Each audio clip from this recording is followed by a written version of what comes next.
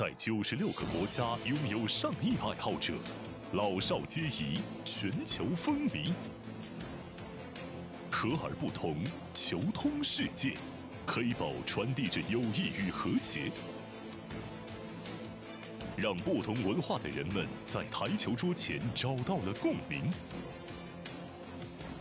接下来，我们将联合 ANOC、WCBS、WPA。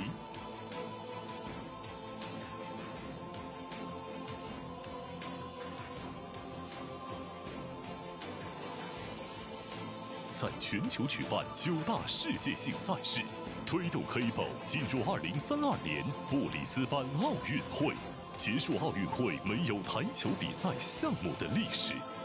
触摸黑豹，爱上黑豹，在碰撞中拥抱欢乐，用热爱和执着创造台球运动无限未来。黑豹开创台球新纪元。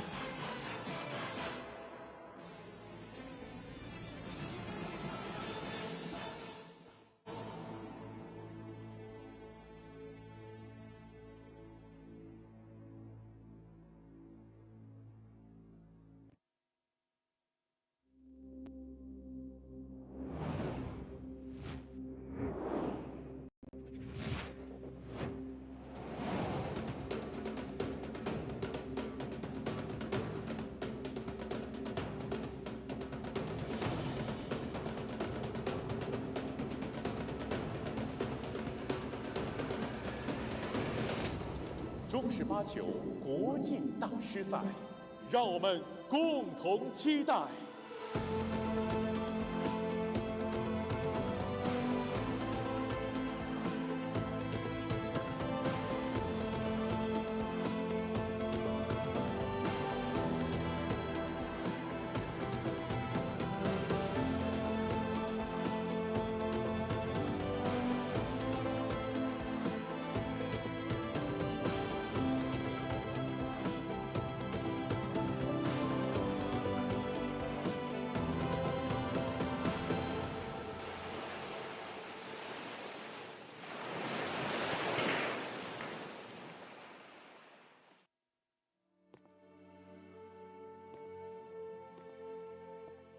我一直在问自己，什么是国？它是一群人在一起的一个理由。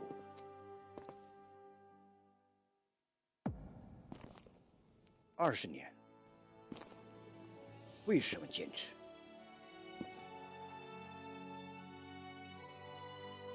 有的决定像种子，一早就埋进心里。我73岁了，如果面对37岁时的自己，我会对他说：“你先成就他，他就会造就你。”如今转身才发现，年少时的诺言从来没有忘却，只是在等待实现。理想是不妥协的坚强，热爱就是共同的信仰。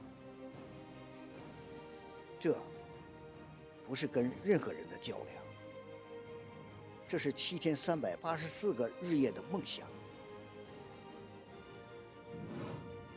不畏前路，更进一步，你准备好了吗？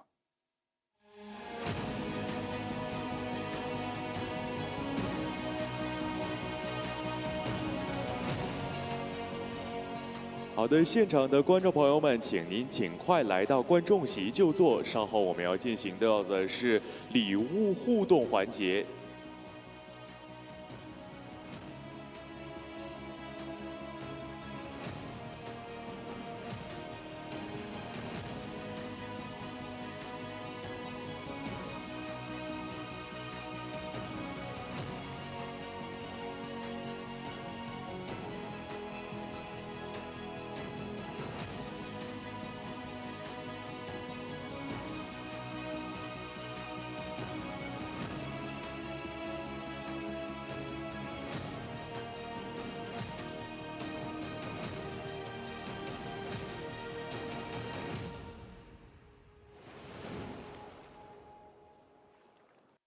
百文台泥，高档羊毛皂一线赛事指定台名丁俊晖、奥沙利文、郑宇博，楚炳杰等国内外一线球星代言，100文全球销量第一。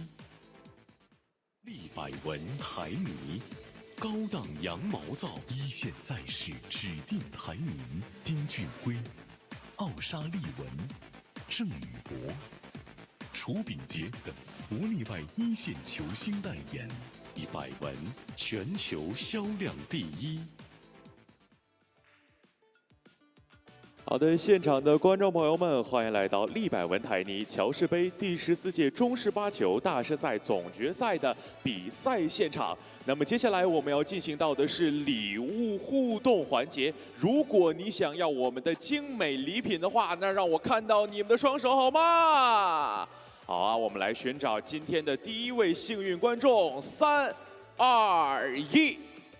哦，这位穿着黑色衣服的先生，恭喜你获得我们的精美礼品1份。接下来寻找第2组了啊，来3、2、1。同样是穿着黑色的先生，来跟我们挥挥手好吗？看向大屏幕。好，谢谢。接下来我们寻找第3位了，同样让我看到你们的双手。来3、2、1。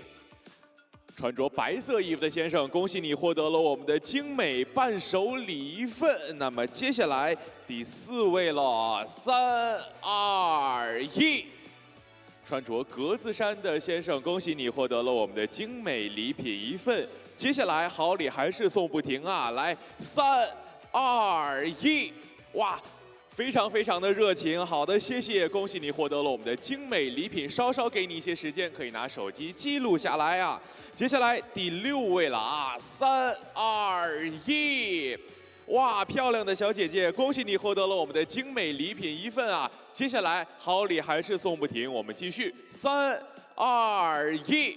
穿着灰色衣服的先生，恭喜你获得了我们的这个环节的第7份精美礼品啊！接下来还有好礼送不停啊！来，3、2、1，恭喜这位先生获得了我们的精美礼品1份。那么接下来啊，看看还有哪位让我感受到你们的热情，好不好？来，3、2、1。恭喜2位啊！接下来我们继续寻找我们的幸运观众了啊！礼物升级喽！来，3、2、1，恭喜2位获得了我们福瑞威力提供的精美礼品1份。福瑞威力，释放你的威力。接下来继续寻找我们的精美礼品了啊！来，3、2、1，哇！恭喜2位获得了我们的精美乔氏伴手礼1份，好的，恭喜2位。接下来继续寻找我们的幸运观众喽，来，3、2、1，同样是2位，恭喜获得了我们乔氏提供的精美伴手礼1份啊，恭喜2位，来再跟我们打招呼好不好？谢谢。好，接下来我们继续寻找我们的下一组幸运观众了啊，来，3、2、1，哦，2位啊，同样是2位，恭喜2位获得了我们的乔氏提供的精美伴手礼1份。好，接下来继续寻找我们的幸运观众了，来，3、2、1，哇，2位先生来跟我们一起打招呼好不好？恭喜2位，真的是太幸运了，谢谢。好，我们这一轮的互动就结束了。那么也提醒各位啊，稍后在比赛的时候，请勿使用闪光灯，同时把手机调至静音状态，请勿随意走动，以免干扰运动员。感谢您的配合，谢谢。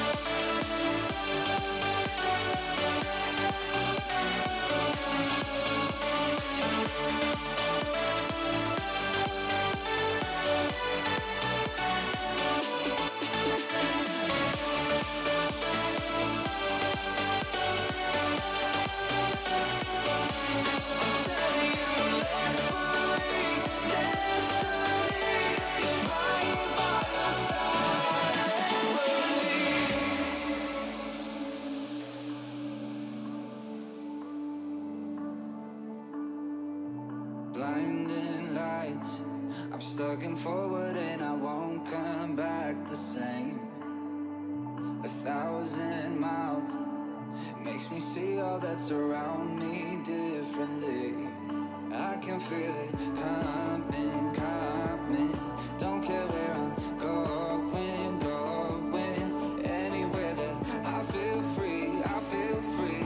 No matter the place that it will be.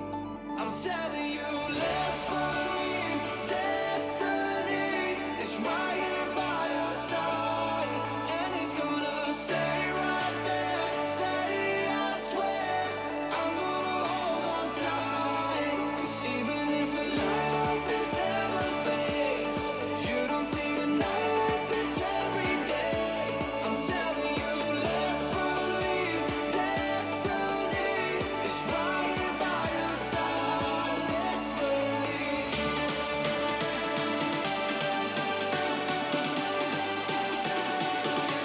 I'm telling you, let's believe destiny is right here by your side. Let's believe.10、9、8、7、6、5、4、3、2、1。 Joy Billiards uniting the world. Libering Plus and Joy Cup. 14th Heyball Masters Grand Finals will begin now. 中巴转动世界球童，女士们、先生们，利百文台尼乔氏杯第14届中式八球大师赛总决赛半决赛上半场现在开始。 Welcome to the athletes and referees. 掌声、欢呼声，有请裁判员、运动员。首先有请9号台。 Table 9.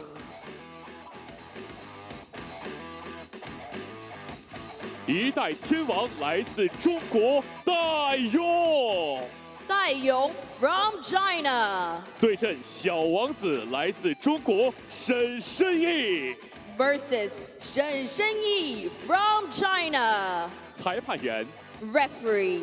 马立东，助理裁判员 Assistant referee. 傅依然、玉林。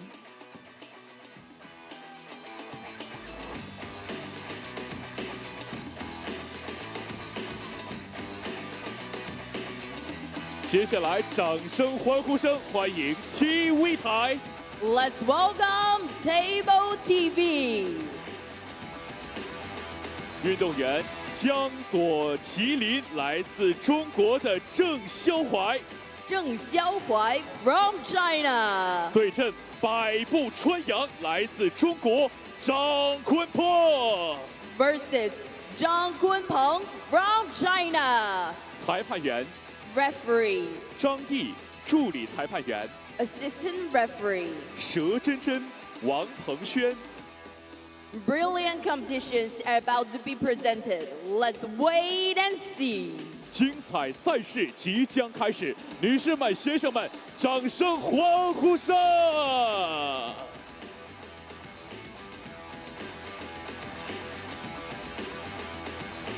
同时，我们再次提醒现在的观众朋友们，拍照时请勿使用闪光灯，请将手机调至静音状态。比赛时请勿随意走动，以免干扰运动员。感谢您的配合，请文明观赛。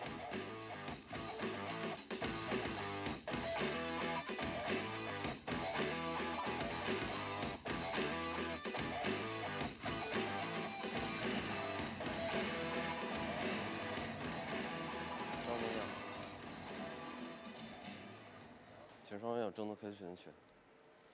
听我口令预备，3、2、1，开始。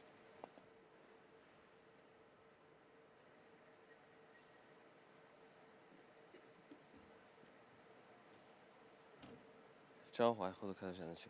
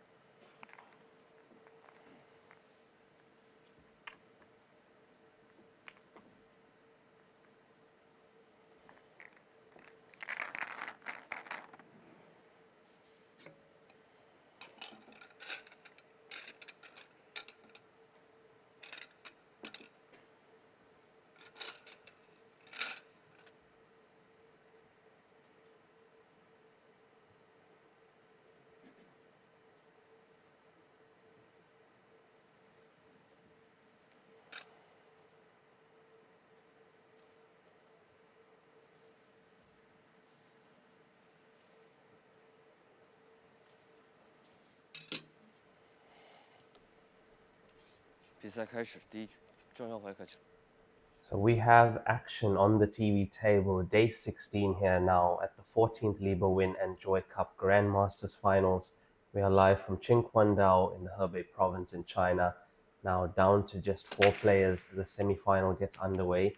2 sessions here, race to 35. We start off at 11 a.m. local time, finish the session at 2 p.m.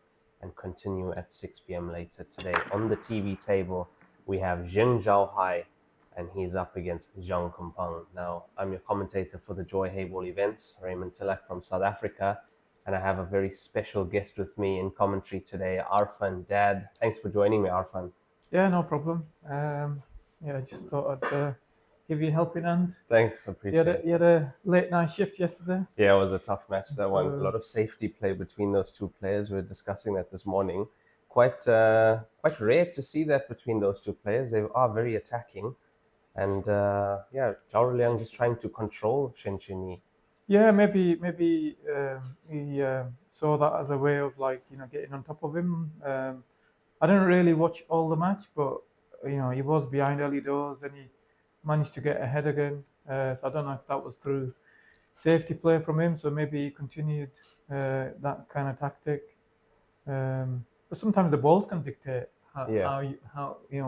what shots you play and your shot selection.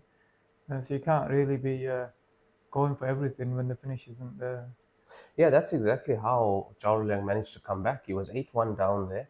And then because Shen was on full attack at that mode, played a few tactical frames, got the better of Shen Qinyi, and was able to make it 11-9 down before the break, that 4-hour player break. And then when he came back, everything went his way. He goes 22-12 up and still loses the match. Yeah, I saw the back end of it, and I heard you say that he was 10 clear, and I think after that Shen Qinyi must have won like 20 frames to his 4 or something. Yes, correct. That's just it's just amazing, isn't it? The swings. It was like played in 3 sections basically. Yes. Like Shen Qinyi was leading the first one, and then Ruliang came back at him towards the end of the first session, and then the second session was like split into 2 basically. Ruliang got the better of the first of it, but Shen Qinyi managed to turn it around when it mattered.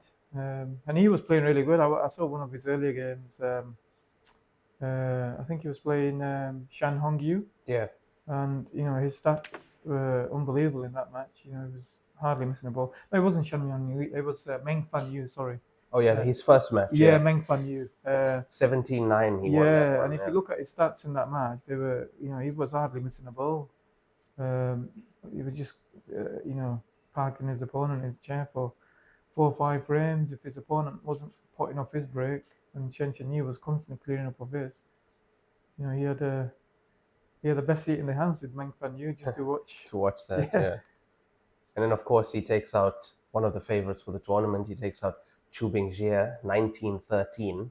And that already, I'd say, puts him then as one of the favorites to win this. Yeah, I think he was already good. I had him like top 5, top 6 players to potentially win the event before he beat Bingjie, because he's been, quite consistent in the Masters events too. Obviously, I play most of the Masters events. You see how the players perform in those events, and he's definitely one of the ones that has been improving with every event. He's obviously still very young, but you can see the improvements in his game with every event. And same with this kid here. Like I first laid eyes on Zheng Chua here for maybe 2 years ago in this same event in the Masters, and I was watching. I was there to watch Gareth. He was playing Gareth maybe in the last 16 or something, and yeah, I didn't know who this kid was at that time, but yeah, I was really, really impressed with how he played. Gareth, probably at that point, after he came back to China, post-COVID, he'd been playing obviously some English pool, and that was I think I remember him saying it. That was probably one of the best matches he's played since he came back. So he played a really high level, and so did the kid. But Gareth beat him in a close game. So that was the first time I laid eyes on him, and I was really impressed with his game, his demeanor around the table, his control, everything. And I knew he'd go places. And I think in the last 18 to 24 months, he's been probably the most consistent Chinese player without having the 8-ball titles in the big events to back you up. I think he's been runner-up a few times in the Masters events. But he's, going to be a serial winner. He's still very young. I'm not sure what his age is, but 24. Yeah. 24 years old. Only 24. So when he played Gareth, how many years ago was that? 2 years ago. So he was here. It was the last time I was held here in the city. 20. Oh yeah, the last one. Yeah. Chu Bingjie won that one. Yeah. I remember that one. And just speaking of the control there, I mean, I know it might have looked like a simple shot, but to control the pace of the cue ball with that spin, and he just literally landed plumb behind the ball in hand position for the black ball here. I know. To take his first point. And Kang Peng missed a ball in this frame. Yeah. We saw that earlier, so that's capitalizing off that mistake. Yeah. And Kang Peng did show some nerves at the end of the match against Gareth. There were, yeah, definitely. That was one of the craziest endings to a match I've seen in any cue sport. Definitely Chinese 8-ball. I've watched the last, I don't know, maybe 10 to 15 frames. So you would have seen Gareth coming back. Yeah. He was on his way back there in those last 10. I fancied Gareth. I think I was fancying him like when he got within 2 or 3. I'm thinking, yeah, Kang Peng showing some weakness here. And then when Kang Peng missed the 8-ball, it wasn't obviously into a blind pocket. It wasn't easy, but I don't think Kang Peng misses that, in the early to middle part of the game. No, never. But the pressure told, and he misses that 8-ball. Gareth runs out, 32-all. Kang Peng breaks dry, and you think that it's going to be Gareth's match, and obviously we know what happened after that. Yeah, I don't, obviously people will, take a screenshot of the ball he might have missed, the 2-ball. He's dead straight behind it, but Gareth's only missed that ball because it's so easy, and he thinks he can't miss the ball, and he's trying to maybe force an angle that wasn't there because it looked pretty straight. So yeah, I think if it was slightly more difficult, the pot, he would have actually got the pot. So it's a tough one. Yeah, it's a very tough one. Because his concentration on that pot would have been a lot higher, but because he took it for granted, because he's like 1,000 out of 1,000 shot on that one. Yeah, of course. And he just took his eye off it. We've all done it. We've taken eyes off pots that are like you think you can't miss. Especially trying to get the cue ball then, as we're saying, possibly an angle that wasn't there to the 1-ball on the side cushion. Yeah. Maybe that was it. And then also at 32 each, deciding frame coming up, the players take a break. Yeah, that's been a discussion amongst the international players. We've spoken about that. That's something else. Yeah, I think Joy do need to scrap that. I think the last interval should be, you know, the last time they play like a section of 8, not including the last 8 frames, if that makes sense. So once there's 9 frames left in the match, play the 9. Yeah. You know, don't stop at the next 8 and then come back for the deciding frame. It's a bit. You know, I'm not saying it's an anticlimax, but I don't think it's right personally. I would say also and that's another ball missed by Jung Kumpang. That's 2 misses already. Yeah, I mean, it wasn't the easiest of pots. Blind pocket again, but also he pots these. You know, we're talking about their percentage on these now. Look, he's looking a little bit tired to me, Arfan, because they finished late last night. Zheng Zhaohai was the first to finish. He was done very early, got home most probably before 11. yeah, We left here at about 1 a.m. last night yeah, after the Shenzhen match. So that also plays a big part at this phase in the tournament when you're playing these long races. yeah. Of course, fatigue will definitely play a part. I mean, the Chinese players, the work ethic is unbelievable. You know, the amount of time they put in, but you know, fatigue will play a part. They're not robots, so they will start feeling tired. And you know, Kumpeng did have a very late night, and who's to say what time he got to sleep? Because a match like that, the adrenaline might still be, you know, rushing through his body, and he might have not got to sleep till, you know, 3-4 o'clock in the morning because, you know, he's played such a grueling, exciting match. You know, it's hard to get to sleep after those kind of matches. Yeah, I mean, he's made a slow start, but I don't think he'll be panicking yet because Long race. It's a long Yeah. race. 35. Yeah, But also you saw what Zheng Zhaohai did to Yang Fan on the TV table. 19-1. yeah, We don't see that here. Yang No. Fan, 2-time winner of this tournament as well. Everything doesn't go his way there, and everything goes the way of Zheng Zhaohai. Well, this is the kind of player also, he makes his own luck here. yeah. With the way he plays, he's taking so much luck out of the game because he's so pinpoint on everything.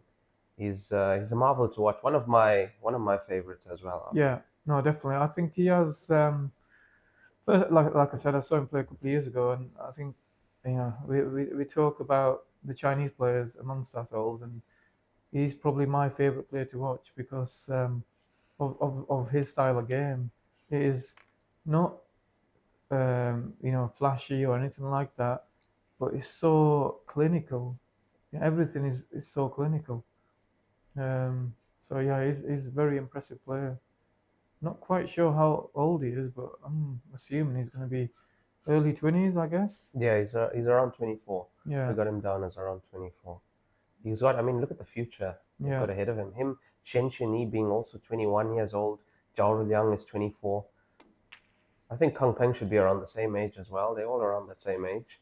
I think Kumpeng's been around for A little bit longer? yeah, potentially. I think Could be late 20s yeah, possibly. I think so.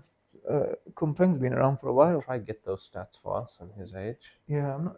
Are those stats available? Are they? Yeah, on the WeChat Joy app.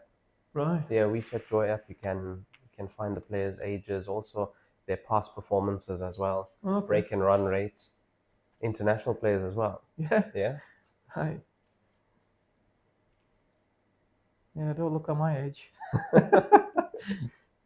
Yeah, I'm probably old enough to be this kid's dad, I think.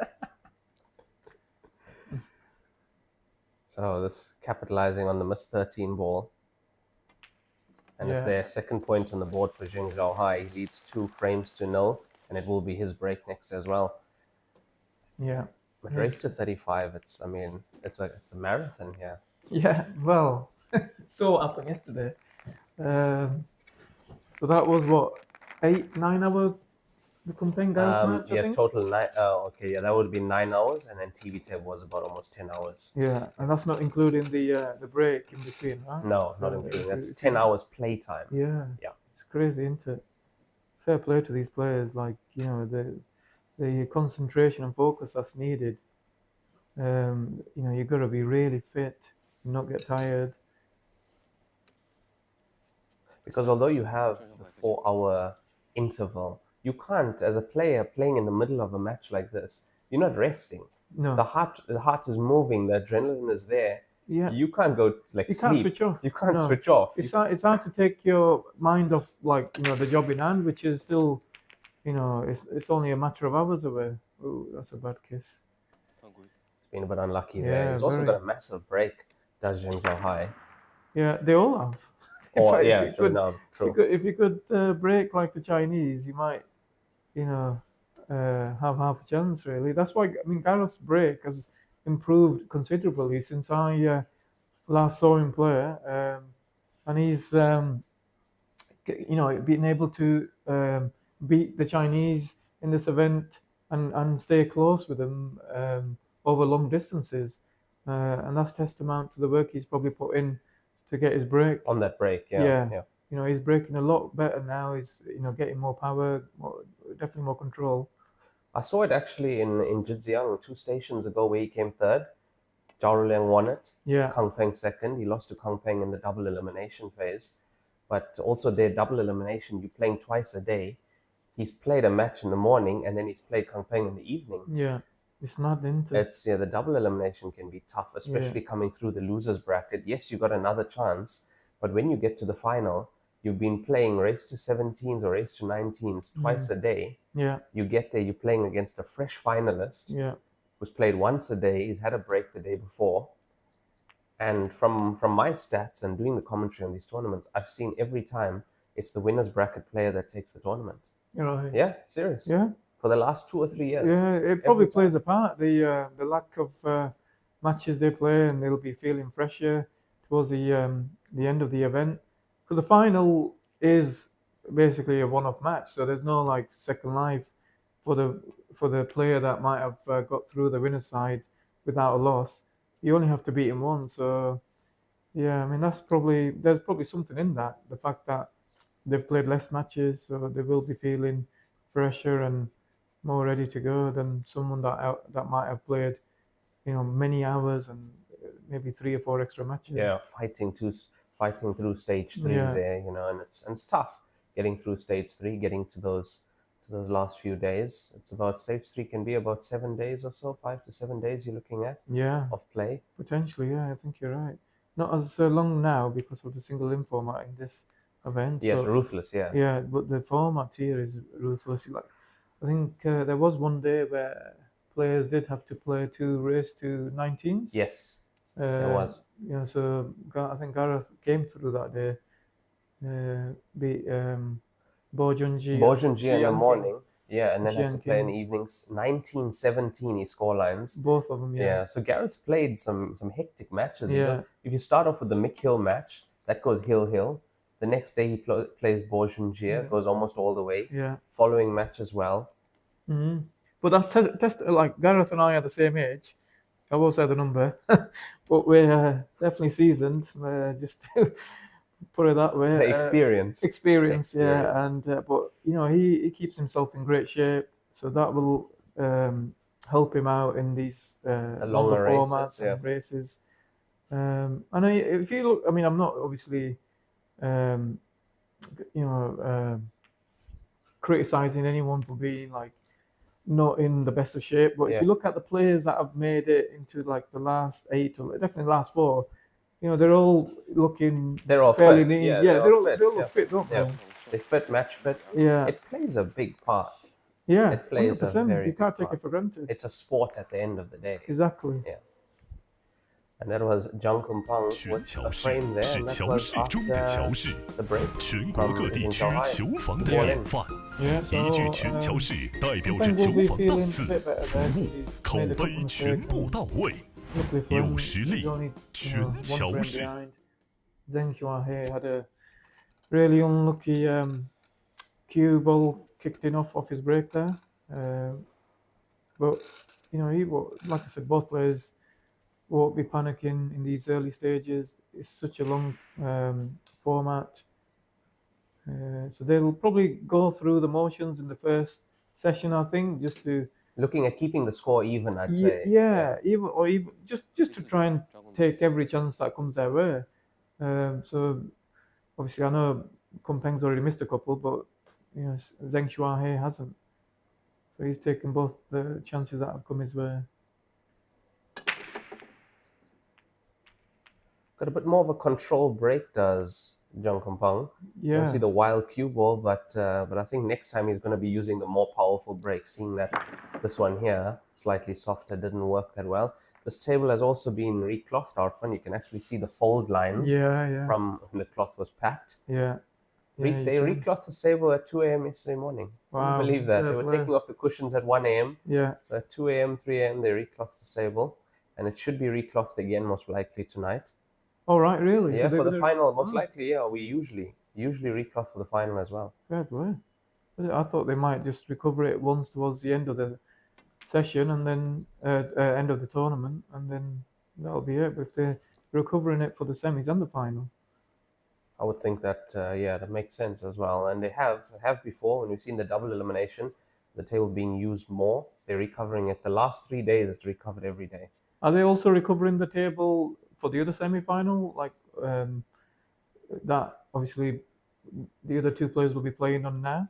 I think they would have. Yeah, they would it have makes as well. sense to do yeah, it, right? because they would have known yesterday what table they're going to have it on. Yeah. And yeah, they would have. Yeah, I think it's fair too, because if you can sort of play on a table with new cloth, it doesn't really give much of an advantage to the player that might come through the TV table match in the semis. So the table will play more or less similar. I know there'll still be, you know, differences with the lighting and what have you. But yeah, new cloth should play fairly similar to You had, the TV speaking of table. TV table, you had a marathon on the TV Yeah, table. 4 but, hour, yeah. 20-minute marathon Yeah, it against wasn't Jake. great though. We weren't great. But it was a so- fight between you guys. You could see you guys were fighting to get into the last 64. Now you guys had a battle already at the Oceania Open. Yeah, Jake coming on top of that one, you in Yeah. the final. And currently you are ranked 3rd or 4th?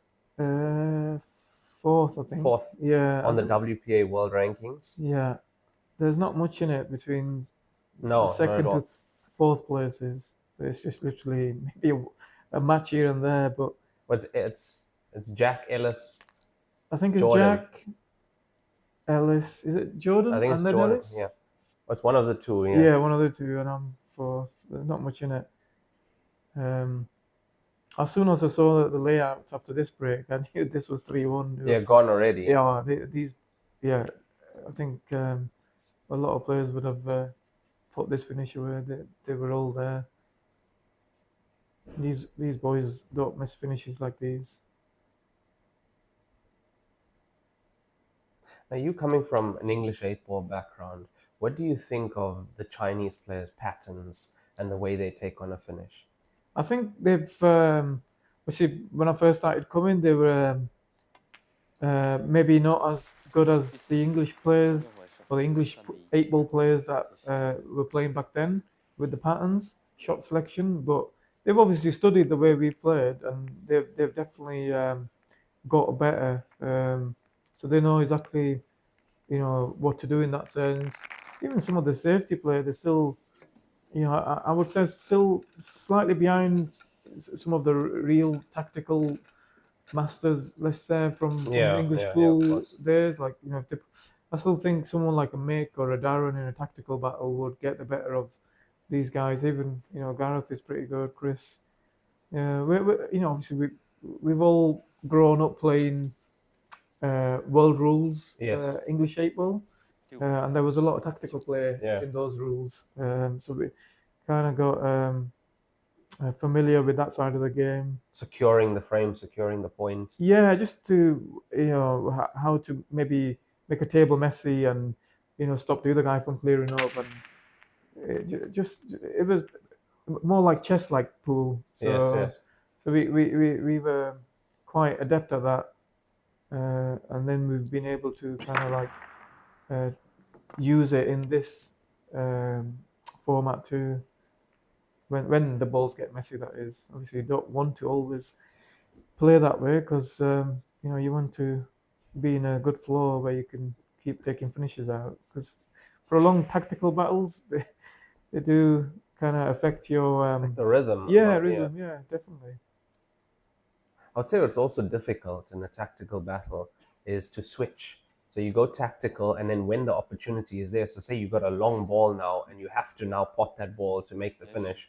That is quite difficult to do. Not many players can make that switch quickly and get back into the frame and find a rhythm just like that. Exactly. So there is a balance, but sometimes the balls dictate, how much tactical play you might play. But yeah, there is definitely a balance to be found. You can't go ultra negative and keep playing tactical. So that just comes down to, again, decision making from the player. Sometimes you can get bogged down. Yeah, can. It's so easily done. What are we thinking here? He's going to, he's going to leave the angle on the 3 ball. To just nudge the 12 away? Yeah, and he's left the perfect ball to land on the 8 ball, which is the 1 ball. So I'll be amazed if he makes any mistake here. So he'll just run this through. Run this through a bit, yeah. Yeah. Low side of the 3. Yeah, just stunning. He just needs a small stun to push the 12 away here. Yeah, I would have liked a little bit more angle, but obviously he still felt, he might even be able to stun past him without even moving. I don't know, but maybe he doesn't have that angle. But I think he's just gonna give that a gentle nudge and leave himself. Yeah, he's definitely gonna give it a nudge. That's a much better angle there. Yeah, the other angle. Yes, exactly. Now you know what I'm dealing with. Yeah. This camera angle here, it's hard to tell the angle. It's also hard to tell if a ball passes or not. Yeah. No, I mean the angle, this angle now that we see, it looked like he didn't leave himself much it angle. looked almost straight. Yeah, but that angle was perfect. He actually placed the cue ball in the perfect position to play that shot.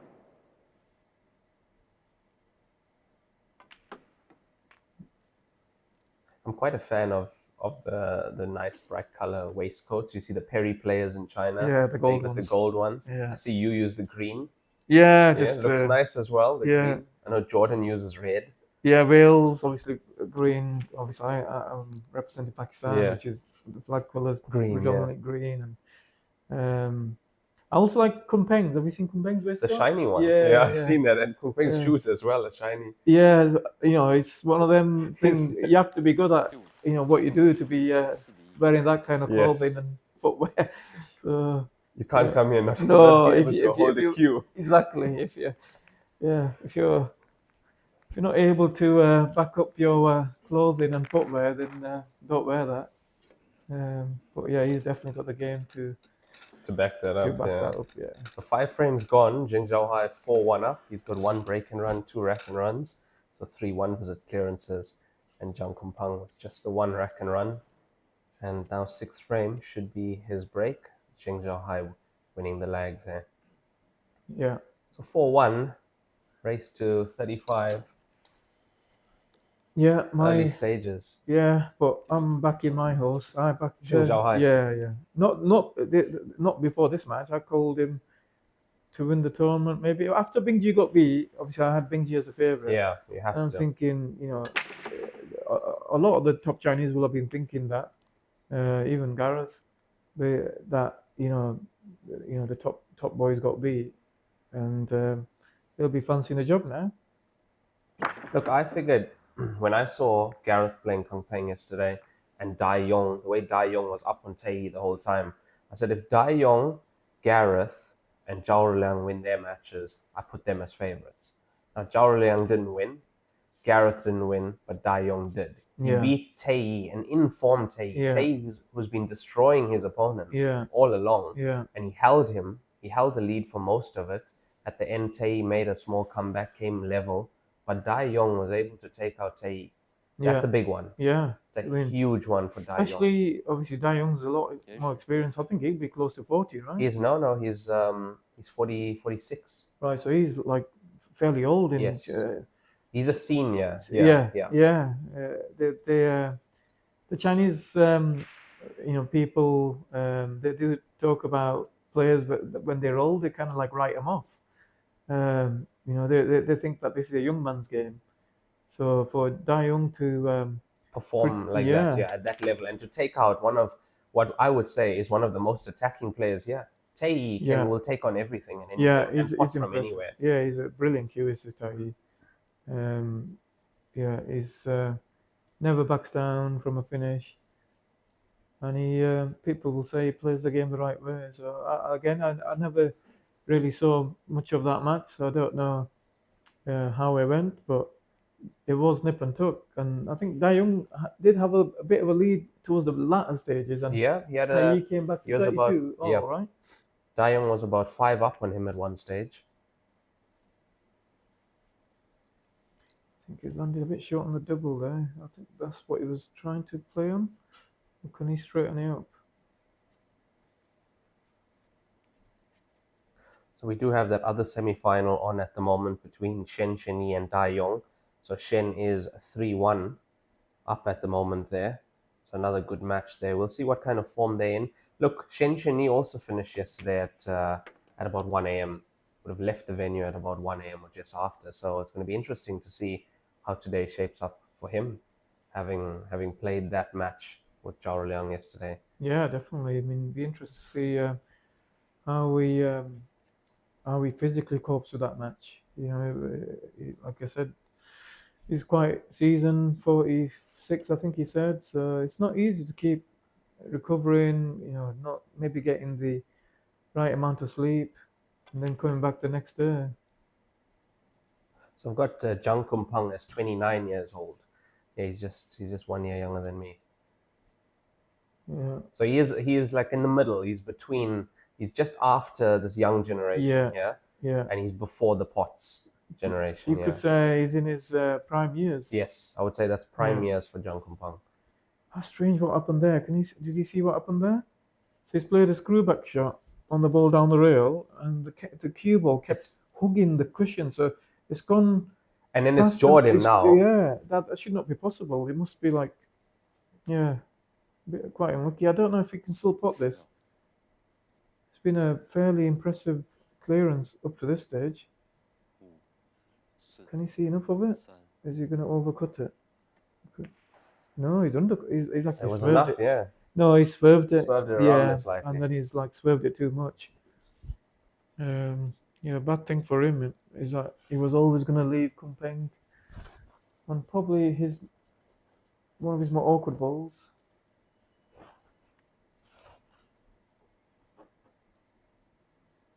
He's also got a bit of a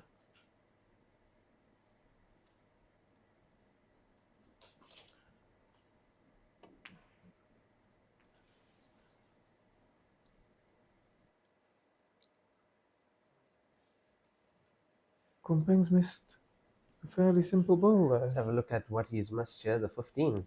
Yeah, he's overcut it. Maybe fatigue is playing a part. 3 misses from Zhang Kumpeng Yeah, at and this stage. that was the easiest of the 3. Maybe looking a bit bleary-eyed, isn't he? Might be. It's hard to say whether, I don't think he's feeling it at the start of the match. Personally, I think, tiredness is maybe playing a part in the start he's produced in this match. Yeah, I don't think it's pressure or anything like that. No, Yeah, it would be tiredness. But how does he fix that? He's got 4 hours after the session. Look, if that's the case, he's gonna try his best to hang on here. That's the best he can do. But how does he, like you see what we saw with Zhao Liang yesterday? He went 8-1 down, but before the end of the session, he made it back to 11-9 at least. Yeah. So he gave himself a chance. If he comes out in the next session, which he did, and then he was able to obviously take the lead. But for Zhang Kumpeng, what is he going to do if he goes down quite a bit into that 4-hour break that they have? What do you do? As a player, what do you do? No, it's hard.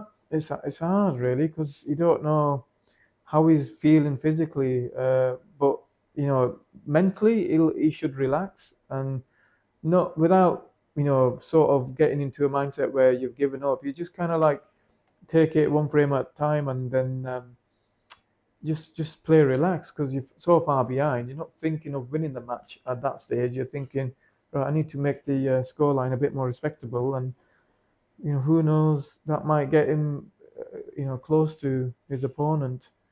But I think the way Zheng Shuahe is playing, I think that Kung Peng needs more chances than Zheng Shuahe. So if Zheng Shuahe seems to be clearing up more or less every chance, I think he got really unlucky in the first visit in that frame because he was taking out a really difficult finish and he's played a simple screwback shot and it seemed the cue ball seemed to roll back into the cushion and it's Jordan. It was a weird one. He didn't deserve that. No, because the finish was impressive at that stage because he's broken a couple of balls out and then he's played a really good double.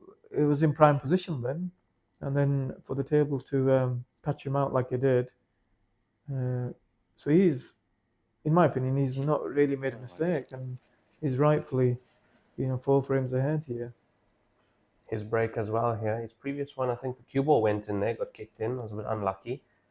I think that was the frame before. The break before. So he did. I think he did a break and finish. Break and run as well. Yeah. Yeah. So he's not holding. Look at that, and look at the control on the cue ball. Amazing. Makes the 2 balls in the center pocket. Yeah, on the spots. Gone again. Yeah, he just has to be mindful of the 5 ball. I think it is. There is enough room to land on it, and he's got a good connector with the 5 ball. Or yeah, he can just like stop it dead, leave himself like a bit of a thin cut, and then come round and play the 3 ball potentially.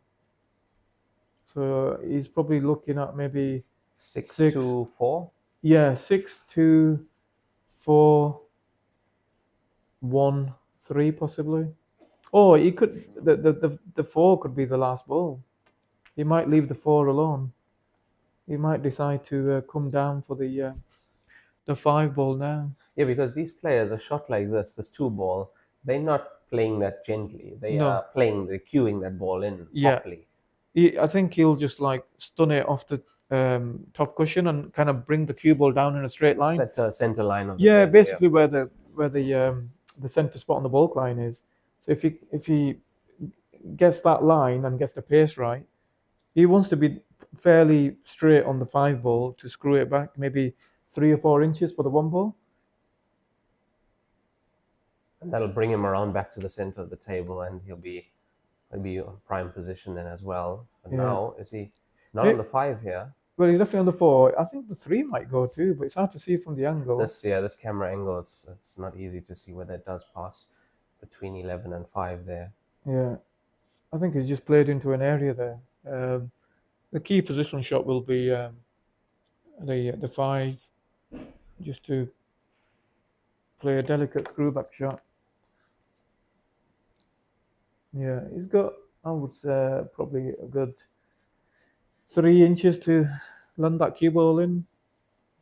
It's not easy, this. No. Pace control on this. Yeah. To get this right. He won't get this wrong. His cue ball control is very good. I think the line he wants is probably just what he needs. He could screw the angle he's got there. He could potentially screw into the 11. That could be his buffer. Yeah, so he was a little bit worried about that. The other worry he had was obviously not leave himself bridging. Yes, of course.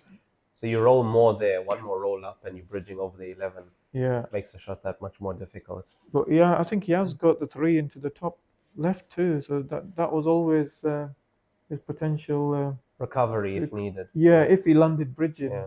But I think he's going to take it anyway because he feels like he's landed short on the 1 ball.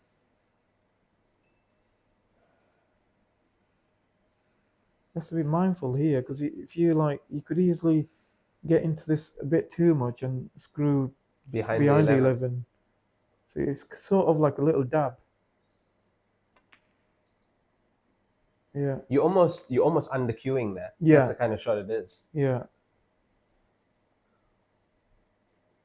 Yeah, he's done all the hard work now. He's absolutely perfect.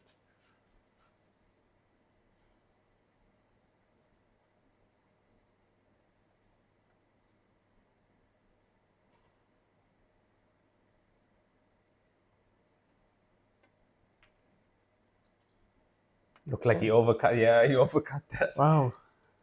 almost jinxed it. Yeah, when the cue ball left the cue, it looked like it was going for the overcut there. Yeah, the pace that he played it at made the pocket play slightly bigger than if he had to like stun it in. Or, That would have never gone no, in that as soon pace. as yeah, No. that is Inside jaw, and he's caught a lot of that.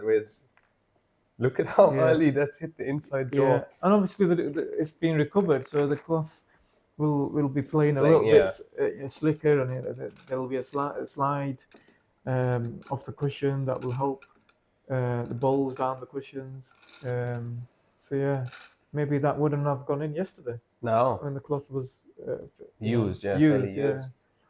We've had a question about the cloth in the YouTube comment section. So this we're using Lieberwind 8848 now. They asked, is it as thick as the snooker cloth used?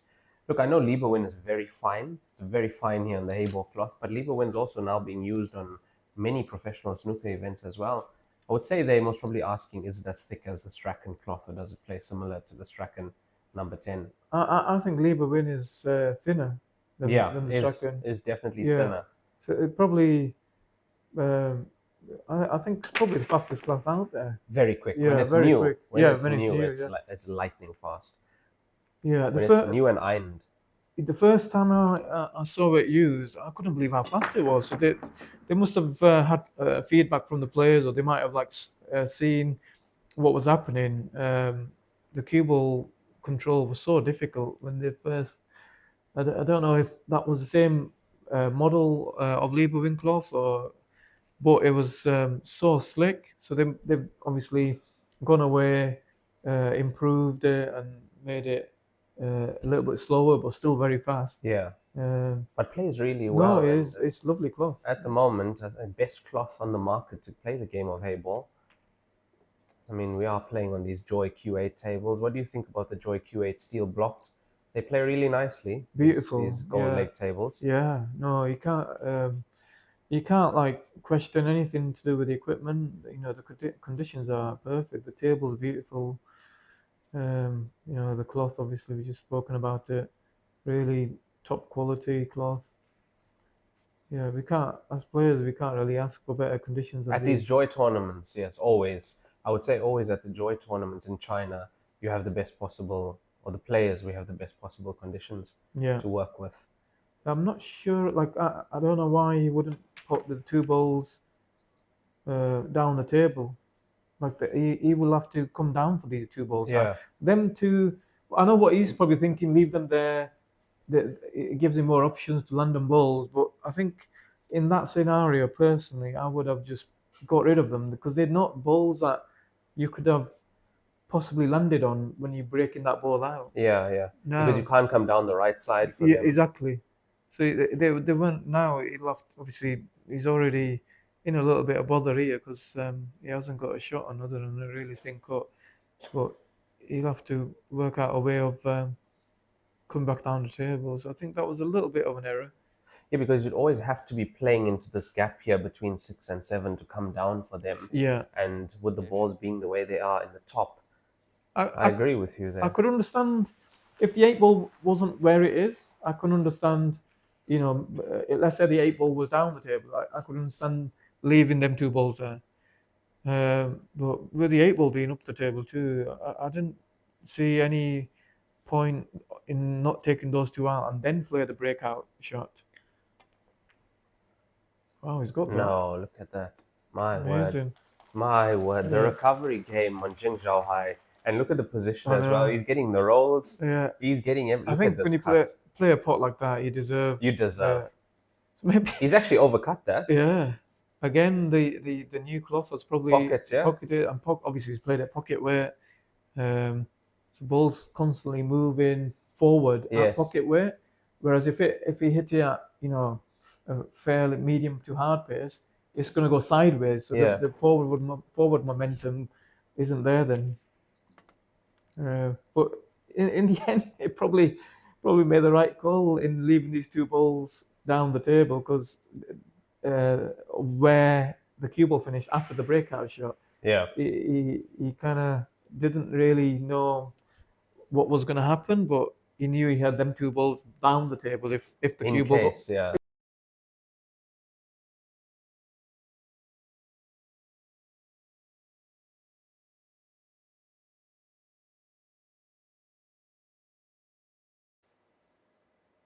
10秒。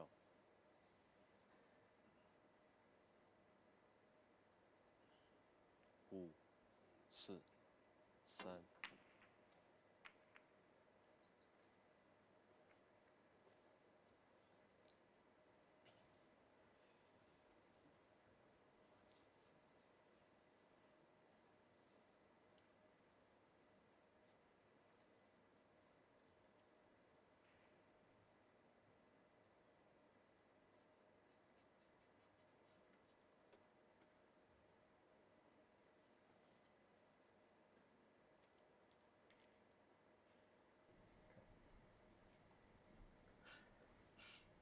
Yeah, so that didn't really work out for him there. Apologies for that. Stream went down for a second, but we are back now.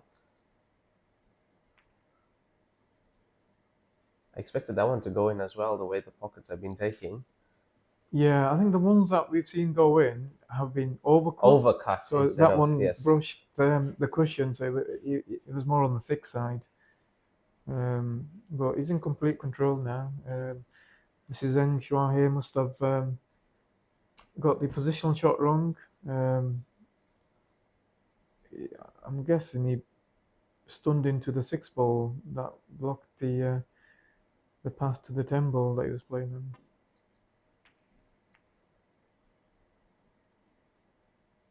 on. Oh. Pretty good shot there. He's not left anything easy for Kompeng. Might be able to play this cushion first come around, yeah, but still. He's got the 1 ball too, but that's slightly tricky unless you can get his cue in between them 2 stripes. Yeah, he's going 4 ball here. Yeah. You see the referee watching for the foul there, if any. He's going to get it. Now from here, it doesn't look like the 7 passes to the center. I don't think it does. No, he could. He might have the angle here to maybe play the plant on the 1-5. Oh, he does. See how deceiving that camera angle is. It looks like the 7 is so close to the 2 and there's no way there. I didn't think that went too, but it goes comfortably into the right middle. Maybe the same the other side too. So he is going to have to play on the plant because he can't see the 7 ball. So we are right behind this 1 ball. Looks good. Yeah, it might both go in. Yeah. Yeah, got the double drop there. Yeah. I think he's done the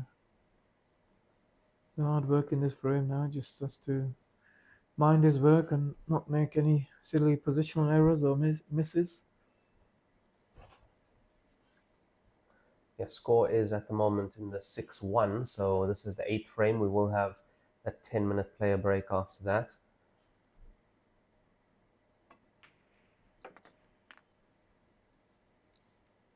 And it looks like score from table 9 between the other semi-final between Shen Chini and Da Yong. Shen Chini leading 4 frames to 2 at the moment there.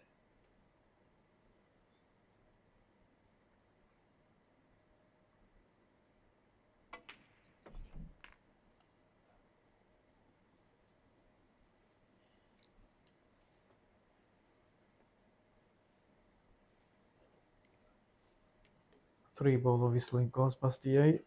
Otherwise he would have done something about that.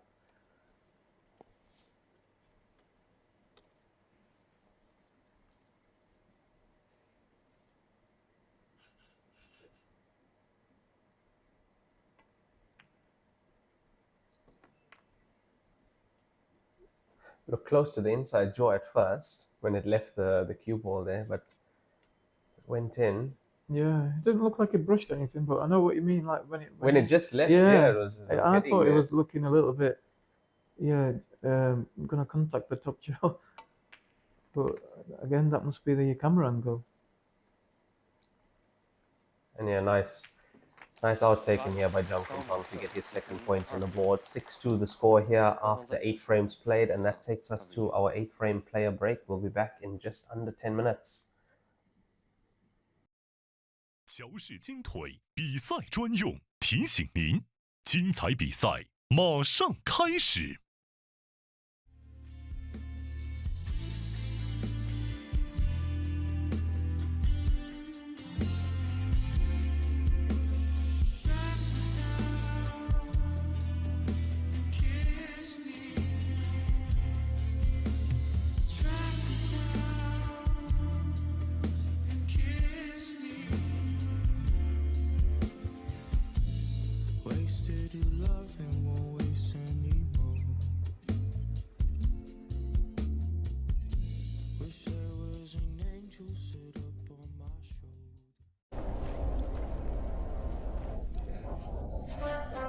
俺老孙啥功名不要，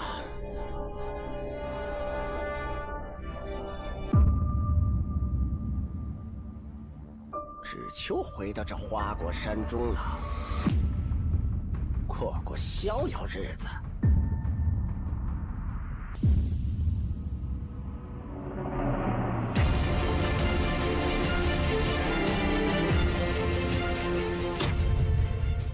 天要求干，化一切为可能。超级蓝钻皮头职业版，采用进口头层水牛皮，韧性好，弹性持久，颗颗精选，粒粒碾压，严格质检，世界职业球员必用的皮头，超级蓝钻，祝您夺冠。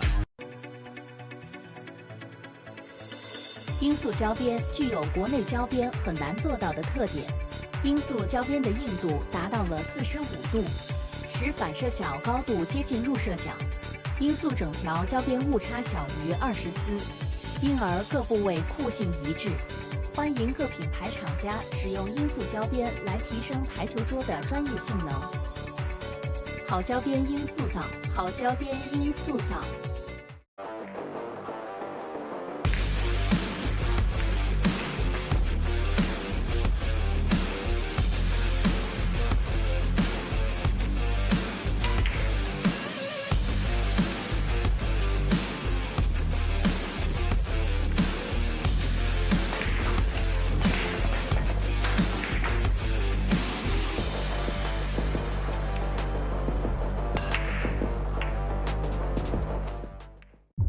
超级蓝钻皮头，黄金版、白金版，采用进口头层水牛皮，颗颗精选，严格质检，韧性好，弹性持久，世界职业球员必用的皮头，超级蓝钻，一专业，缔造不凡。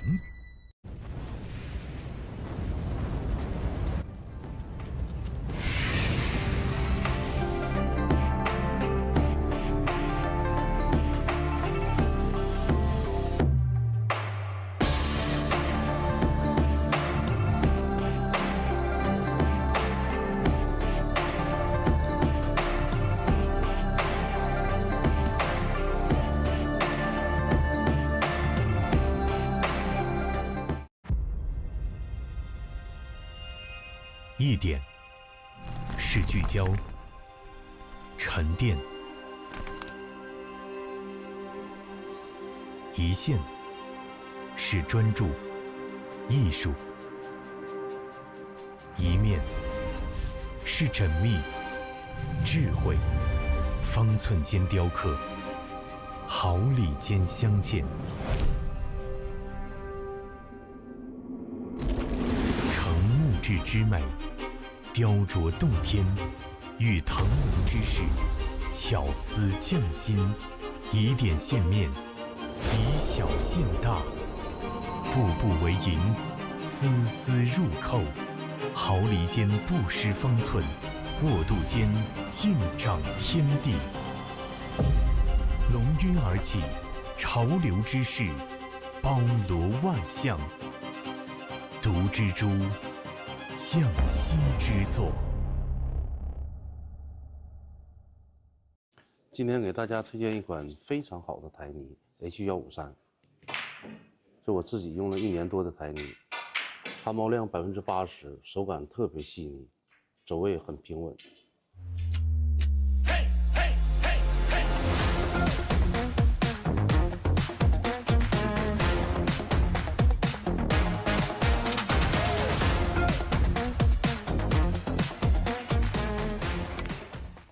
根据我自己用了1年多的这个台泥，这个 H153特别适合我们球房用，一些中小型比赛也特别适合它用。如果你的球房想用一款非常好的台泥，我推荐 H153。H153走球更到位。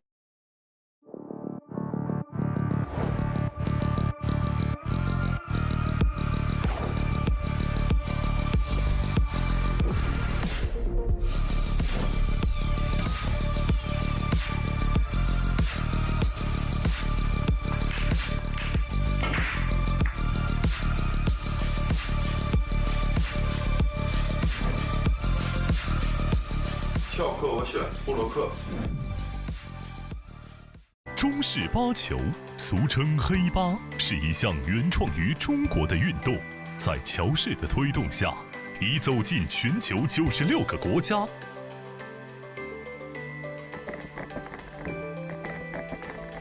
乔氏中式八球，风靡全球的中国运动。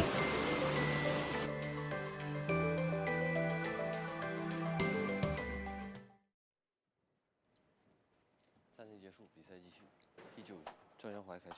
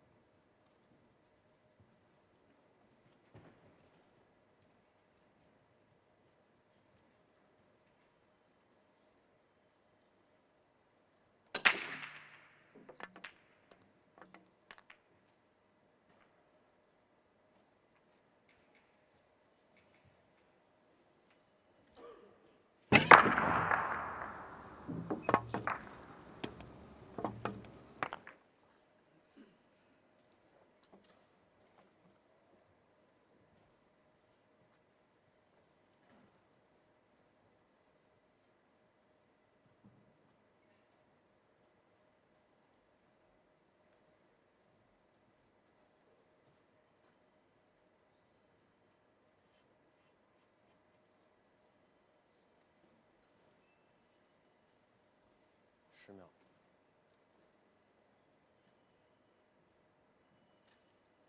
5。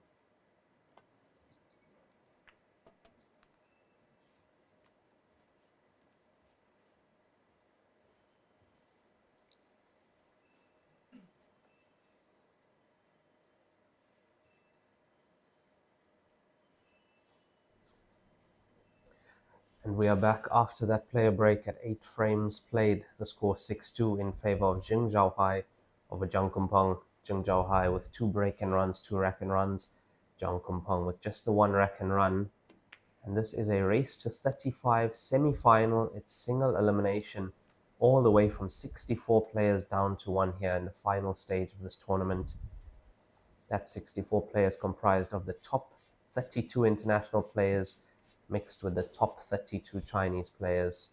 Last remaining international player, Gareth Potts, eliminated last night in a thrilling deciding frame match against Zhang Kumpeng. Went all the way to 33-32. But at the moment, all eyes on Jing Zhaohai, looking dominant here in the first session, Arfan Dad. Yeah, he's looked very impressive. He's not made many mistakes. I think the glaring mistake he might have made, it wasn't really glaring, it wasn't the easiest positional shots, was in the last frame. We didn't really see the execution of the shot because the stream had a bit of a blip, but it looked like he lost position. Coming onto the 10, unfortunately, yeah. And that's really been his only mistake. There was the other positional error where it looked like the ball had kind of hugged the cushion and it jawed him in the middle. Jawed him, yeah. Other than that, he's looked very impressive. Even that shot there, like he's kind of checked that off the top cushion just to avoid the 7 ball there. The control was once again pinpoint. Again, perfect cannon, left himself the natural, I think. He's looking. The previous shot before that was a nice control shot. The check off the ball cushion, that was nice. Yeah, and the speed too, because he he's hit it hard enough to make sure he left the right angle. But he's looking at this closely because he might not be able to see the looks like he can, but again, the camera angle is Could be deceiving us, yeah. He can definitely, like, worst case scenario, he might be able to swerve around the 7 ever so slightly and potentially got a bigger pocket. Bigger with the pocket. If he spins in, he might be able to use the side cushion too, and the cue ball might come naturally into the line of the 8-2. He's really looking at this a lot. He must be really close. Yeah, he's not happy with Like, this. look, overhead angle there, it looks like it flies. He's had to use. Look at how well he's played this. Yeah, the control as well. I think the way the side that you put on, it was always going to be better for the positional part of the shot anyway, because running side, and you're coming into the line of the 8-ball using the 2 cushions instead of just coming down the 1 cushion. And he carries on here, 7 point on the board. Yeah. Score is 7-2 on this table, and on the other table, that's table 9. That match is live on WPAlive.tv, as all the matches we have had here at this tournament. The score on table 9 between Shen Chenyi and Da Yong is 5-3 in favor of Shen Chenyi. Da Yong 3 frames, 3 break and runs. Shen Chenyi the 5 points, 1 break and run, 1 rack and run. That's on table 9, the other semi-final match. Yeah, we're just over an hour into the match, and they played 9 frames. They're moving quite quickly. On the TV table. Hopefully, they keep moving at this rate. It would be nice. It will mean the final session of the day is not that long. Yeah. So if you guys didn't join us yesterday, so these long races, this now race to 35, we'll have 2 sessions. 3-hour first session from 11 a.m. local time here until 2 p.m. And then the next session starting at 6 p.m. local time here in China until the end. Yeah. Kung Peng's got a good control on the cue ball after the break. Yeah, they both have, to be fair. I mean, I've seen Kung Peng break with a lot more power. The wild break. Wild break, yeah. Flying. And his body movements, like, it kind of like, it gets into a really weird body shape, doesn't he? Like, I think he even jumps off the ground. It's just crazy. It kind of puts all his body weight into that break shot, but he's probably breaking at maybe 60-70%. Yeah, I would agree with that. 60-70%. And people might be thinking, well, that's only 60%. I wonder what 100% looks like. Yeah, no, it's crazy. Yeah. Wang Sunhua does 100% every time. Yeah, he does. Yeah, she does. Sorry. But for I'm like, I want Da Yong to go further. I just want him to go further. He deserves this. Yeah. Second place to Chu Bingjie a few years ago. Shootout, yeah, against his student. Yeah. People forget, don't they, that he's actually Bingjie's master.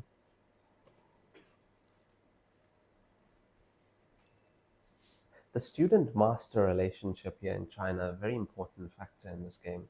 You see the respect that the students have. Like, so the perfect example of that, what I've seen is some like Tang, her master is Yubo, right? Zheng Yubo, and she's a brilliant player in her own right, but the respect she has for Yubo when he's practicing, or she's still fishing balls out for him. Yeah. You know, no, of course. But she, like a top 10, 16 player in China. You know, she's well within her rights to say, I've made it now. I'll see you later. Yeah, get your own. But it's just so much respect there. Even Zhang Kunpeng's got. I played his student in the last Masters event. Oh, the kid, Zhao Liao. Yeah. I saw him yesterday, and I go, like, I didn't see his name in the stage 1 Chinese qualifying and the stage 2. I said, did he not enter the event? Like, obviously, I wasn't speaking Chinese. I got someone to translate it for me, and he goes, he had a bad event, but like he didn't even get into like the first like stage to start playing in here. Oh yeah, so their own Chinese qualifiers. He didn't. Yeah, so I was really surprised because he's a very good player. So I don't know what happened to him.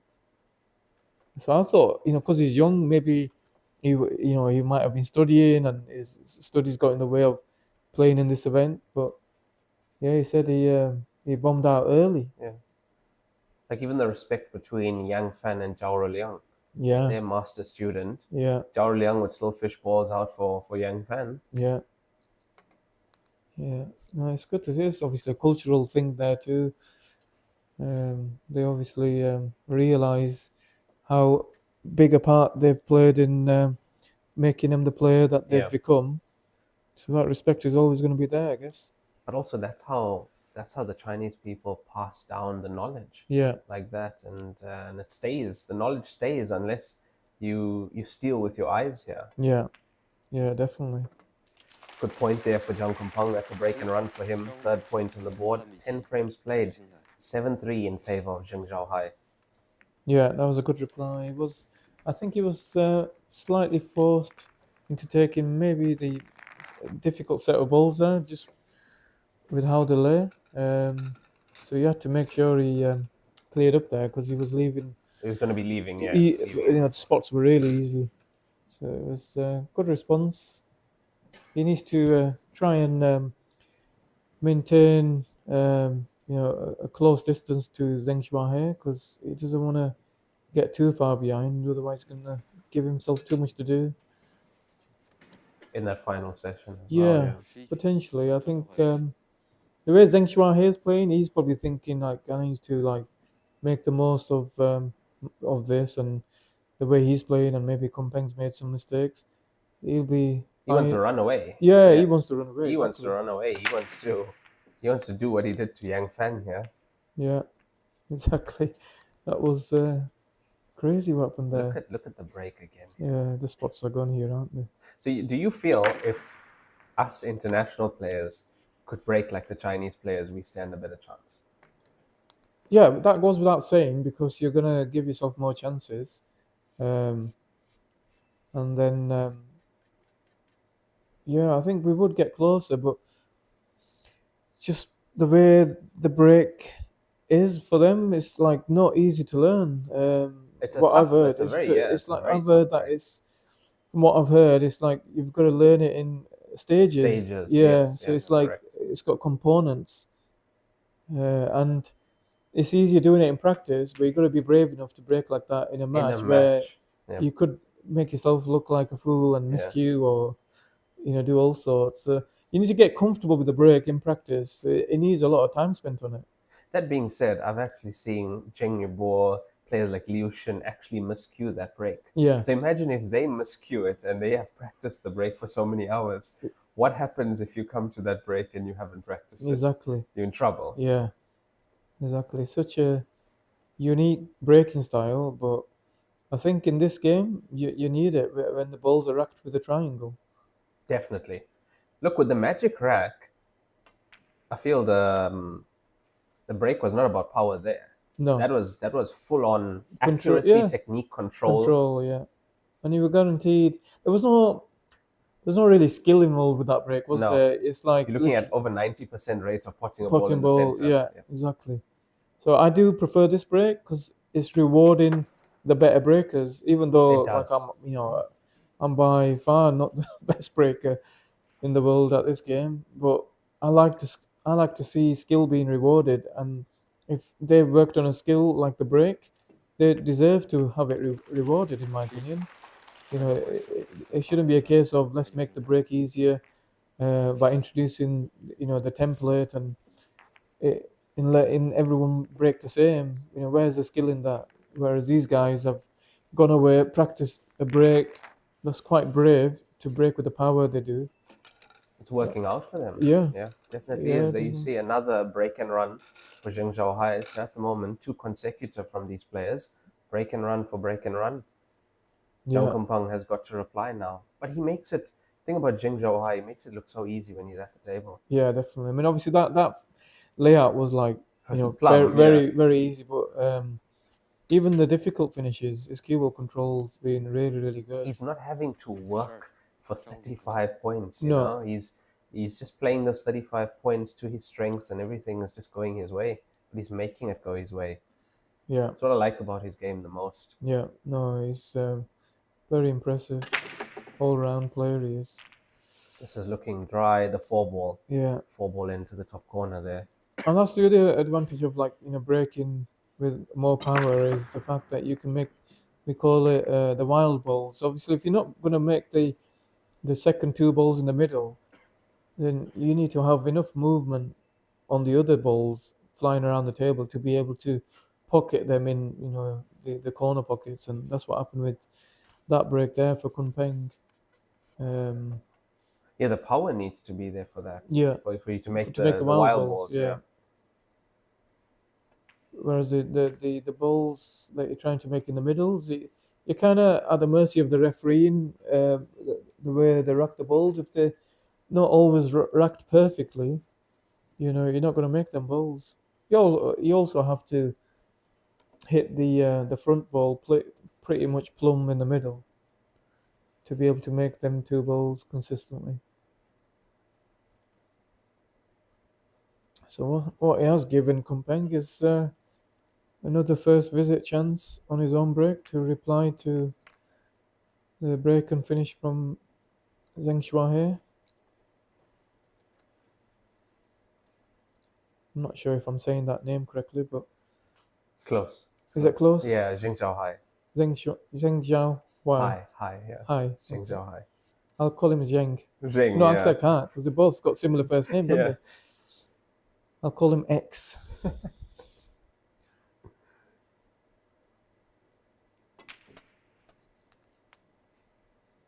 also like Kang Peng's style too. He's a cool character at the table. Is Kang Peng? Yeah, he's a character, isn't he? I like him, he's one of the few Chinese players that does like show emotion, and like not just like emotion. It's like a funny emotion. Yeah, he can clown around sometimes, which you don't really see from the Chinese players. No, you don't. You don't see that No. kind of emotion from them. No, they're so like controlled and almost like robot-like. But Kunpeng is slightly different to them. He's emotive. Yeah, he's yeah, emotive. exactly. I like Kang Peng. He's a cool guy. Yeah, definitely. He's probably without having won the big title, this grand finals, I think maybe after Yubo, he's probably the most popular player in China. He has a huge following. He does. He definitely does. Another player that you would have seen with a huge following is Xu Jinqi, that player that everyone follows around everywhere. And I was asking the Joy staff why. Yeah. I think he's done well in quite a few of the other tournaments as well. And then the reason is because he's one of those players that didn't come up under a master. Right. He's just taught himself and just come out of nowhere and started playing this well. Right. So the Chinese fans, they associate with that. Yeah, they think, feel if he can do it, we can.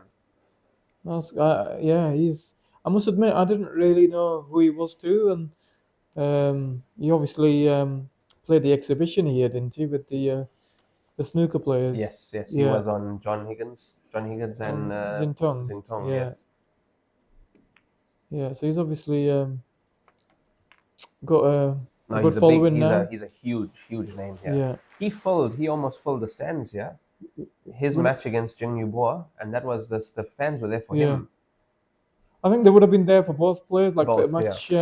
But I tell you what, they wanted him to win. Really? They were on his side. Every time he made a finish, they went wild. Wow. I would have thought like Yubo, from what I've seen all the time, he's like he's like the Roger Federer, isn't he? Like Yes, Roger Federer, wherever he played, regardless of if he's playing the home player in any event, he always had a big following, big support in any tournament.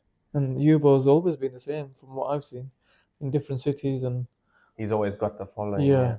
But I saw that day when I saw that the crowd here, I asked the Joy staff, asked them, why is it for Jing Yubo? They said no, it's for him. Fair play. But which city is he from then?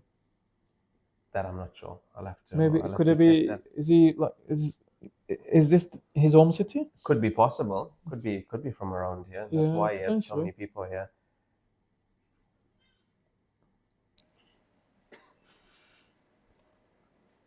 So after the interval, We've gone finish for finish. yeah, two each, right? Yeah, 2 each at the moment, and Jin Zhaohai to break. 12 frames played already. Yeah. Makes the 6-ball in the center. Yeah, another impressive break. And he's got options here. Yeah, looks like the spots will be his choice. He's got the 3-ball sitting over the top left corner pocket. And I think the 2-ball has stopped just in time. Yeah, it looks like it goes. I'm not sure if you can get on the 2-ball from the 3-ball. Looks a bit thin. That's a tricky one here. Does he roll it first shot into the middle? 2 to the middle. Yeah, but I think that's a little bit more difficult shot. You want to be on your set with a slightly more easier shot, right? So you don't want to be playing a difficult shot and not being sure that you're going to pocket that ball. Because you miss that, then almost guaranteed. Yeah, you've lost the frame. Yeah, you've opened the whole frame. So I think he'll probably look to transition back up the table for the 2. I don't know if you can hold for it. Looks a bit thin. He could check it. He plays the shot quite well. Yeah, I think he's got just about got the. Is he? He's gonna give it a close look. He's happy. Yeah, it looks like he is. Yeah, body language suggests he's on it.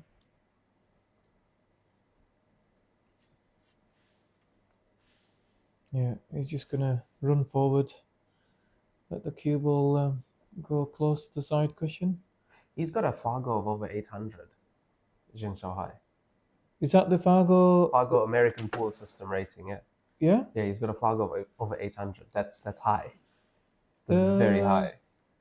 When you say over 800, what is it exactly? I don't think that's high, you know. No, it is. It is high. Is it? Yeah, I think the top 9-ball players are on over 900. Fuller's 800 as well. Is Fuller's it? 800 somewhere. Yeah. Have I got I thought they were in the 900s, the top boys. I'll tell you now. I had it the other day. He's over 800. You could be right if you had a look more recently. Maybe I've got the. Because somebody mentioned it on the YouTube stream actually about his Fargo rating being that high. He's won so many titles on the American table around Asia and China. Right. He's dominant. You search for him on his page. All you see is champion from when he was under 17. Right. Until recently, until like 2024 on the American table. Right. He's ridiculous. Very impressive. So Fedor is 847. Fuller over 850. He's about 817, 820. Right. So I got the hundreds wrong. So I thought the top boys were in the 900 and above bracket. So the highest is Filler. Filler's number 1. I know that. Try and get exactly what his Fargo is. I can see obviously he's won a big 9-ball title on this kind of table last year. So he's obviously very adept at 9-ball. So it wouldn't surprise you if he has got Fargo. Maybe he's a little bit lower because 9-ball on these kind of tables is not easy.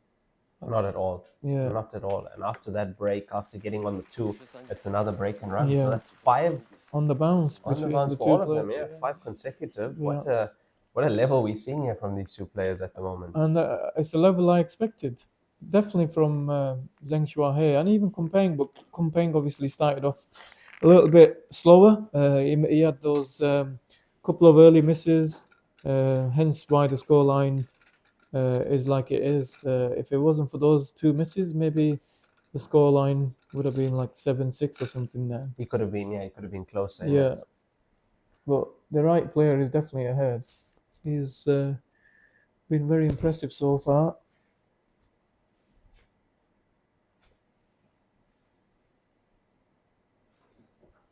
Filler is 861. Wow. That's amazing. Yeah, there we have Zheng Zhaohai. He's 817 at the moment. So still very high there. Yeah, I think it should be higher. Obviously, I don't.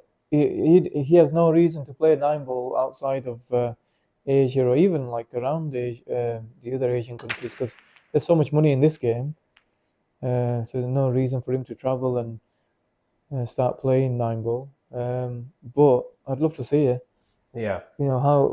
How good he plays 9-ball. How would he do against the likes of your Fillers and your Fedogos? I think he'd give a run. Yeah, the only thing I'm not sure about is like, how good is his kicking? How good is his safety? Yes, How good is his yes. jumping? No, that's How very good does he good point. break? So Because that game, it comes down to a lot more than just finishing an open table. a lot You've more. got the kicking safety, the kicking potting. A lot more. There's a lot to it. Yeah. So maybe in that sense, is Fargo rating is probably accurate then, because I don't know if you need to be as good a kicker, on a Chinese 8-ball table where you're playing 9-ball, because sometimes you kick and just hit the ball, and if it lands on the cushion, it's fairly safe. Yeah. Whereas 9-ball, if you've No. left it pot, it's kind of almost done into it, because the pockets are, a lot kinder than Chinese 8-ball tables. But yeah, it'd definitely be a handful. I know that. But you see, obviously, the Cole brothers done what they did in the last 9-ball event on these kind of tables. That doesn't surprise me, because they've been able to bring the whole package of 9-ball in that kind of playing environment. Yeah. So it just shows you, if you have the full package, you don't need to be a Chinese 8-ball specialist to win those events. You just need to be a brilliant 9-ball player. And they've done amazing. Yeah. I heard they bought a table about a month before the event, and they practiced about 8 to 10 hours a day. Yeah. Just to, and you know what they would be practicing? Just that, most probably the rail shots, getting those right. Yeah. Yeah, finding the center of the pocket on these tables, because on the 9-ball table, center of the pocket is different. The center of the pocket is down the rail. Yeah, I think that was the only thing I would have said they were behind against the top Chinese 8-ball Yes. players, the potting. Yes. On these tables, they break better. They're gonna kick better. They're gonna jump better. The safety is gonna be better. So they were ahead in almost every aspect of 9-ball except the potting on the Chinese 8-ball table. That's all they And needed. That's all they Yeah. needed, and look at what happened in the last event that they played. So And I saw them in action. The Cole brothers were at the World Cup in Brisbane, and that was about 2 months before the 9-ball event here. Yeah. So, and I saw them, and we were all watching them, and the potting wasn't there. Wasn't all there. Yeah, yeah. Which is why they didn't win the. Otherwise, they would have won. Yeah. Cole brothers with Liu Qingqie from Chinese Yeah, Taipei. yeah. Liu Qingqie can Very play good. this game. That was a very He's- good team. Yes, that's Strong a killer team, yeah. I expected that team to be in the final Mm. even. So the potting on this table wasn't there. Yeah. So they went, bought a table, put in the work.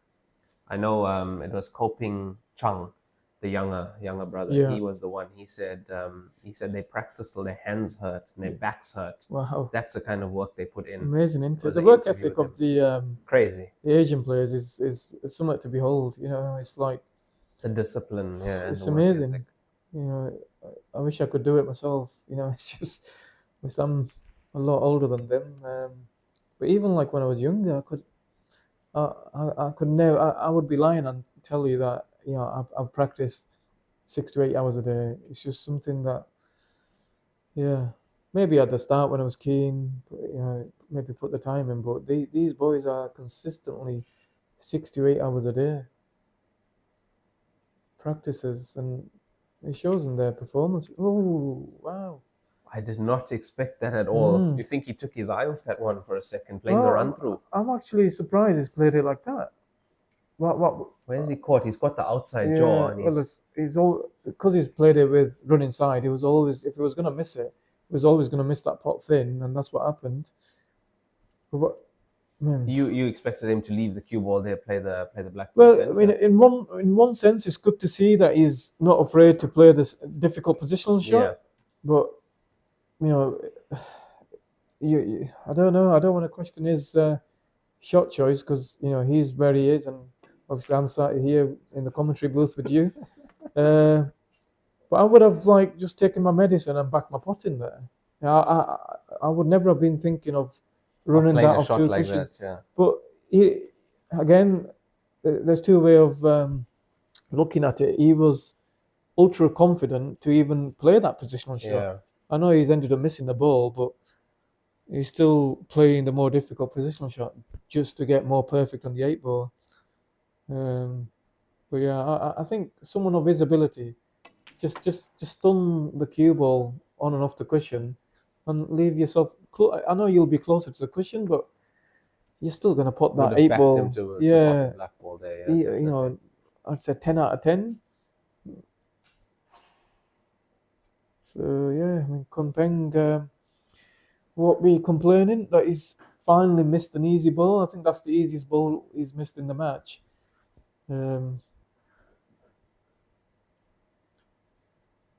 But the problem for Kunpeng is that this has come off his dry break, so Zheng Shua here will have a chance to reply immediately in the next frame because it's his break to come. We're playing an alternate format break. Before, we used to play winner breaks, right? Yeah. And we saw Zheng Shua here run a 7-pack, right? 7-pack against Wang Luqi, female player from Female China. player, Yeah, yeah. she was sat in that chair and she didn't know what was going on. Yeah, She sat in that chair for the first 7 frames. Yeah, poor girl. All she did was lose the leg, and then she came to the table after 7 frames. In the 8th frame, she missed a ball, and then it just carried on. Yeah. I think she goes 9-0 down eventually, and gets a 9-1 or 10-1. Mhm. That was Mate, that that's was impressive. something. To run a 7-pack with this break format, there's no like On template this table. On this table, yeah, it's so impressive. Obviously, we're never going to see that now with the new break format, with it being alternate. But it's good to see people running packs. But I do think that the alternate break is the right way because you have players flying from all over the world, and whilst you do like to see players running high packs, you do want to be able to have a shot when you've travelled thousands of miles to play in these events. No, definitely, I agree with that, 100%.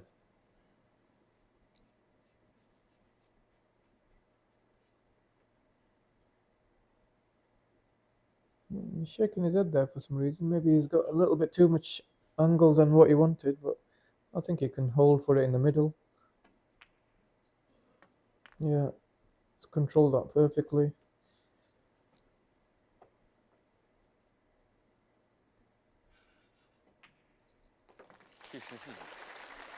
Nine 9-5 it is.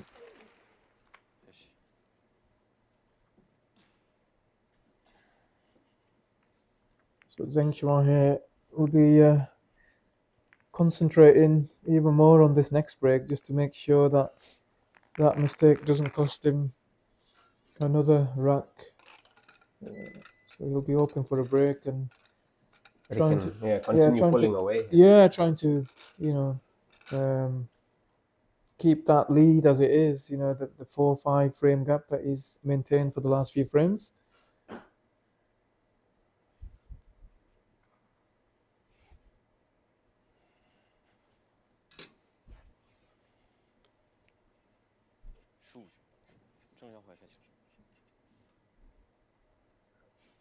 And there's also now 16 frames, so frame before the player break. That's come quick. Yeah. They've played another 8 frames in 30 minutes. That's it.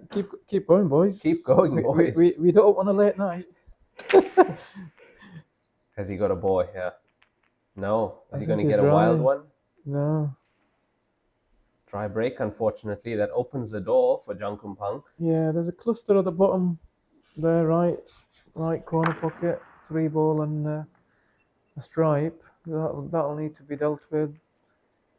What else does the table look like? 6 ball is on the top cushion. But you can play on that straight away. Maybe there is a pass to the 3 ball. I'm not convinced that camera angle.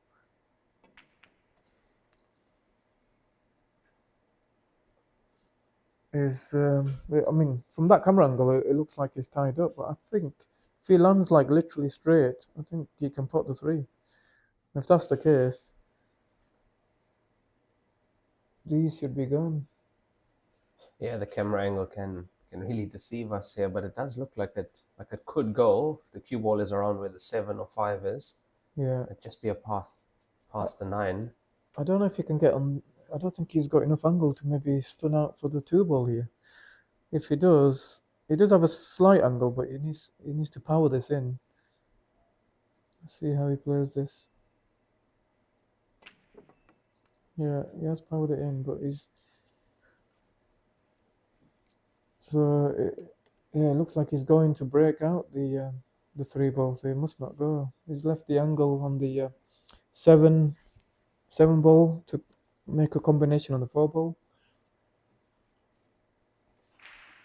He wants to be brushing the stripe here. He doesn't want to kiss the 3-ball. He might land on the cushion. Yeah, perfectly played. Look at that. For control. Yeah. So now it'll probably look to maybe go 5-2 and swing the cue ball around and put these 2 balls that are over the corner pockets as his last 2 balls. Yeah, because if you are here on the 2, well, like, yeah, so he's just going to play the natural of a couple of cushions and swing the cue ball around. You know, he could swing it around all the way onto the bottom cushion if he wanted.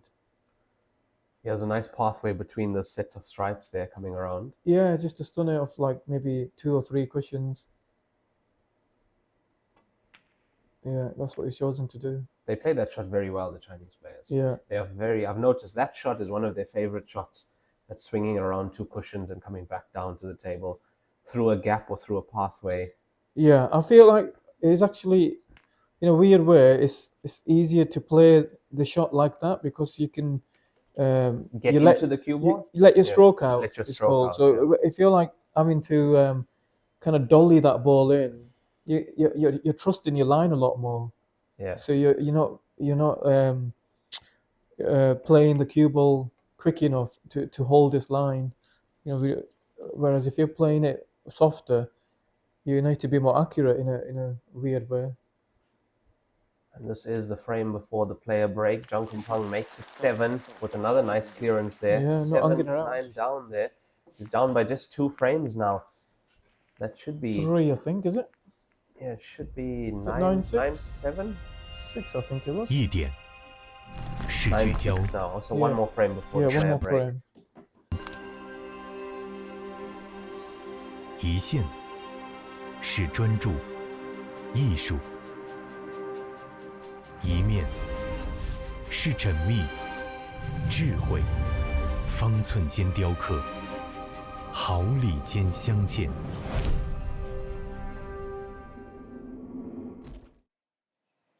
第16局，张公鹏开球。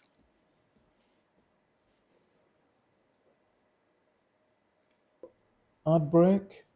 Kumpeng will definitely want this last frame before the second interval.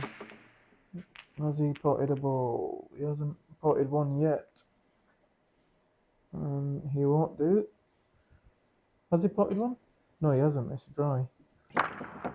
He looked like he was still looking at the table, so I wasn't sure if maybe he was just analysing the layout. And I think the layout looks good on the stripes. They're all open. Obviously, you have to put the 11 ball first for the 12 ball to pass, so he'll do that straight away. So I guess he'll do get rid of these 4 balls in the top half of the table before transitioning down the table.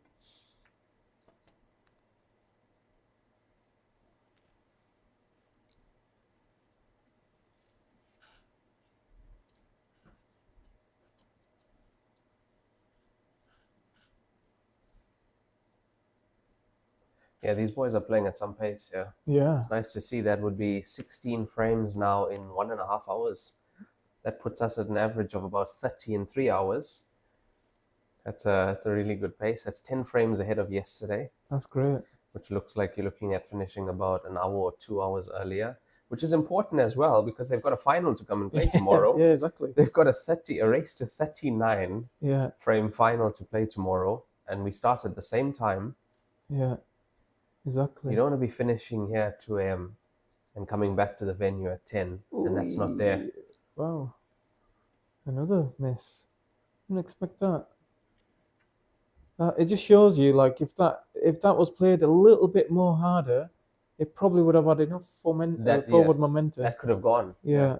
But it just shows you, as soon as you brush the inside, you've kind of missed it thick there. You kind of need to be using the far jaw there. On these tables, almost always. The inside's always going to catch you here. Yeah. Big frame now this has become. Yeah, massive one for Jung Kumpang to come within two. It's either two frame gap or a 4 frame gap. It's a solid pot that. How's the cue ball looking after that? Not great. Not great. Being a bit unlucky there. Now he's got a long 4 ball. Tough recovery here. Plus he has to deal with the 5 as well at some point in this frame. Yeah, I think he's there's an option to leave it as a double. The 1 ball is a really good ball to knock it out. But if he's looking at putting the 1 ball off the stripe now, or even direct, so maybe he's playing this as like in or over shot. Yeah. We've seen Shen Chini pot one like this yesterday against saw Zhao that. That was Amazing. That was amazing. I expected him to go cushion first. He goes direct ball into ball. No, he's missed it. No, he's missed it, and he's not left it in front of the pocket. Yeah, so it looks like Zheng Shua here will maintain his 4 frame gap as long as he doesn't make a mistake with these 5 or 6 balls. Have you seen the cues, the 9-ball cues of some of the Chinese players? The the ferrule is actually tapered. Exactly, they do that on purpose because they feel like the tip size is too big with the conventional ferrules that are on these shafts. Yeah, so they already go down to about 11.75, and then they go even more down. Yeah. By tapering the actual ferrule. Yeah, I think the reason being, from what I've heard, is that the thicker tips, anything over close to 12 mil or above, the accuracy on the cushion shots is affected. Oh, I see. So they taper the ferrules inwards at the top just to most likely getting down to about under 11.5 then, around there. Yeah. 11.5. And you use LP, you're sponsored by LP player. Yeah, so LP I use a type. fairly small tip. I sometimes do think whether the tip size is maybe a little bit too small. Sometimes, like with a small tip, you've got to be more accurate on the where you hit on the cue ball because the tip is quite small and you can Not flick, much room for error, yeah. Some flick a little bit side. on unwanted side and it throws the cue ball offline. So yeah, I mean, I'm happy with the cue. It's a beautiful piece of wood. Not sure. I mean, I did my first LP cue was over 11 mil. But I felt like I was missing balls thick. Pushing balls into the cushion when I had real shots. Yeah. So this has given me more accuracy. So it's kind of like give or take, really. Like down the cushions, the smaller tip size does help, but on a straight shot, maybe sometimes you can flick a little bit of unwanted side, sends the cue ball offline ever so slightly. The pockets are tight, so you don't need to miss by a great deal for you to miss pots on this table. Definitely. But I also think, like us coming from English pool background, and if you come from a snooker background as well, it'll be very tough for you to use a 9-ball type cue. Which I originally did. Yeah. When I first came, I think I started coming in 2016. I was using a 9-ball cue for the first, I would say, from 2016 to 2018, at least 3 to 4 years. I was using a conventional 9-ball cue. I don't want to say the brand name, but maybe what is it? 12.25 millimeter tip size. Yeah. What the standard size is. So yeah, I was using that cue, but again, like I said, the rail shots, you weren't quite sure if you were going to pot them. So then I got a sponsorship deal with my Chinese cue sponsor. With LP. With LP cues. I wasn't sure if I was supposed to mention them. Yeah, There's one of the tournament sponsors. So that's fine. Solid equipment from LP. Yeah, they've been around for over 35 years, and I gave him. I actually spec'd my first LP cue from Gareth's cue. Oh, I see. So Potter's obviously Gareth, cue. with the success he had, I think I reached out to him. I asked him what his specs were, and the same ferrule. I got a carbon ferrule on it, and I was happy. Yeah. Then you miss certain shots, and you listen to other players. Why you missed it? Like I wasn't missing shots because like I'm under pressure or anything. I was missing those type of shots in practice, Yeah. And obviously, one or two players suggested that the tip size is like a little bit too big, and so I asked LP to taper it, change the ferrule too. I went to it wasn't a titanium ferrule or a brass ferrule. It's their mix. Tutanag is called Cupro nickel. That's the material. That's the ferrule, and yeah, it wasn't quite what I wanted, and so I just ended up using a completely different cue, a different LP cue, and I've done all right with it. But my best result in the Masters came top 12. Yeah, with the old cue, with the before it was modified. Yeah, so I don't know. It's a strange one, really. It is. I'm not unhappy with my equipment because I've been fairly consistent, but I think the one thing I want to work on now is like the break. I need to be confident with the break to break like the Chinese, to break with more power regularly. Because if I feel like I'm not hitting the front ball break well, I go to the cut break. Yeah. Look, the cut from what I saw on the TV table, the cut break was actually working for you in terms of potting a ball. Yeah. More often than not, you're potting a ball in the corner. Yeah. Sometimes you're getting one in the center as well. Yeah.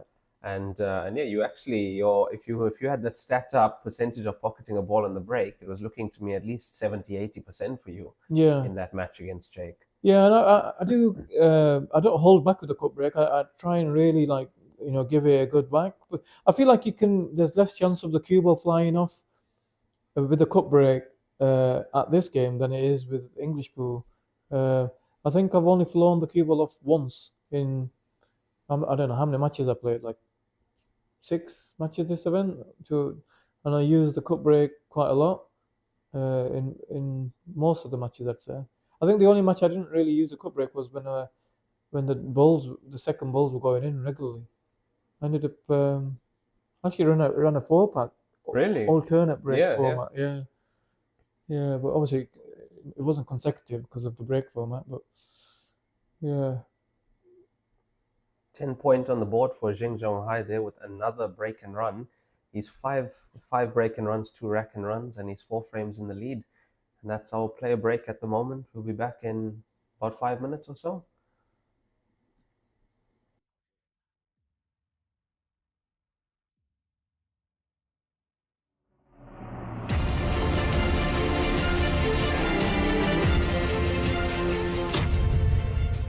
天要球杆化一切为可能。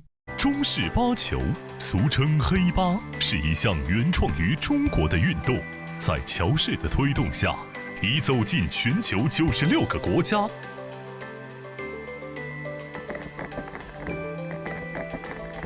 乔氏中式八球，风靡全球的中国运动。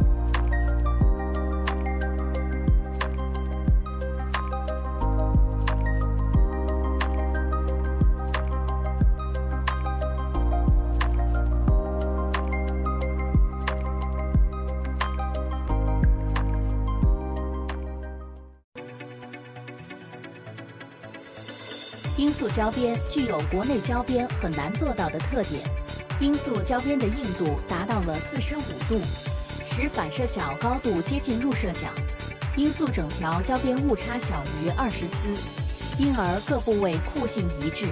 欢迎各品牌厂家使用音速胶边来提升台球桌的专业性能。好胶边音速皂，好胶边音速皂。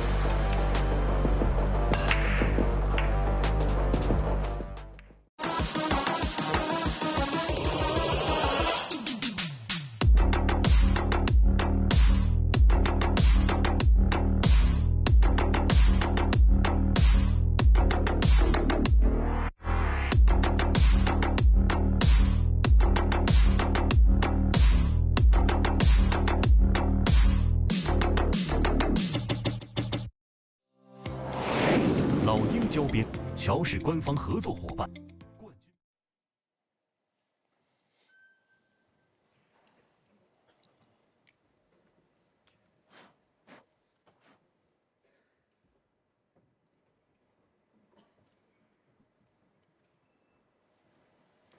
暂结束，比赛继续。第17局，张耀怀开球。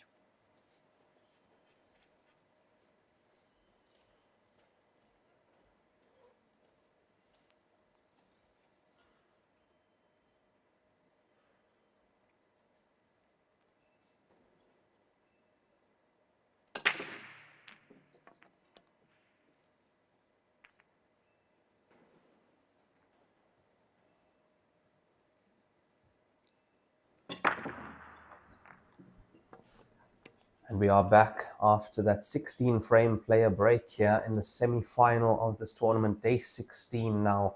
Last four remain on the TV table. Zheng Zhaohai 10-6 up on Zhang Kumpang. And we have the semi-final, the other semi-final on at the moment. That's between Shen Shenyi and Dai Yong. Score there at the moment. They're not moving that quick. Table 9, it's 6-5 in favor of Shen Shenyi. Now, I'm your commentator for the Joy Heyball events, Raymond Tillack from South Africa. Special guest with me today, Arfan Dad. Nice to have you with me, Arfan. Yeah, it's good to be here. I don't mind doing a spot of commentary. It's easier to talk about the game than play it. No, I appreciate it, man. You bring a lot of knowledge about the game and the sport and the players as well here. And I'm sure the viewers appreciate it as well. Yeah, no, it's absolutely no issue for me at all. Just to give a bit of time back. So we've got Zheng Zhaohai here, back of the table. He potted a ball off the break. He has got one problem ball.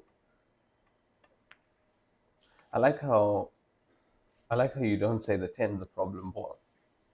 Well, it's not a problem for these players. For these boys. It might be a problem for me, some of the other players, but they play those balls so naturally. Yeah. And they play it with intent for playing position on the next. It's crazy. They're not just rolling that in. That's positional play after that shot. Yeah, that's where your 6 to 8 hours a day comes in. That's where it comes in, yes. If you're practicing that shot, I've seen them in practice. Like they can practice the same type of shot for the whole 1, 2, 3 hours. You know, that is, you know, not just hard work, it's disciplined hard work. You know, who actually wants to play the same shot over and over again? You know, it needs a lot of discipline. And these boys, they definitely have that. Slightly underhit that last positional shot.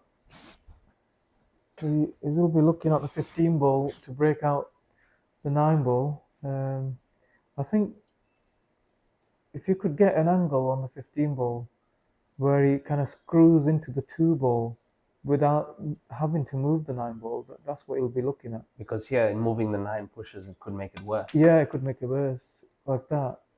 Still not available. I think it's double. It can be doubled now. But not to that I don't think the pot to that right center, very difficult. Potentially, if you're like right behind it, you might be able to like squeeze it in. Squeeze it in. You could, I mean, depending on how easy that looks, you could potentially leave that as your last ball if it's just slightly off angle. Or if he thinks he's on the double, he will play the double.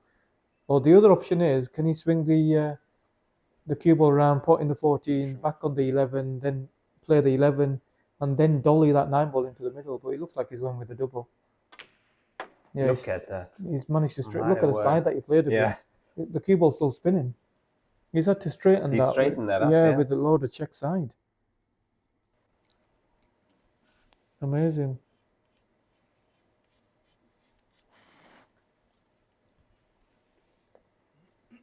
So I think he'll probably just decide to play this off one cushion, maybe check the cue ball off the top cushion.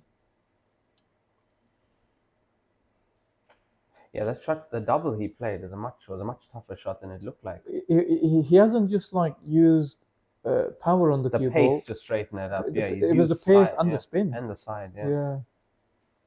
Yeah, it's a very controlled double he played there. He should win him the frame, so he's gonna look to swing this off a couple of cushions through the gap of the 8 and 6. You know, people might think, well, why doesn't he just drop it in and have the 8 ball into the left center? But these lads do want to let the stroke out. Yeah, two cushions Two out, cushions, yeah. black ball into the other corner. Yeah, because they're so comfortable with the line too. You know, they know that The line, exactly, yeah. the angle they've left, Yes. they know That equals this. Yeah, exactly. The what line the cue ball will Yeah, go yeah. once they. And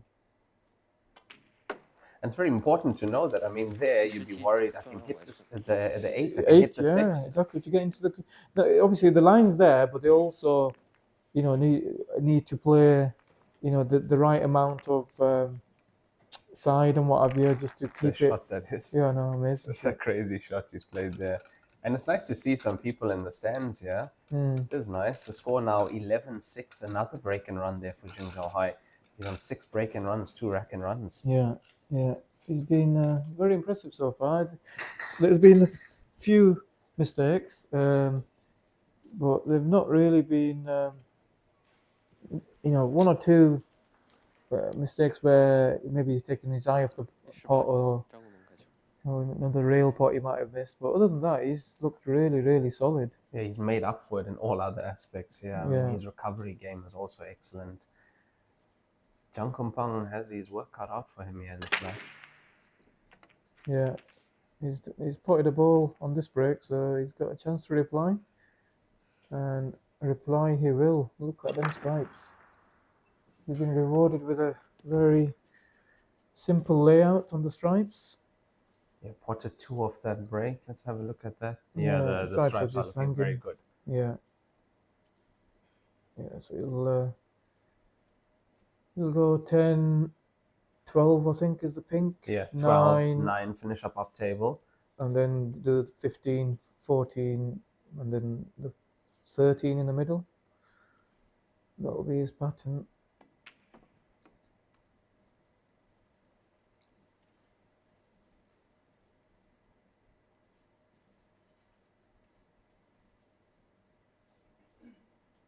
Or he might even decide to take the 13 in the corner and then play the 15, 14. He's got so many options. So many There's options. so Yeah, when many you got a options finish like this, it's for like a table like this.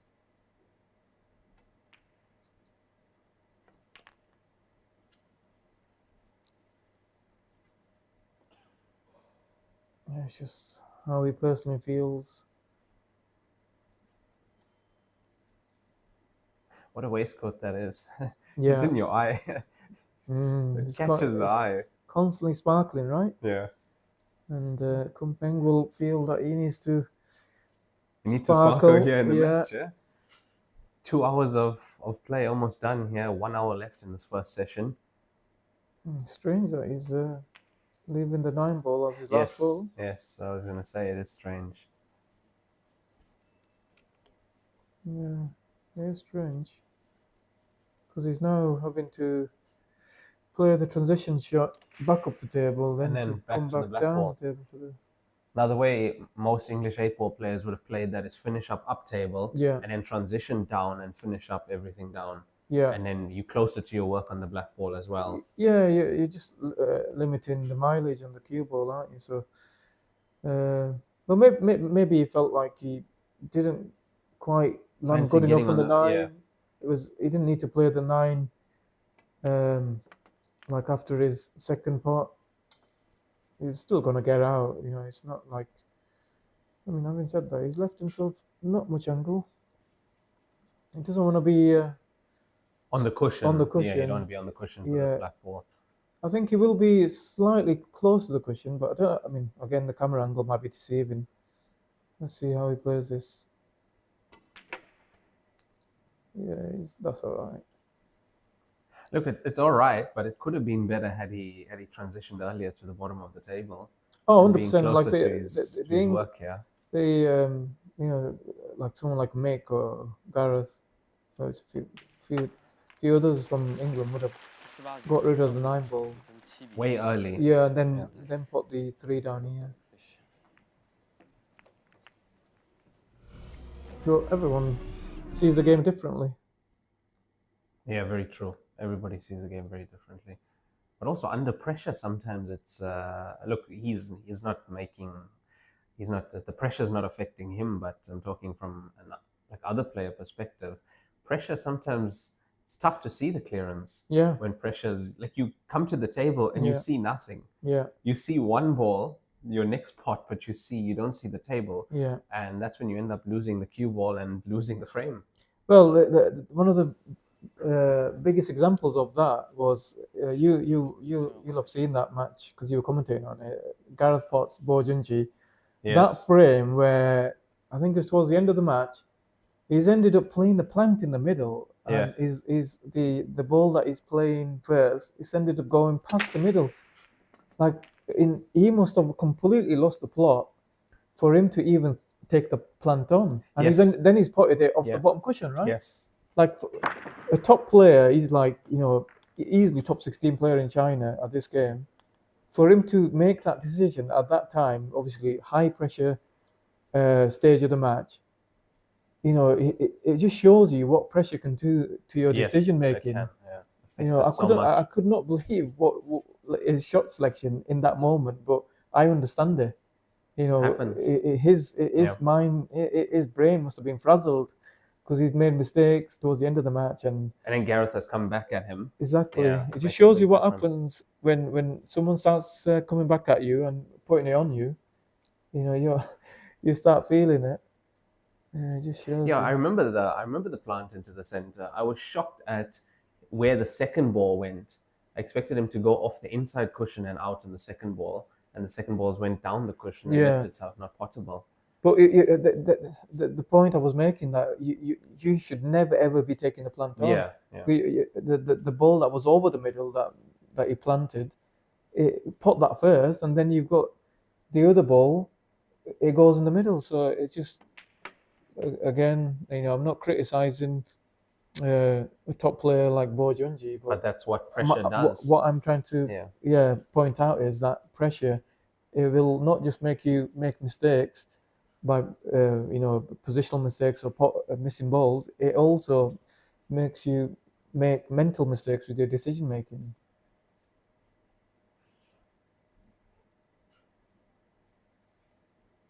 So the layout here was again very good for Zheng Shuai here. So he should make light work of these. And this off his break once again here.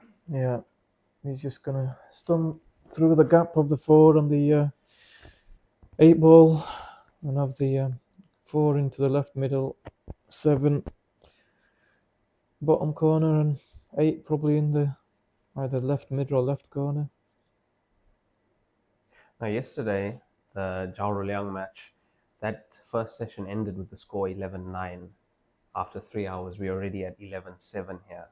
So they are about an hour ahead of schedule, these two players here. So we're going to see, most likely, one of them get close to 20 at least, or the scoreline get closer to 20 in the session. They're playing at a good pace. Yeah.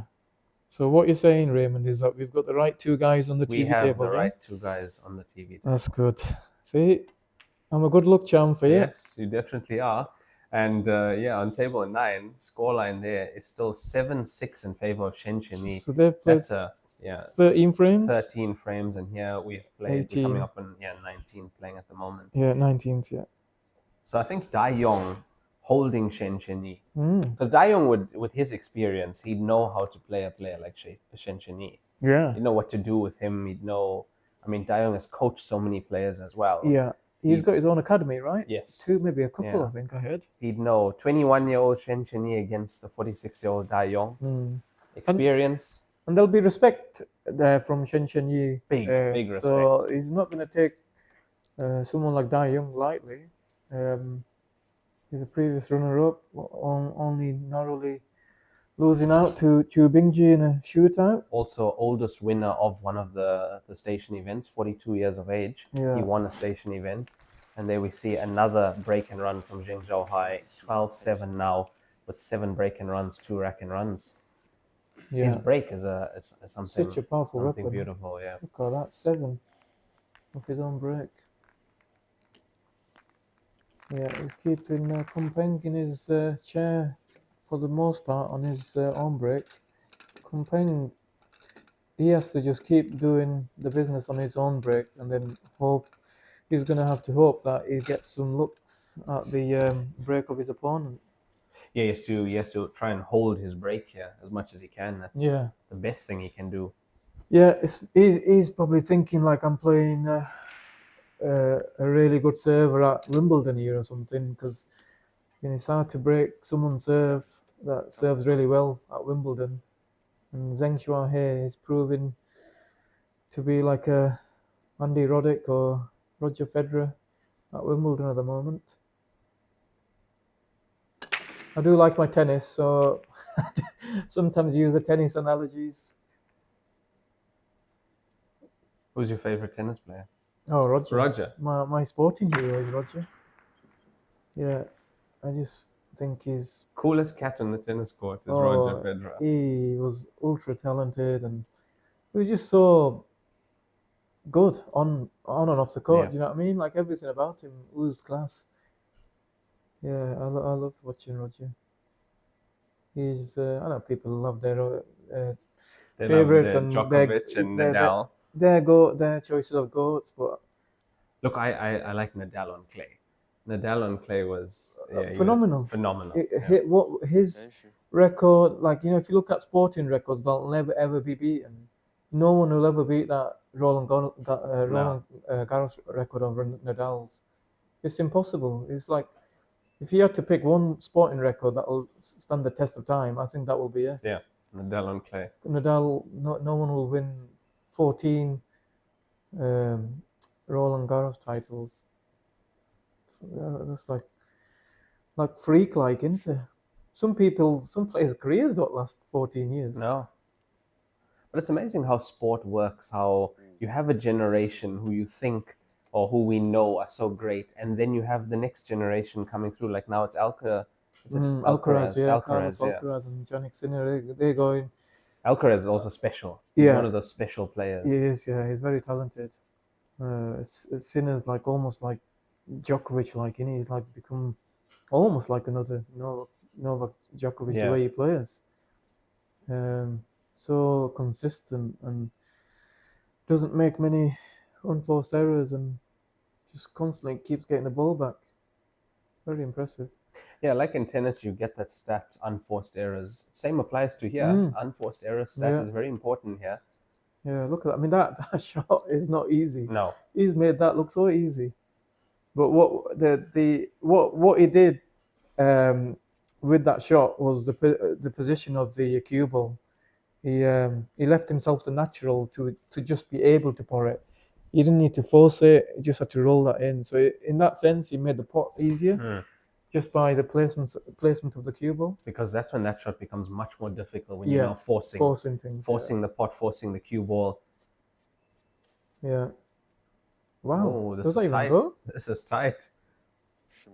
Off the jaw, but yeah. Do you know what? If I'm looking down this 5 ball, I'm not convinced this goes. But he obviously knows a lot. he's it didn't go. playing the safety or the tactical shot here. Yeah. So he must not have played position on the 5 ball then. I think he must have been trying to get the cue ball past the 9 and up the table, and the 5 ball obviously only went in the bottom left. So I think this is our first little bit of tactical play, I think, for a while. Yeah, our first multiple visit frame here from these two players in a while. And 12-7, that was Kong Peng breaking there. This is off his break. Yeah, it was. Yeah, he broke dry. Just as we said that he needs to try and hold his break here. Yeah. He's 5 down at the moment. Race to 35. Yeah, it's interesting. It's quite even, this safety battle. The balls are obviously. Kong Peng's got more pieces on the board, but where the balls are, there isn't much of an advantage. And he's played a good shot there to block the path of the 14 ball. 14, yeah. Yeah. Every other stripe does have a pocket.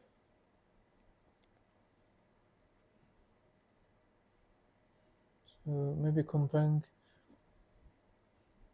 is going to decide he's going to go for these.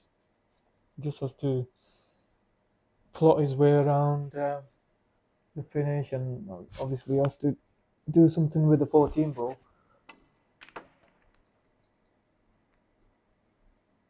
Still doesn't go. Yeah, but he's got a perfect ball in the 11 ball to knock it out. Knock the 14 out. Yeah. Yeah, I like playing the 10, getting position on yeah, exactly like that. Because you want to leave the 9 ball there, because yeah, that's your ball that you're guaranteed to be on. If you go into the 14, Yeah. your recovery. Yeah, I suppose the 10, you've also got the 10, but you have to play the 10 to get up the table now. But the 9 ball is one ball that you'd never want to go into a ball that's tied up. Without having... Yeah, without having a guaranteed ball to London. But it looks like he's overhit this. Yeah, he has. That could be end of visit, yeah? Yeah, he just had a little bit too much angle.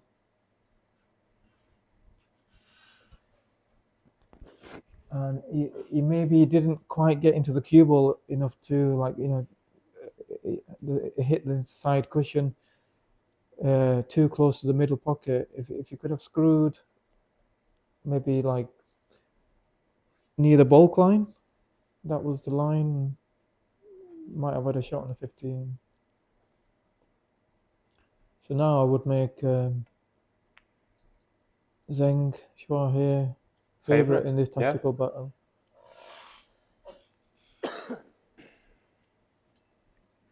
He has left him a tempter. I think the 6 does go past the 8 ball. To the centre pocket? Does it?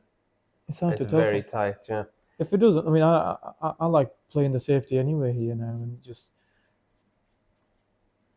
try and hide the cue ball, leave Kong Peng no pot on.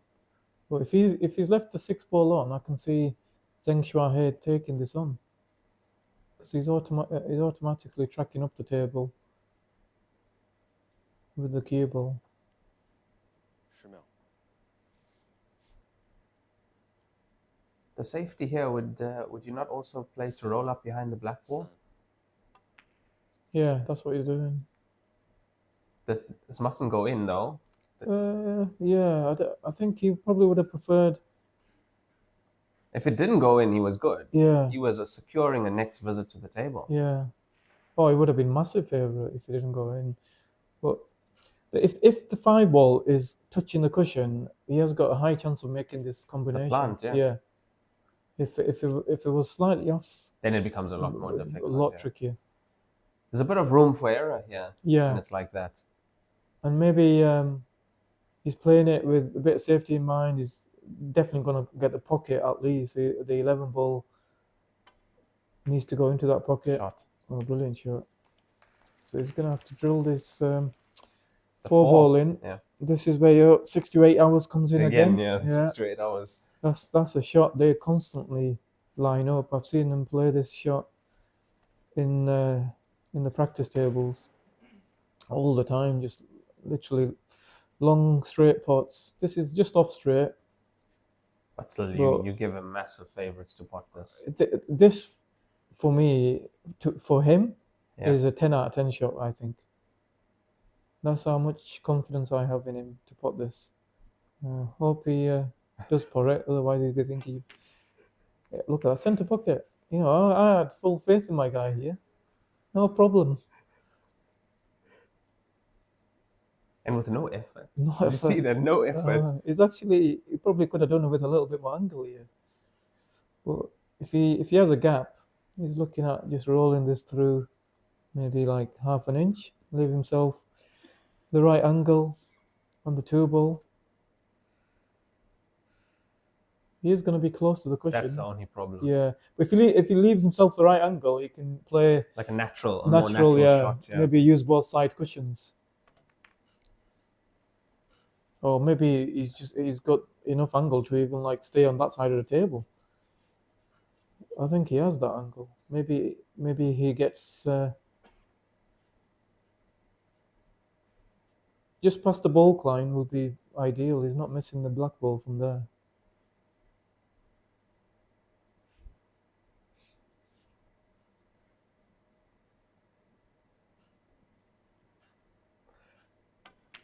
No, he is how well using, has he played yeah, that?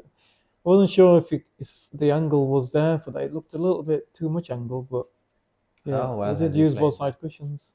Yeah. Cue ball that was close to the cushion, was not far off. No. It wasn't as close as it could have been, but how well has he played a shot like that? Yeah. Again, his control of that cue ball is impressive to see. He's looking very dangerous in the semi-final, Arfan. Yeah. Beijing Zhaohai.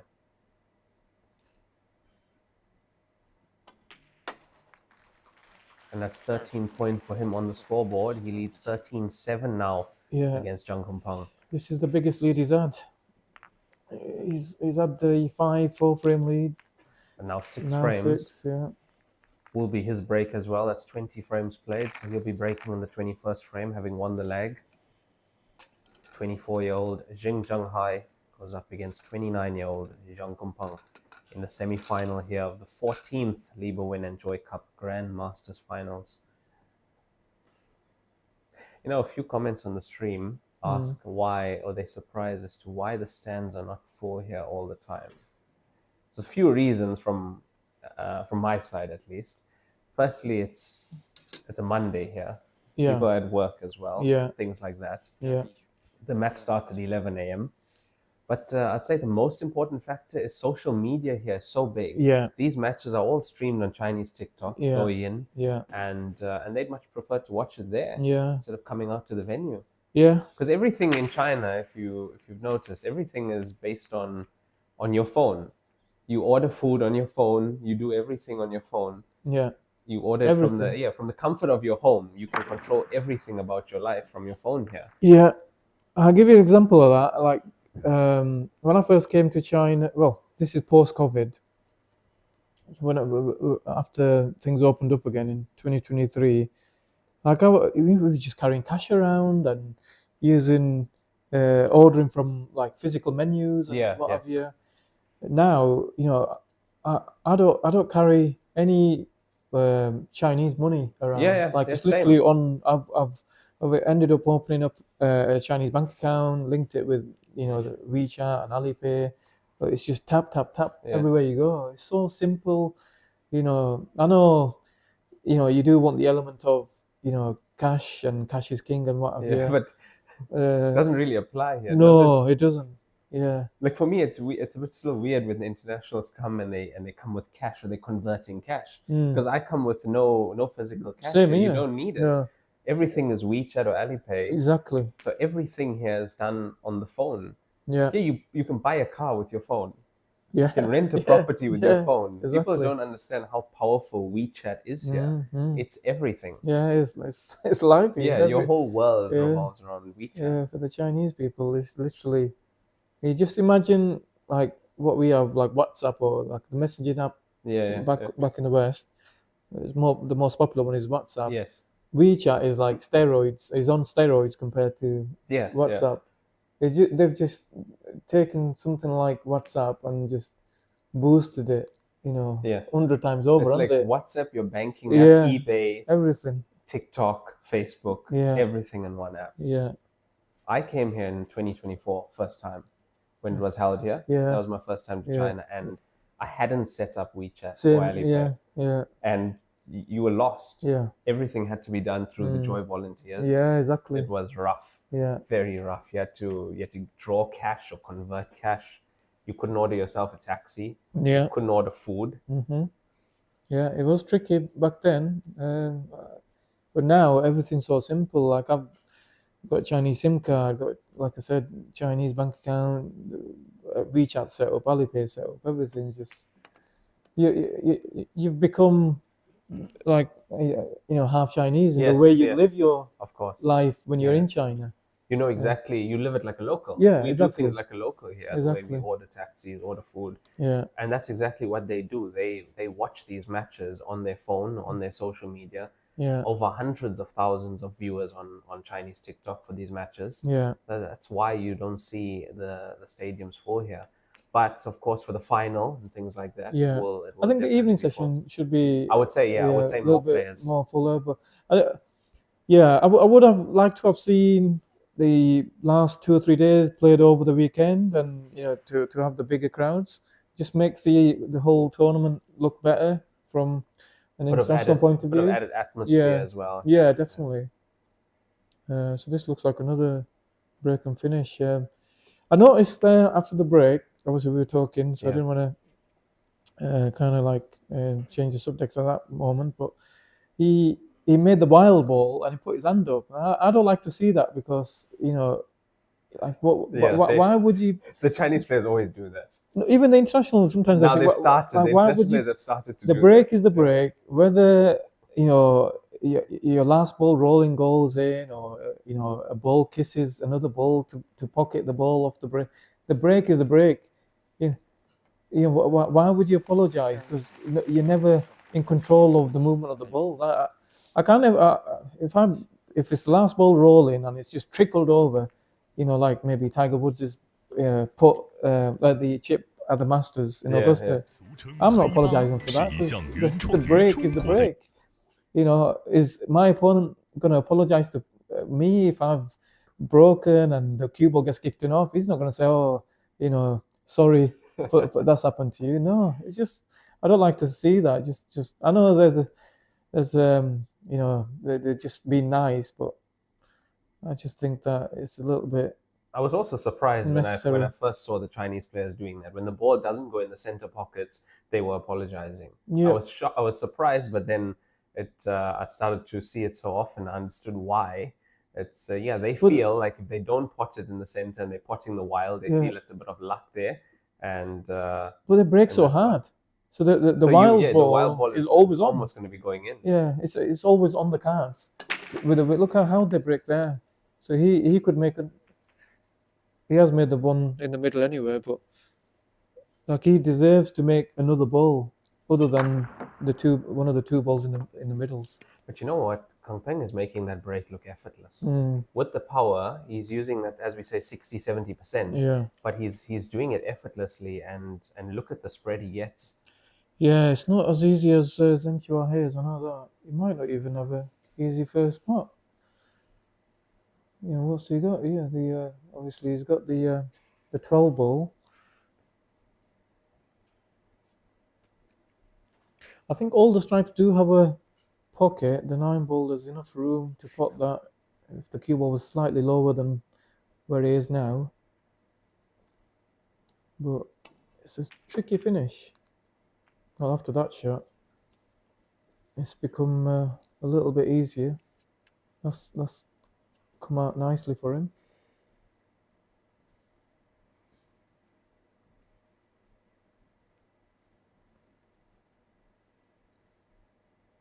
So it's just a case of when he decides to transition up the table and play on the 9. He might leave the 9 and the 11 as his connector from the 9. Oh, he's had a big bounce there.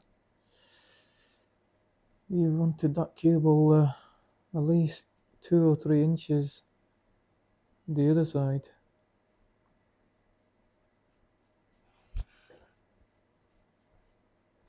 Just interested to see how he, which ball he uses to transitions up the table for the 9 ball here. Slightly in no man's land here. Yeah, he had a bounce. slightly Yeah. bigger bounce. Yeah, he's landed a touch between 2 or 3 balls here.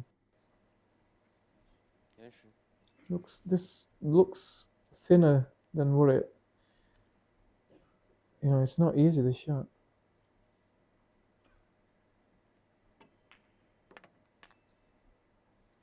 Does want to be flat.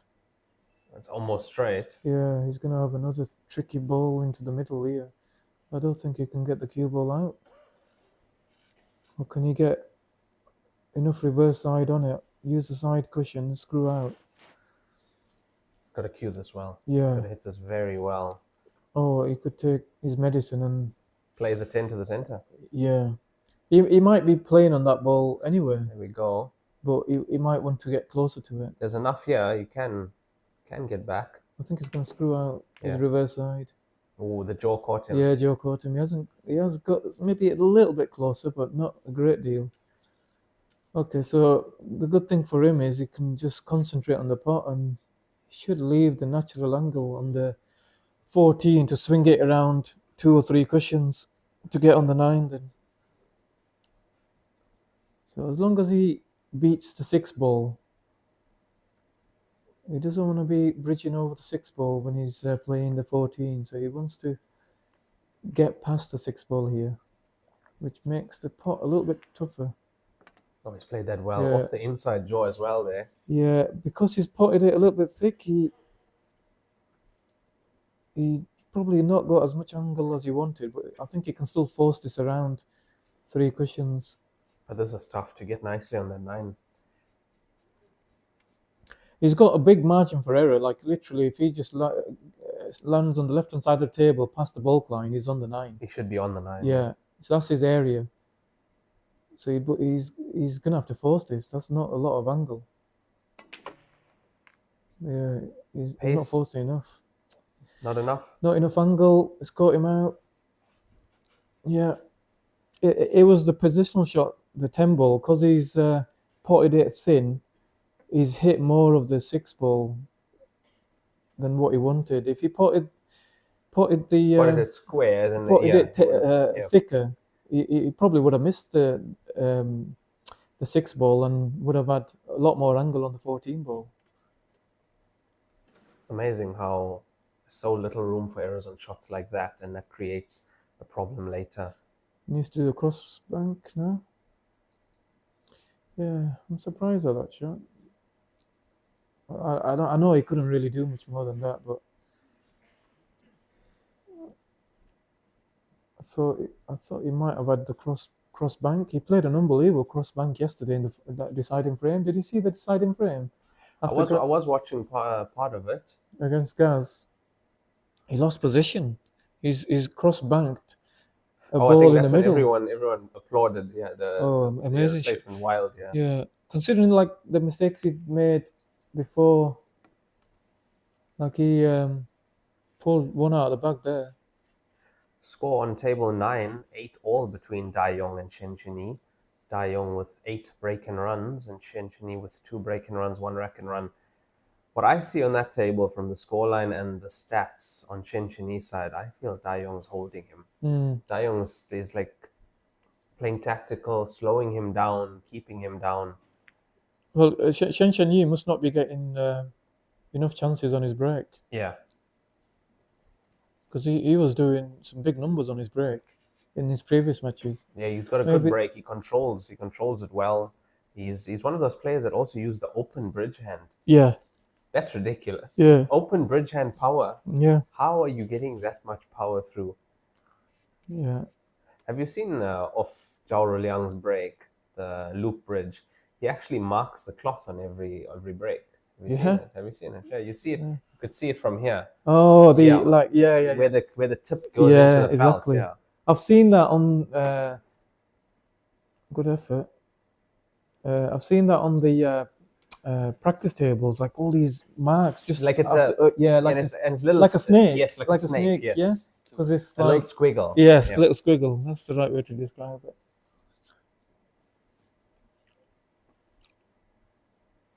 Part of the reason, most likely, there to recover the table. Possibly, maybe Because it's clear to see. Yeah. You can see it from here. And after a match like that, a race to 33, there's a lot of marks on the. See, I think an English pool player would be taking that 5-ball into the left middle. You just see more of the pocket. I presume it goes past the 2. It looks like it does.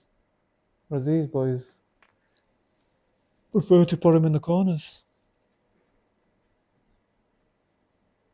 And of course, the 3 must go. Yeah, he should easily go. Pretty smart safety shot he played there. Yeah, he made. was. He blocked like a lot of the pass off to the 9 and made sure it was still potable. This is going to be a very interesting second session to come this evening, Arfan. Yeah, I think it's going to be tough work for John Compang. Yeah. I just think this kid is looking so clinical and impressive. I think Very he's tough. breaking so good. Very tough to beat. He's tough to play against. Mm. He's got the whole package. You basically almost have to play a perfect match to beat this To kid. beat him, yeah. Yeah. He's taken out young Liu Yule, the 13-year-old kid. Yeah, he did. Yeah, he's taken, and that Yeah. was a favorite. That was becoming a favorite after Yeah, he yeah. beat Jung Kompong on the TV table. Everyone saw him, and he's a cute kid as well. I mean, Yeah. he became a favorite here quite quick, and he was With the that player. handicap, he was a Oh, threat. the handicap You know, there, I him. thought Tang was a threat with the last ball handicap. No, the kid was something else. Yeah. And he beat him 19-13 as well, so a convincing victory there Yeah. over Liu Yule. I tell you who gave him a close game. Yong Jung Park gave Zheng Shuahe a close game. Yeah, 17-15. Yeah, that was a close close. game. It was nip and tuck all the way.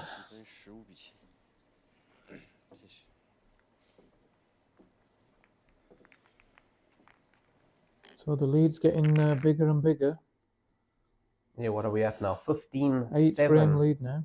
8-frame lead, yeah. 15-7. 8 break and runs, 2 rack and runs. So 10 one-visit clearances for Jing Zhaohai out of 15. Very impressive stuff.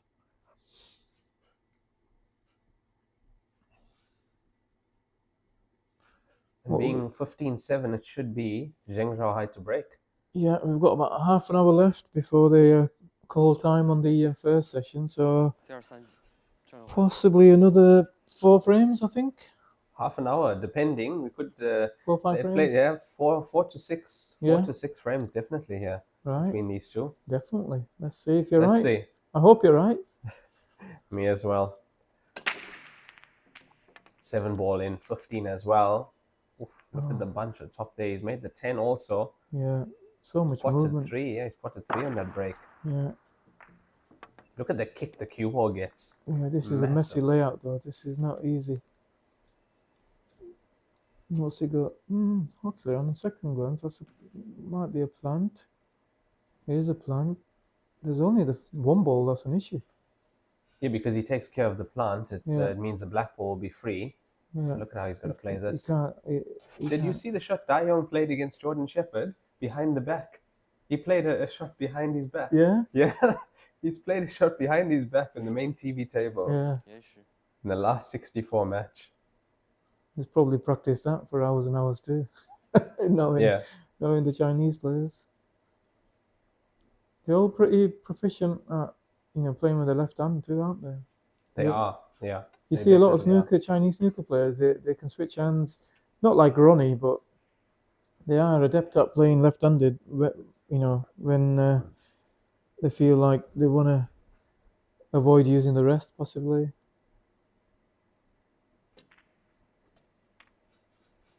Yeah. Using the spider there, got Yeah. that in. Pretty good. Now the 1 ball out front. 1 ball, you either attack it I think all three balls you could attack the one ball with. You know, the 3, the 5. You could leave the cue ball high on them. You could get into the one ball. You could even get position on it if it goes into left center, and obviously goes into bottom left. You From can, the short side. you know, you could potentially identify. Maybe the 5 ball would have been a good shot of one cushion to get behind that area without having to break it out. You could. I would even say from the 3. You 3 can, now. Yeah, you can straight line it down the right side of the table here. So he has all 3 balls are options to be either break it out or land behind it. But he's so it does go. Goes to the center. Yeah. What he needs to be wary of, if he kisses like the stripe or the one ball, half ball, it could go in off here. Look at the pace here. This is all about pace. The Too side close, though. Too close, is he? He's gonna have a tough shot. It's gonna be very tough. The side just pulled it down more. Yeah. This is a tough shot. It's a blind pocket, and it's already a tight. Very little room for error. Hardly anything. Yeah. This is a tough shot. But I do like the choice of shot. Like he's backed himself to play on it as opposed to trying to break it. Yeah, to get on it, play the position. Ultra confidence in his cue ball abilities. Yeah, cue ball control ability. Right behind this, we'll know. Yeah. We'll know before he does. Looks wide. high. No, it's good. High. Oh my word. Yeah. Was close. Yeah, it was close. I thought if he could beat the 12 ball, because they were so tight, I thought he'd put it. Yeah, I didn't expect it high. Yeah, if anything, I expected inside jaw. Exactly. Same here. I thought it would overcut it because you err more on missing the 12 ball with the 1 ball. There wasn't much room there past the 12 ball. Kompeng's got a little tricky shot here. Oh, he's played that so well. Does he decide to promote the 8 ball here, or does he just like screw on and off the cushion through the gap of the 8 and the 11? I think the 8 ball for these boys. Not a problem. Not a problem. Not really a problem, yeah. It looks like he's topping it, so he might be promoting the 8 ball here. Oh dear. Oh, he's missed the pot. That's why he's missed the pot. He's forced it. Kompeng, he's not settled. Well, I think he's under pressure now, and he's so far behind. I'm not sure. But I'm not questioning the choice of shot. I'm more questioning how hard he played it. Look at where the black's gone. Did he need to play it that hard? I expected a little kiss to get it outside the center pocket. Just get it in. Just trickle it down towards the center pocket. You're hitting the shot so hard that you're making the pot much more difficult. More difficult, yeah. The pocket. As soon as you start hitting balls hard, the pocket size starts shrinking. You have to be more accurate. Especially center pocket, the outside jaw is going to catch you there. Yeah. At pace, especially. Pocket pace, you can get away, but not at the pace he's hit that. Yeah. He's good. Yeah, he's just hit that way too hard for me. I'm not gonna criticize someone as good as him, but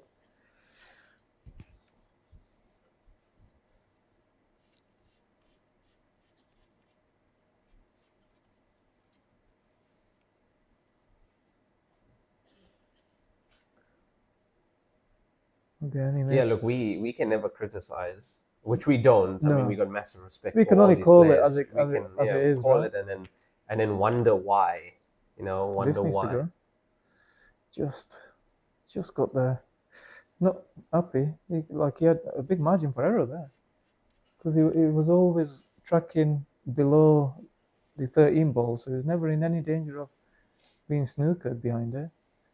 I still fancy him to get Oh it yeah, now. he's not going to miss this. I just feel like he's a bit annoyed with himself. You could see Could by have his been, reaction that he wanted the cue ball to go another 3 inches at least. So this for 16 point. And to be up by 9, it's there. No problem at all for Jung Zhao Hai. 16-7 now up on Jung Kompeng. This is a race to 35 semi-final, and the final will be played tomorrow. Winner of this match versus the winner of Shen Shenyi against Dai Yong, which is currently in play on table 9. The score is 9-8 to Shen Shenyi. That match is available to watch on the WPA Live and WPA Facebook, and also WPALive.tv. Yeah. This kid is going to be around for a long time. Yeah, it's going to be tough to stop. I called, like I said, I called it maybe 2 years ago when he played Gareth. I could see in his game he's going to be a multiple title winner. Not just like 8-ball, you know, at 9-ball too. It's just so clinical and consistent. It's the only way you can describe. Ooh, that's the last thing you wanted. And how's the layout? Looks pretty open at the moment. Yeah, the spots are gone. Unfortunate there for Jung Kompeng. Yeah, he did put a stripe too, so these would have been... No, actually, it was dry. I don't think he potted a ball.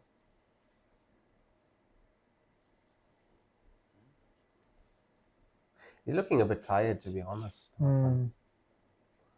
Don't blame him. Yeah, stripes are there. Stripes They're are all there. both there. Yeah.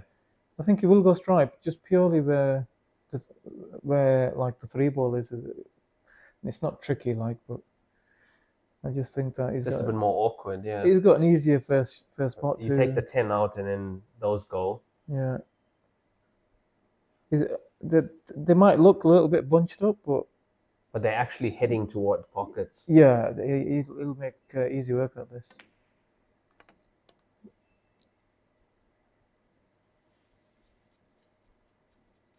Notice the Chinese players also don't mind being short side a lot, you know, playing from the short side of a ball towards the other pocket. Yeah. Like where some players or most players would rather prefer, for instance, the 9 to be in balk and play towards the center here. Yeah, They don't mind landing on the short side. Yeah.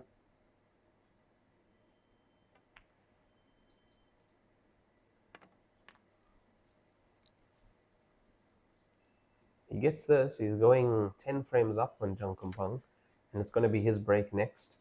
And we still have 20 minutes to go in the session. Is he going to decide to swing this around the back of these 3 balls? Or I think, or is he just going to play this off one cushion and play on the balls in the middle? Yeah, behind him that's the... I'd say more better like, shot. Yeah, better shot. Yeah, Again, just letting the stroke out. Letting the stroke out, exactly.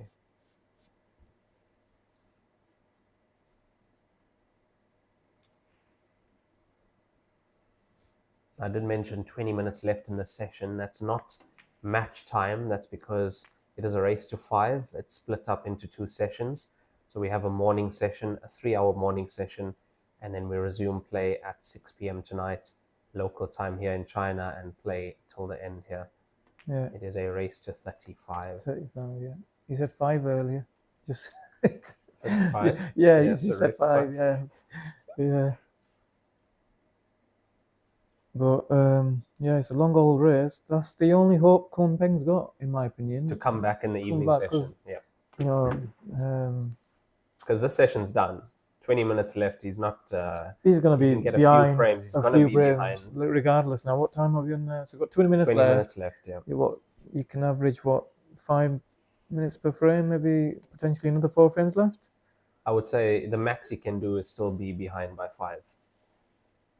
That's the best he can do. He's going to go behind by 10 now. If yeah, I don't think he can. This. I don't think he gets. I don't think there's another 5 frames left. Yeah, I think.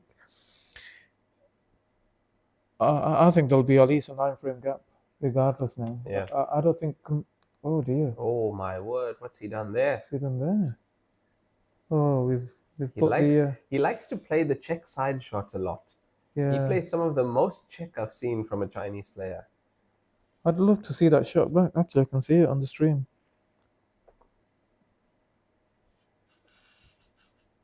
Wow. So obviously the angle, it felt like he didn't have enough angle to swing it around, play the black into the right middle. But he could have definitely forced it. Wow. Big mistake, really, considering how easy those were. Especially having got down to the last ball.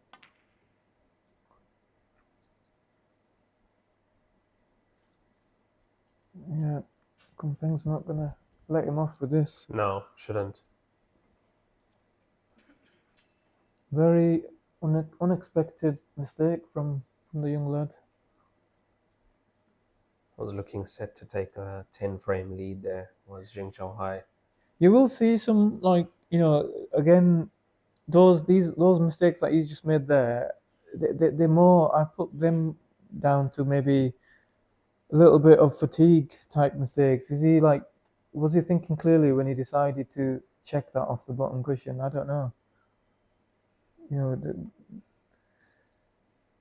So the decision making might be affected a little bit because these boys have played a lot of frames to get to this stage, and they've not had much rest.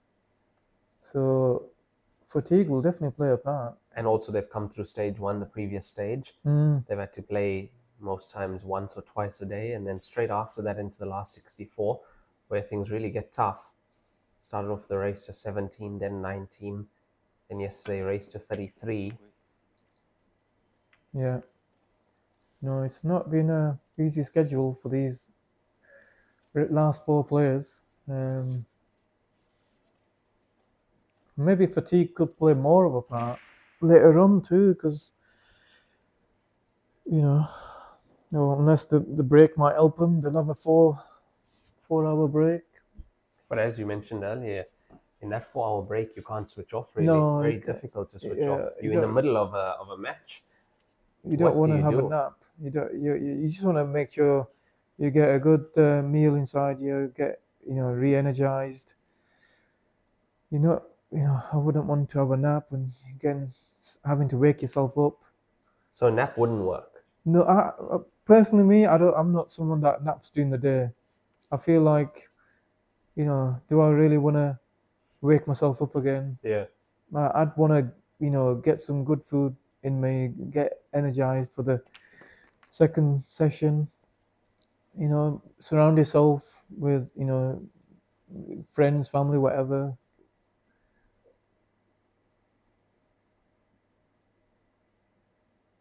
But everyone's different, so these guys might want to have a little nap. They might not have slept great last night. I don't know. They did finish late, didn't they? Yeah. Especially Kumpeng. We finished quite late last night, around 1 a.m. But looking at the way this match is playing out, I do expect us to finish a bit earlier tonight. Don't jinx it, Raymond. And it would be nice for them because they'd be able to get a better rest for the final tomorrow. The players that do go through. Yeah, you too. You Yeah, me as well. There's pressure on the commentator. There to is make big sure pressure they on the commentator. don't make any mistakes. Yeah, commentator makes a mistake, you get Yeah. ran through in the comment yeah. section. A lot of pressure. All the experts in the comment section, you have to know. We've got world-class players in the comment section.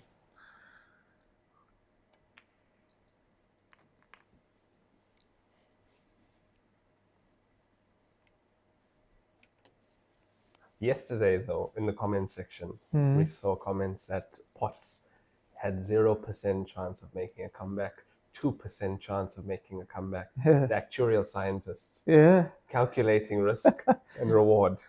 Right. And I said it on the stream. I said, never count Potts out. Never. You can never No. anyone at this level, never anyone. Not just the level. You got to understand what the game is about. Too. Yes, and what he's about. Yeah. Leave everyone else Yeah, aside. yeah. He's won this event 3 times. Exactly. He's not a person off the street. No. It's Gareth Potts. Put some respect on his name. Yeah, and the international players, that's probably one of the things I would say we might be, if there's one thing that we're better at than the Chinese, I would say it's our ability to come back. We we never know when we're beaten. So the comeback is always there. Yeah. So that we do show more belief when it's looking like a lost cause. So in that sense, we might be a little bit more experienced than them. We don't give up the ghost. Look, I tell you what, another player who I saw making a lot of comebacks in this tournament, David Anderson from South Africa. He was down in almost every match, qualifying match in the qualifiers. Julian Serradilla, he's down 4-0. He comes back, he wins it. In his next match, he's down again by quite a lot, by at least 4 or 5 frames, raised to 13. He comes back, he wins it. Every time. Yeah. You know, the belief in yourself and to be able to do that. As you say, I mean, the international players, they have that belief. Yeah, we do, yeah. But I suppose the other thing is, it's easier to come back against the other international players because they're not of the same level, if that makes sense. Yeah. So there is that too. But there's been times when we've come back against the Chinese too sometimes. So yeah, even the Chinese have said that themselves. Not the players, but people that watch. They do say that definitely the British players that have been spoken about. They have said that they're a bit more hard to beat in that sense. Resilient. They resilient. Never know when to give up.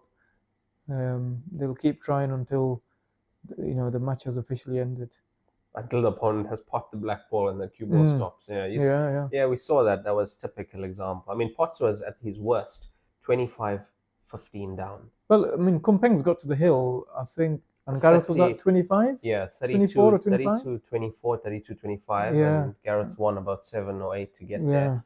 I know, obviously, Kumpeng has missed 1 or 2 chances in that little stretch of frames, but, Gareth still has to pot his balls, he's still got the belief that he can win this game to be able to keep clearing up.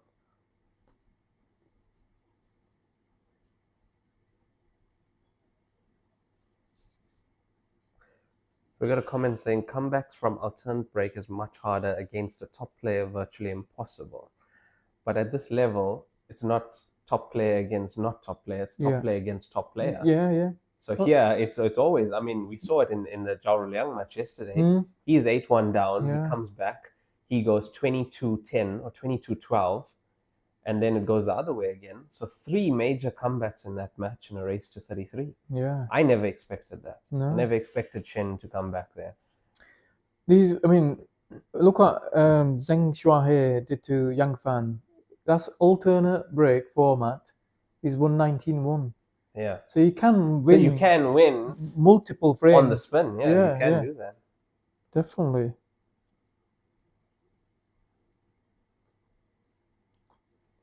Someone's wrote in the comments that you sound like you're coming down with the flu. I hope you're not. No. No, that's good.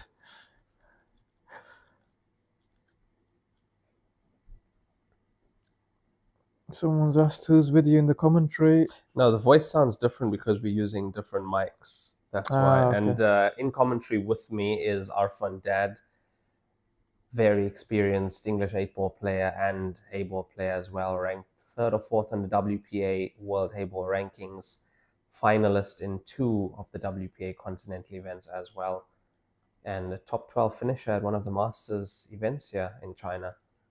Well, you know more about me than myself. Yes, I've had to study you, Arfan. I've had you on the table for 4 hours, 20 minutes. That was a big match, you and Jake. I'm impressed.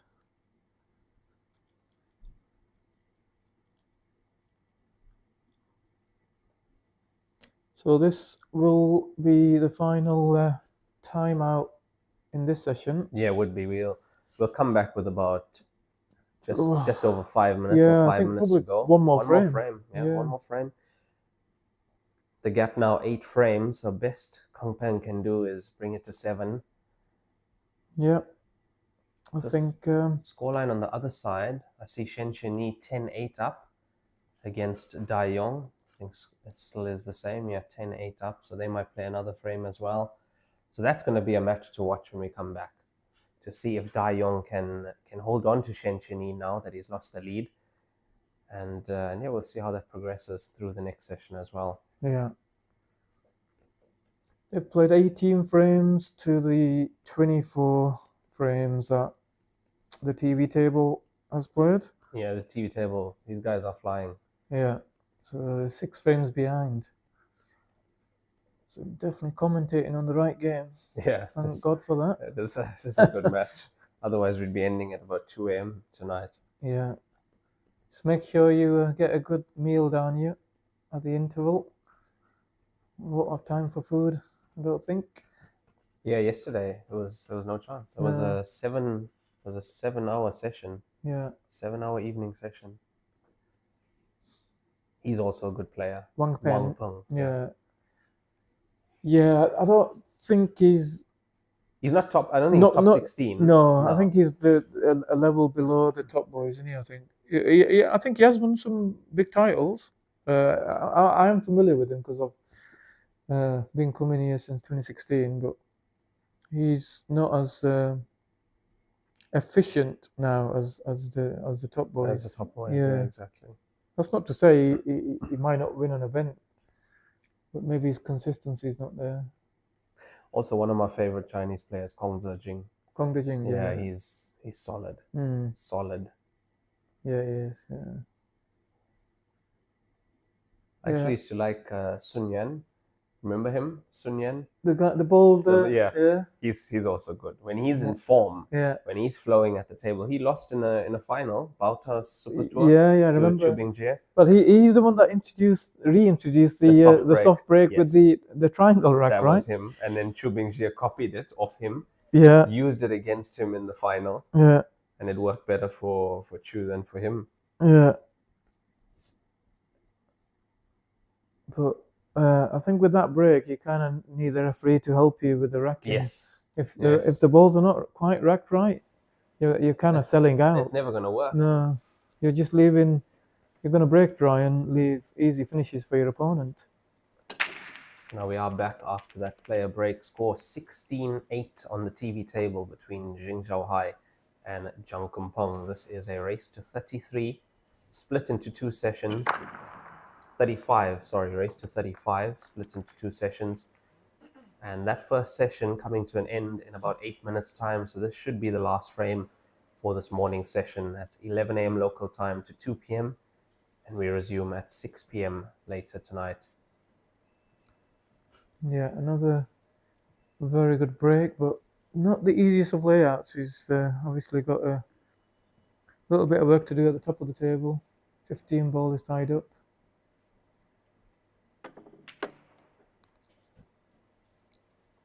But he has got options around it. It doesn't actually, it's not completely tied up. He's actually, you can play. You can get behind it. Yeah, behind it, yeah. You can get behind it, play it short side.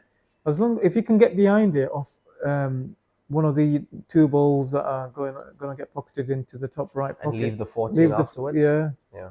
Because you don't want to transition down to the black off the 15. No. You want to leave the 14 there.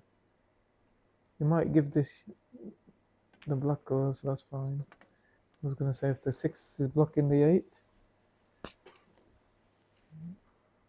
So now it's just a case of when does he try and play position on it now, or does he stop the cue ball dead and have the natural angle to float behind it off the 12 ball? I like just stunning this dead where the 9 ball is. Yeah. Because it's an easier pot, just stunning it. Yeah, the run through is tougher. Yes, he's playing the stun. Yeah, and stop it dead. Because here, nap cloth, especially up the nap, any unwanted side playing top cue ball, it immediately will start to take and you'll swerve that cue ball. It's tough. Now he's absolutely plumb here now. Yeah, even if he doesn't like land straight on it or like a little bit high, because of that 14 ball being over the pocket, he's going to have a pretty easy shot regardless. And you know what? We might actually see another frame here, Arfan. Yeah, if he takes these out quick enough. Yeah. Yeah. That's pretty much perfect again. So these, barring a bad miss, if the miss is going to come, it's going to be this shot. He's not going to miss the 14 ball No, not at or all. the 8 ball. Lands him perfectly on the black ball after that. Yeah. So this off his break once again. Oh, he's missed it. Ooh. Wow. Saw that. I saw it straight away. He's gone. Yeah. He's.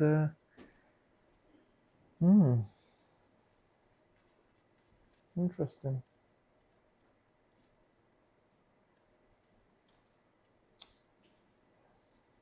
Interesting indeed. Yeah, but he's not got. I think Kompeng's balls are not really in good positions. Yeah, they're a bit messy, aren't they? He's gonna just look to snooker him. He's gonna break out the 4 on the 5 and glue him behind the 5 ball. Oh, look! If he wanted to be super attacking here, I think that's what he's going to do now. From the 1. Yeah. He could play that now. I would say a nice control cannon into this. Yeah, it just needs a little trickle. Just to push the 5 over, 4 out. Double kiss. Yeah, half ball on the 4. Double kiss is the 5. The pace is important. Like that, perfect. Look at that, half ball on the 4 ball. Now he's out. Look, he could have been 10 behind earlier. There was a point, he was 9 behind, and Jin Xiaohai was supposed to get that point to go 10 up. Yeah. Played the check side. He's lost that frame. He made a mistake in the last frame too, right? Yeah. So he could have been, what, 18? Yeah, it would have been, right? yeah, 18-7. Yeah. I still got a handy lead, but yeah, he doesn't want to be encouraging his opponent by making those silly errors. Especially at the end of the session here, you know, if Kompeng feels like he's gotten back into the match, he makes the finisher now. If we have time for another frame, he's breaking. Yeah. Just to get him to feel like he's back there. Well, to me, it's more the 2 mistakes that he's made are really bad ones for someone of his level. You know, his level is like so high. He's snookered himself. Well, not quite snookered himself on the black, but he's snookered himself on the pot. Let's call it that. And then he's obviously missed a ball. Like for him, it should be like 99 out of 100.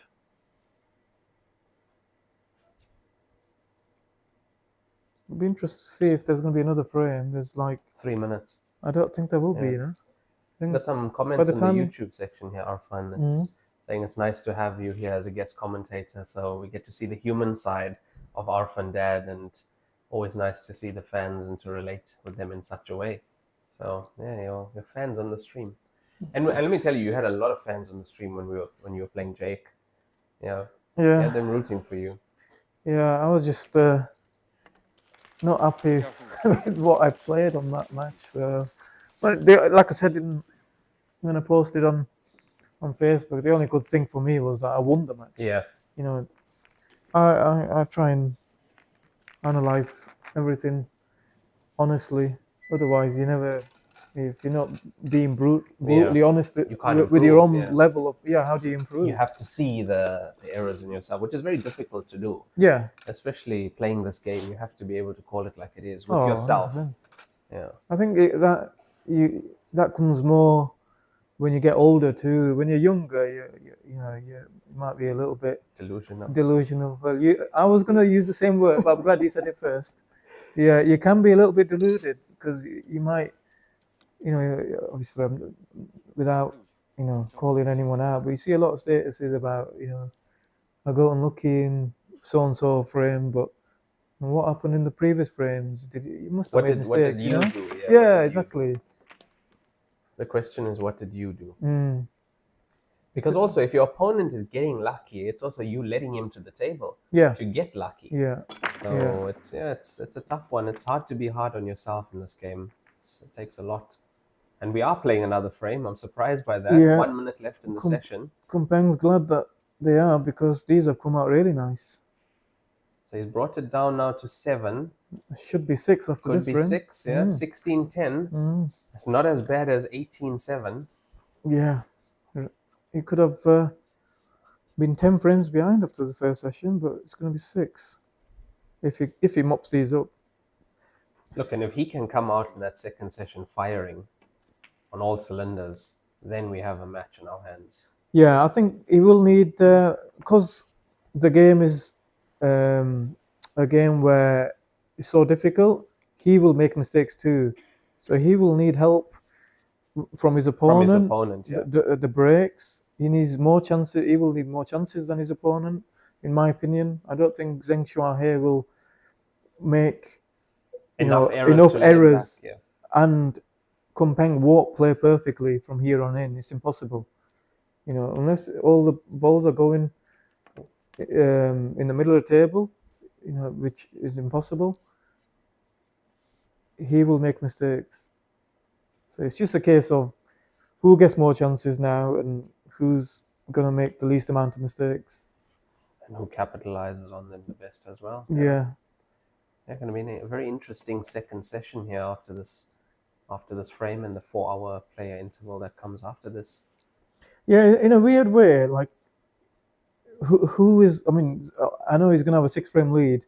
Zheng Shuahe is like his lunch might not like taste as good than what it would have a few frames ago, because he has made 2 really big errors. And right at the end of the session, too, what a time to make them. Because if he goes 11 in the lead and he's now going for lunch, that's a good place to be. I think he feels like in control, very in control. And Kumpeng will maybe be feeling a bit better about his own chances now, because he'll have been thinking, I could have been 10 frames behind at least. Definitely. So for him, this is actually a good result. He's going into this with a positive. Wow, it's interesting. I'm so like he could have just stopped the cue ball dead there. He's gone far there. I'm surprised he screwed back to even play it in the middle, let alone by hand into the top pocket. But maybe he felt like he had more chance of pocketing it by playing it harder down the cushion. So on table 9, Shen Sheni is extending his lead. It was 8-all, 12-8 in favor of Shen Sheni over Da Yong. The young man's coming strong. Yeah, 21-year-old Shen Sheni against 46-year-old Da Yong. This is a good point for Zhang Kumpeng, yeah. It's a big one. So it's going to be a 4-hour break, Faisal. So it will resume at 6 o'clock local time. So I don't know what time that will be in South Africa, but that will be 11 in the morning in the UK. Yeah, brilliant stuff there from Zhang Kumpeng as he takes out that clearance, gets his 10 points on the board. The score is 16-10 here, and that should bring us to the end of the session. I'm surprised we aren't stopping.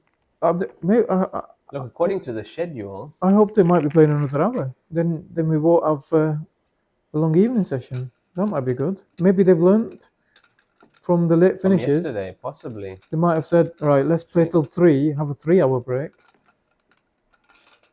It must be, because we're past 2 o'clock now. Get some information on that. Yeah, I think they'll have seen what time the matches finished yesterday and thought, like, it's not really fair on the players. They're finishing that late and having to come back in the morning again. Let's, take an hour away from the interval, make it 3 hours, and play the first session for 4 hours. That makes a lot more sense to do that. It's better for the players. If they can finish the second session, let's say at 11 in the evening, they can still have a decent night's sleep. Looks dry. Wild ball, no wild ball. The balls are punishing him now for the mistakes he's made in the... Both second balls were close to going in. They hit the top jaw. But unfortunately for Zheng Shuahe, there was no balls pocketed, and I fancy these to be gone too. He's got a good ball to bump the ball on the cushion off That's the problem ball. He could play it first, but I think because he's bridging over the 11, he maybe wants to make it a bit easier, so he's going to try and go up for the same angle of the 15.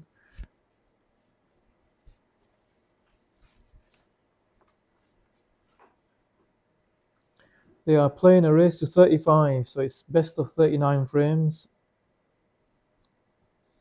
Someone's asked in the commentary. Oh, I don't think he's got... Has he given himself enough angle? He's going to have to force this. Looks... he's shaking his head. Maybe he's going to decide to play on it now. I think he's got enough angle to land right behind it. Or is he still going to try and bump it out? He's going to have to... Yeah. Yeah, I don't blame him for doing that after the position he found himself in. This is missable now because he's not... He's kind of like not going to be like right behind the line of the shot, stretching a little bit. As well, yeah. And the key thing for me is he's going to have to play this softly. And believe it or not, when you're playing the rail balls softly, they're more likely to miss and stay over the pocket. Whereas if you're playing them with a little bit of pace, yeah, that forward movement, it sometimes the pocket helps. takes. Yeah, the pocket takes. Yeah. So let's see.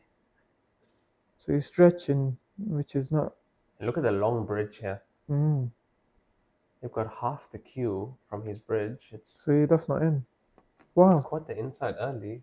Did you see how early that's caught the cushion? Surprised that pocket obviously plays a little bit kinder than some of the others that we've seen not take that kind of shot on. Usually that inside, when it catches the inside cushion, it's off. Yeah. I thought that missed as soon as they hit the cushion. Yeah. It's gone in for Kompeng, and he should be getting another frame back, so he'll be 5 frames behind if he can finish this frame off.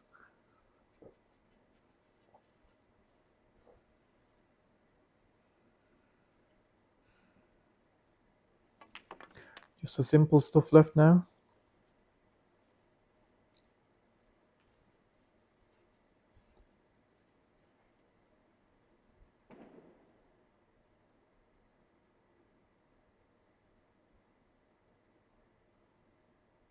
So exactly that, Arfan. They've actually asked the players and they've asked for feedback on the tournament. Yeah. And the feedback given was to extend the first half, so from 11 a.m.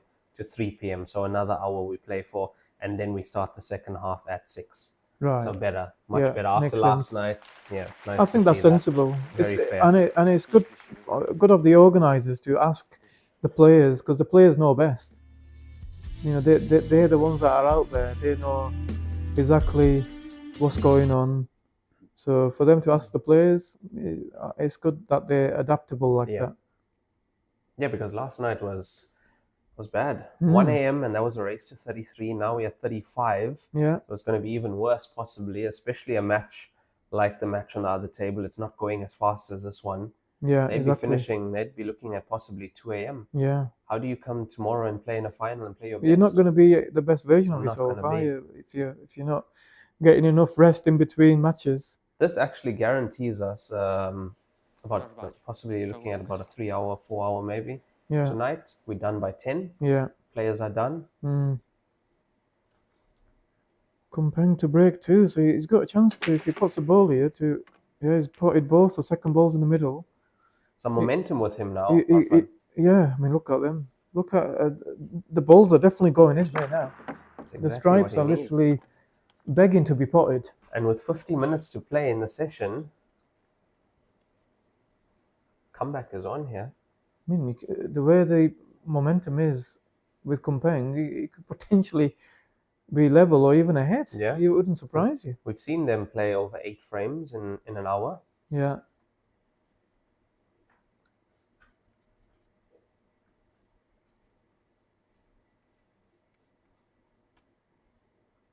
So he is choosing to pot the 10 ball.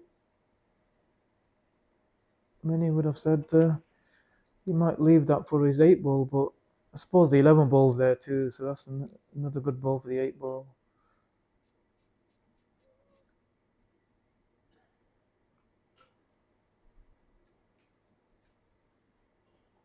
So it looks like he'll get rid of these 2 balls over the middle pockets.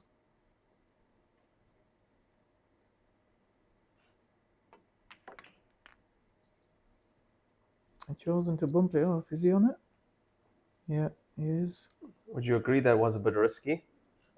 Only he knows how thin that was, or how tight of a angle that was to the middle. Like if it dropped into the middle, there was a case of just landing behind it.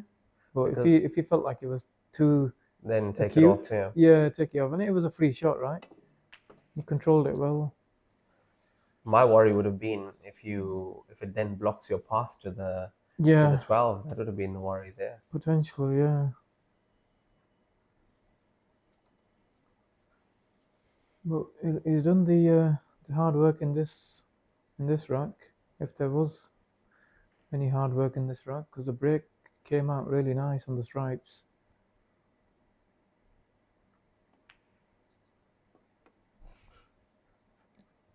Yeah, that looks pretty good. I think he'll give himself. Was he going to choose to land straight, or does he choose to stun over for the 8 ball into the same pocket? He's going to put the 11. I think he looked the way he pointed his cue, and he's going to land straight on this ball. No, he's going to have to punch across now. Yeah, he does. So this you have to be a little bit careful with, because if you get too much into the cue ball, you could go behind the 4 ball. That's the 4 there, yeah. So he'll deliberately not get into the cue ball enough. So if he does go past the 4, it'll be going past the 4 inside, underneath it, or underneath, even bump it like that. So he's gonna close. Yeah, people might say that's lucky, but he knows exactly how much spin he needs to put on the cue ball to make the 4 ball come into play in regards to bumping it. He could have trickled behind it, but I'll give him the benefit of the doubt. I think he's played that well. Yeah, good shot. That much harder than it looked. What he had to do there. Yeah, because if control coming up from the back arm. Again, yeah, like I said, if you got into the cue ball enough, he would have. He'd been in trouble. Screwed behind the 4 above.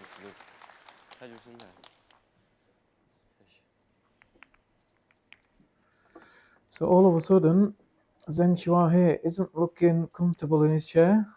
Yeah, just 4 the difference now, and it could have been 10 or 11, 16-12 in favor of Zheng Shuahe.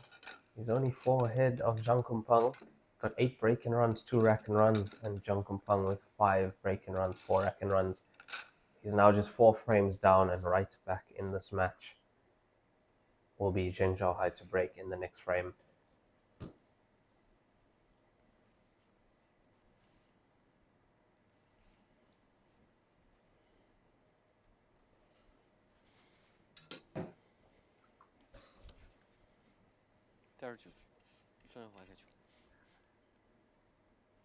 He needs a ball down on his break, I think, just to break the momentum of Kumpeng. I think he's won the last 4 or 5 racks at least. He has, yeah. That's exactly what he's done. No, he needs a wild ball. No balls in the middle. No wild ball too. And again, the spots at first glance look nice.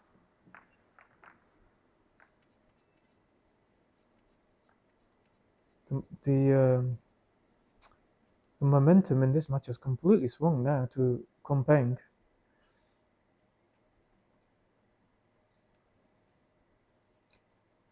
Okay, so what we got here? So I think he will decide on spots. Just needs to mind his work with the 15 ball. He obviously needs to pop the 5 ball to make the path clear for the 3 ball. So this is not as easy a finish as he's had in the last couple of frames.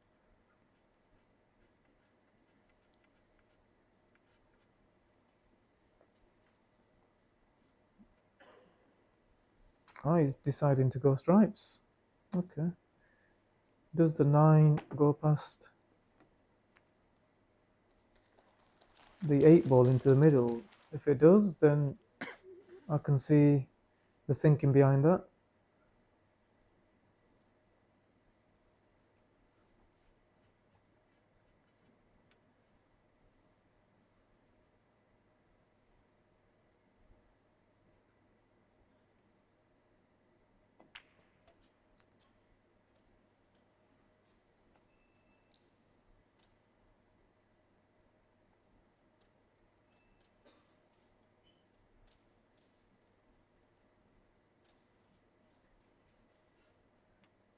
Yeah, I mean the 9 ball must go past the 8 ball in the middle.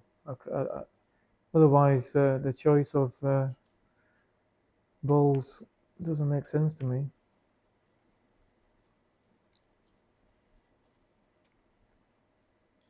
Obviously, it does go into the top left pocket past the 4 ball. That's for definite.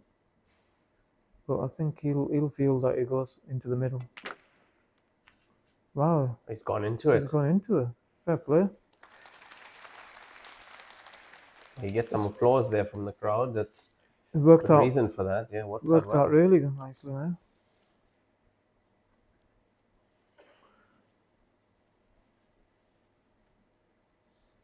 He did have to break it out. It definitely didn't go. From that overhead angle just before he broke it out. That's nice. He's just leaving himself the natural come round the back of the 15 ball. And he's only going to be 3 behind. He's found a spring in his step, Kompeng. He has. He definitely has here. Looking with over 40 minutes to play still in the session. There's a lot that he can still do here. He could, you know, if this momentum carries on for him, he could potentially be in the lead.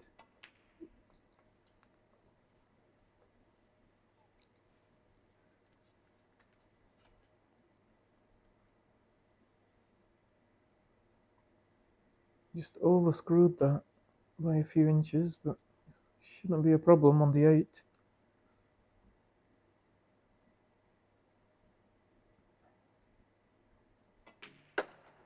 Yeah, center of the pocket. Played that really well.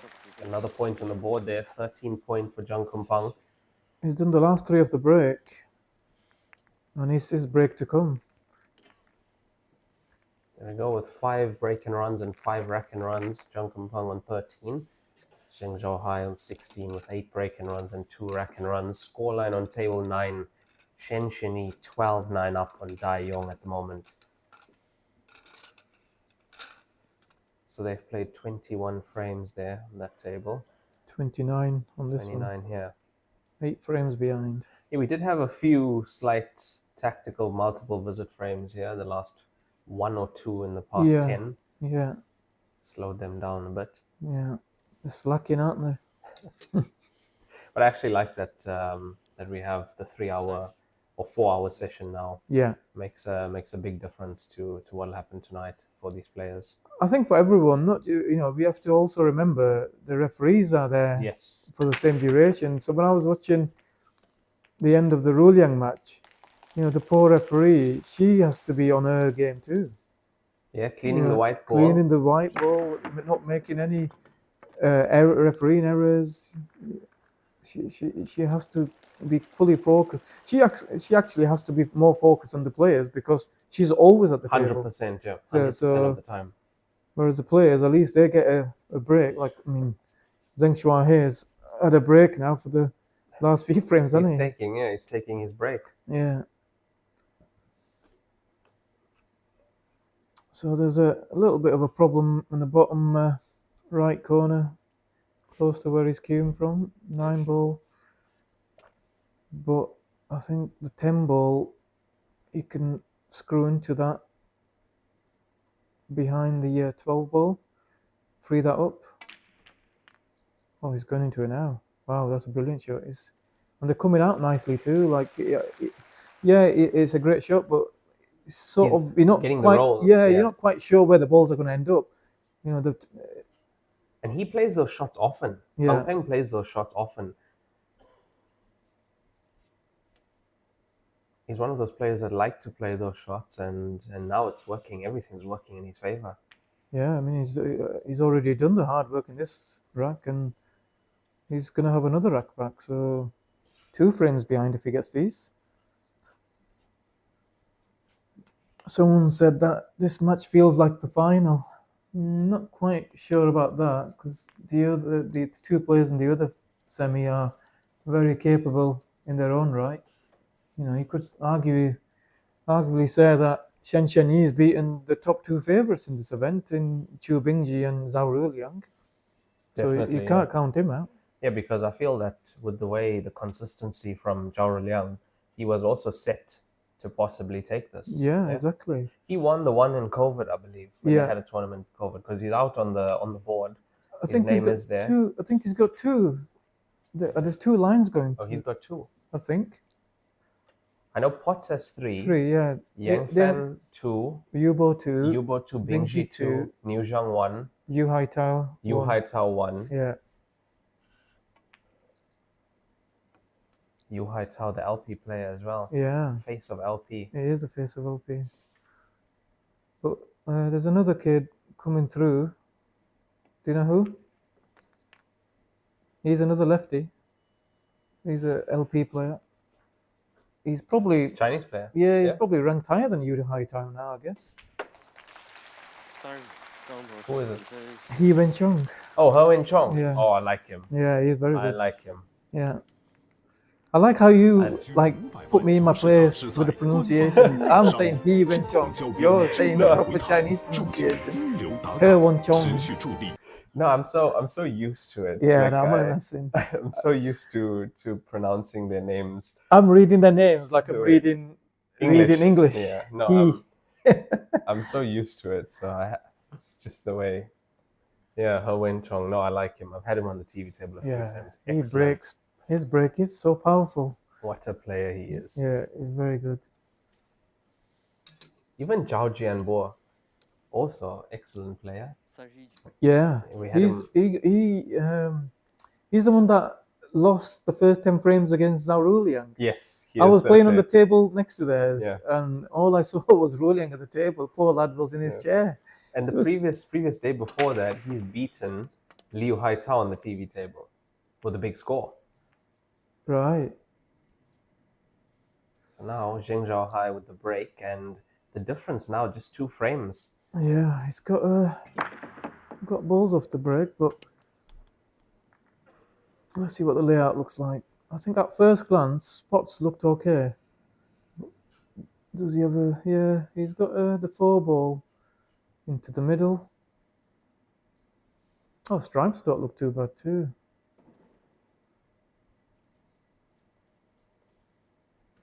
If you can pop the 15 ball and get down, he's going to choose to take spots. Maybe there's not enough angle on the 15 ball.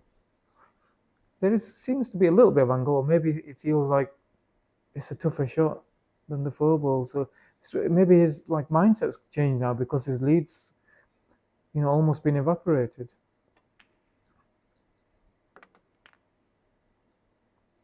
So this frame, I feel, will rest on the 5 ball. But he's got a good ball to connect to it in the 1 ball. Yeah, the 1 puts him right behind that 5. Yeah, he's gonna get right behind the 1-2 off the 6 ball. The 7 ball will be his Last ball? 8 ball. Yeah. Yeah. He can I think he can roll through onto 11 here. Yeah. So now the patterns revealed itself. 1, 5, 2, 7. 7, black ball for the center. Yeah.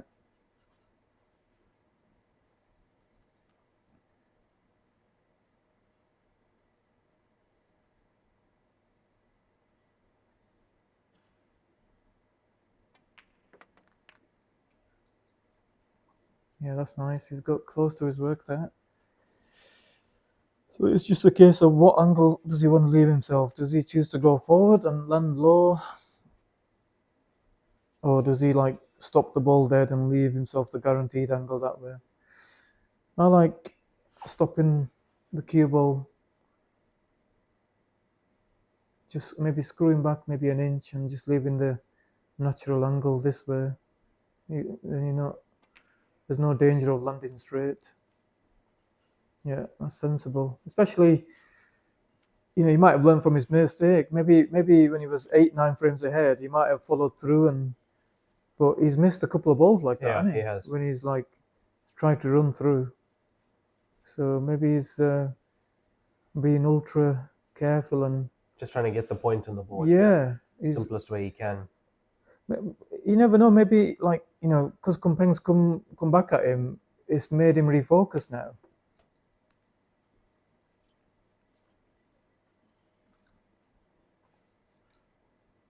So I think there's a case now of screwing behind the 11.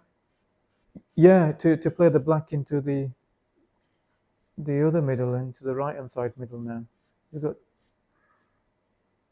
got more angle. Or he could like screw on and off the cushion to still put it into the left center, but just depends how. It's hard for us to see exactly how much angle he's got. I think these players, they fancy the on and off the cushion. Yeah, that's what he's done, and he's played that absolutely perfect. I say that, just slow down, sort of into the blind pocket, and passing the 14. 14's going to be in his eye line. So it's not a gimme. It's definitely not a gimme when you've been sat in your chair for the last few frames. Yeah, should be okay with this. I think there's enough of a gap there. And this is off his break now. Yeah. It's there. 17 points on the board for Jing Zhaohai with another break and run. 9 break and runs, 2 rack and runs for him. He is 17-14 up against Zhang Kompeng. But more importantly for Kompeng, he's got his stats up now, hasn't he? Yeah, his stats are looking his good. Stats are looking good now. 6 break and runs, 5 rack and runs, 11 one-visit clearances out of 14. That is definitely looking good. 11 each, one-visit clearances. So that's 22, and there's been 31 frames played. So 22 out of 31. 66%. Yeah, it's pretty good. It's what you expect, don't you, at this stage in the tournament? Yeah, I mean, it could, to be honest, they have the mistakes. Some of the mistakes have been out of the ordinary, really, because unexpected ones for these boys. So them stats could have been a lot higher.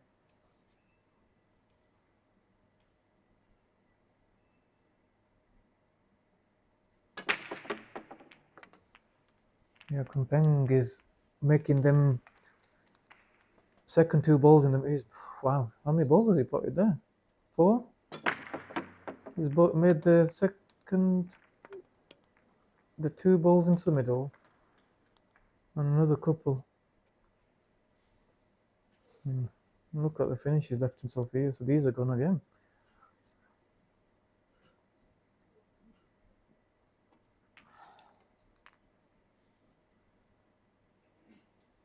This layout is one of the best ones of the match so far.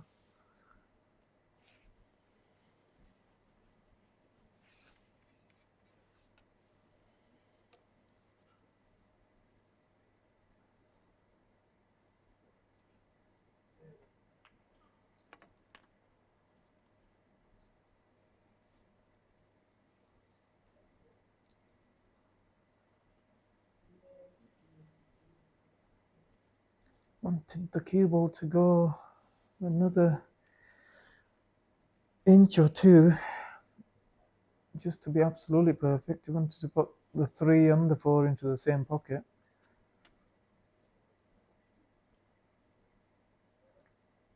He might be able to run into the 11 just to... Or is he stunning past it? Yeah. Just having to reroute a little bit. I think ideally you wanted the 6 ball to be the last ball to get on the 8 ball, but it will be the 4-ball now. And that looks pretty much perfect. Left himself a natural angle to come off the side cushion right behind the 8-ball again. And this is another break and finish from Kumpeng. I think every single frame after the interval, last interval, has been off the break so far. And crucially for Kumpeng, he's won 4 of them. Yeah, definitely been the more dominant player, I'd say, in the last 10 frames. Yeah. Yeah, that's scoreline reflects that too. And that's 15 points on the board for Jung Kumpeng with another break and run. 17-15 now. And that is another player break. We'll be back in about just under 10 minutes, guys. Stay with us.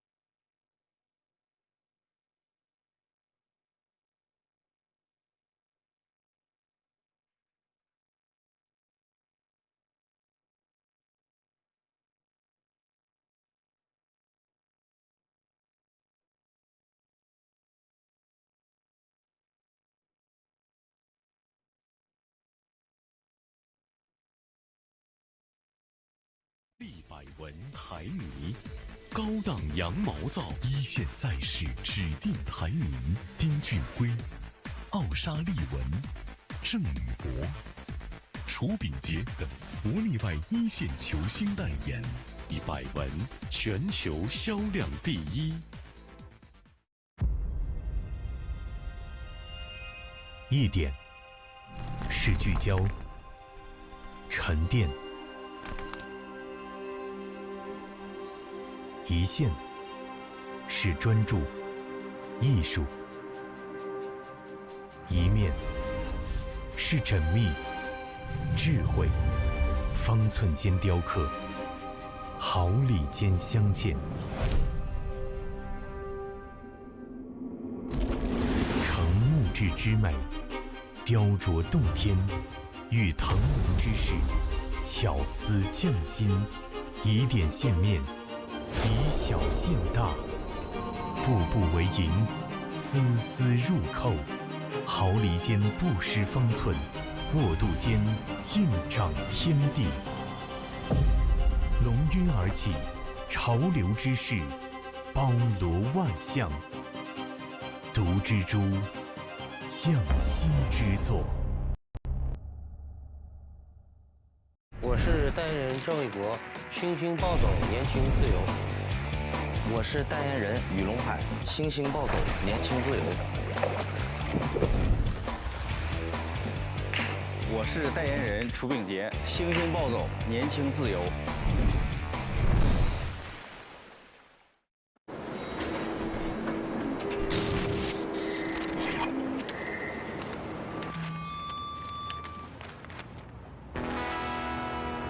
Born in Louisiana. My mama told my papa, our little boy has got the blues.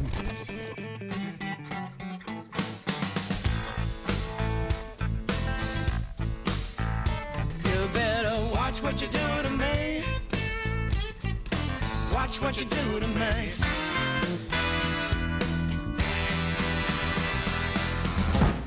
How much? I'll be sorry. That's for no question. 冠军500万乔氏大师赛官方供应商，正红胶边均匀回弹，铸就一流打感，持续助力中式台球职业化联赛，制造好球桌，胶边选正红。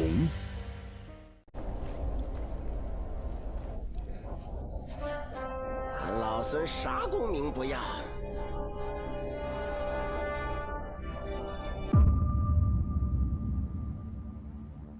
只求回到这花果山中了，过过逍遥日子。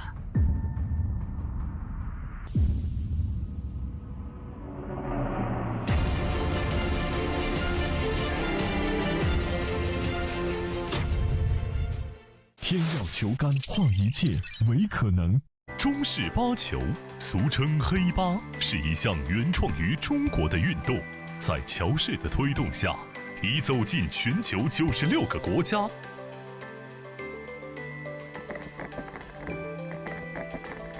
乔氏中式八球，风靡全球的中国运动。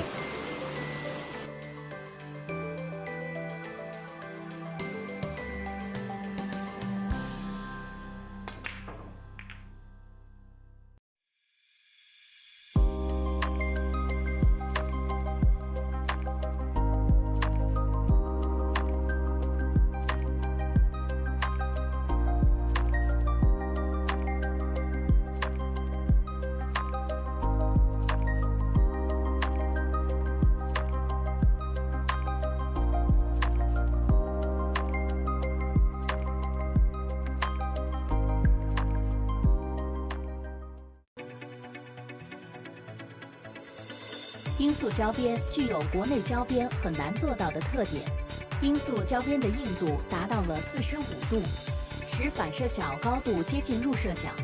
罂粟整条胶边误差小于20丝，因而各部位酷性一致。欢迎各品牌厂家使用罂粟胶边来提升台球桌的专业性能。好胶边罂粟皂，好胶边罂粟皂。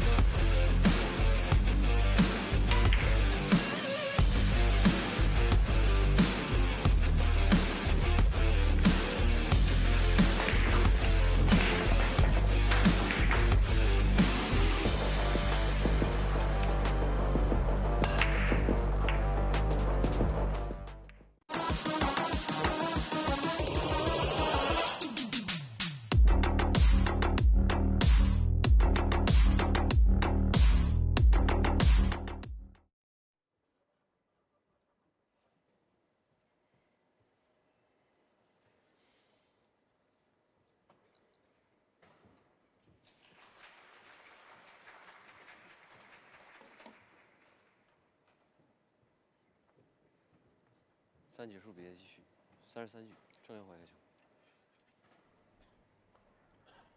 And we are back from the player break. Scoreline 17-15 here after 32 frames played in this race to 35 between Zheng Zhaohai and Zhang Kumpang.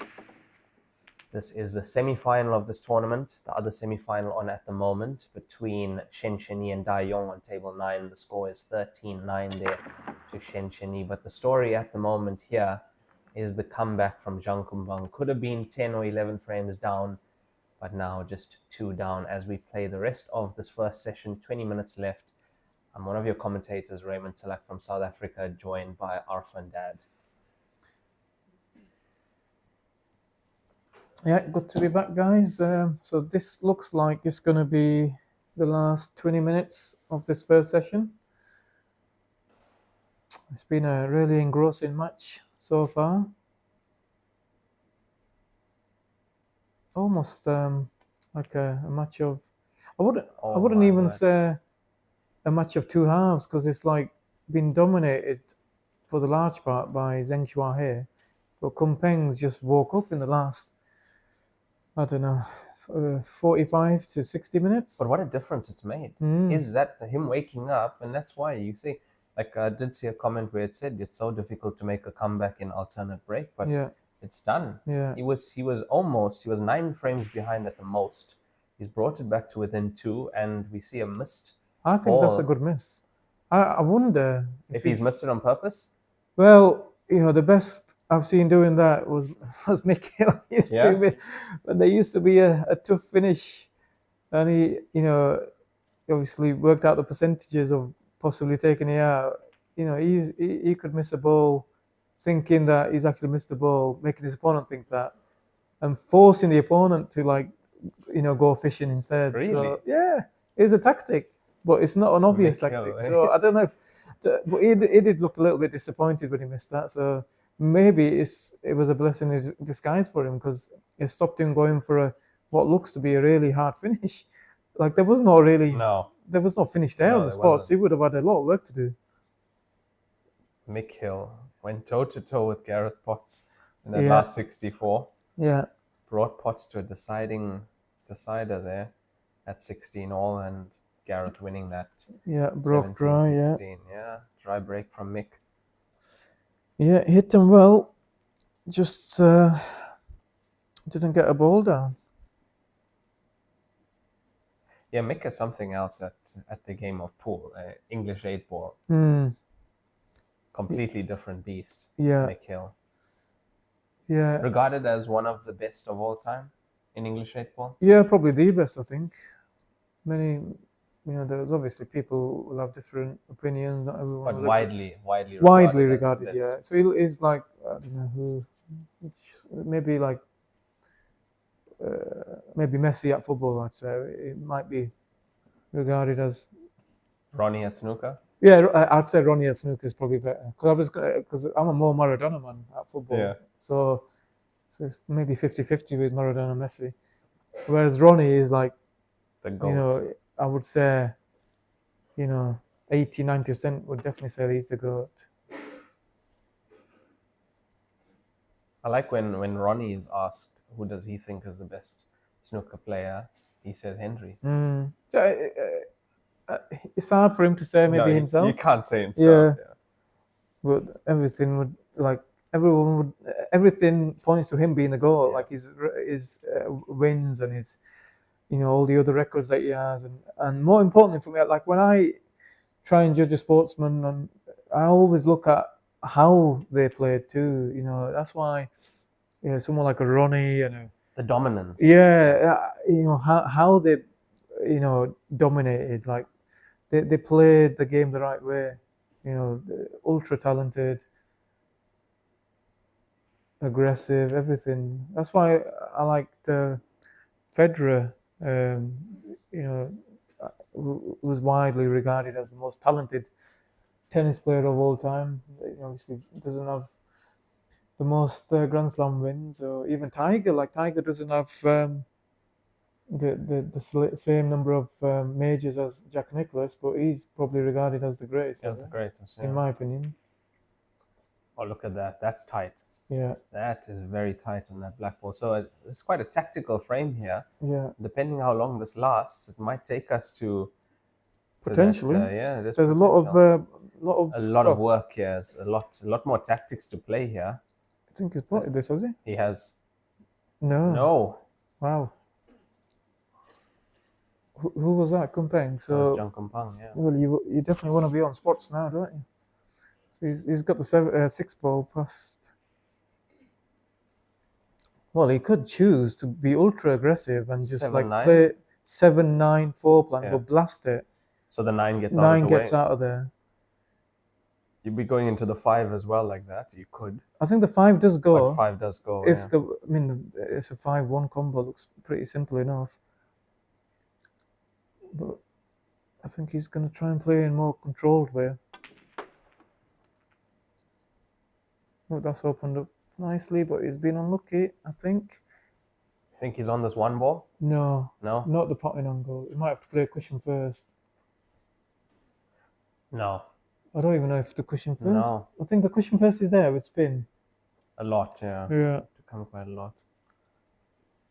You're quite unlucky to land tight on the 13 ball like that. Yeah, very unlucky that.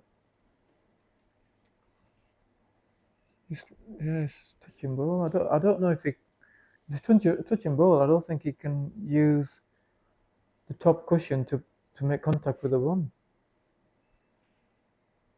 Could still put it off to.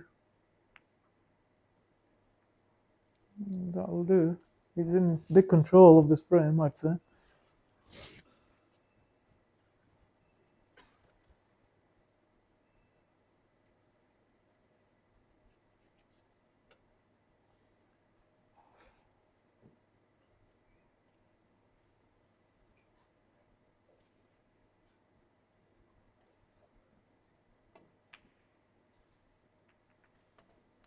It's a good shot from Yeah, Compain. that is a good shot. Changes things, yeah. Yeah, definitely. He's got one more ball on the table too, so he's got one piece advantage. And that, talking about that piece advantage, that plays a huge part in this game. If you, for example, you miss your last ball and you leave your opponent with 7 on the table, you're done. Yeah, should be 90% to barring, 95. Yeah, barring a fluke from your opponent or a bad mistake from yourself, should be done. Yeah, those are the frames that really hurt. Wow. When you attack the clearance and you don't make the last ball. No, the fact that your opponent's missed, left himself in just one ball, and you don't know, punish, you have. If you don't punish that mistake, yes. those do really hurt because you're kicking yourself in the chair. And you might lay a snooker and your opponent gets out of it and puts the ball. Yeah, we've seen that. Yeah, it's like a cardinal sin if you're not winning those frames. When you're like 7 against 1 or 7 against 2. That definitely does hurt.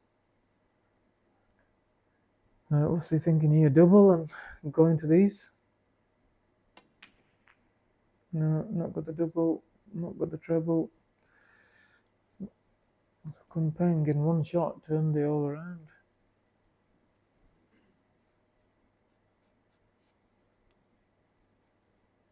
I was thinking you could release the 9 here and screw back and put the cue ball behind the 12 as well, or he's going to trap. He's looking to get against ball in hand. Ball in hand, possibly.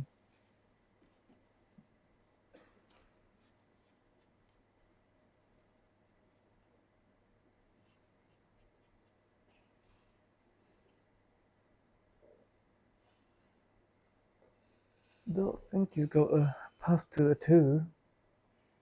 Looks like he's touching ball on the 12. No, he does. He's playing it direct. That's smart. He's bumped it safe, but he's still fairly behind. Oh yeah, I would say Compain favorite at the moment. Yeah, definitely. Big frame this, with the difference just being 2 frames now. You could maybe bump the 10 in front of the 2 here. Not like take the pocket, because then you leave your opponent an easy loss of turn shot. Just put it in front of it. You know, somewhere on the bottom cushion. Oh, the other shot is, I was looking at this, maybe double, not even try and put it, just screw in behind the. So maybe screw up the table. Screw up there, yeah, because you're not leaving much on after. Solid bank there from Compain, but is he going to finish it then? Is he going to like? How's he going to break up that? He's going to screw into the 7 now and break it out. But this is a aggressive option. When he was in control of the frame, he didn't need to do this, but he's feeling confident now, so I'm not going to say he's wrong. Or has he got enough? Yes. Look at that. That is it. Showing some reaction there. Yeah, because he knew he could get within 1 frame. Like, I'm not, like I said, I ain't going to criticize someone like him, but did he need to be aggressive? I mean, that aggressive. Yeah, because he was well ahead of that safety battle. Yeah, he was controlling that. Yeah, he could have like played his. As they keep the 15 on the board and put the cue ball behind. Just maintain his advantage and just develop the table better for himself. But you know, everything is looked at in hindsight. If he doesn't go enough, he's probably lands on the 10 ball and he's out. So it's hard to criticize all the time. But I just think that he should have played the situation there. Yeah, you know, he's come back at his opponent. You know, he's firmly in control of this frame. Make sure, don't do anything, you know, stupid. I think that obviously that's a bit unlucky. So I'm not going to say that was stupid, but Massive amounts of cue power as well. He's gone through the 7-9 and the cue ball just carried on. Yeah. With speed to that center pocket. That's another thing in this game. You have to have cue power here. Yeah. You have to. I think the cues that they're using, they're so powerful. So they effortlessly get into the cue ball and generate spin. Yeah. Whereas maybe like a snooker style cue, you probably need to. Look, I have heard the Heyball cues are packing power as Yeah, well. The players yeah. that use the Heyball, Yeah. I have heard those are packing power. Yeah, no, it comes down to different things. I mean, even the tip that you use, they're ultra responsive now.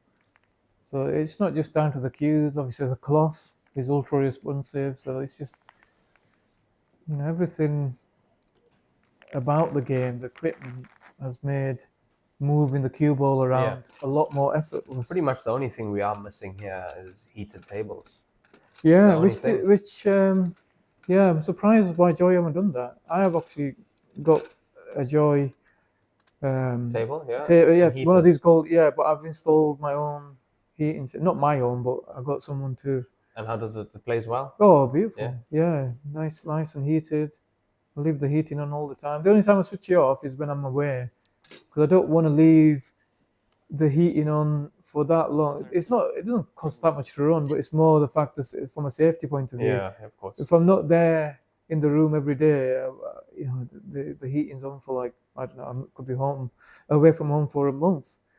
I don't want to leave heating on for a month. You don't know, maybe one of the wires might do something, it might catch fire. I'm more thinking about that. You never know. So I just like to turn the heating off when I'm not at home for long periods, and then as soon as I get home, I'll just leave it on all the time. Surprising here, I feel, at this venue. How have the tables been playing though at this venue? No heating, but it looks like they've been playing consistent throughout the day. Yeah, no, they've been pretty good. They haven't looked heavy. No, they haven't looked heavy No, from not where at all. I'm viewing them. No, not at all. If anything, they've played really, really quick. From my point of view, sometimes the cushions might have had a little bit more bounce. It depends on the different parts of the day. I think maybe during the last session, because the room's a lot warmer in the evening because the heating's been on for most of the day. The cushions start getting a little bit more springier. Oh, that was a jump to the 4. Yeah, it mustn't have had a clean shot at the spots. Is it still open? I kind of stopped paying attention. It is still open, and it's off his break. He potted on his break. Yeah. Does that stripe go past? If the stripe goes past, then he's definitely going stripes. It doesn't look like it does.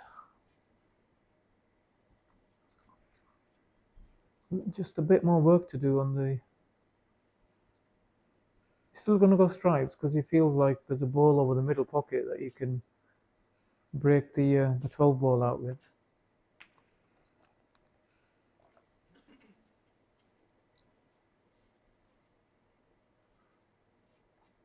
Could even go into it now off the 15 ball. What's your recovery though? If you're going from the 15 the to 10 ball, the 10 is your recovery. Yeah, because the 15, it kind of like clears the whole path to the 10. Watch the cue ball. Oh, the spin's taking it in. They both had bad rolls there. There's always a possibility with a shot like that. Yeah, there is. Still unlucky though. And the spin, the spin has just spin's helped in. it. Yeah, carried on. Yeah, unlucky there from Jing Zhaohai. Yeah, I don't think he can put the 4 ball in hand straight away. So he's gonna put the 3 and get behind it now. And everything else is there for him, I think. Potentially the last frame of the session, or will there be one more? Wow. Depends on that. Oh, he's taking the plant. Yeah, I mean, should make it, but why can't you just put the 3 and get behind it again? Easy enough, really.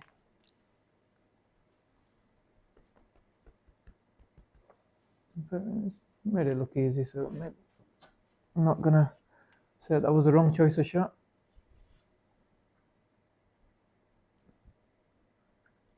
So this is gonna get into within 2 frames again. Yeah, good place to be in. Maybe I think there will be probably time for 1 more frame. If he can clear up now, Yeah. 5 minutes to go until the end of this session. First session of the day. We resume later at 6 p.m. local time. That will be 3 hours after the session ends.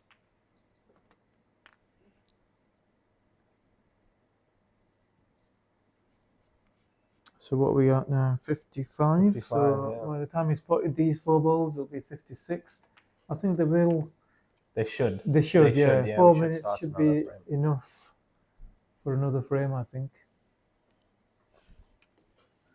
On table 9, Shen Yi is 15-10 up against Dai Yong. He's maintaining the lead and extending it. Yeah. It's Shen Yi 15-10, 25 frames 25, played. 33. 3. So 8 frames. Yeah, they're gonna have a bit of a late night. Yeah. Unfortunately for them. Yeah. Luckily for us, we're not commentating on that one. Lucky.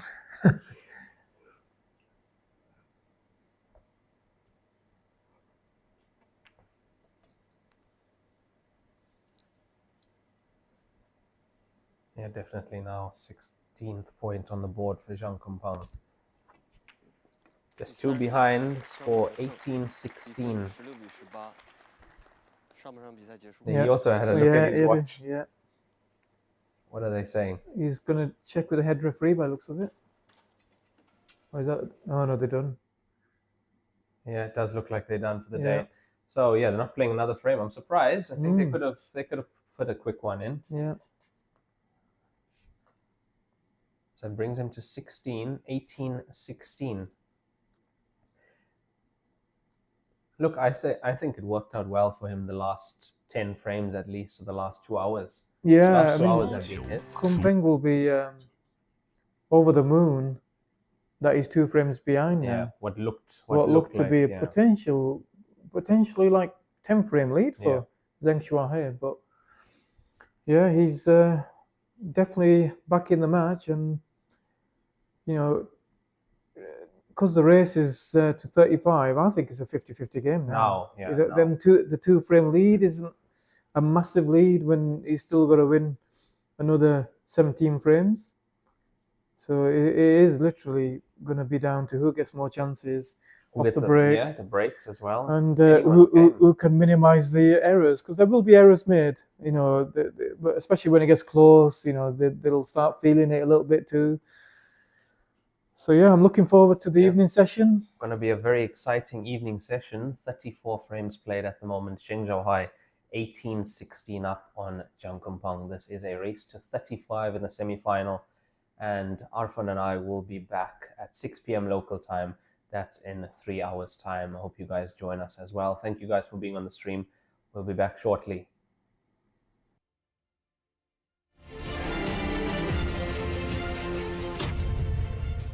天要球杆，换一切为可能。老鹰胶边，乔氏官方合作伙伴，冠军品质，成就梦想。全球每100张高端台球桌就有1张搭配老鹰胶条。通过高分子纳米配方，我们让橡胶拉伸强度提升40%，回弹误差0.03毫米，每一道工序全程数控化。 每条胶边都需要经历严苛的平整度检测，确保每延米承载10万次冲击不变形。顶级赛事官方认可，精准回弹，每一次撞击释放力量本真，卓越表现，只为成就每一位梦想追逐者。鹰击长空，逐梦抬弹，老鹰胶边。 与世界一同飞翔，引领未来，见证荣耀时刻。精准回弹，首选老鹰。我是代言人郑卫国，星星暴走，年轻自由。我是代言人雨龙海，新星暴走，年轻自由。我是代言人楚秉杰，星星暴走，年轻自由。当热爱遇上奥斯本兹，精研工艺，邂逅上乘材质，匠心独具，诠释卓越性能，尽显非凡魅力。每一次击球都能感受到力量与技巧的和谐共鸣，每一次挥杆都是精准操控与职业打感完美契合。手握奥斯本兹酒杆，为热爱全力以赴，注重打感，选奥斯本兹。一点是聚焦、沉淀；一线是专注、艺术；一面是缜密、智慧。方寸间雕刻，毫厘间镶嵌。成木质之美，雕琢洞天；遇腾龙之势，巧思匠心。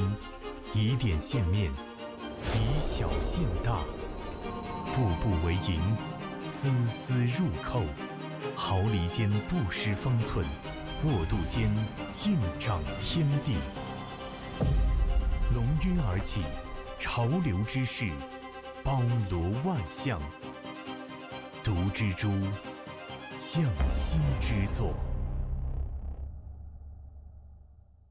立百文台泥，高档羊毛皂，一线赛事指定台泥。丁俊晖、奥沙利文、郑宇博、楚秉杰等国内外一线球星代言，立百文全球销量第一。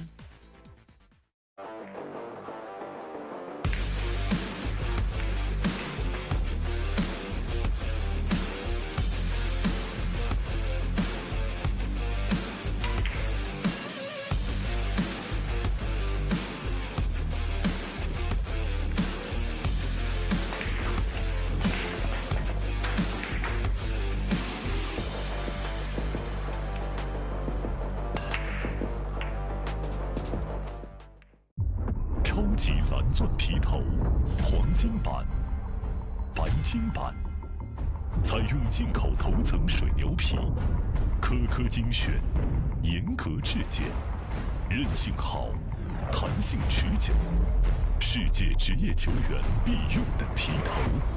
超级蓝钻，一专业，缔造不凡。全乔氏是乔氏中的乔氏，全国各地区球房的典范。一句全乔氏代表着球房档次、服务、口碑全部到位，有实力，全乔氏。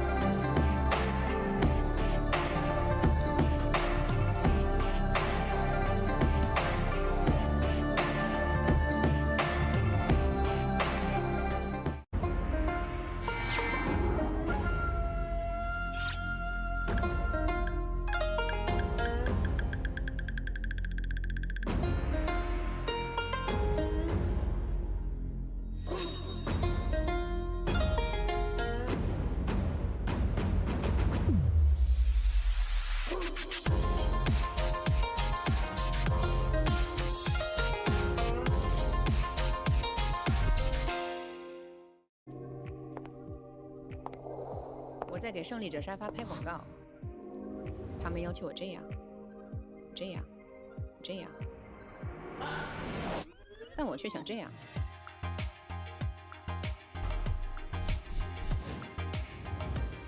真正好品质，经得起推敲。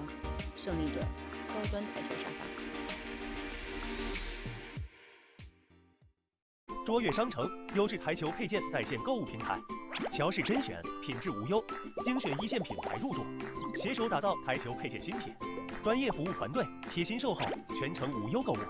球房配件选卓越，省时省力更省心。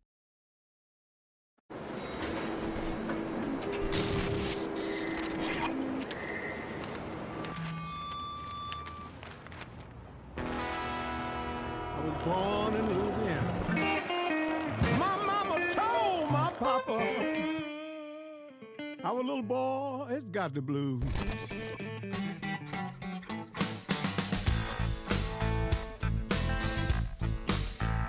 You better watch what you do to me. Watch what you do to me.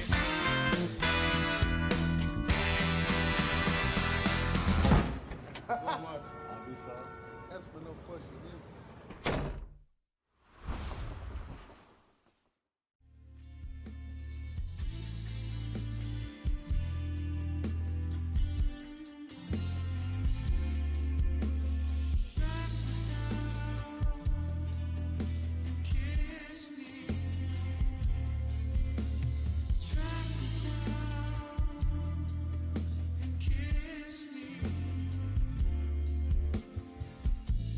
Wasted your love and won't waste anymore.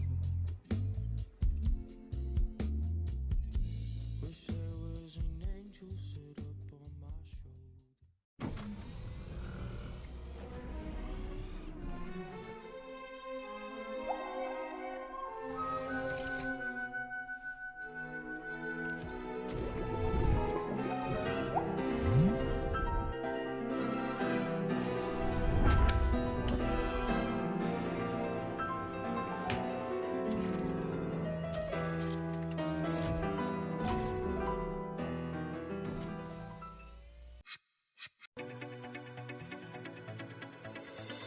罂粟胶边具有国内胶边很难做到的特点，罂粟胶边的硬度达到了45度，使反射角高度接近入射角。罂粟整条胶边误差小于20丝，因而各部位酷性一致。欢迎各品牌厂家使用罂粟胶边来提升台球桌的专业性能。好胶边罂粟皂，好胶边罂粟皂。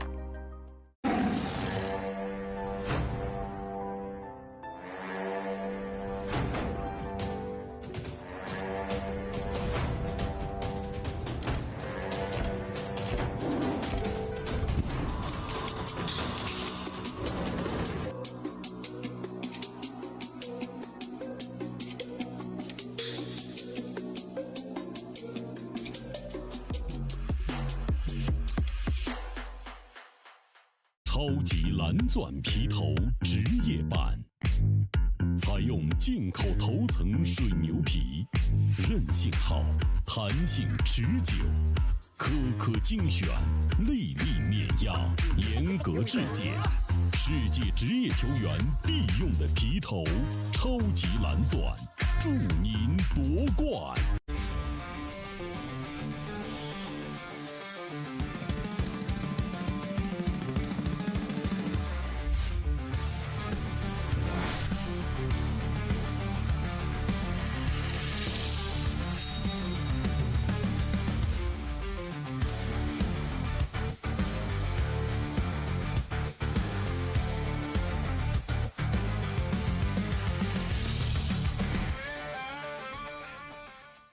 今天给大家推荐一款非常好的台泥 H153，是我自己用了1年多的台泥，汗毛量80%，手感特别细腻，走位很平稳。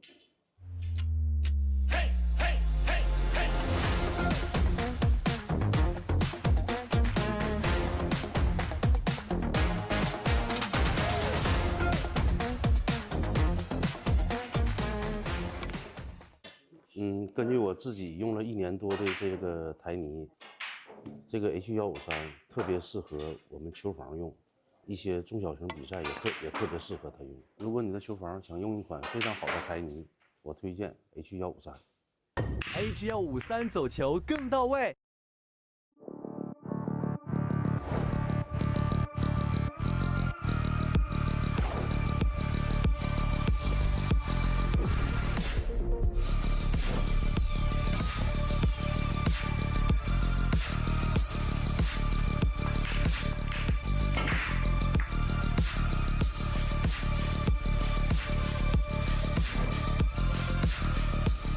翘课我选布洛克。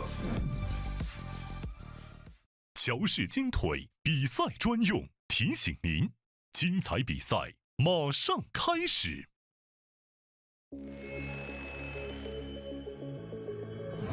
轩辕、赤霄、龙渊、干将、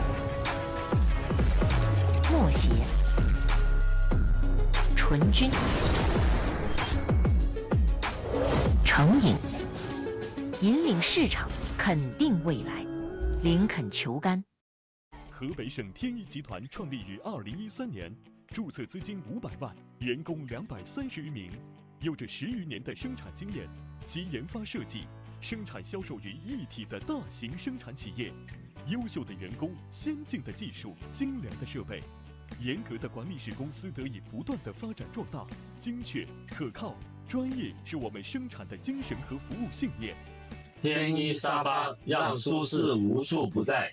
中式八球，俗称黑八，是一项原创于中国的运动，在乔氏的推动下，已走进全球96个国家。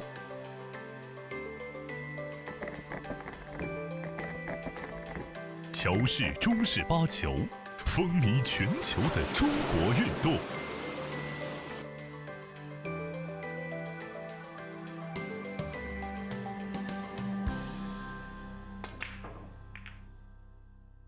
冠军500万乔氏大师赛官方供应商，正红胶边均匀回弹，铸就一流打感，持续助力中式台球职业化联赛，制造好球桌，胶边选正红。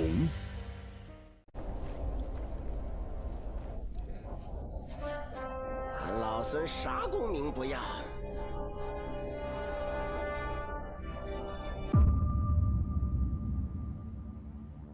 只求回到这花果山中了，过过逍遥日子。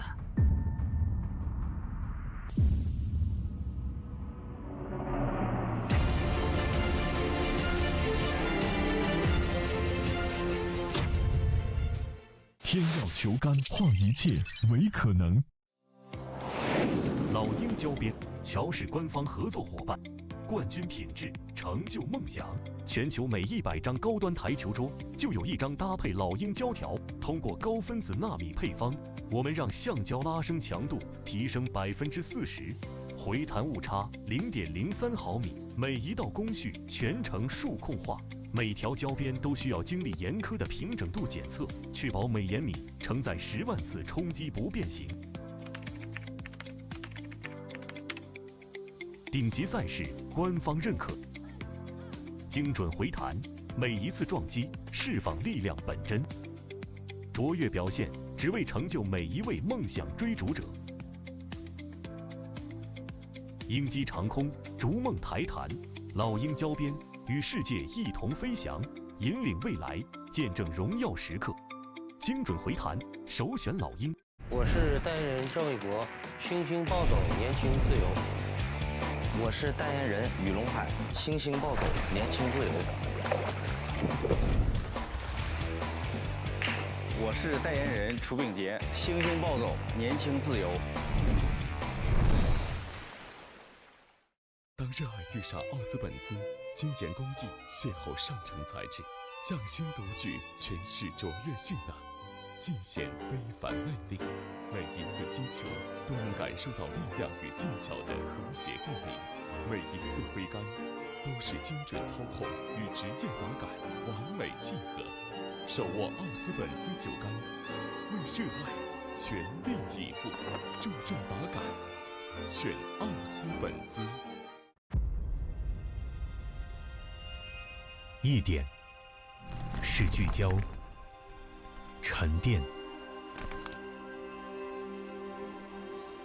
一线是专注、艺术，一面是缜密、智慧，方寸间雕刻，毫厘间镶嵌。成木质之美，雕琢洞天，遇腾龙之势，巧思匠心，以点线面，以小现大，步步为营，丝丝入扣，毫厘间不失方寸，握度间尽掌天地。龙晕而起，潮流之势，包罗万象，独蜘蛛，匠心之作。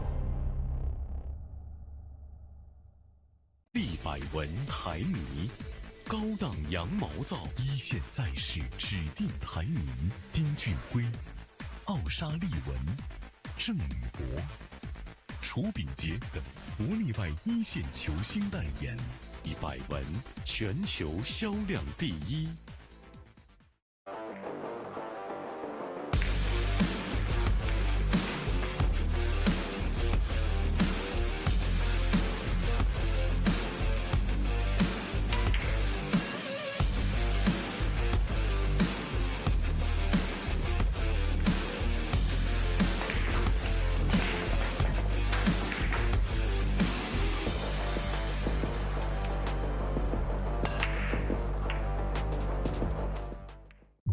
超级蓝钻皮头，黄金版、白金版，采用进口头层水牛皮，颗颗精选，严格质检，韧性好，弹性持久，世界职业球员必用的皮头。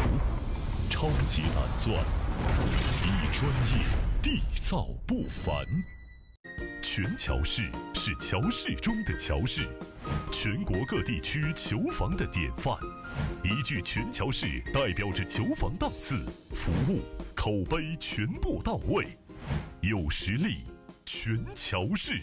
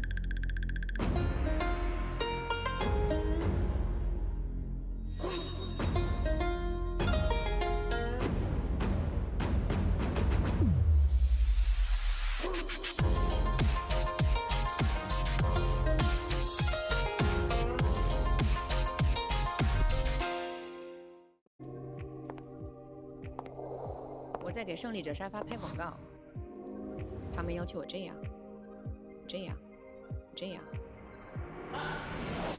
但我却想这样。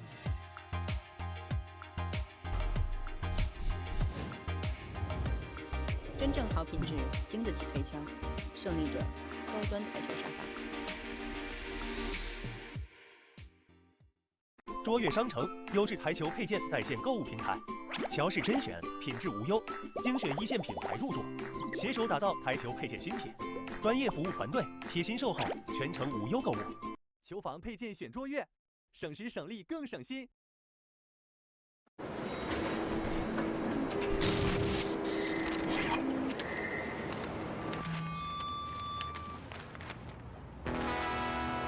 I was born in Louisiana.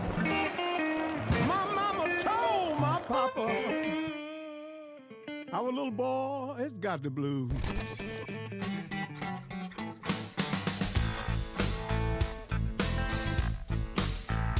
You better watch what you do to me.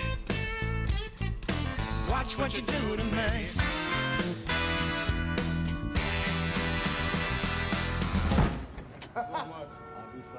That's for no question.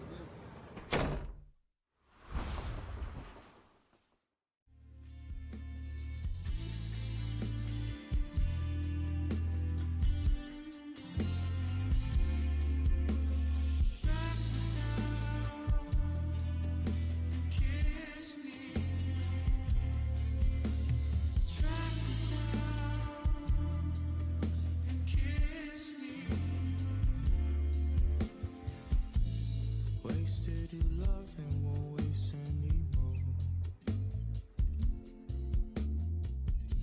Wish there was an angel sit up on my shoulder.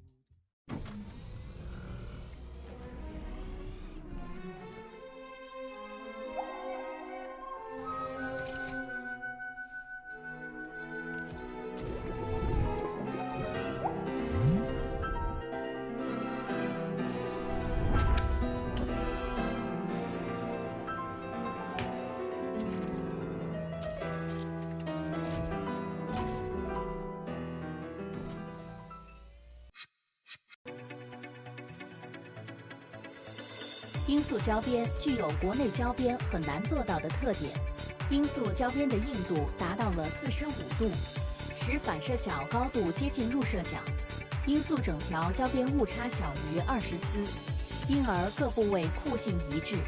欢迎各品牌厂家使用罂粟胶边来提升台球桌的专业性能。好胶边罂粟皂，好胶边罂粟皂。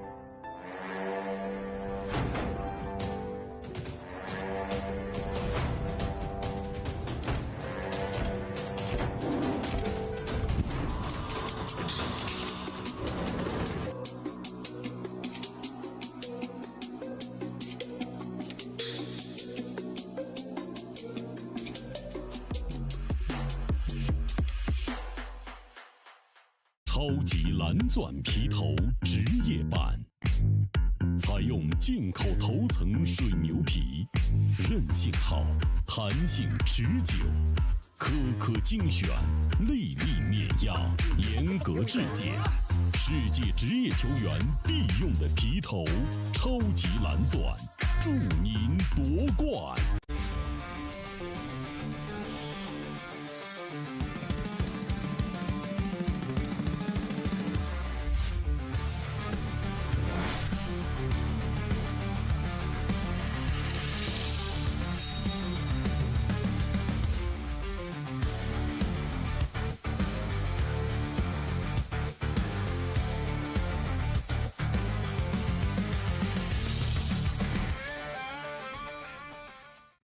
今天给大家推荐一款非常好的台泥 H153，是我自己用了1年多的台泥，汗毛量80%，手感特别细腻，走位很平稳。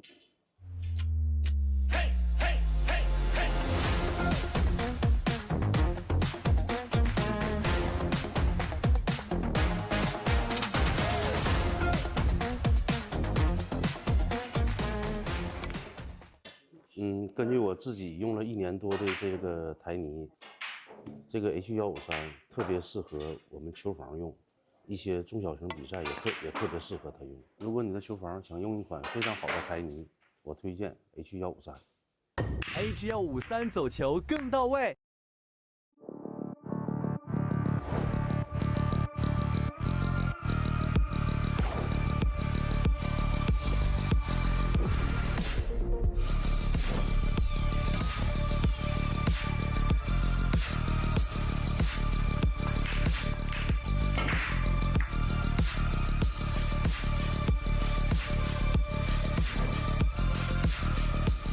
翘课我选布洛克。乔氏金腿比赛专用，提醒您，精彩比赛马上开始。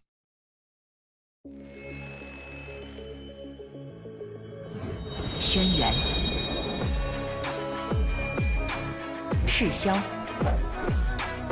龙渊、干将、默邪、纯君、成瘾，引领市场，肯定未来，林肯球杆。河北省天一集团创立于2013年，注册资金500万，员工230余名，有着10余年的生产经验及研发设计、生产销售于一体的大型生产企业。优秀的员工、先进的技术、精良的设备，严格的管理使公司得以不断的发展壮大。精确、可靠、专业是我们生产的精神和服务信念。天一沙发让舒适无处不在。中式八球，俗称黑八，是一项原创于中国的运动，在乔氏的推动下，已走进全球96个国家。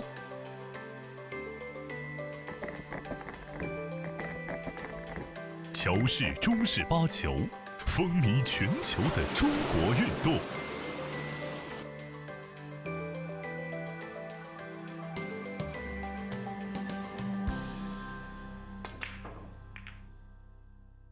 冠军500万乔氏大师赛官方供应商，正红胶边均匀回弹，铸就一流打感，持续助力中式台球职业化联赛，制造好球桌，胶边选正红。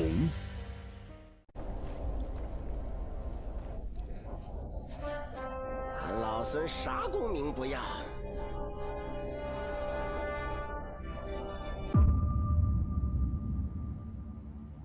只求回到这花果山中了，过过逍遥日子。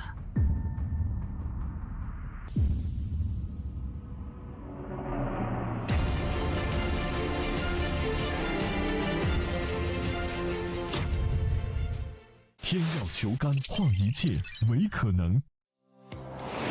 老鹰胶边，乔氏官方合作伙伴，冠军品质，成就梦想。全球每100张高端台球桌，就有1张搭配老鹰胶条。通过高分子纳米配方，我们让橡胶拉伸强度提升40%，回弹误差0.03毫米，每一道工序全程数控化，每条胶边都需要经历严苛的平整度检测，确保每延米承载10万次冲击不变形。顶级赛事官方认可，精准回弹，每一次撞击释放力量本真，卓越表现只为成就每一位梦想追逐者。鹰击长空，逐梦台弹，老鹰交边，与世界一同飞翔，引领未来，见证荣耀时刻。精准回弹，首选老鹰。我是代言人郑卫国，星星暴走，年轻自由。我是代言人雨龙海，星星暴走，年轻自由。我是代言人楚秉杰，星星暴走，年轻自由。当热爱遇上奥斯本兹，精研工艺，邂逅上乘材质，匠心独具，诠释卓越性能，尽显非凡魅力。每一次击球都能感受到力量与技巧的和谐共鸣，每一次挥杆都是精准操控与职业打感完美契合。手握奥斯本兹酒杆，为热爱全力以赴，注重打感，选奥斯本兹。一点是聚焦、沉淀；一线是专注、艺术；一面是缜密、智慧。方寸间雕刻，毫厘间镶嵌。成木质之美，雕琢洞天；遇腾龙之势，巧思匠心。以点线面，以小线大，步步为营，丝丝入扣。毫厘间不失方寸，握度间尽长天地。龙跃而起，潮流之势，包罗万象。读之珠，匠心之作。立百文台泥，高档羊毛皂，一线赛事指定台泥。丁俊晖、奥沙利文、郑宇博、楚秉杰等国内外一线球星代言，以百文全球销量第一。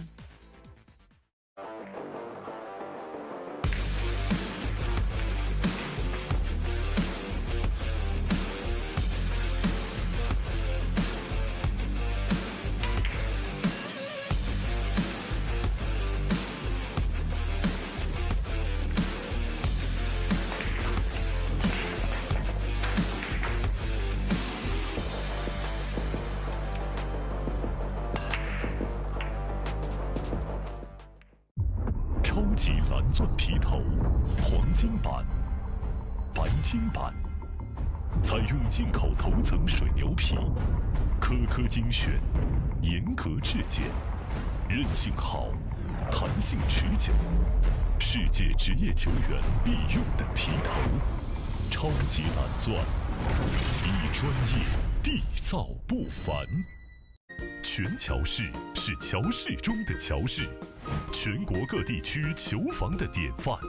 一句全乔氏代表着球房档次、服务、口碑全部到位，有实力，全乔氏。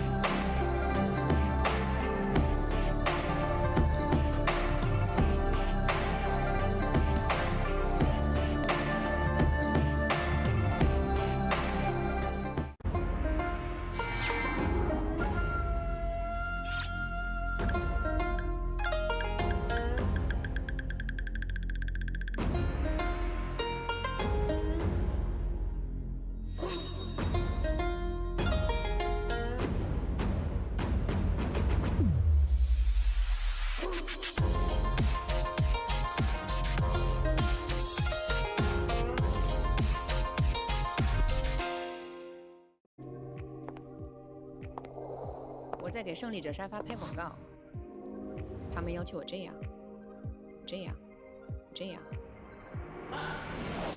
但我却想这样。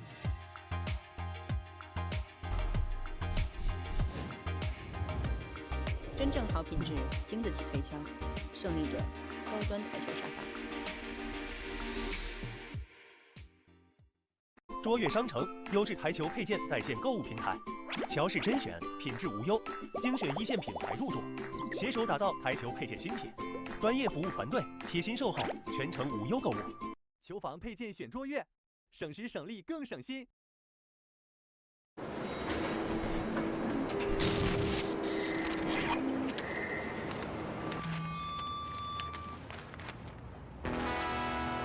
I was born in Louisiana. My mama told my papa, our little boy has got the blues.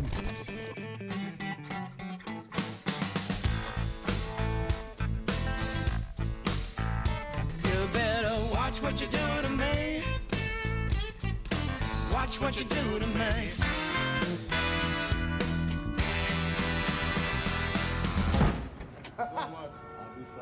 That's for no question.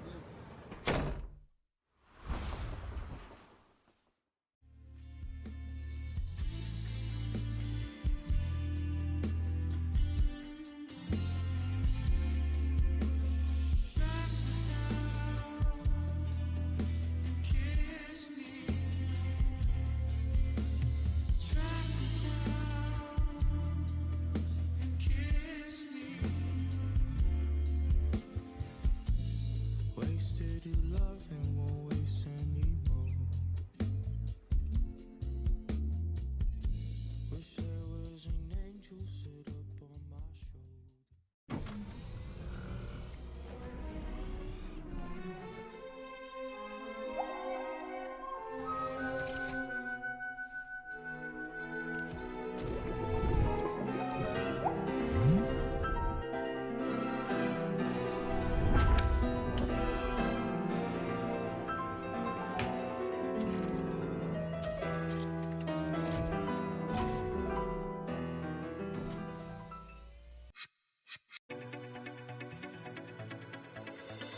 罂粟胶边具有国内胶边很难做到的特点，罂粟胶边的硬度达到了45度，使反射角高度接近入射角。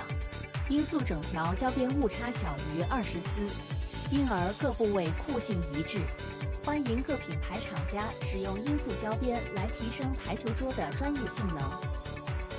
好胶边罂粟皂，好胶边罂粟皂。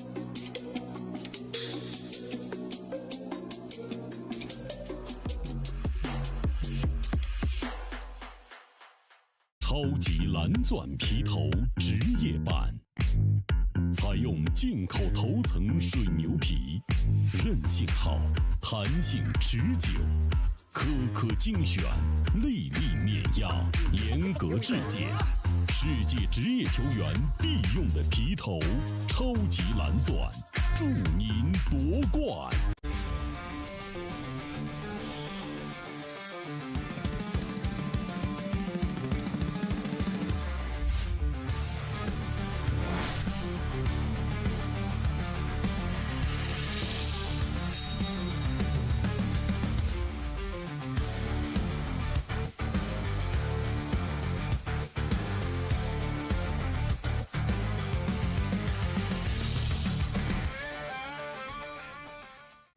今天给大家推荐一款非常好的台泥 H153，这我自己用了1年多的台泥，汗毛量80%，手感特别细腻，走位很平稳。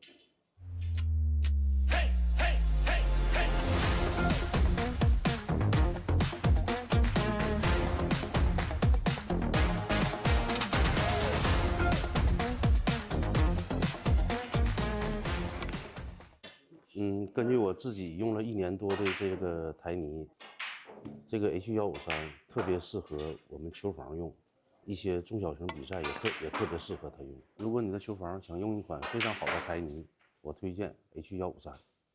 H153走球更到位。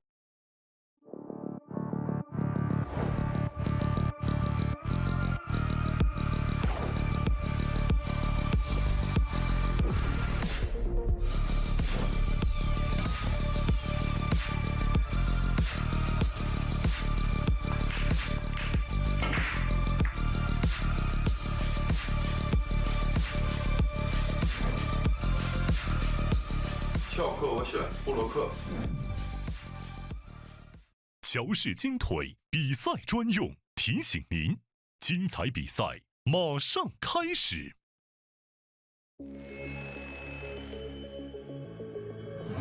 轩辕、赤霄、龙渊、干将、默邪、纯君、成瘾，引领市场，肯定未来，林肯球杆。河北省天翼集团创立于2013年，注册资金500万，员工230余名，有着10余年的生产经验及研发设计、生产销售于一体的大型生产企业。优秀的员工、先进的技术、精良的设备，严格的管理使公司得以不断的发展壮大。精确、可靠、专业是我们生产的精神和服务信念。天一沙发让舒适无处不在。中式八球，俗称黑八，是一项原创于中国的运动，在乔氏的推动下，已走进全球96个国家。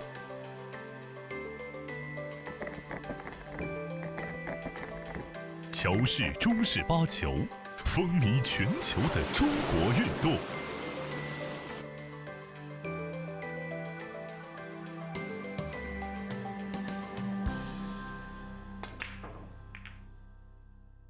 冠军500万乔氏大师赛官方供应商，正红胶边均匀回弹，铸就一流打感，持续助力中式台球职业化联赛，制造好球桌，胶边选正红。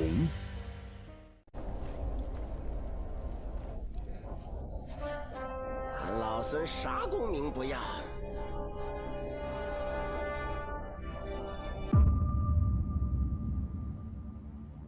只求回到这花果山中了，过逍遥日子。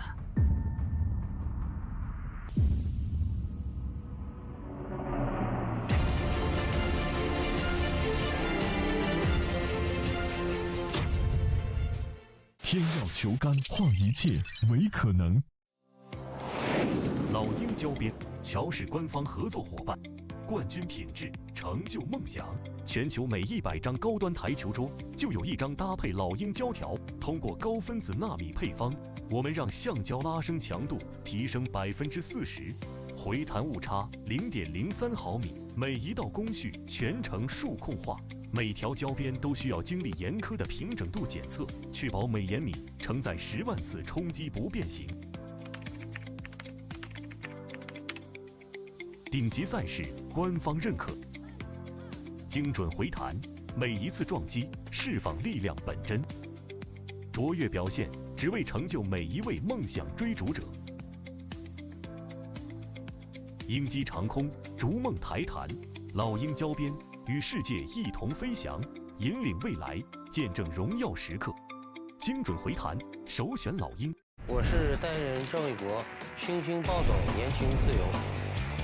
我是代言人雨龙海，星星暴走，年轻自由。我是代言人楚秉杰，星星暴走，年轻自由。当热爱遇上奥斯本兹，精研工艺，邂逅上乘材质，匠心独具，诠释卓越性能，尽显非凡魅力。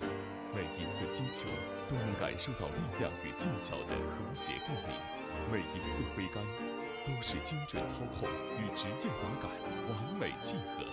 手握奥斯本兹球杆，为热爱全力以赴，重重打感，选奥斯本兹。一点是聚焦、沉淀；一线是专注、艺术；一面是缜密、智慧。方寸间雕刻，毫厘间镶嵌。成木质之美，雕琢洞天；遇腾龙之势，巧思匠心。以点线面，以小现大，步步为营，丝丝入扣。毫厘间不失方寸，握度间尽长天地。龙跃而起，潮流之势，包罗万象。独蜘蛛，匠心之作。立百文台泥，高档羊毛皂，一线赛事指定台泥。丁俊晖、奥沙利文、郑宇博、楚秉杰等国内外一线球星代言，立百文全球销量第一。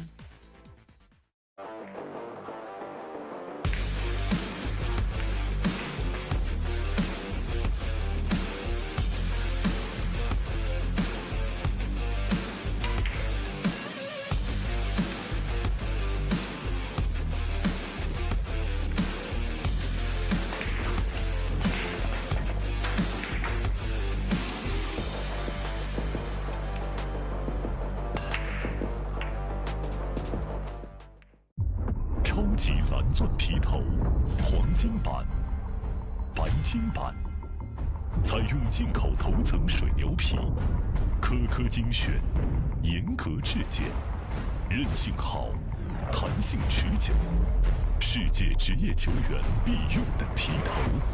超级蓝钻，一专业，缔造不凡。全乔氏是乔氏中的乔氏，全国各地区球房的典范。一句全乔氏代表着球房档次、服务、口碑全部到位，有实力，全乔氏。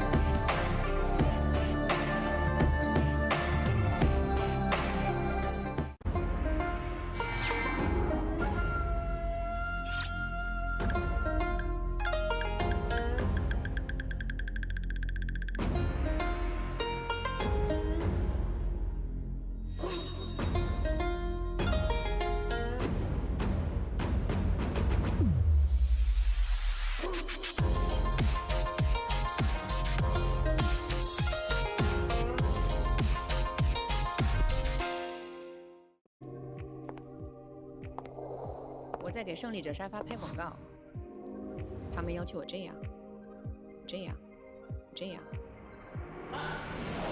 但我却想这样。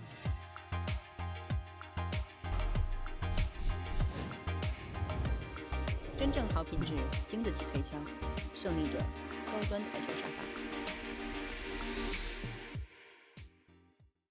卓越商城优质台球配件在线购物平台，乔氏甄选，品质无忧，精选一线品牌入驻，携手打造台球配件新品，专业服务团队，贴心售后，全程无忧购物。球房配件选卓越，省时省力更省心。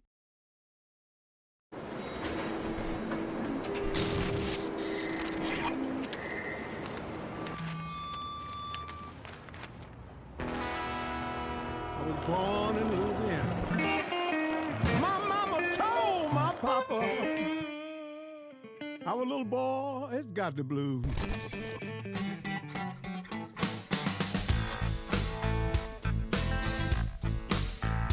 You better watch what you do to me. Watch what you do to me.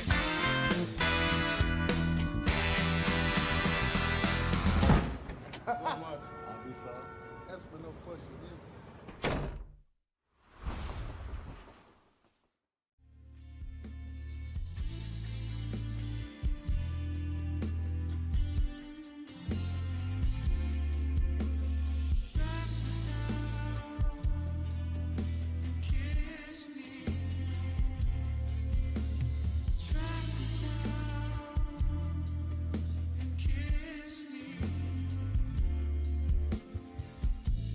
Wasted your love and won't waste anymore. Wish there was an angel sit up on my shoulder.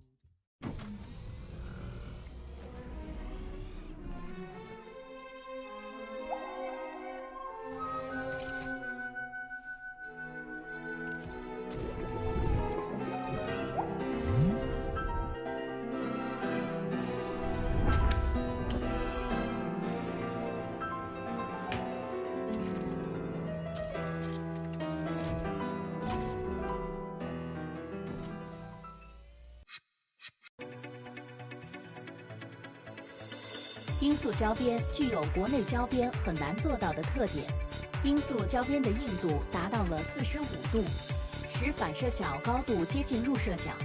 罂粟整条胶边误差小于20丝，因而各部位酷性一致。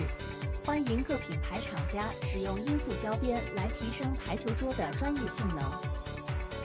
好胶边罂粟皂，好胶边罂粟皂。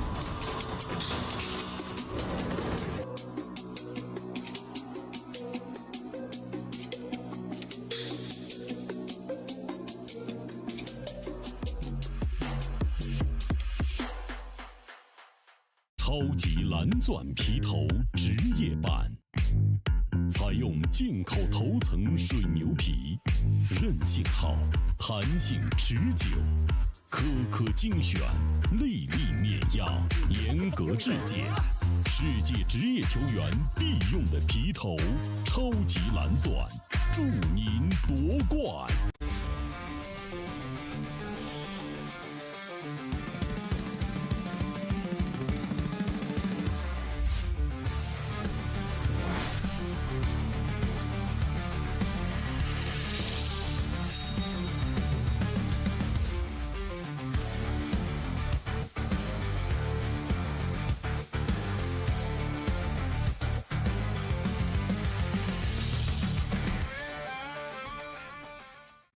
今天给大家推荐一款非常好的台泥 H153，是我自己用了1年多的台泥，汗毛量80%，手感特别细腻，走位很平稳。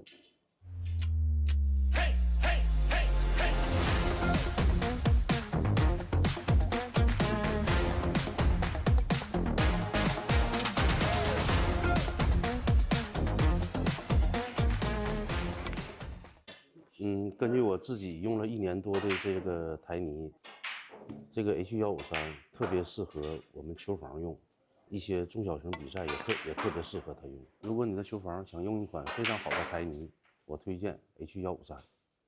H153走球更到位。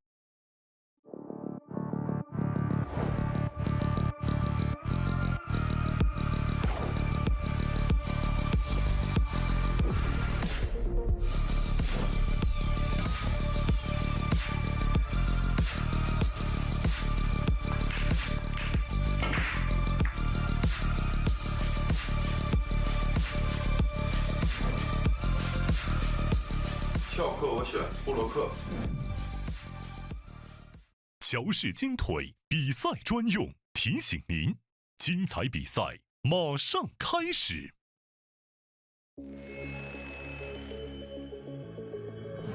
轩辕、赤霄、龙渊、干将、默邪、纯君、成瘾，引领市场，肯定未来，林肯球杆。河北省天一集团创立于2013年，注册资金500万，员工230余名，有着10余年的生产经验，集研发设计、生产销售于一体的大型生产企业。优秀的员工、先进的技术、精良的设备，严格的管理使公司得以不断的发展壮大。精确、可靠、专业是我们生产的精神和服务信念。天一沙发让舒适无处不在。中式八球，俗称黑八，是一项原创于中国的运动，在乔氏的推动下，已走进全球96个国家。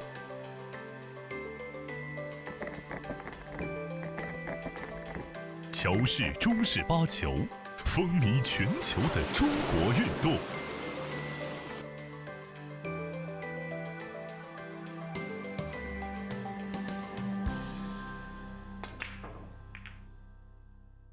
冠军500万乔氏大师赛官方供应商，正红胶边均匀回弹，铸就一流打感，持续助力中式台球职业化联赛，制造好球桌，胶边选正红。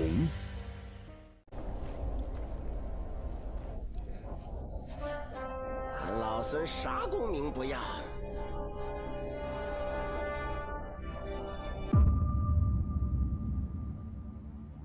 只求回到这花果山中了，过过逍遥日子。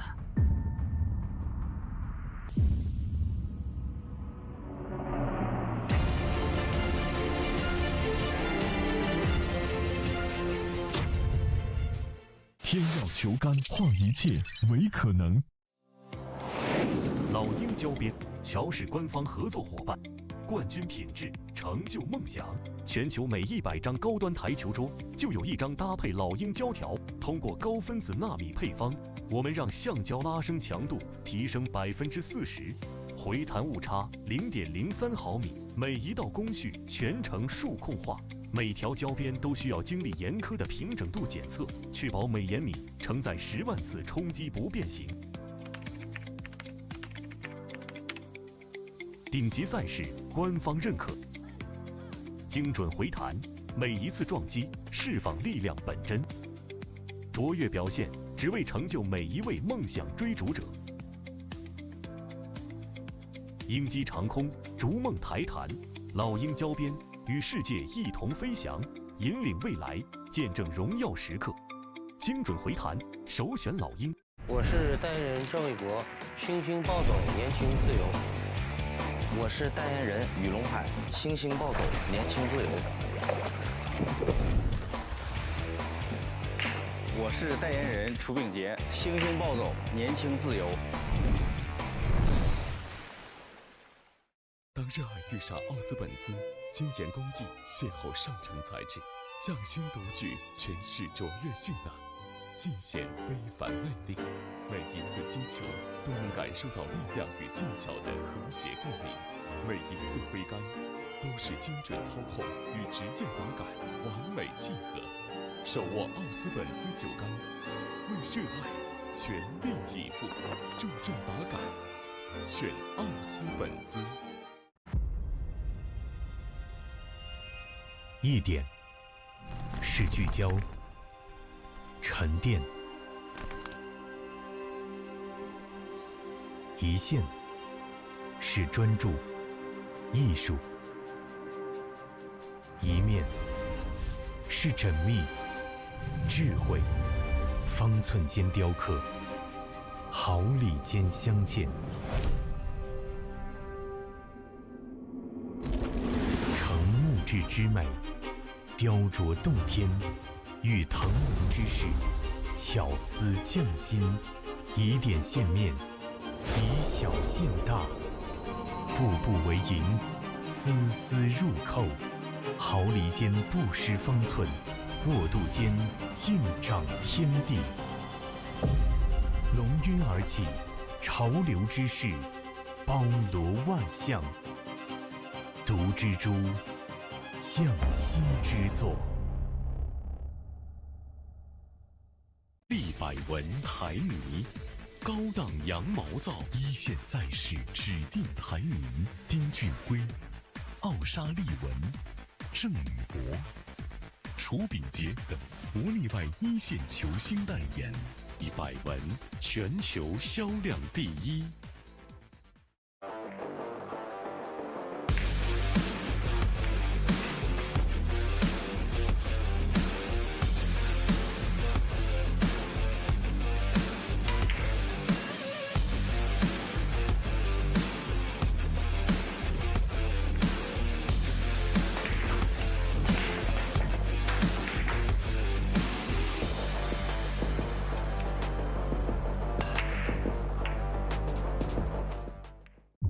超级蓝钻皮头，黄金版、白金版，采用进口头层水牛皮，颗颗精选，严格质检，韧性好，弹性持久，世界职业球员必用的皮头。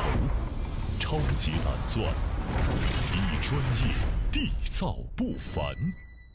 全乔氏是乔氏中的乔氏，全国各地区球房的典范。一句全乔氏代表着球房档次、服务、口碑全部到位，有实力，全乔氏。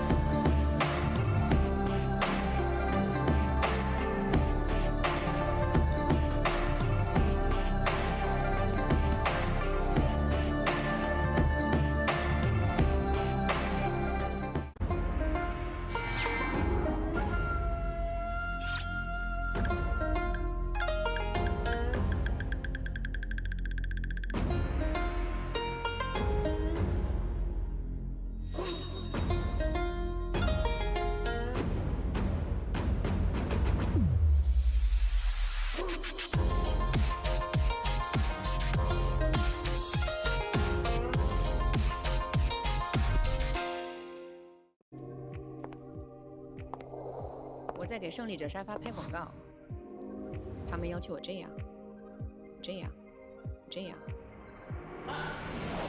但我却想这样。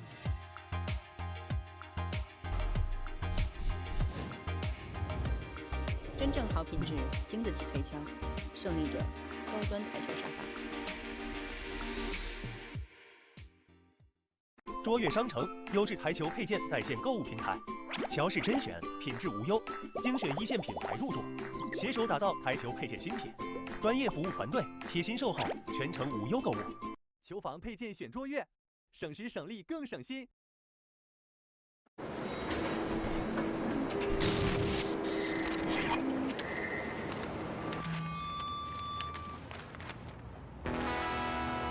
I was born in Louisiana. My mama told my papa, our little boy has got the blues.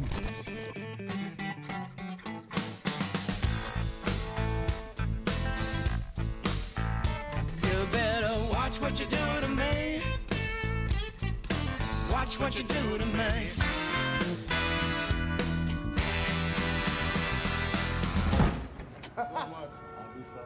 That's for no question.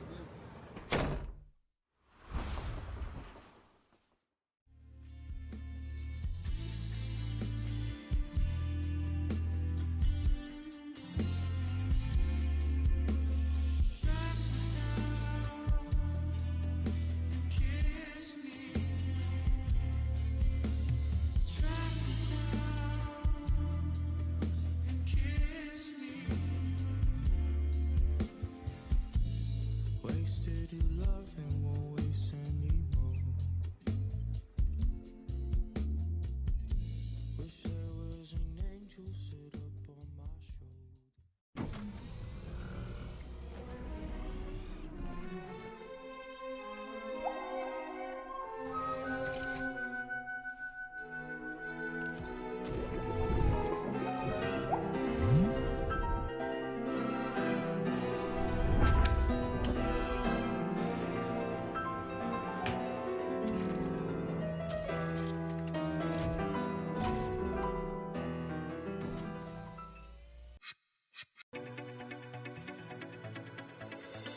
罂粟胶边具有国内胶边很难做到的特点，罂粟胶边的硬度达到了45度，使反射角高度接近入射角。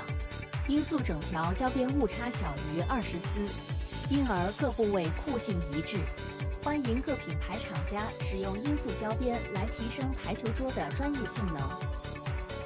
好胶边罂粟皂，好胶边罂粟皂。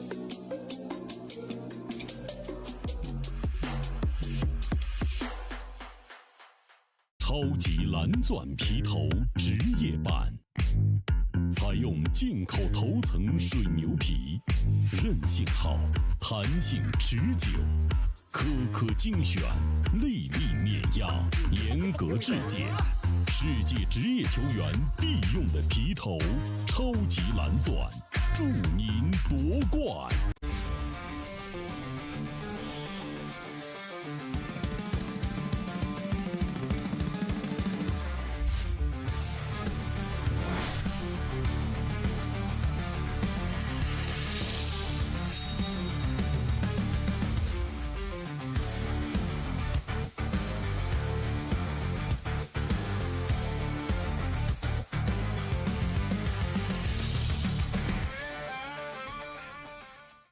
今天给大家推荐一款非常好的台泥 H153，是我自己用了1年多的台泥，汗毛量80%，手感特别细腻，走位很平稳。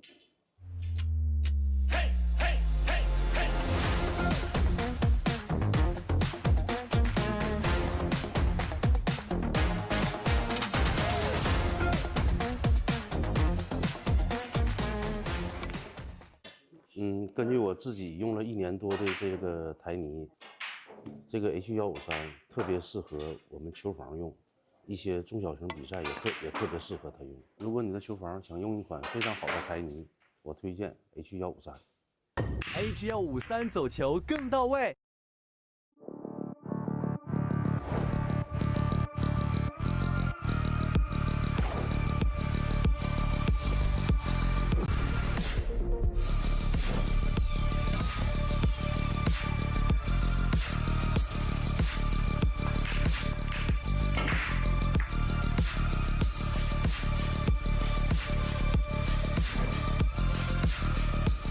翘课我选布洛克。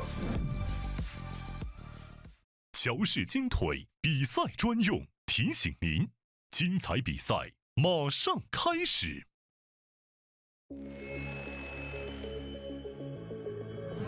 轩辕、赤霄、龙渊、干将、默邪、纯君、成瘾，引领市场，肯定未来。林肯球杆。河北省天一集团创立于2013年，注册资金500万，员工230余名，有着10余年的生产经验及研发设计、生产销售于一体的大型生产企业。优秀的员工、先进的技术、精良的设备，严格的管理使公司得以不断的发展壮大。精确、可靠、专业是我们生产的精神和服务信念。天一沙发让舒适无处不在。中式八球，俗称黑八，是一项原创于中国的运动，在乔氏的推动下，已走进全球96个国家。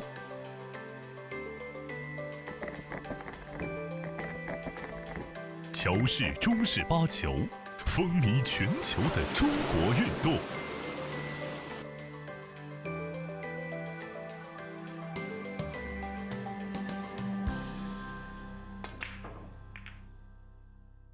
冠军500万乔氏大师赛官方供应商，正红胶边均匀回弹，铸就一流打感，持续助力中式台球职业化联赛，制造好球桌，胶边选正红。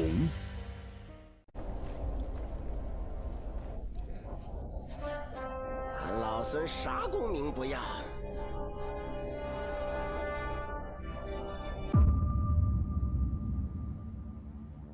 只求回到这花果山中了，过过逍遥日子。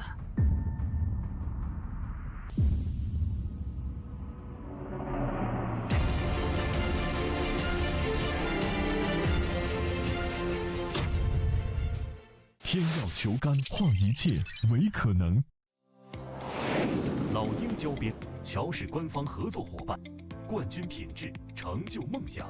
全球每100张高端台球桌就有1张搭配老鹰胶条，通过高分子纳米配方，我们让橡胶拉伸强度提升40%，回弹误差0.03毫米，每一道工序全程数控化，每条胶边都需要经历严苛的平整度检测，确保每延米承载10万次冲击不变形。顶级赛事官方认可，精准回弹，每一次撞击释放力量本真，卓越表现只为成就每一位梦想追逐者。鹰击长空，逐梦台弹，老鹰胶边与世界一同飞翔，引领未来，见证荣耀时刻。精准回弹，首选老鹰。我是代言人郑卫国，星星暴走，年轻自由。我是代言人雨龙海，星星暴走，年轻自由。我是代言人楚炳杰，星星暴走，年轻自由。当热爱遇上奥斯本兹，精研工艺，邂逅上乘材质，匠心独具诠释卓越性能，尽显非凡魅力。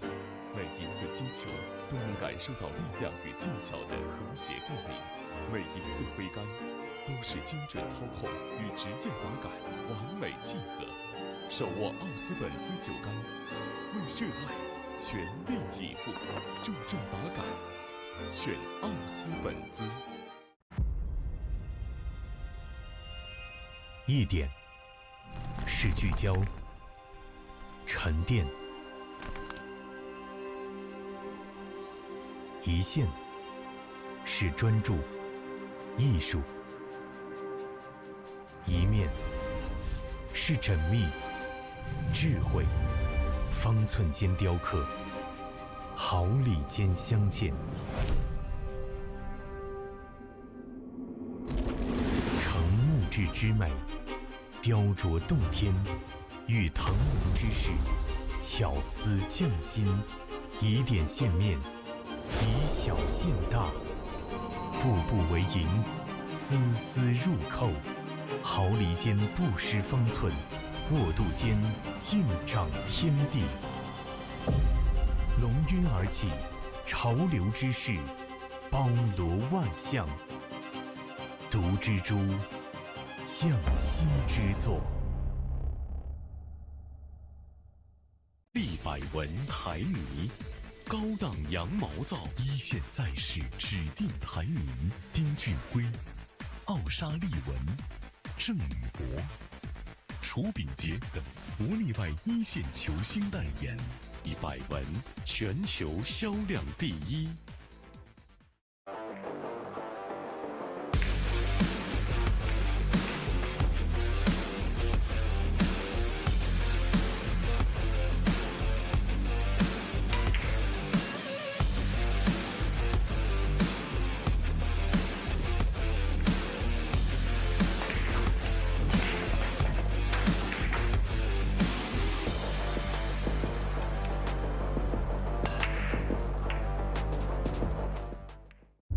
超级蓝钻皮头，黄金版、白金版，采用进口头层水牛皮，颗颗精选，严格质检，韧性好，弹性持久，世界职业球员必用的皮头。超级蓝钻，一专业，缔造不凡。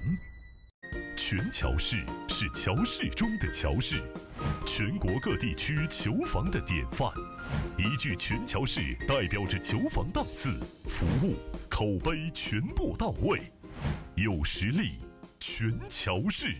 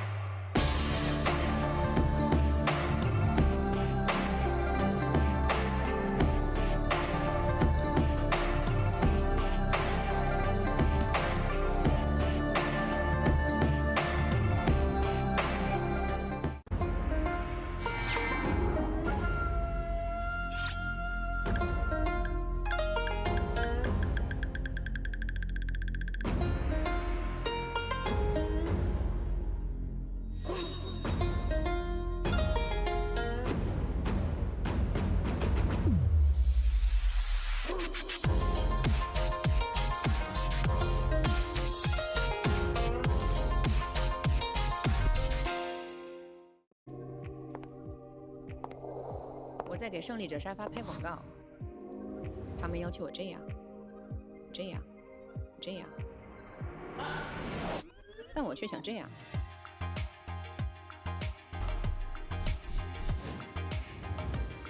真正好品质，经得起推敲。胜利者高端台球沙发。卓越商城优质台球配件在线购物平台，乔氏甄选，品质无忧，精选一线品牌入驻，携手打造台球配件新品，专业服务团队，贴心售后，全程无忧购物。球房配件选卓越，省时省力更省心。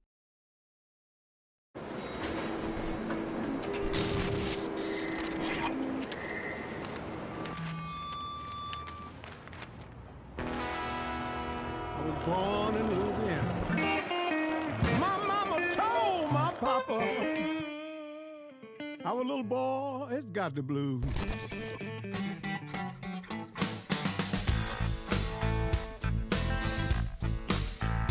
You better watch what you do to me.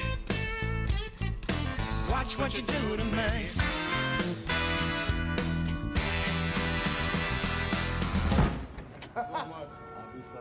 That's for no question.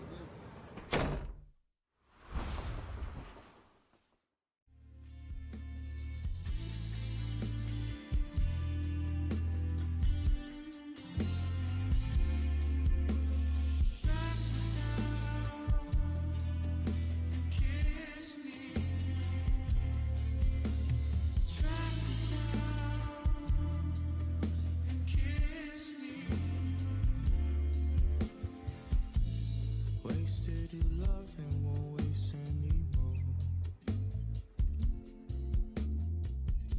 Wish there was an angel sit up on my shoulder.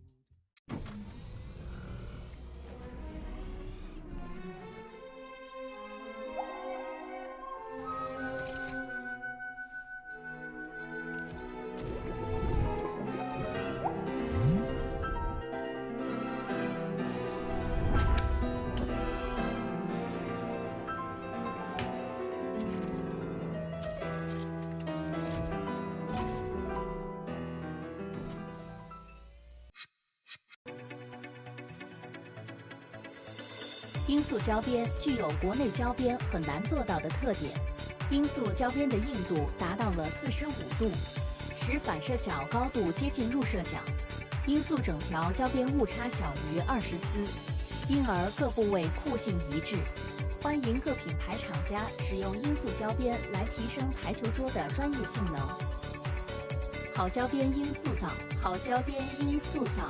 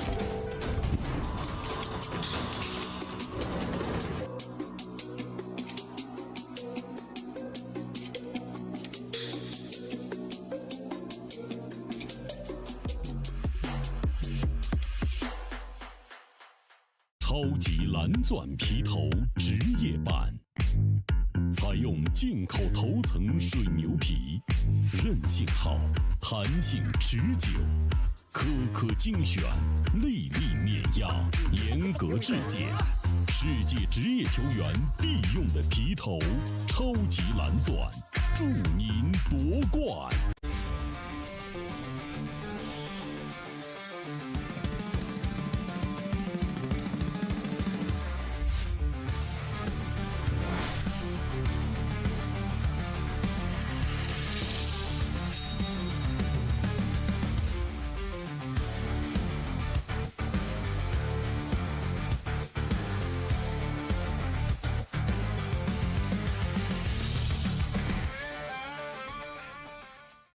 今天给大家推荐一款非常好的台泥 H153，这我自己用了1年多的台泥，汗毛量80%，手感特别细腻，走位很平稳。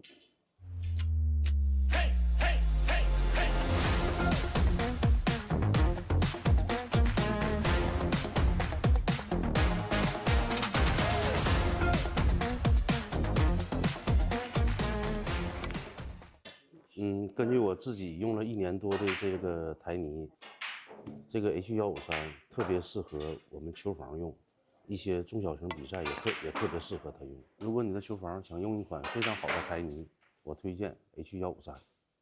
H153走球更到位。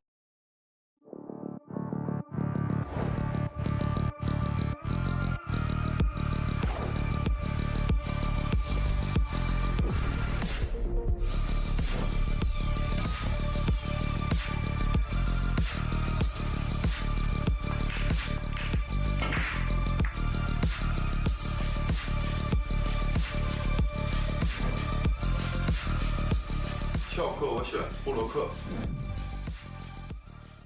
乔氏金腿比赛专用，提醒您，精彩比赛马上开始。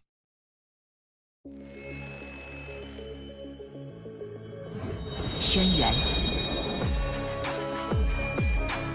赤霄、龙渊、干将、默邪、纯君、成瘾，引领市场，肯定未来，林肯球杆。河北省天一集团创立于2013年，注册资金500万，员工230余名，有着10余年的生产经验及研发设计、生产销售于一体的大型生产企业。优秀的员工、先进的技术、精良的设备，严格的管理使公司得以不断的发展壮大。精确、可靠、专业是我们生产的精神和服务信念。天一沙发让舒适无处不在。中式八球，俗称黑八，是一项原创于中国的运动，在乔氏的推动下，已走进全球96个国家。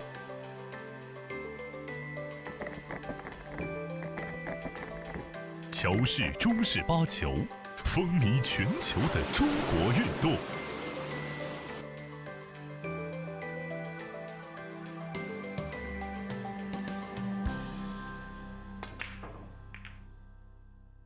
冠军500万乔氏大师赛官方供应商，正红胶边均匀回弹，铸就一流打感，持续助力中式台球职业化联赛，制造好球桌，胶边选正红。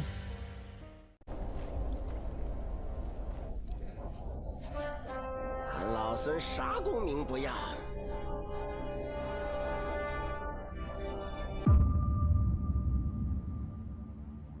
只求回到这花果山中了，过过逍遥日子。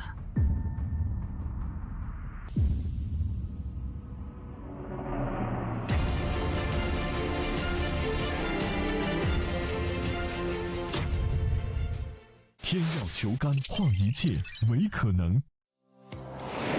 老鹰胶边，乔氏官方合作伙伴，冠军品质，成就梦想。全球每100张高端台球桌就有1张搭配老鹰胶条，通过高分子纳米配方，我们让橡胶拉伸强度提升40%，回弹误差0.03毫米，每一道工序全程数控化，每条胶边都需要经历严苛的平整度检测，确保每延米承载10万次冲击不变形。顶级赛事官方认可，精准回弹，每一次撞击释放力量本真，卓越表现只为成就每一位梦想追逐者。鹰击长空，逐梦抬弹，老鹰胶边与世界一同飞翔，引领未来，见证荣耀时刻。精准回弹，首选老鹰。我是代言人郑卫国，星星暴走，年轻自由。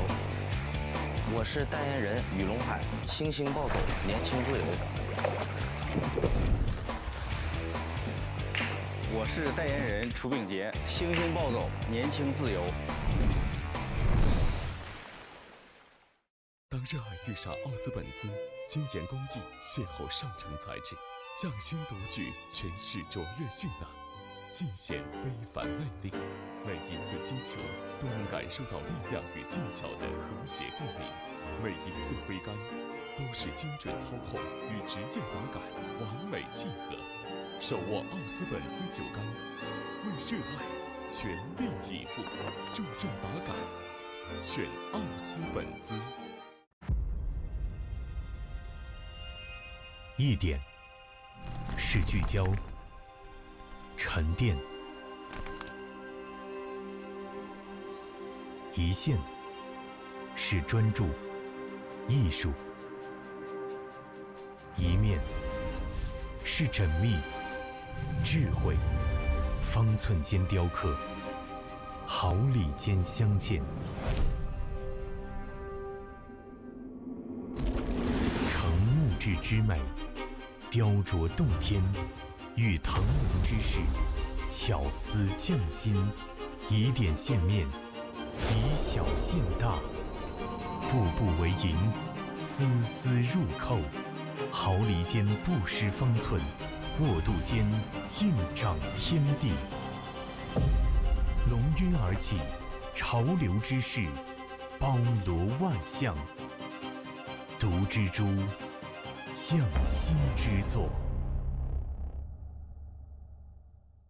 立百文台泥，高档羊毛皂，一线赛事指定台泥。丁俊晖、奥沙利文、郑宇博、楚秉杰等国内外一线球星代言，以百文全球销量第一。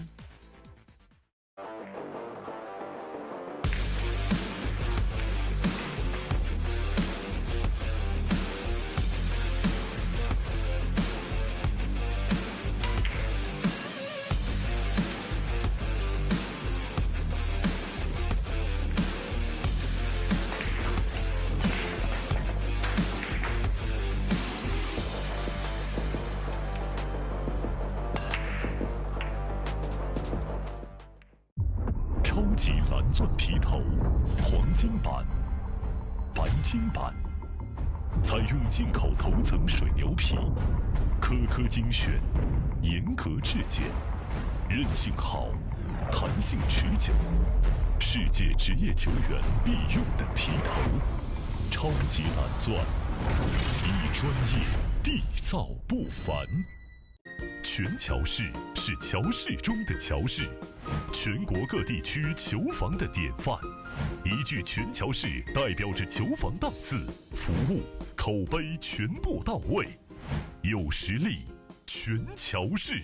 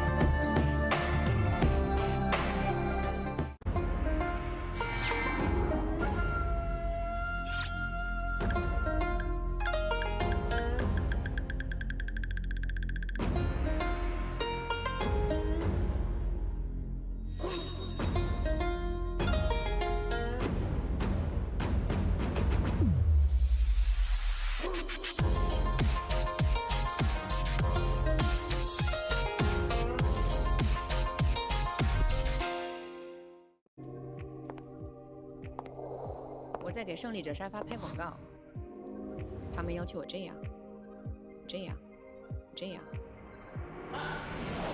但我却想这样。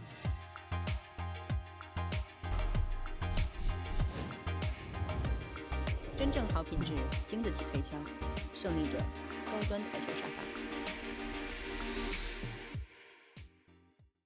卓越商城优质台球配件在线购物平台，乔氏甄选，品质无忧，精选一线品牌入驻，携手打造台球配件新品，专业服务团队贴心售后，全程无忧购物。球房配件选卓越，省时省力更省心。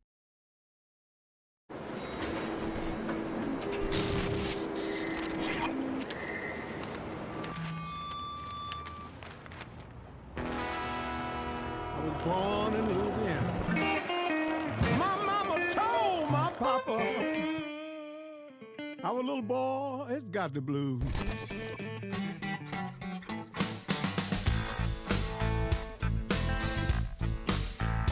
You better watch what you do to me.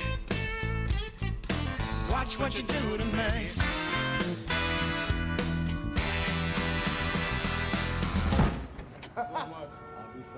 That's for no question.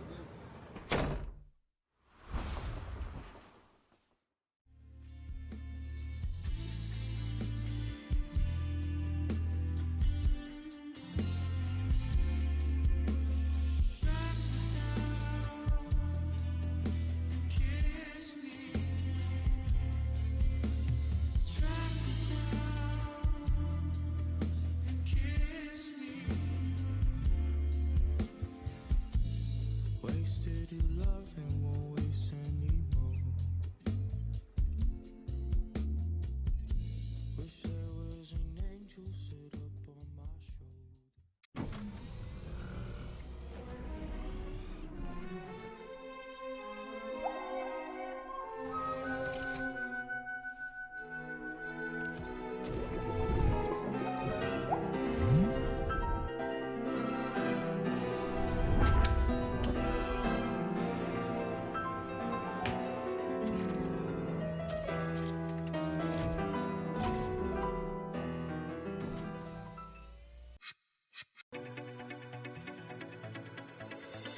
罂粟胶边具有国内胶边很难做到的特点，罂粟胶边的硬度达到了45度，使反射角高度接近入射角。罂粟整条胶边误差小于20丝，因而各部位酷性一致。欢迎各品牌厂家使用罂粟胶边来提升台球桌的专业性能。好胶边罂粟皂，好胶边罂粟皂。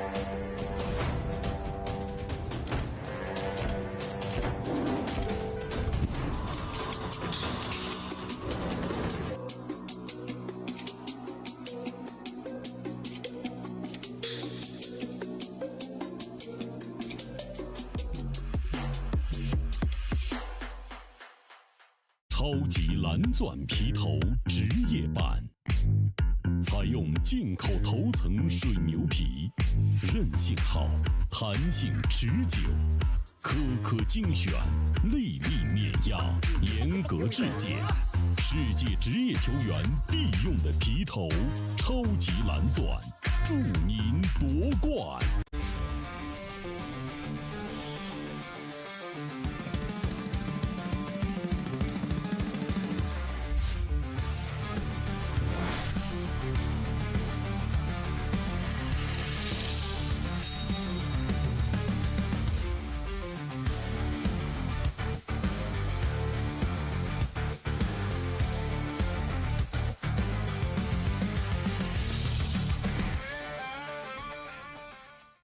今天给大家推荐一款非常好的台泥 H153，这我自己用了1年多的台泥，汗毛量80%，手感特别细腻，走位很平稳。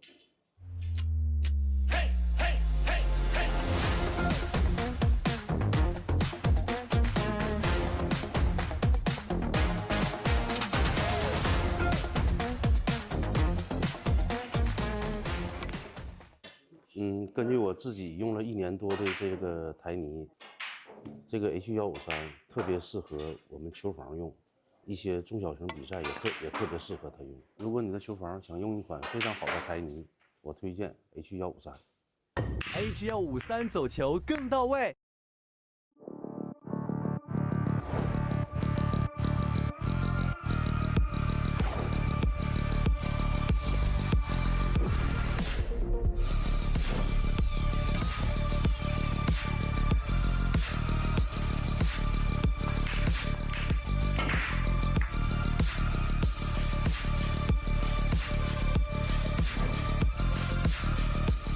翘课我选布洛克。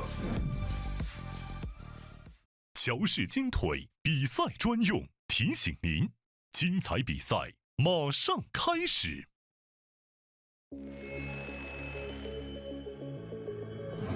轩辕、赤霄、龙渊、干将、默邪、纯君、成瘾，引领市场，肯定未来，林肯球杆。河北省天一集团创立于2013年，注册资金500万，员工230余名，有着10余年的生产经验，集研发设计、生产销售于一体的大型生产企业。优秀的员工、先进的技术、精良的设备，严格的管理使公司得以不断的发展壮大。精确、可靠、专业是我们生产的精神和服务信念。天一沙发让舒适无处不在。中式八球，俗称黑八，是一项原创于中国的运动，在乔氏的推动下，已走进全球96个国家。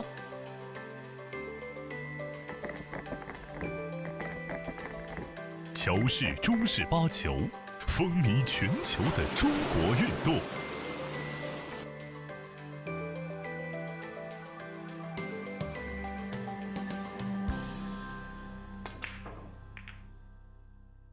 冠军500万乔氏大师赛官方供应商，正红胶边均匀回弹，铸就一流打感，持续助力中式台球职业化联赛，制造好球桌，胶边选正红。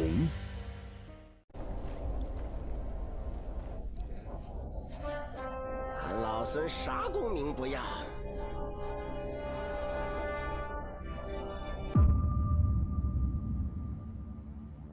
只求回到这花果山中了，过过逍遥日子。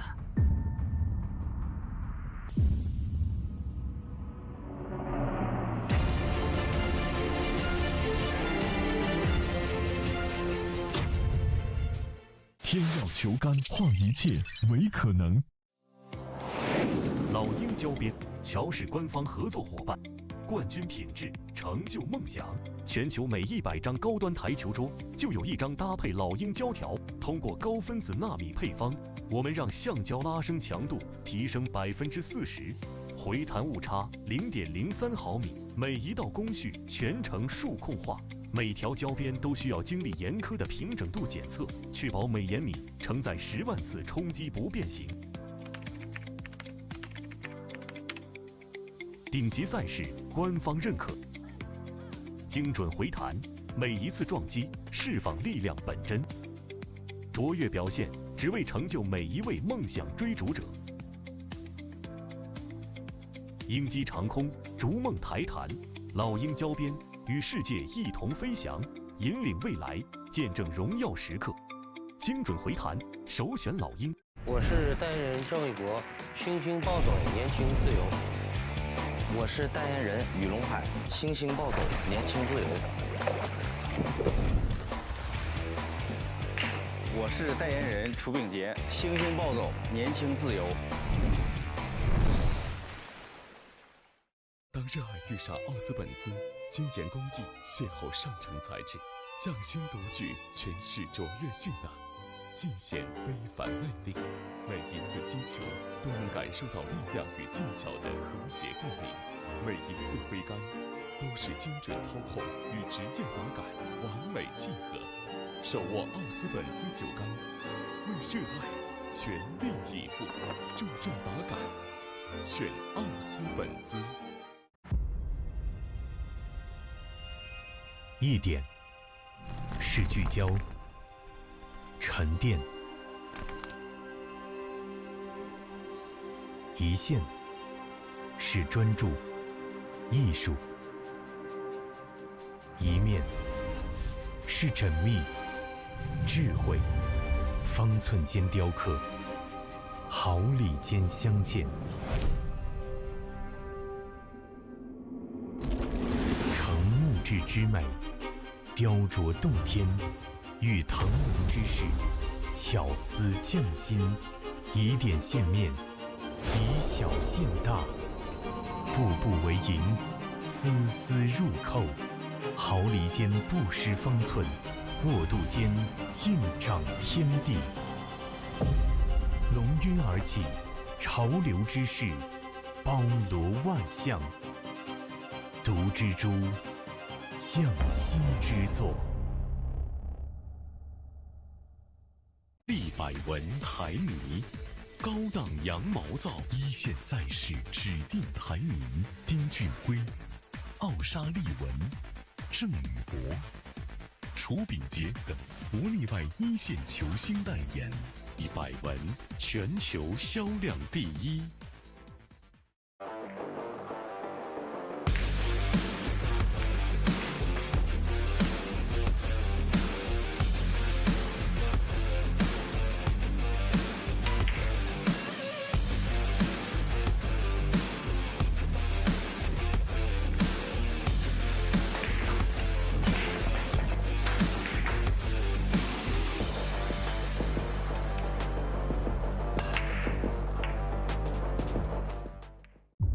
超级蓝钻皮头，黄金版、白金版，采用进口头层水牛皮，颗颗精选，严格质检，韧性好，弹性持久，世界职业球员必用的皮头。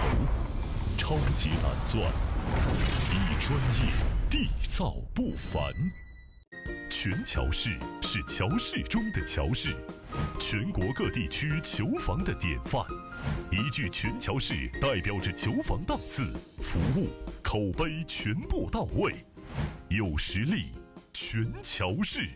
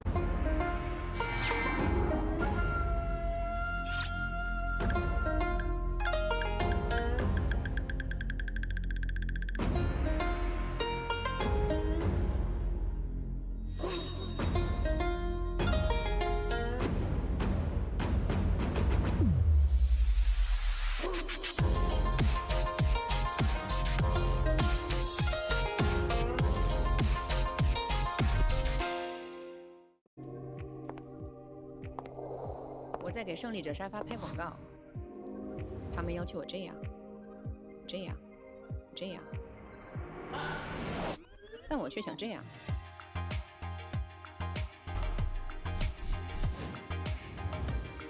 真正好品质，经得起推敲。胜利者高端台球沙发。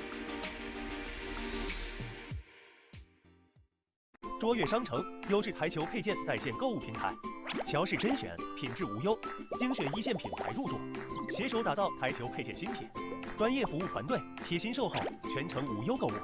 球房配件选卓越，省时省力更省心。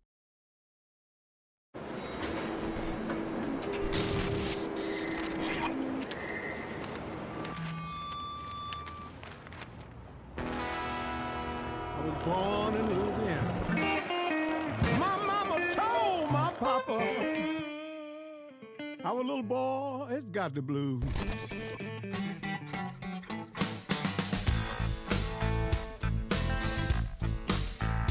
You better watch what you do to me. Watch what you do to me.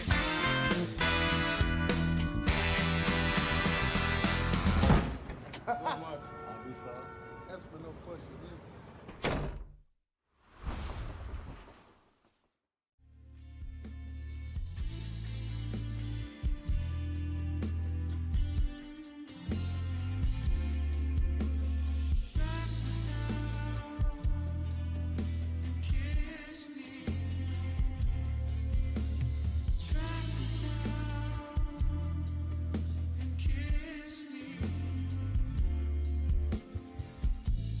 Wasted your love and won't waste anymore. Wish there was an angel sit up on my shoulder.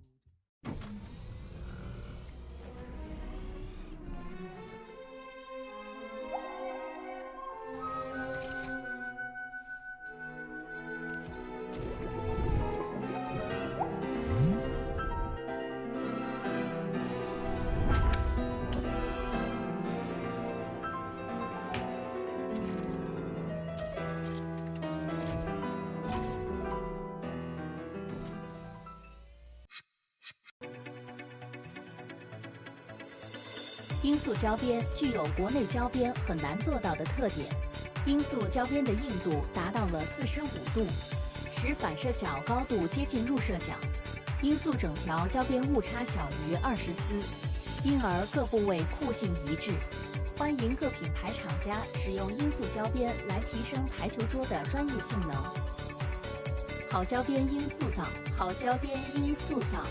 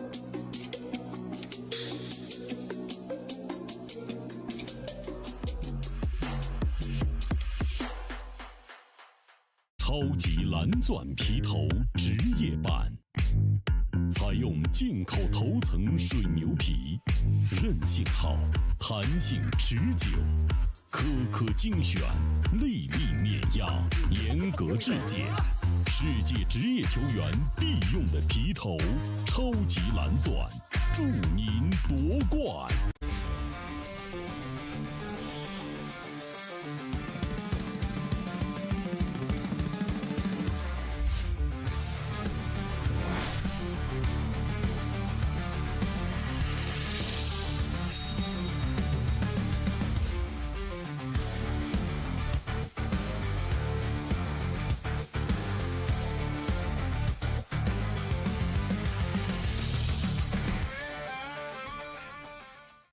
今天给大家推荐一款非常好的台泥 H153，是我自己用了1年多的台泥，汗毛量80%，手感特别细腻，走位很平稳。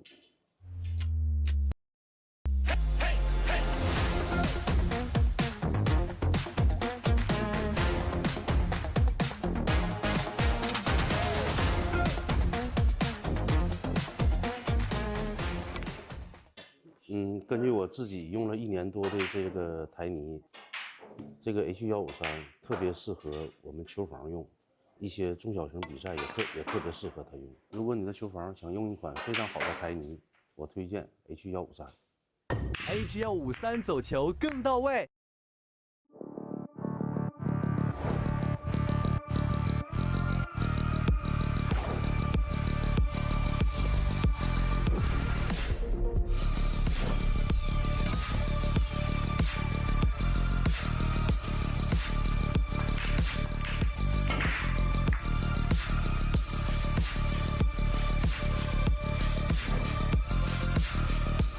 翘课我选布洛克。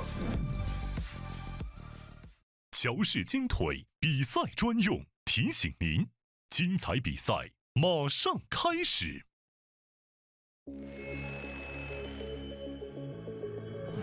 轩辕、赤霄、龙渊、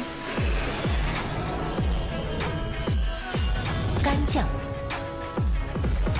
默邪、纯君、成瘾，引领市场，肯定未来，林肯球杆。河北省天一集团创立于2013年，注册资金500万，员工230余名，有着10余年的生产经验及研发设计、生产销售于一体的大型生产企业。优秀的员工、先进的技术、精良的设备，严格的管理使公司得以不断的发展壮大。精确、可靠、专业是我们生产的精神和服务信念。天一沙发让舒适无处不在。中式八球，俗称黑八，是一项原创于中国的运动，在乔氏的推动下，已走进全球96个国家。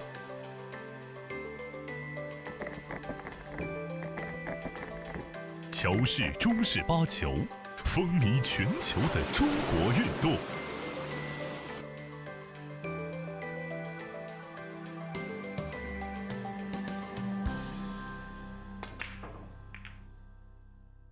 冠军500万乔氏大师赛官方供应商，正红胶边均匀回弹，铸就一流打感，持续助力中式台球职业化联赛，制造好球桌，胶边选正红。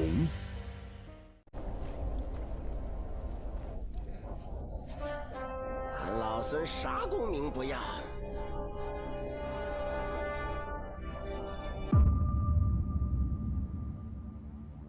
只求回到这花果山中了，过逍遥日子。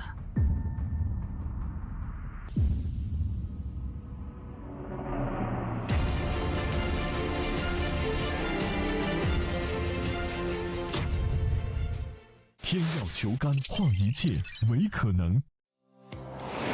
老鹰胶边，乔氏官方合作伙伴，冠军品质，成就梦想。全球每100张高端台球桌就有1张搭配老鹰胶条，通过高分子纳米配方，我们让橡胶拉伸强度提升40%，回弹误差0.03毫米，每一道工序全程数控化，每条胶边都需要经历严苛的平整度检测，确保每延米承载10万次冲击不变形。顶级赛事官方认可，精准回弹，每一次撞击释放力量本真，卓越表现只为成就每一位梦想追逐者。鹰击长空，逐梦台弹，老鹰胶边与世界一同飞翔，引领未来，见证荣耀时刻。精准回弹，首选老鹰。我是代言人郑卫国，星星暴走，年轻自由。我是代言人雨龙海，星星暴走，年轻自由。我是代言人楚秉杰，星星暴走，年轻自由。当热爱遇上奥斯本兹，精研工艺，邂逅上乘材质，匠心独具，诠释卓越性能，尽显非凡魅力。每一次击球都能感受到力量与技巧的和谐共鸣，每一次挥杆都是精准操控与职业打感完美契合。手握奥斯本兹酒杆，为热爱全力以赴，注重打感，选奥斯本兹。一点是聚焦、沉淀，一线是专注、艺术，一面是缜密、智慧，方寸间雕刻，毫厘间镶嵌。成木质之美，雕琢洞天，遇腾龙之势，巧思匠心，以点线面，以小现大，步步为营，丝丝入扣，毫厘间不失方寸，握度间尽长天地。龙跃而起，潮流之势，包罗万象，独蜘蛛，匠心之作。立百文台泥，高档羊毛皂，一线赛事指定台泥。丁俊晖、奥沙利文、郑宇博、楚秉杰等国内外一线球星代言，立百文全球销量第一。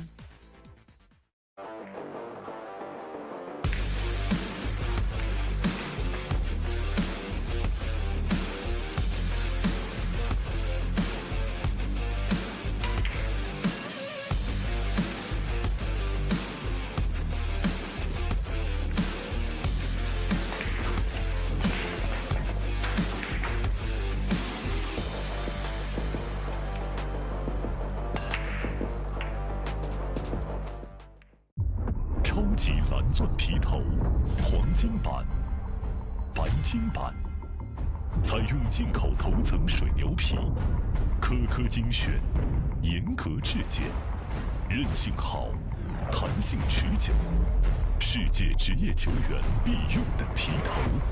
超级蓝钻，以专业缔造不凡。全乔氏是乔氏中的乔氏，全国各地区球房的典范。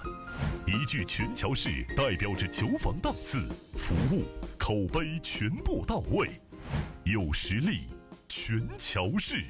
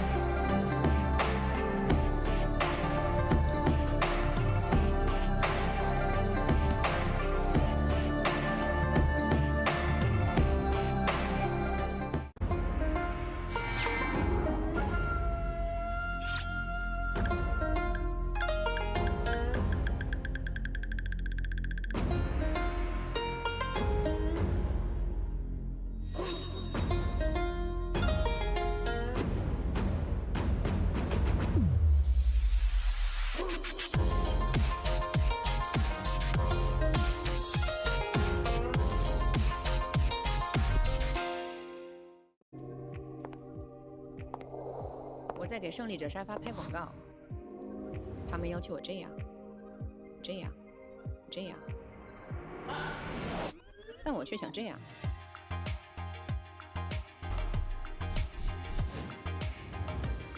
真正好品质，经得起推敲。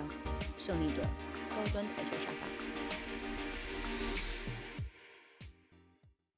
卓越商城优质台球配件在线购物平台，乔氏甄选，品质无忧，精选一线品牌入驻，携手打造台球配件新品，专业服务团队，贴心售后，全程无忧购物。球房配件选卓越，省时省力更省心。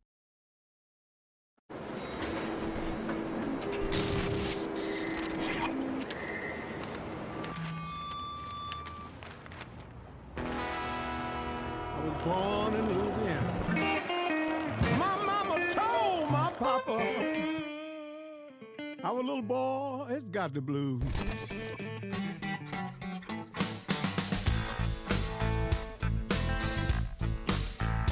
You better watch what you do to me. Watch what you do to me.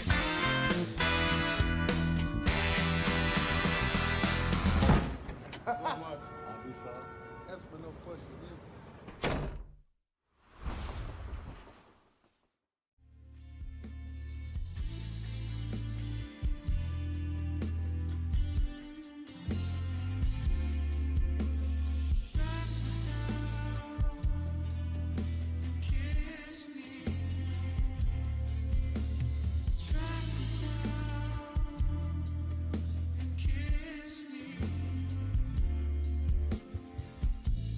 Wasted your love and won't waste anymore. Wish there was an angel sit up on my shoulder.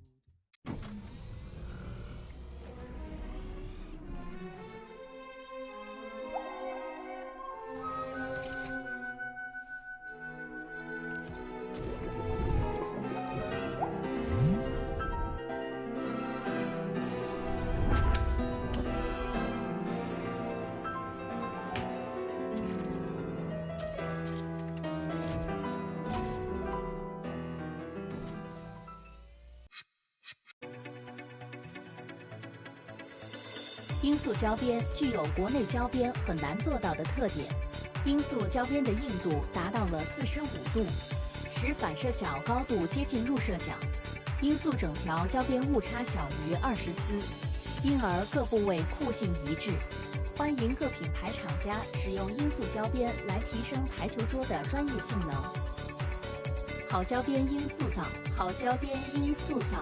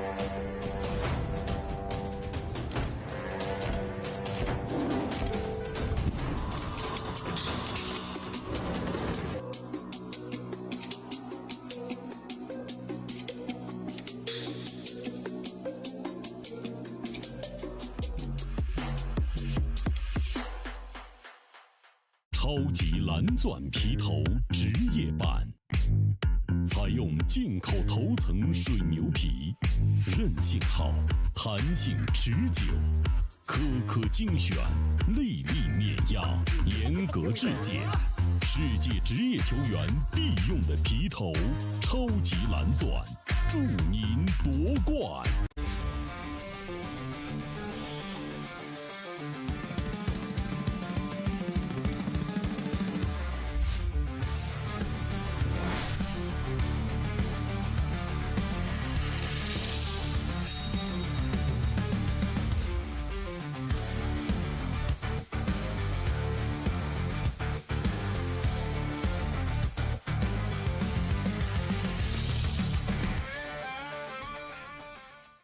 今天给大家推荐一款非常好的台泥 H153，是我自己用了1年多的台泥，汗毛量80%，手感特别细腻，走位很平稳。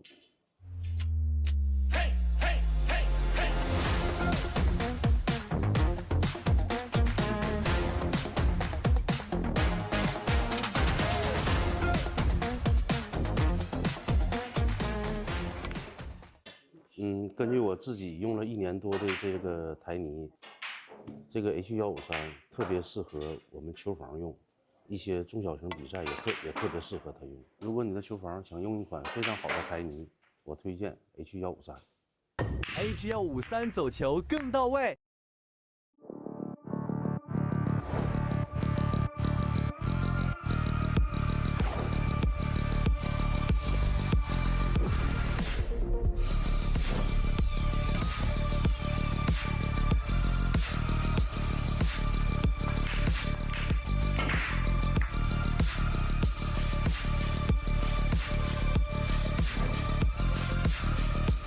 翘课我选布洛克。乔氏金腿比赛专用，提醒您，精彩比赛马上开始。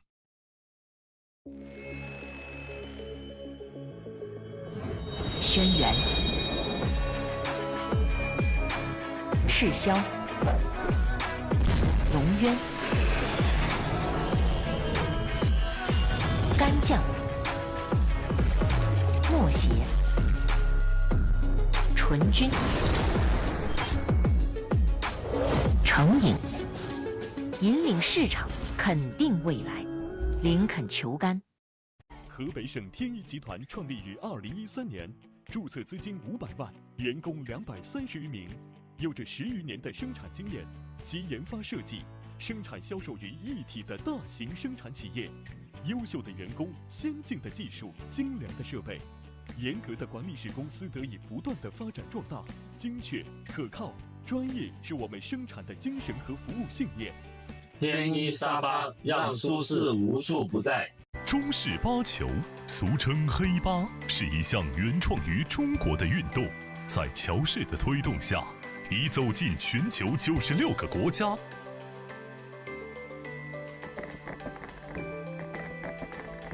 乔氏中式八球，风靡全球的中国运动。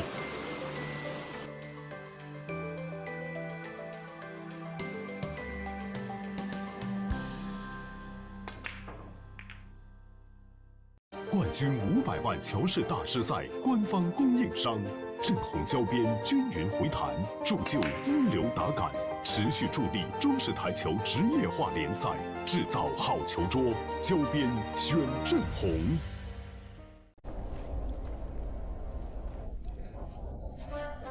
俺老孙啥功名不要，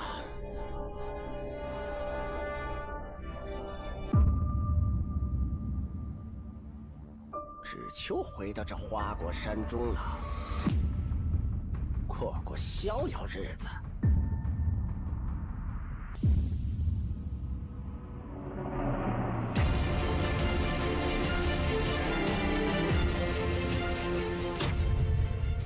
天耀球杆，化一切为可能。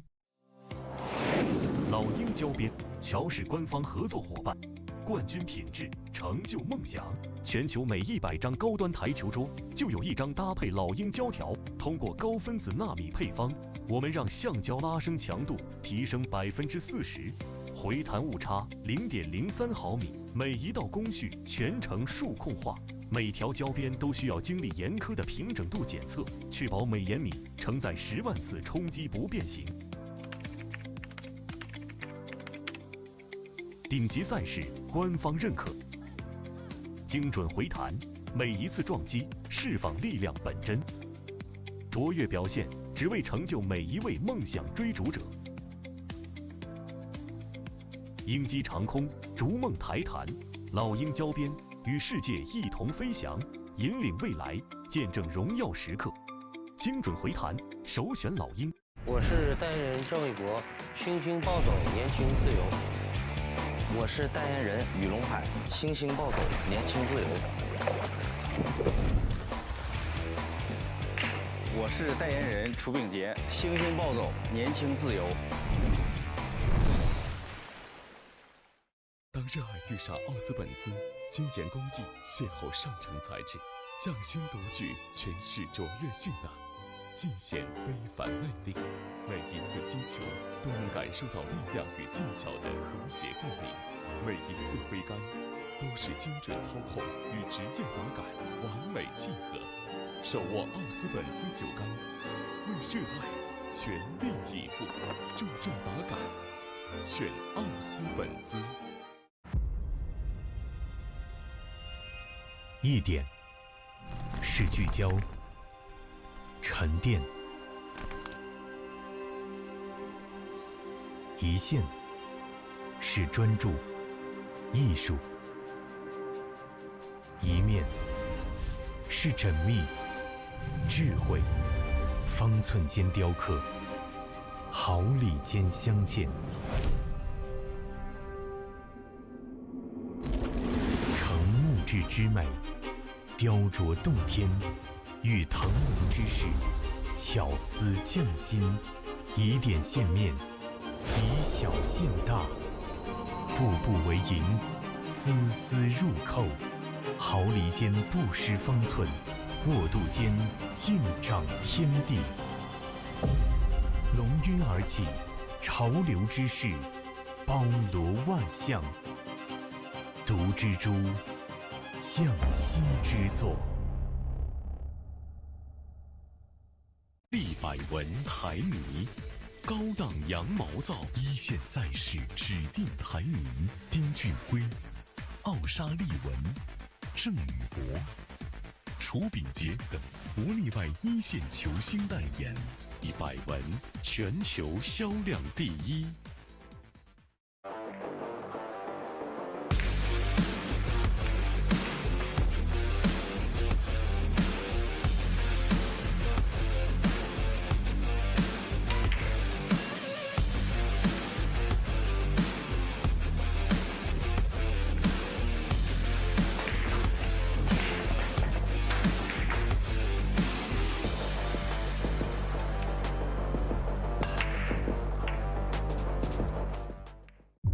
超级蓝钻皮头，黄金版、白金版，采用进口头层水牛皮，颗颗精选，严格质检，韧性好，弹性持久，世界职业球员必用的皮头。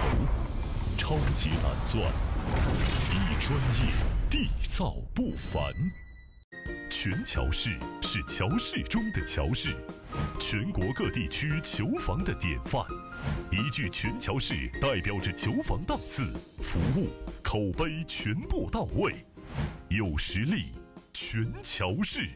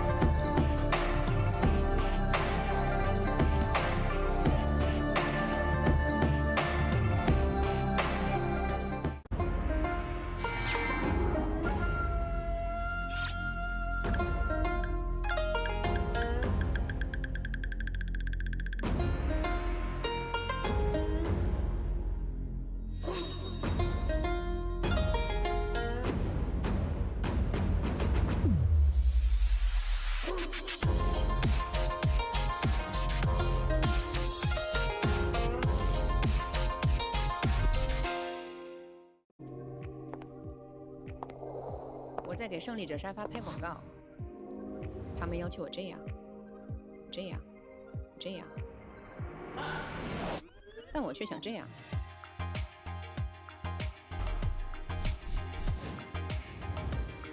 真正好品质，经得起推敲。胜利者高端台球沙发。卓越商城优质台球配件在线购物平台，乔氏甄选，品质无忧，精选一线品牌入驻，携手打造台球配件新品，专业服务团队贴心售后，全程无忧购物。球房配件选卓越，省时省力更省心。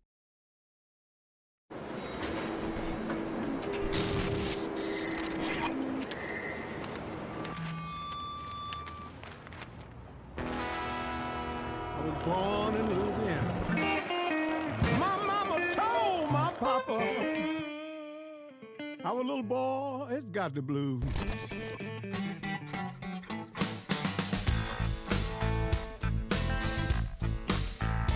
You better watch what you do to me.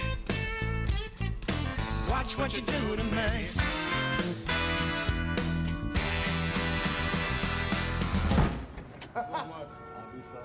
That's no question.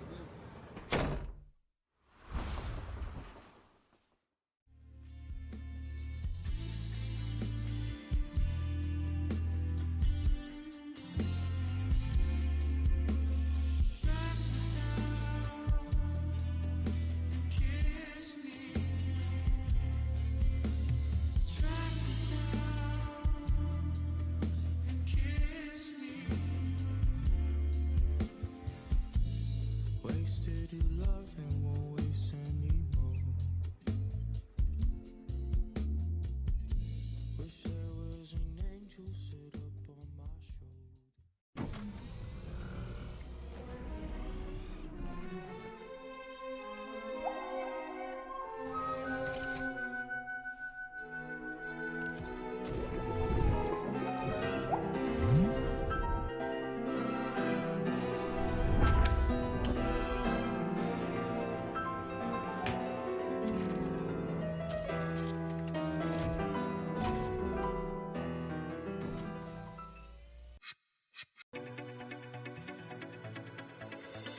罂粟胶边具有国内胶边很难做到的特点，罂粟胶边的硬度达到了45度，使反射角高度接近入射角。罂粟整条胶边误差小于20丝，因而各部位酷性一致。欢迎各品牌厂家使用罂粟胶边来提升台球桌的专业性能。好胶边罂粟皂，好胶边罂粟皂。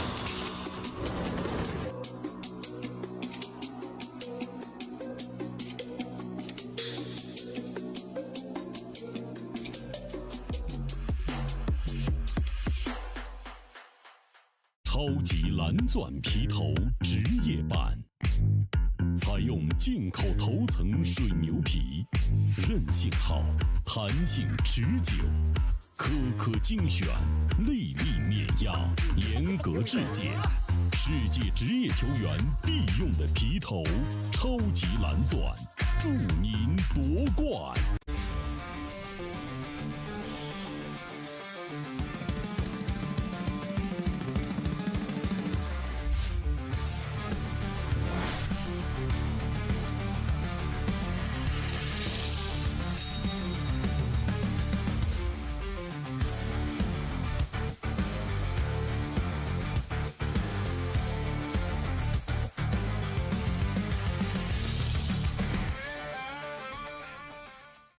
今天给大家推荐一款非常好的台泥 H153，这我自己用了1年多的台泥，汗毛量80%，手感特别细腻，走位很平稳。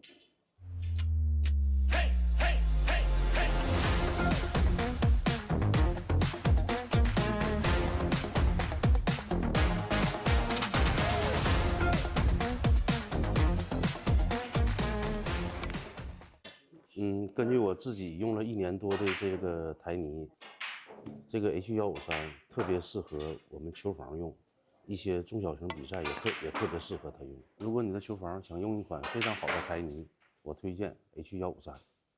H153走球更到位。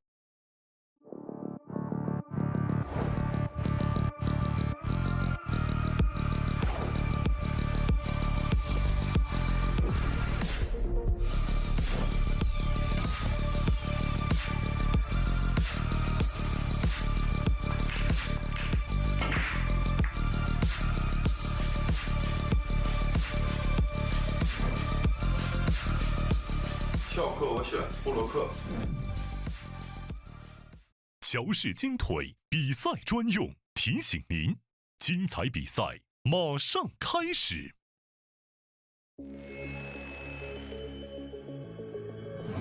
轩辕、赤霄、龙渊、干将、默邪、纯君、成瘾，引领市场，肯定未来。林肯球杆。河北省天一集团创立于2013年，注册资金500万，员工230余名，有着10余年的生产经验及研发设计、生产销售于一体的大型生产企业。优秀的员工、先进的技术、精良的设备，严格的管理使公司得以不断的发展壮大。精确、可靠、专业是我们生产的精神和服务信念。天一沙发让舒适无处不在。中式八球，俗称黑八，是一项原创于中国的运动，在乔氏的推动下，已走进全球96个国家。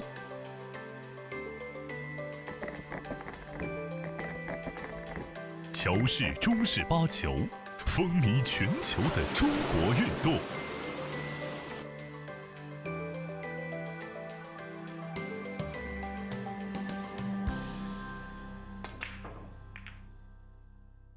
冠军500万乔氏大师赛官方供应商，正红胶边均匀回弹，铸就一流打感，持续助力中式台球职业化联赛，制造好球桌，胶边选正红。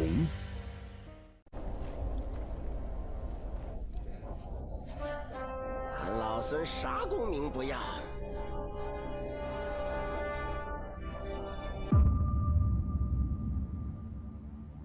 只求回到这花果山中了，过过逍遥日子。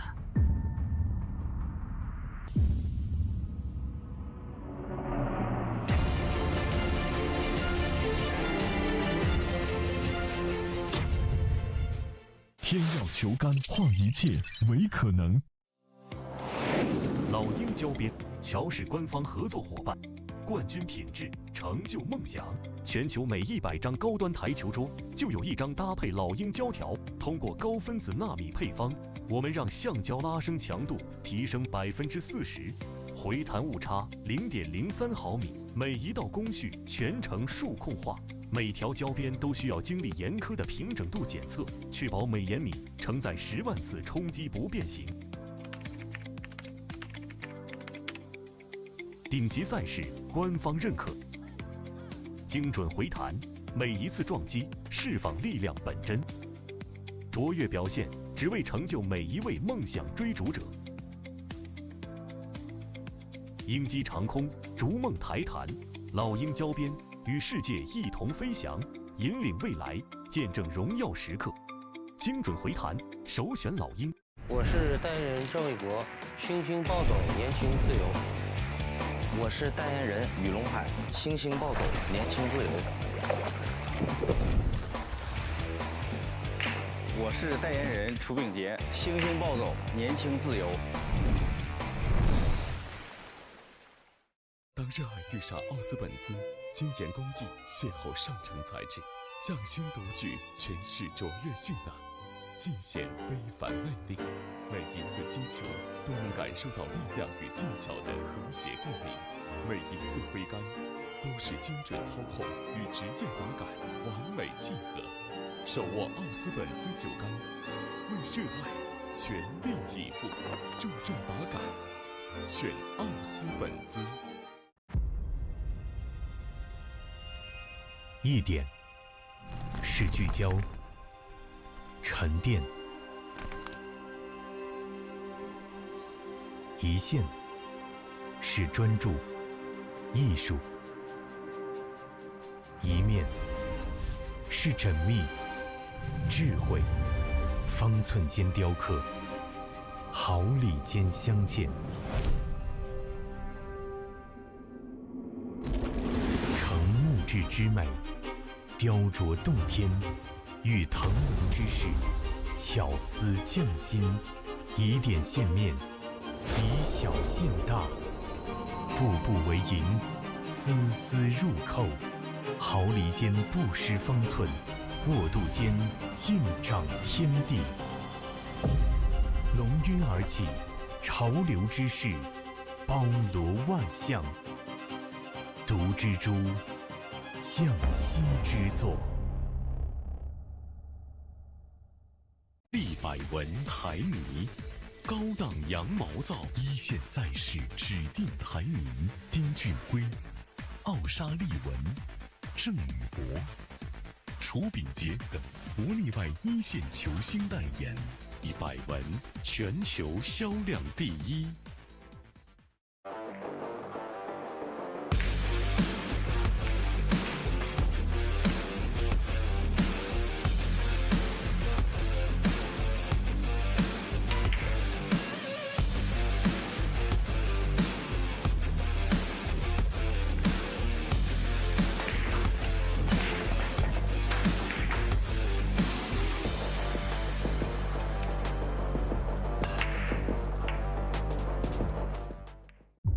超级蓝钻皮头，黄金版、白金版，采用进口头层水牛皮，颗颗精选，严格质检，韧性好，弹性持久，世界职业球员必用的皮头。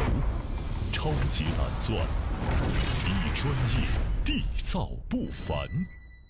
全乔氏是乔氏中的乔氏，全国各地区球房的典范。一句全乔氏代表着球房档次、服务、口碑全部到位，有实力，全乔氏。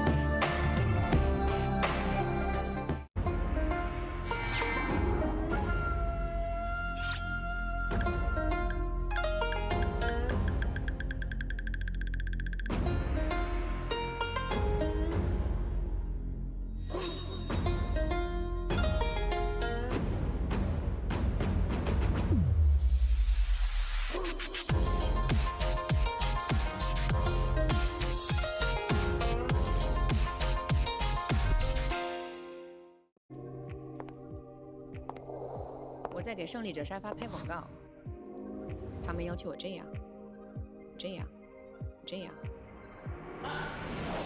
但我却想这样。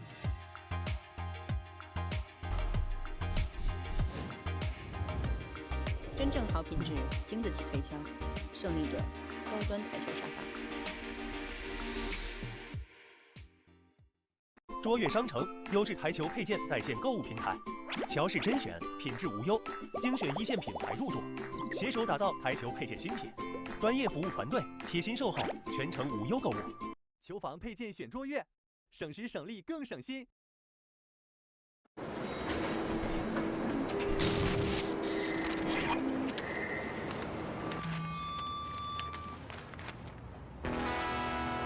I was born in Louisiana. My mama told my papa, our little boy has got the blues.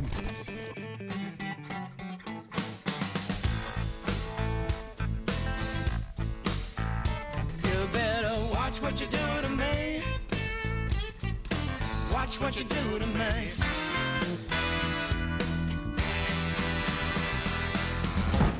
How much? I'll be sorry. That's for no question.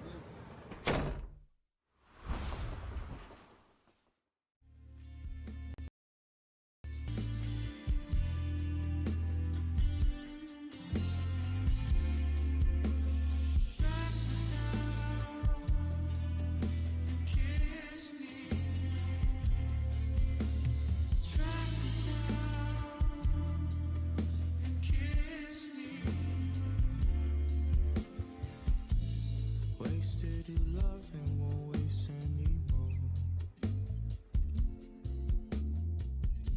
Wish there was an angel sit up on my shoulder.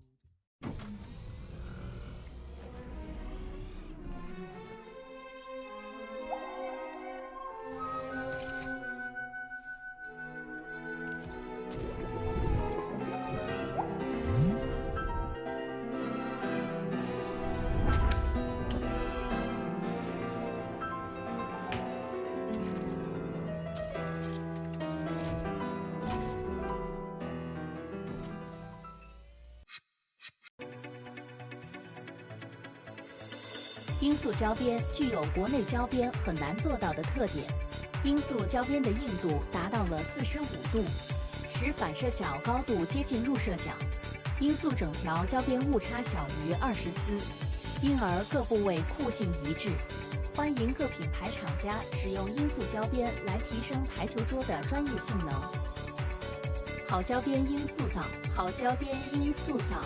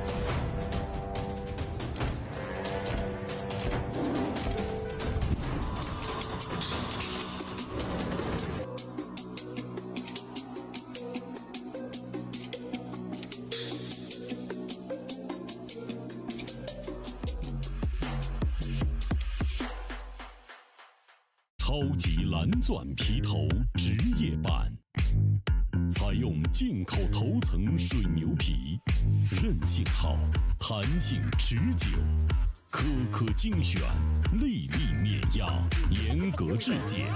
世界职业球员必用的皮头，超级蓝钻，祝您夺冠！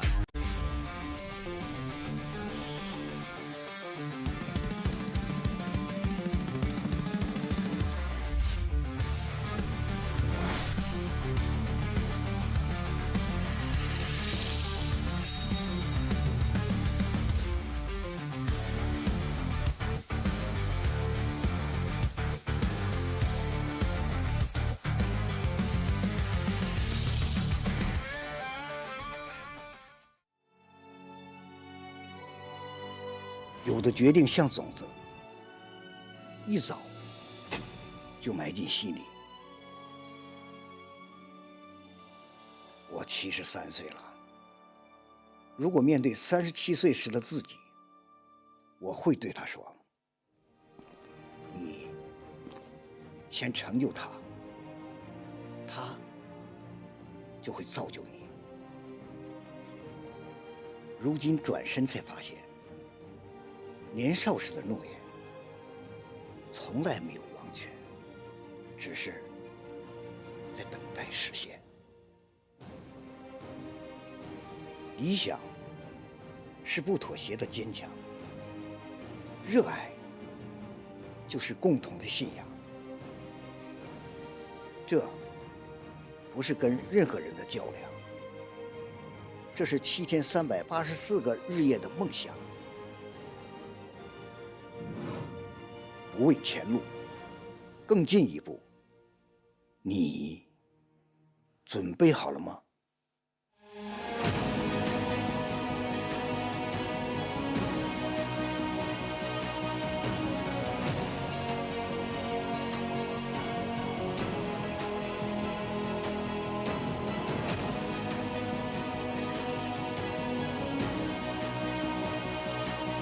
现场的观众朋友们，我们诚挚邀请您来到观众席，并尽快落座。稍后我们要进行到的是礼物互动环节。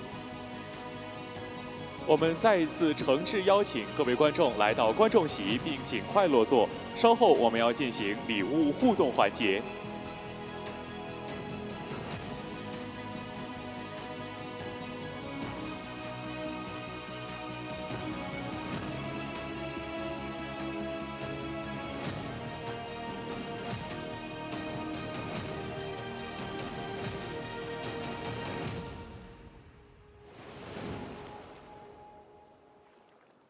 百文台泥，高档羊毛皂，一线赛事指定台名：丁俊晖、奥沙利文、郑宇博、楚炳杰等国内外一线球星代言，100文全球销量第一。利百文台泥，高档羊毛皂，一线赛事指定台名：丁俊晖、奥沙利文、郑宇博、楚炳杰等国内外一线球星代言，100文全球销量第一。好的，现场的观众朋友们，欢迎来到利百文台泥乔氏杯第14届中式八球大师赛总决赛的比赛现场。那么接下来我们要进行的是礼物互动环节。如果你想要我们的精美礼品，那么让我看到嘛。好的，谢谢。那么首先呢，我们要找到第一位幸运观众，来，3、2、1。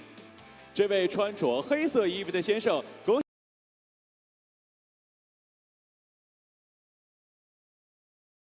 的精美伴手礼品，福瑞威力释放你的威力。接下来第3位幸运观众了啊，来，让我感受到你们的热情！来，3、2、1。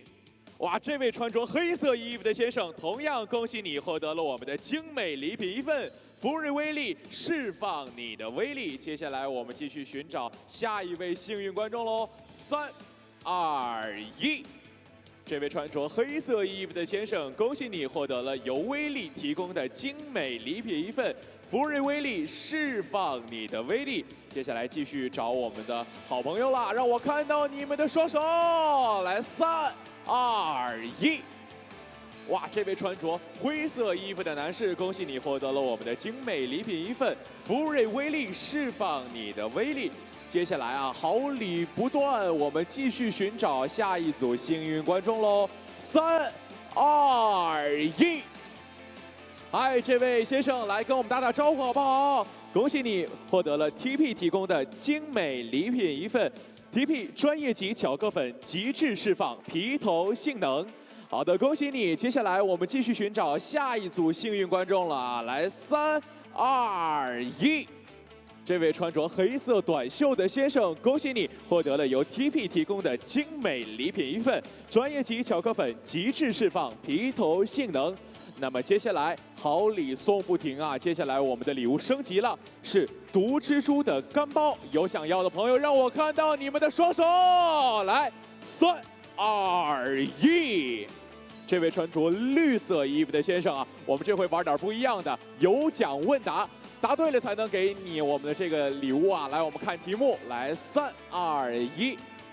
下列哪个景点属于秦皇岛市 ？A. 山海关 ，B. 泰山。A. 好，我看到了您的口型。好的，恭喜你答对了。我们接下来送给您的是毒蜘蛛干包，红点台球杆认准毒蜘蛛。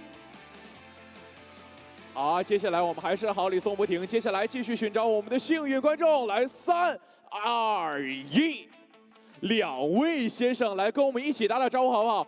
由乔氏提供的精美伴手礼一份送给2位。好，接下来继续寻找了我们的幸运观众，来了我们就都有，来让我感受到你们的热情。来，3、2、1。哇，2位来跟我们一起打打招呼好不好？同样送给2位的是乔氏提供的精美伴手礼一份。接下来继续寻找我们的幸运观众喽，来，3、2、1。2位先生来跟我们一起打打招呼好不好？稍微给大家一点时间啊，可以拿出手机记录下这一珍贵的瞬间。好的，谢谢，恭喜2位获得了乔氏提供的精美伴手礼品。接下来啊，还是继续寻找我们的幸运观众喽，来，3、2、1。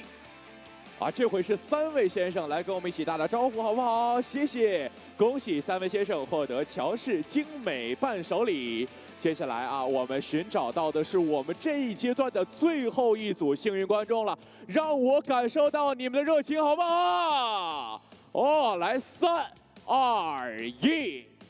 2位先生来跟我们打打招呼，恭喜你获得了这一赛段我们最后一组伴手礼啊！恭喜2位获得乔氏精美伴手礼。同时，我们提醒各位，拍照时请勿使用闪光灯，请将手机调至静音或飞行状态。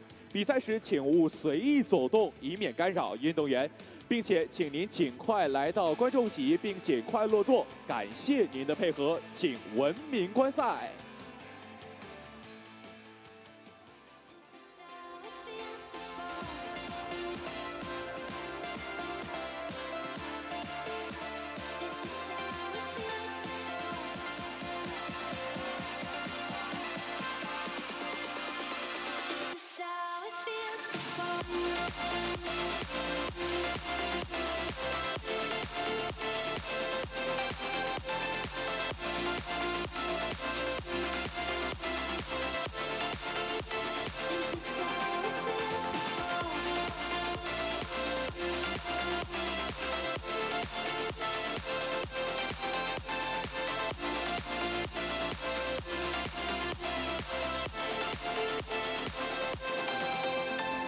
Late nights in the summer, sun is going under.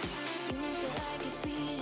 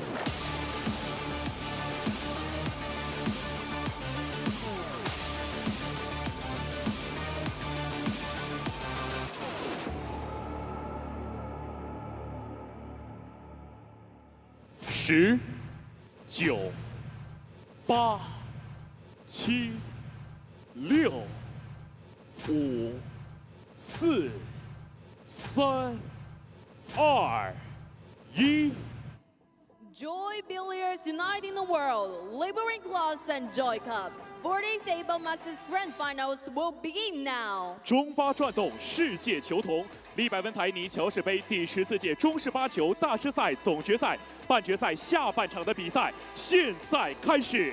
Welcome to the athletes and referees. 掌声、欢呼声，欢迎裁判员、运动员。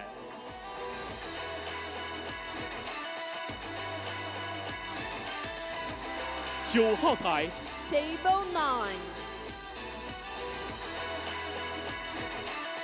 一代天王来自中国戴勇，戴勇 from China 对阵小王子来自中国沈申毅 versus 沈申毅 from China。裁判员 Referee 马立东，助理裁判员 Assistant Referee 傅依然、玉林。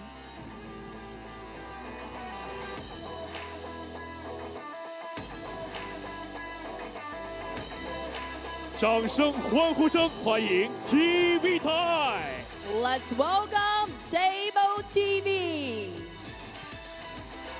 江左麒麟来自中国郑肖怀，郑肖怀 from China 对阵百步穿杨来自中国张坤鹏 versus 张坤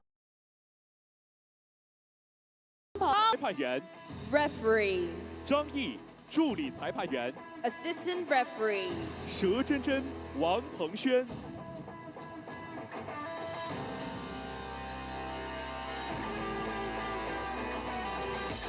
接下来为您宣读半决赛上半场比分：戴勇10比16沈申毅，郑肖怀18比16张坤鹏。精彩赛事即将开始，让我们共同期待。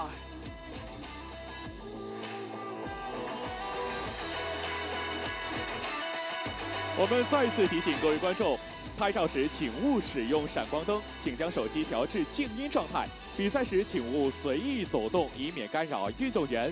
请文明观赛，感谢您的配合。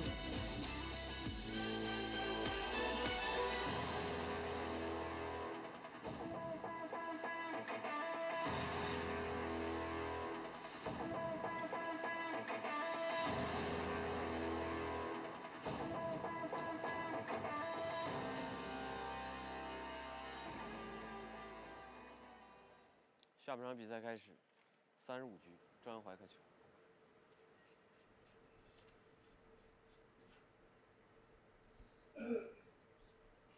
And we are back with the second session here of the semi-final. This is day 16, stage 2, 4 players left at the 14th Liber Win and Joy Cup Grandmasters Finals. We are live from Qinhuangdao in the Hebei province in China. The score on the TV table: Zheng Zhaohai 18-16 up on Zhang Kunpeng. Zheng Zhaohai with 9 break-in runs, 2 rack-in runs, and Zhang Kunpeng with 7 break-in runs, 5 rack-in runs. I'm your commentator for the Joy Heyball event, Raymond Tillack from South Africa. Joining me in commentary once again in the second session, special guest Arfan Dad. Yeah, good evening everyone. Looking forward to the conclusion of this exciting matchup between two brilliant players. Race to 35. I didn't add that earlier. Racing to 35, yeah. That was his break here, Zheng Zhaohai. He's done the first part, which was to make a ball off the break. So he has got first chance, and he is going to look at taking out the stripes. I've noticed the backhand as well. Have you noticed it before? He does it, and then just when he gets down, tucks it in. Yeah. Yeah. When he's like about to fire. Exactly. Yeah. I've noticed that too. I've watched him play like live, not on the TV. Just when I've been watching him. Much more noticeable live. Yeah. I've noticed that it's like a little quirky thing that he does, but he might not even realize he's doing it. It's just become part of his shot routine. And every time it's the exact same. Yeah. Every single shot. Yeah. So the tricky part of this finish will be the 15 ball on the cushion. Didn't get it. And I don't know if he's got a shot at it now. He looks like he's... Don't know if he can still get through to the 15. If he can, it will be from mid-range. So not the easiest of pots. I think he has blocked the path to the 2 balls in the top. He's going to have to take this. Yeah. He's going to have to take this now. He should stay on the 9 with this. Yeah. Yeah, it will go close. I do fancy him to pot this, but it is the first frame, so might be a bit of pressure on it.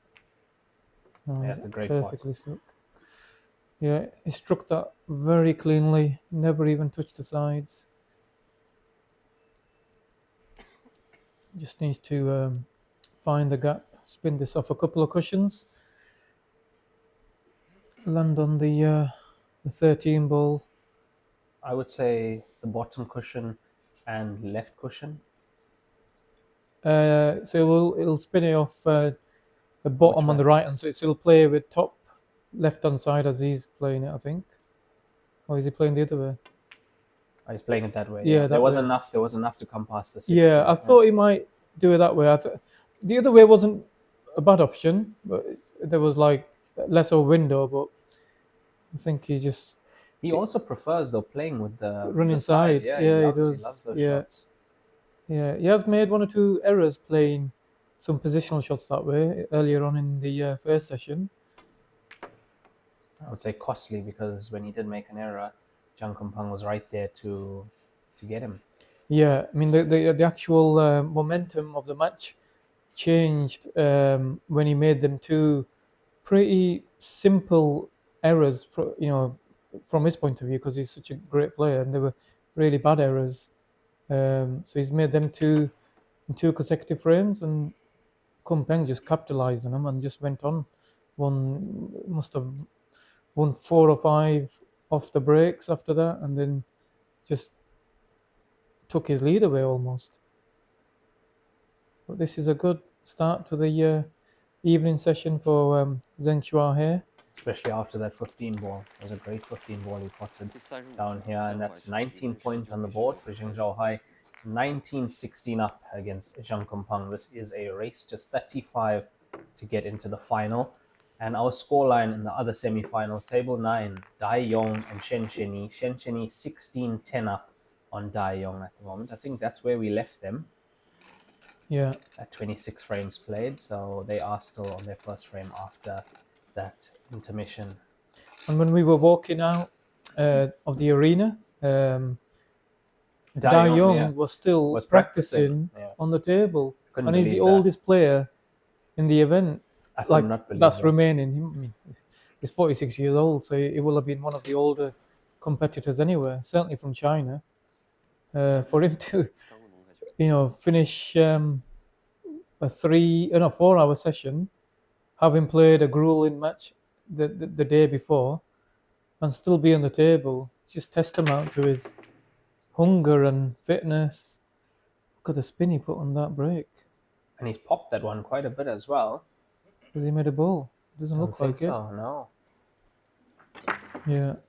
Because he's put a lot of top on it. Look at my the fizz on that. That was a lot. Yeah, maybe that took the power out of the pack and didn't quite get the movement on the balls that he would have liked. These players using that power break to hit the cue ball accurately at that power coming through like that. Yeah. It's crazy. Yeah, that's the 6 to 8 hours coming in. Yeah. Whatever shot that we think is like difficult or tricky to execute on a consistent basis, these guys will have worked on it for hours and hours, days upon end, just to master it. So it's all that hard work they've put in practice. It comes through in the matches, and especially the big matches, to be able to pull those shots off here. Yeah, it's all repetition. That's what these guys are all about. So a little bit of work to do here. There's obviously 10 ball is on the rail. He might look to be kicking that out. This is another problem area. hasn't completely developed it. He might be able to bump the 10 off the cushion with the ball that's looks like the orange stripe, is it? 13 ball? Yeah, it should be the 13 there. It's hard to it might be the 11 ball, that might be a red. It's hard to tell. Let's see what we're looking at, 13. No, it's the 13, yeah. So yeah, I think this isn't a bad play. So he'll play the 3 ball plant. This 15, if he controls it well, should go Outside over centre this. pocket, Yeah, should go over this centre pocket, and he should leave himself the angle on the 13 ball to kick the 10 out. So everything almost worked except the plant. The plant, yeah, he left the pot there. left a nice angle, but he's played a good two-way shot, I think. Yeah, I don't think he's left anything for Kumpeng other than a really sticky, long 7 ball. That's a tough blind tough pocket. 7 ball. Yeah. He will have to take it because he's got no other shot on. The frame is all on this one shot. If he makes it, he should clear up. If he doesn't, then Zheng Shuahe will come back to the table and certainly be mopping up the stripes.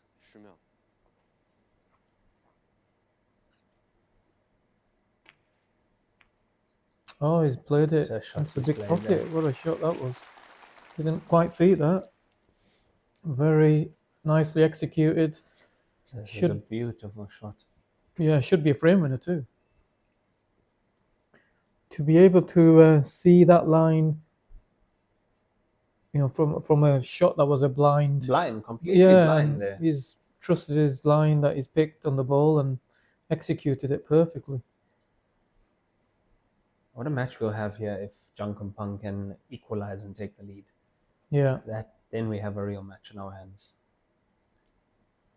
I'm not sure if he needs to play this shot now. I think he should be putting the ball into the middle.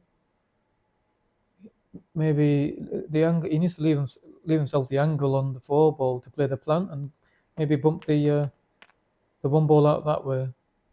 So just maybe run through, just roughly where the you could play on the 2 next, and then just stop the cue ball where the 2 is, play the plant, and knock the 1 ball off the cushion.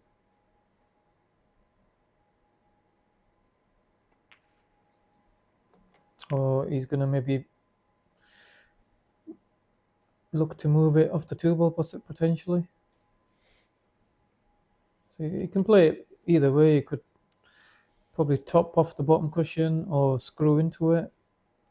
He's got the angle to do both. Just personal preference here now. It's a little bit awkward. Yeah, it looks to be topping.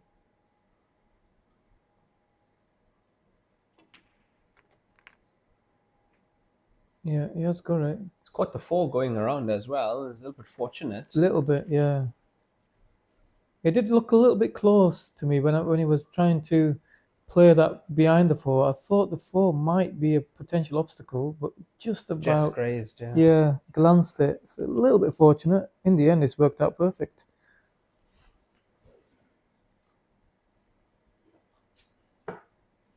This being the last 4, prize money, if you lose here, $43,400. It's not too bad. Third place, 86,800. Second, 217,000. And first prize, $724,000. Yeah, I think the jump is just crazy. I think they definitely need to look at that. It's not, you know, when he said that the 4th place only gets 40-odd thousand, 43, yeah. 43. You know what does the winner get? So the winner should never be getting. Probably looking at.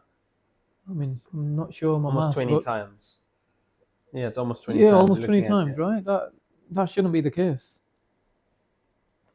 Joy, you know, obviously I've pumped a lot of money into the game, but I think that breakdown needs to be a bit more fairer to the competitors.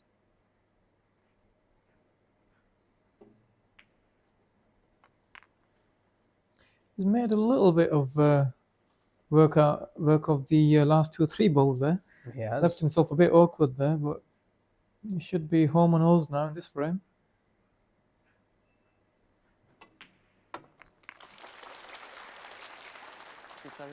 Yeah, he's punished that mistake from Zheng Shuahe.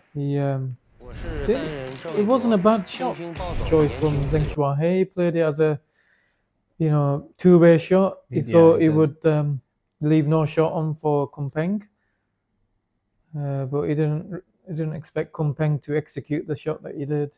I don't think we did either. No. We saw the 7 possibly, but to get that angle to going towards the center pocket was even tougher to see the line of that. So that was a fantastic shot from Zhang Kunpeng to get that right.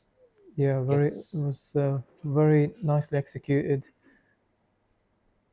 Gets his 17th point on the board. They're still trailing by 2. So 2 frames gone after we've come back from that session intermission. This now the second session. Zheng Zhaohai to break, leading 19-17. I noticed he checked the rack there.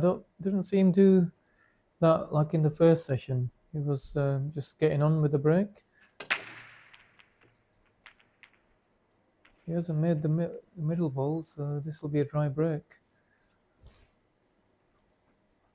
You notice there are some players, especially the Chinese players, who check the rack every single time. Yeah. Every single time they're checking the rack. Heyball cleaned every second shot. Yeah. The guy that ended up eliminating me in the tournament, Julian Serradilla from Switzerland. Yeah. He was checking the rack on every break too. I never check it, me. Yeah. I just get on with it. I'm not saying it's not criticizing the people that do check it. I just feel like I need to execute a good break-off shot regardless. So I know there might be a gap there, here and there sometimes, but I never saw Julian once ask the ref to, have another attempt at re-racking the ball. Yeah, so he was always happy when he did check the rack. That was a brilliant first pot from Kunpeng. No, what a pot Not this easy. is. What a pot this is. Clean as a whistle. Look at that. Perfect. He's hit that pocket perfect. Exactly where you need to hit it for that to go in at that pace. Yeah. Because these pockets do take, with the steel block cushions and no give there, they do take. Yeah, I mean, if you're accurate, they will go in. But it's just letting go of that fear of taking those kind of shots on. Oh, wow. He's fluked it, I think. My word. Wow. My word. I'm not quite sure how he's missed the ball that he was intending to pot. I'd like to see the replay. So it's a 14. Oh, yeah. He's overcut the 14. Look at the 9 ball. Yeah. He's stuck to the rail. Try potting the 9 ball like that. I know. I'm assuming the 10 ball looks tight, but you can move it here now. He could, yeah. He could get into Left it himself from here. the perfect angle. What a roll of fortune that is. But he's not going to feel that good about missing the 14. Getting that roll, when you... Yeah. It's not a good feeling. I think he will have taken his eye off the ball there. I don't think he's missed that because of pressure. Yeah, maybe because he didn't think the pot was that difficult. He might have taken it for granted. But yeah, it was a bad miss. Luckily for him, he managed to fluke another ball. Still at the table. I think the 8 ball is also going to be a bit tricky. It looks like it's surrounded by the spots. But where the 10 ball has gone... Could get into it from there. Yeah, it's a good ball to attack it. Yeah. Or maybe just land on it. If he just lands on the 10 ball just off straight, he could just roll past it and take it long into the yellow pocket, where these 2 balls are going to be pocketed. Which these players don't mind doing either. No. They don't mind playing that shot.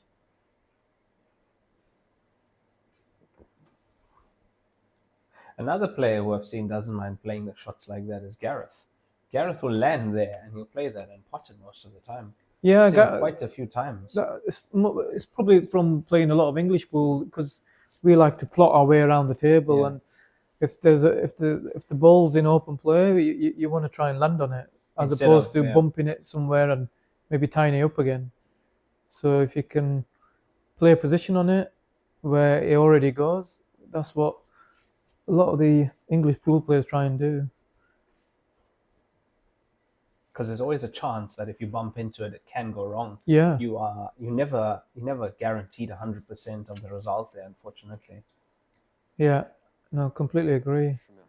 So it's more the percentage player. You're guaranteeing yourself the shot, as opposed to relying on a little bit of, I wouldn't say luck, but more the cue ball. The cue ball needs to be perfect to try and bump it to a pocket where you can control where it goes.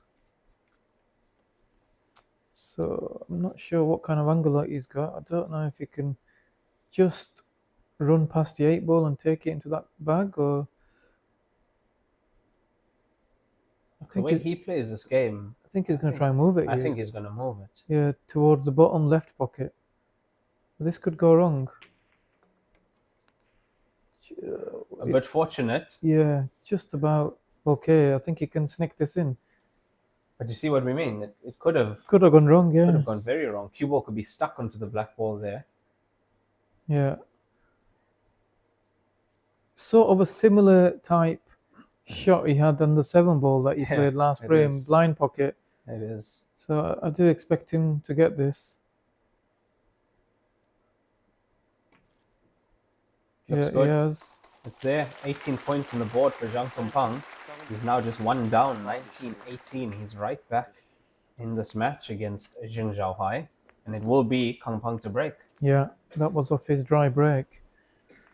So perfect start from Kun Peng in the evening session. He's punished, if you can call it a mistake, from Zheng Shuahe. He was obviously looking to play the combination, but he played it as a safety in mind, and Kun Peng, like I said, came out with a brilliant shot. It's been a great start to the evening session for him. Yeah, hard to call that one a mistake. I mean, it looked good. Yeah. It looked good, but the problem is half a chance here. They take it. The ball, the ball that was over the pocket wasn't completely sat directly over the pocket. No, it so wasn't. you can easily, if you don't catch it right, it will stay over the pocket, and that's what happened. But because of that, he did play it with safety in mind. Don't see anything in there for now. I always look at the balls into the middle. If they don't go in, what else? You're looking for a wild ball. Then, yeah. See, he's narrowly missed the 6 ball. It's hit the top jaw of the middle pocket. I think both sets look pretty open. So this is a key visit now from Zheng Shuahe, just to make sure that he's sending the right message to his opponent, that he's still here and he's gonna take, more or less all his chances. That he's here. Yeah, that's the he's main still thing. here, That he's yeah. here in session 2 and he's arrived.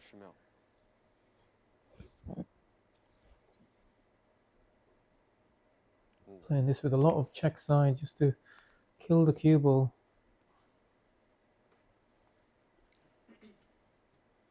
Yeah, I don't see too many issues here. I mean, obviously the 4 ball is close to a cushion, but again, I've been seeing these guys play. Shouldn't be a problem for him, that, no. Yeah, as long as he gets good position on it.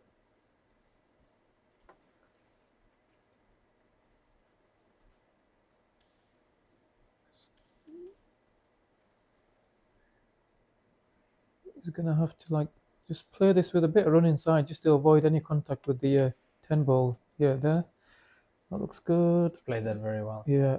The right amount of side there to miss the 10 ball and not hit the 2. Yeah.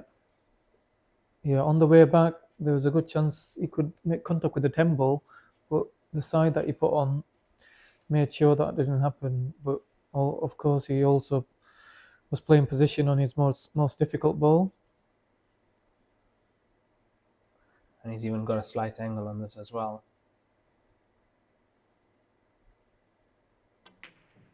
The way these players pot that ball. Oh, tricky. Half a roll. Yeah. Half a roll too far. He's got a problem now, because he can't just dolly this in. He can't land on another spot if he does that. So He's going to have to play this with a bit of pace, just so he can get the cue ball going towards the middle of the table. He needs to land in that gap for the 6 ball. Makes the spot a lot more difficult. Yeah, it's the control really, and the cue ball is going to be going forward too. So that not only is it behind the gap, he's going to have to play this from distance too, even if he does find the gap. So this cue ball will be landing fairly close to the 10 ball, I think. So his next spot will be the 6 from distance. 6 from distance, yeah. Providing he puts this. This is not a gimme. Awkward cueing.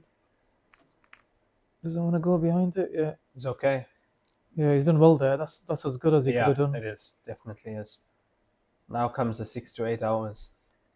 Yeah. This is the 6 to 8 hours practice. So this is like, he can't fully commit to this, because if he gets into this too good, he'll bump into the 9. If he hits the 9 full ball, he might not have a good shot on the 3 ball. So he just needs to like half cue it. So just to find that gap, screw off 2 cushions. Oh, he's put a touch aside on that. Yeah, there was a touch aside on the cue ball. You could see it spinning as it came down. It's because he couldn't fully screw in to the 9 ball. So he was trying to screw this off 2 cushions. Bad miss, regardless. It might cost him. It might cost him the lead here, Arfan. Well, Kumpeng's got a brilliant chance to get level. It's the first time he'll be level since the start of the match.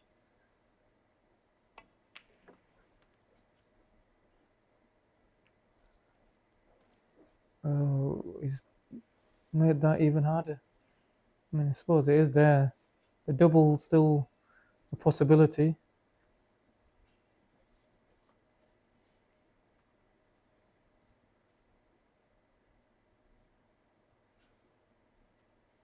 Yeah, that's what he's looking at now.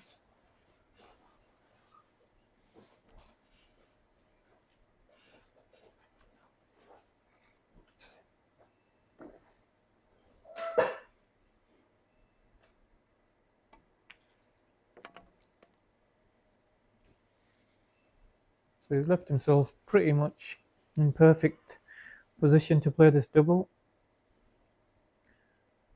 Come back around 2 cushions for the 10 and the 15 ball.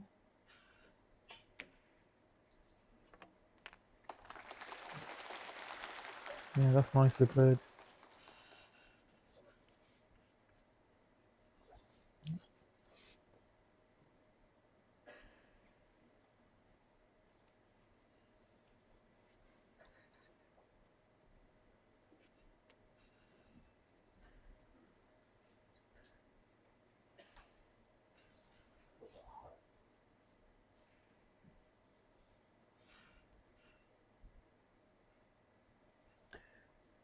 Just looking at what angle he needs to leave on the 10 ball. I'd personally want to be a little bit high on it, so you can just float it in.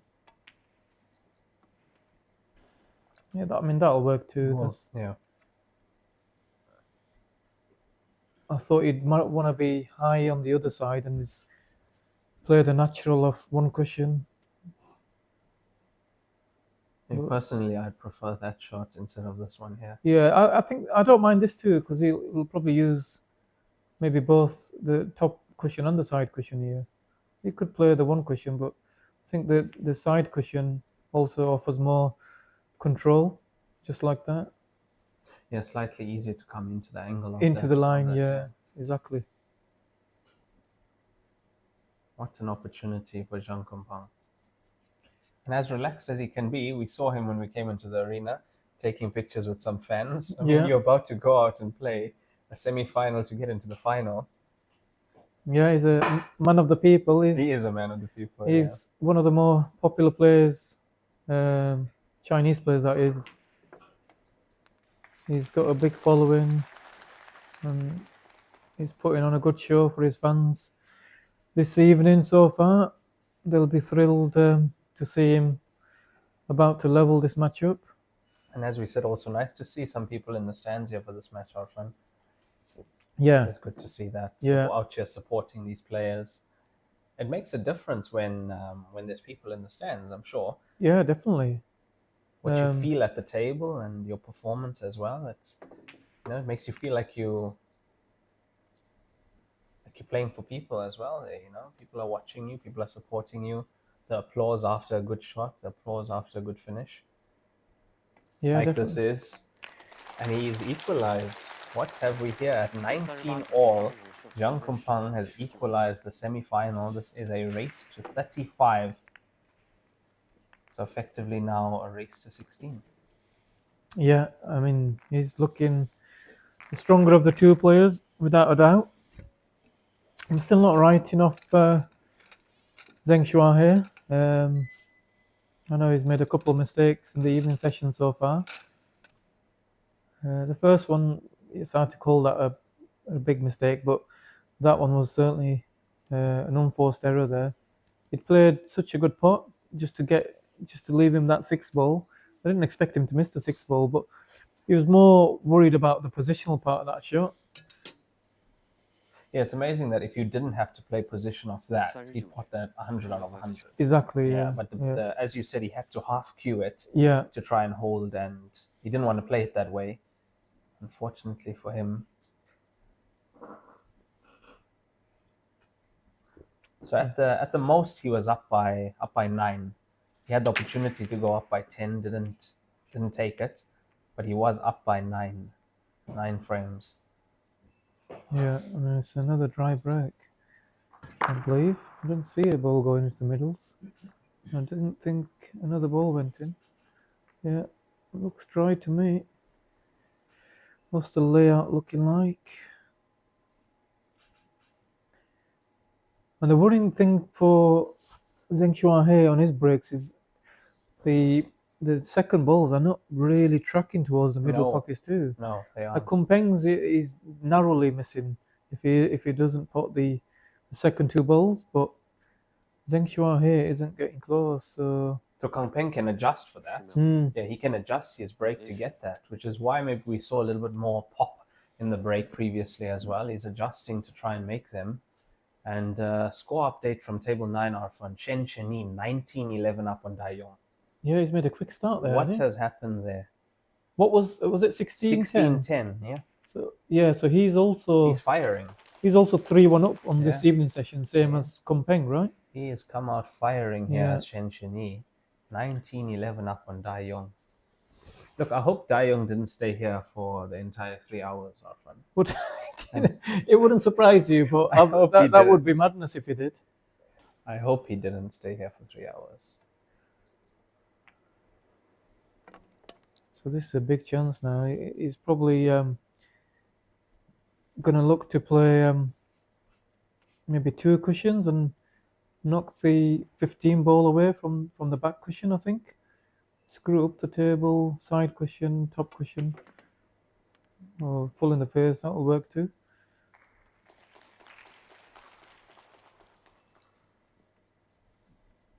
So he's done the hard work in this rack already.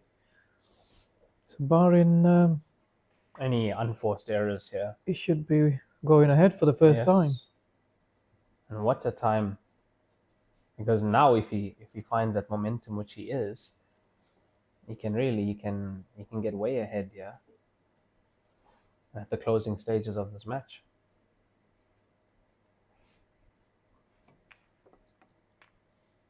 Look, as we said, we'll never write off Zheng Zhaohai. Never write him off. Well, we can't. We've seen too many matches where players have come back.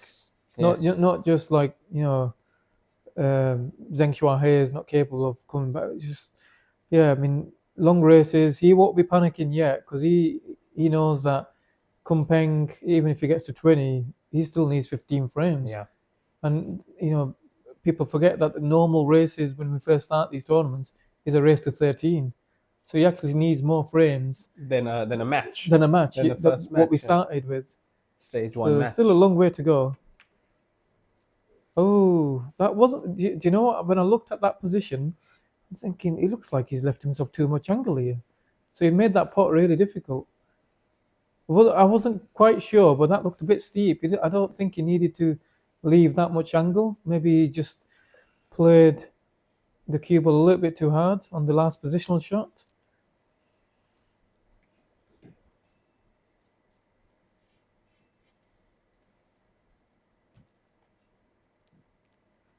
So this is a big chance for Zheng Shuahe now. I mean, one he should be taking, capitalize on his opponent's error.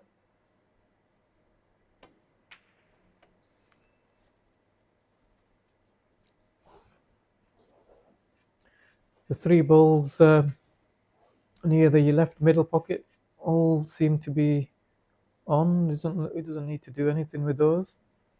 Just a case of minding his work with the cue ball.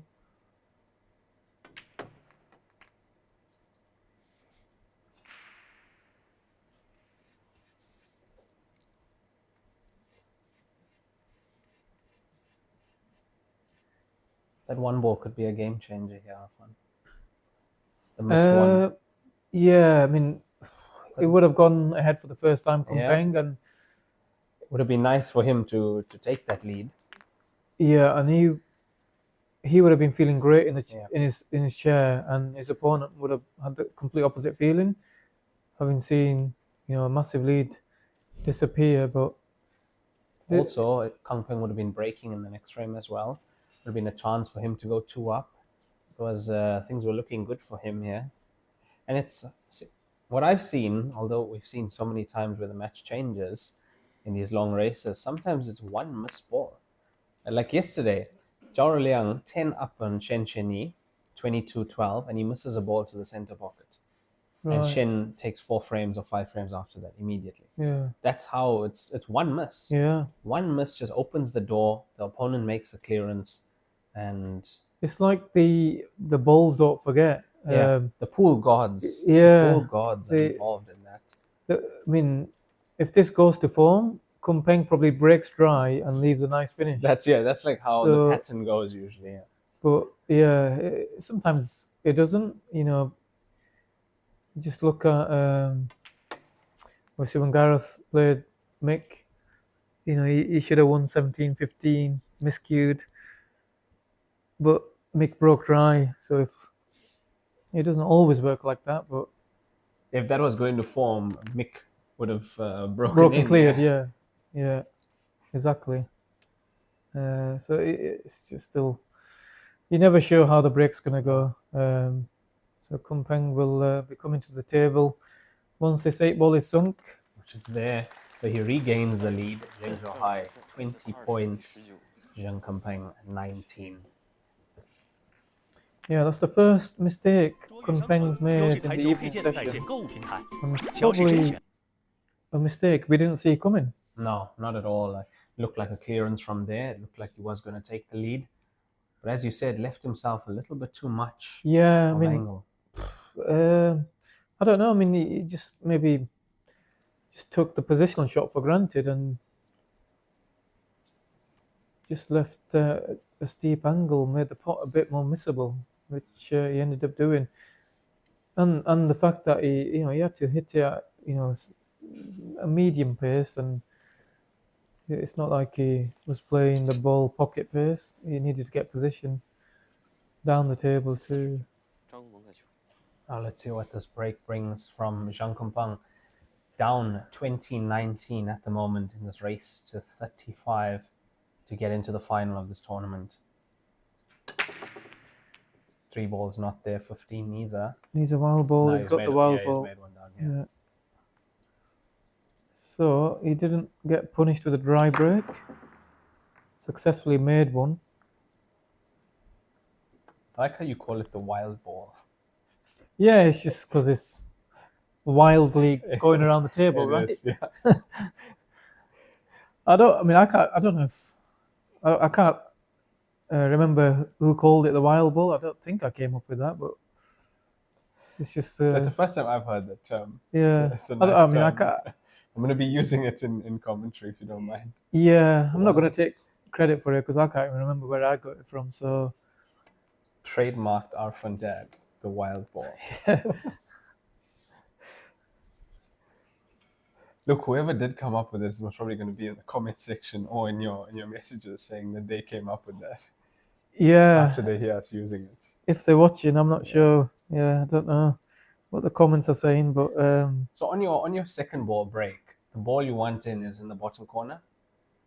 Because you were mostly making that ball bottom corner. well, I don't look at making a specific ball. Oh, you're not looking at a specific ball, no. Oh, I'm just making sure. When I'm doing the cup break, I'm just trying to make sure the cue ball obviously hits the pack, goes into the cushion, and back into the pack. Yeah.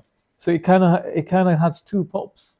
So you're getting the most out of the split like Yeah. that. So I don't know what balls I'm making. Like I'm not looking at if I'm making like a regular ball into the same pocket. It's not something that I keep an eye on the break. I just literally just see how I've hit the break. If I feel like if the cue ball has hit the second ball and is then missed the pack below, then I've caught the second ball too thin. There's another miss there from Kumpeng. Let me see. Yeah, and if I've hit it too thick or put a bit of bottom on it, I might miss it above the first ball. So yeah, I get you. Does that make sense? So I'm not looking at a specific ball that I'm making when I'm doing the cup break. I'm just trying to get a good contact initially, and then making the cue ball go back into that the triangle of balls again. But it was working very well for you, I must say. You were making a ball consistently into that bottom right pocket. Right. Almost, yeah. Yeah. Every time you potted, it was the ball straight off, not a wild ball. Yeah, it was yeah. straight off the pack into that bottom right. So immediately a ball going in, giving yourself a chance at the frame. Yeah. And the problem with the cup break is you're not always guaranteed to get a good layout. That's what I've mentioned it on commentary as well. With the cut break, more often than not, you're looking at a few problems on the table. Yeah. More balls on the. Sometimes what I've seen from the times I've done commentary, if you're not hitting the cut break perfectly, you're getting more balls on that side of the table. Usually on the side you're breaking. Exactly. They all congregate there. Yeah, exactly. Well, if you hit it good, you can sometimes get nice layouts too. So it's just, again, the break it's one of them. It does come down to a bit of luck with the layouts, with pocketing balls. So you just hope that you get. The first and foremost, you just hope that you're still at the table after the break. Yeah, you can control the table then somehow, whether it's through trying to clear up or playing a good safety. So this is a tricky little shot here. It's a tester, this one. Yeah, it's cued it nicely. Look at that. So when he goes through the cue ball fully and he can commit to the shot, he's not missing a ball. No. Yeah, I didn't expect him to miss that because that was a different type of shot execution to the one that he missed a couple of frames ago at the sixth ball. Yeah, this is center line of cue ball, bottom and just drilled in. That's the shot they practice. Yeah.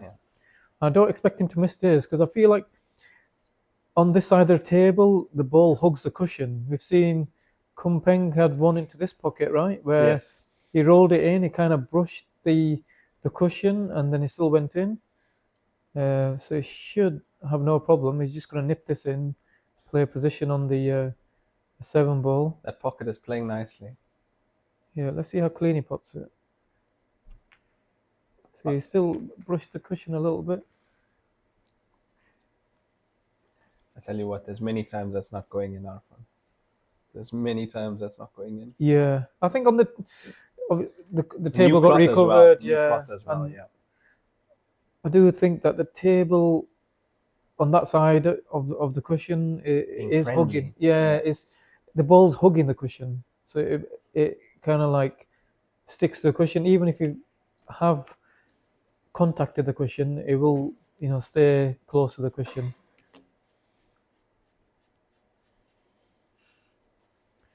So 2 mistakes we didn't expect from Kumpeng. He's kind of let him off the hook here because he was on top of him big time. And them 2 mistakes have come out of nowhere. These matches, Arfan, we can never call them. We can never call them at the start of this match, you'd say Jing Zhaohai he was playing so well. It looks like he's gonna go. Yeah. Then you have Kang Peng coming back, and then you have 2 misses, and once again, this man at the table starts. Yeah. I think what we're taking for granted there is that these players, they are human, aren't they? That's so what, they will be feeling it too. So we're not sure if it's a combination of nerves, combination of fatigue playing a part. Like we mentioned in the first session, these guys have played a ton of frames already, long matches, late finishes last night, having to come back the following morning. So all that will play a part in any mistakes that are made. Yeah, makes a big difference. It's a massive match. It's to get into the showpiece final, of the biggest event of the year. So it's the one that everyone wants to win. Everyone who's here, every so, player who's here, and especially for the Chinese players. I mean, to have come this far in the tournament, and now with no Chu Bingjie, no Jing Yubo, no Tei. Yeah, I love your pronunciation. It's like I'm sat next to a Chinese person. I appreciate that. We are sat next to a Chinese person. Yeah. When I say Yubo, I'm saying it like like Yubo, Yubo. Yeah, you're saying it like Jing Yubo. Yeah, there you go. Jing Yubo. So that's brought us to 40 frames played here, 21-19.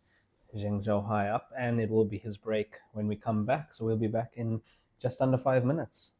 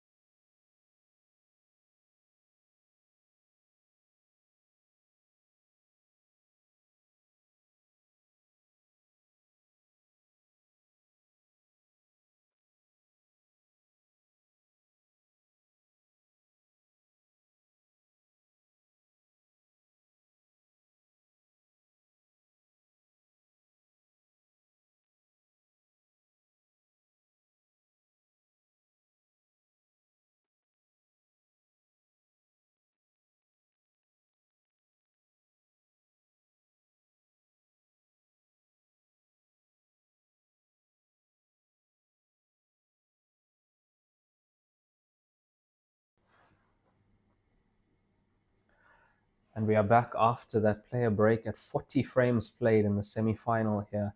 Score is 21-19 in favor of Jing Zhaohai. He's got 10 break and runs, 3 rack and runs. Zhang Kompeng with 7 break and runs, 6 rack and runs.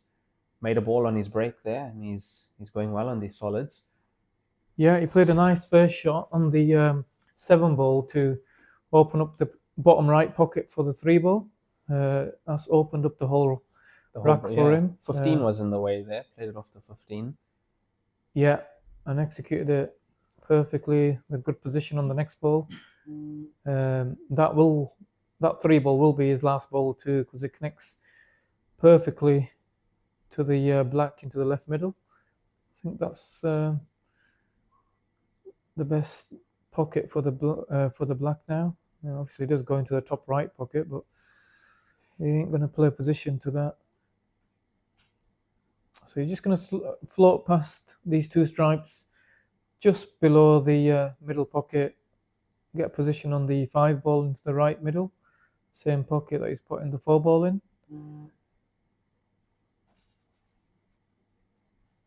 Oh, he's kind of decelerated there a little bit. So he might have to, I think he will have to play the 3 ball now.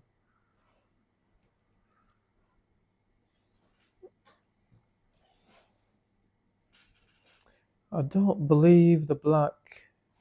It might go past the to the top. No, to the bottom right pocket. Actually. Oh, down here to the bottom right. So it might be. Well, no now problem now. Definitely goes. Yeah, there's no issues now. If he did play that, that's a very good shot. Yeah, I think he would have. He's just going to use the top cushion. Check the cue ball, straighten it up so it comes back in a straight line. A shot that he plays very well also. Yeah. That's more about, this next shot's more about pace control of that ball cushion, getting the pace coming in here, right? But also you have room for error as well. Yeah, and another thing that players like to do with this type of shot is you have to put the object ball in the right part of the pocket. It just makes a big difference. Makes a difference. Yeah, makes a huge difference. And because you send the cue ball off on the right line. So yeah, it's important when you're playing shots, you're putting balls into the right part of the pocket. That's such a, what you're saying is a very overlooked factor of this game. Well, it's not overlooked by the players. No, it's overlooked more by people that viewers, don't know. Yeah, the viewers, when you're watching, you don't. If you haven't played the game, it's hard to see why the cue ball positioning is so accurate. But when you do see it, and I mention it sometimes, like you'll see him maybe pot the ball too fine, and then the cue ball is off by a foot. Yeah. And that's because he's potted it fine into the pocket. Yeah. He's got the pot. Yeah. But he's lost the position because of where in the pocket. It's huge. Exactly. And you as a player, you know instantly. The moment that ball goes in fine and you lose, you know already. Yeah, exactly. You've lost position because you've either potted it too thick, potted it you too pretty much thin. feel you've missed the ball. But there are times when you need to pour it thin, and you have to pour it thin to get the right position, and obviously pot it thick, vice versa. It doesn't. But you're right. It is possibly a skill that people watching at home may be not familiar with, but as we see, Kompeng get really unlucky on his break there. Cue ball gets kicked into the top right pocket. So this match has definitely turned. Again. It's amazing, it's isn't turned it? again. The balls don't forget. So Zhang Kompeng never took the lead here. Well, he had a glorious chance, didn't he? He had a chance. It was 19 all. Yeah. But he never took the lead.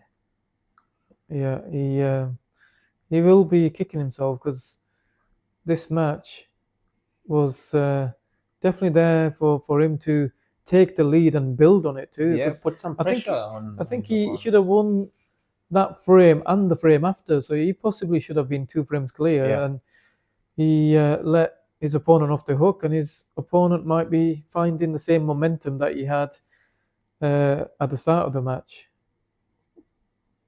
So he's just working out, his pattern on the spots here.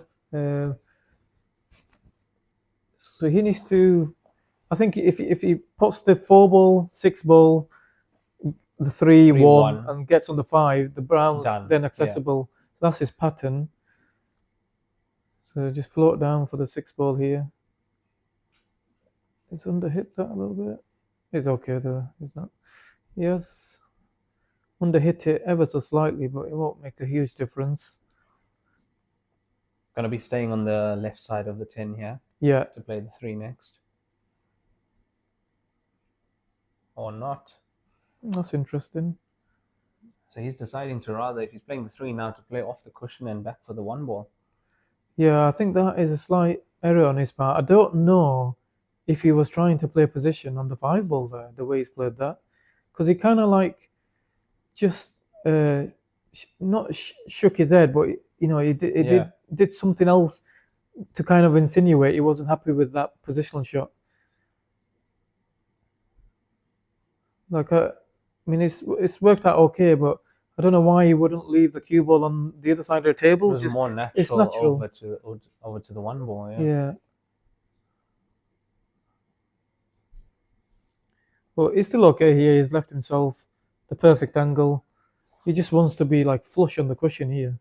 But you see also with some of these players, when they can pot as well as they can, you know, when they feel like they're in potting mode, they put the cue ball anywhere. Yeah. That's like for us, we want to get the cue ball into the best place. We don't have to work. But for them, this is not work. Yeah. They see the ball, they see angle, they pot. Yeah. It's the 6 to 8 hours often. Yeah, exactly.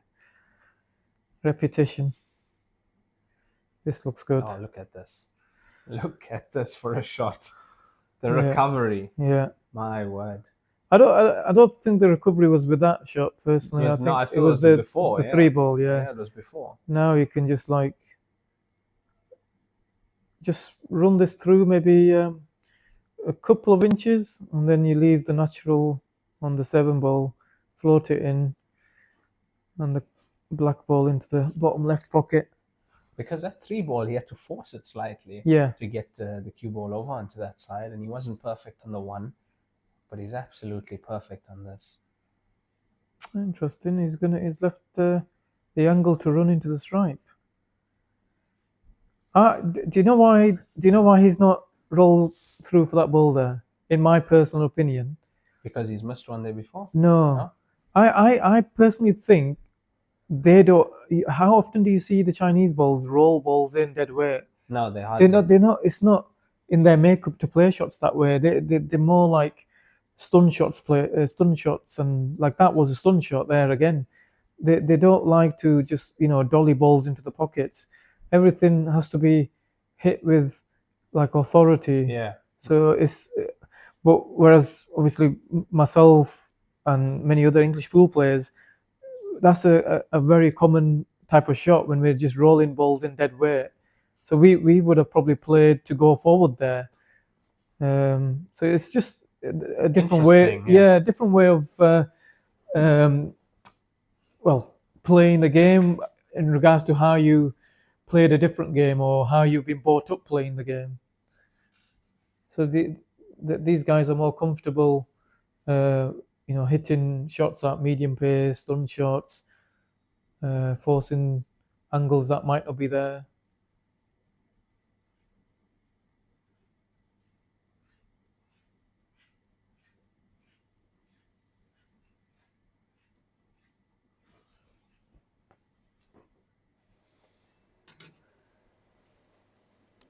So he's got a 4-frame lead again, Zheng Shuai.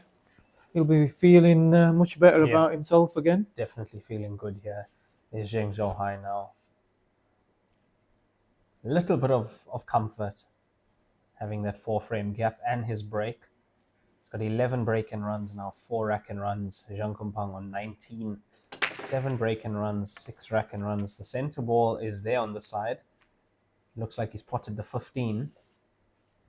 Yeah, and the layout doesn't look too bad. I know there's a spot tied up, but there's a 15 ball right near it, which you can use to just bump into that 14 ball.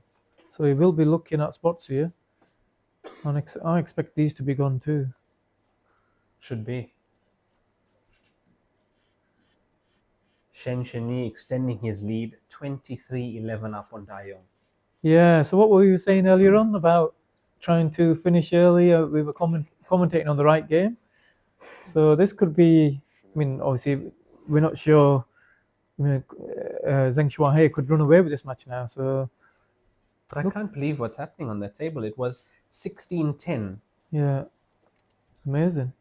But it must not be getting many looks at the table because them stats are going up from Chen Shenyi. Yeah, they are. So he must be just clearing up off his break and Dai Young's break. But also Dai Young, a player who will never give up. No. He's also that kind of player. He'll fight and he'll possibly try and slow Chen Shenyi down a little bit, put some tactical frames there and try and break the rhythm. Yeah, I mean, he's got a ton of experience. He'll be trying to use every bit of that experience, but if you can't get to the table, then it's not much you can do. Yeah. So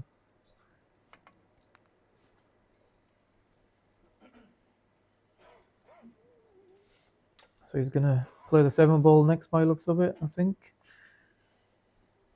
Bump into the 14 stripe off the bottom cushion.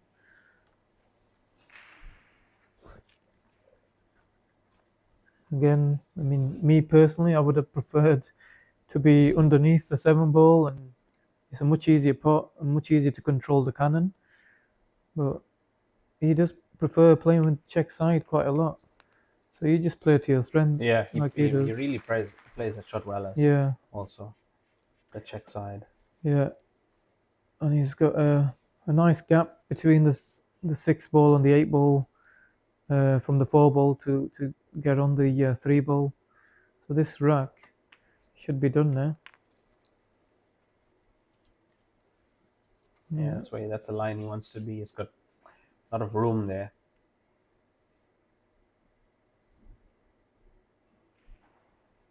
He's looking like he did in the beginning of this match now. Yeah. The focus is, you can feel it. It's there. He's woken up. Well, he was looking a little bit, I wouldn't say shaky, but he was looking vulnerable. Vulnerable. I would say vulnerable is the right word there. But Kumpeng, with those 2 errors, he's helped him out to build this momentum again. You know, all of a sudden, you know, he's rebuilding a lead that he had in the first session.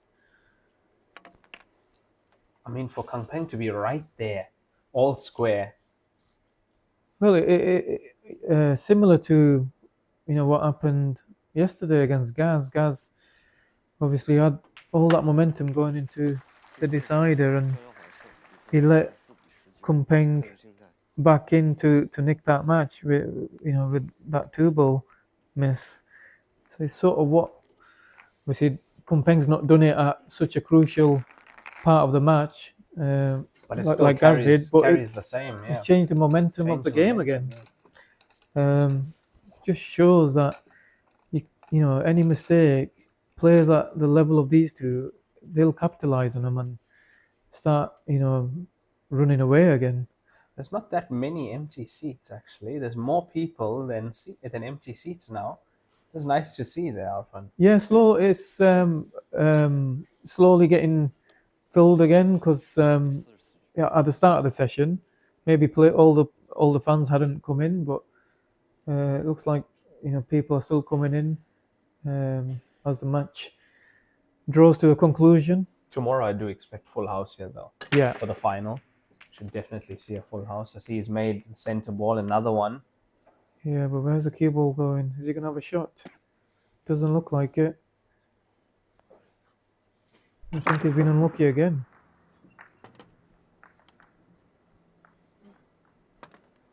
So he's made balls on the break, but no easy first shot. Tough when you 5 down and you make a ball and you come to a layout like this. Yeah, is he going to risk taking the 1-ball? Drilling the one. I think he's probably thinking he has to now. Yeah, he fancies himself to get this. This is a big shot. Because if he doesn't get this, then it's gone. I feel this frame's gone. With where solids are. Oh, brilliant shot. What a pot that is. My word. Deserves to win the frame off the back of that Absolute bullet, this one. Yeah, Full commitment into that. And he was rewarded Yeah. with, you know, the 5-ball stayed over the pocket.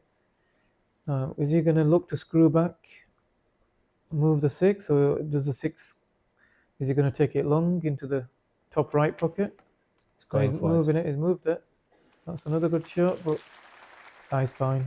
The 6-ball does go past. Yeah, he's going to have to take that 6-ball now. And I've noticed that with Jung Kumpang, he'll always try and move the ball.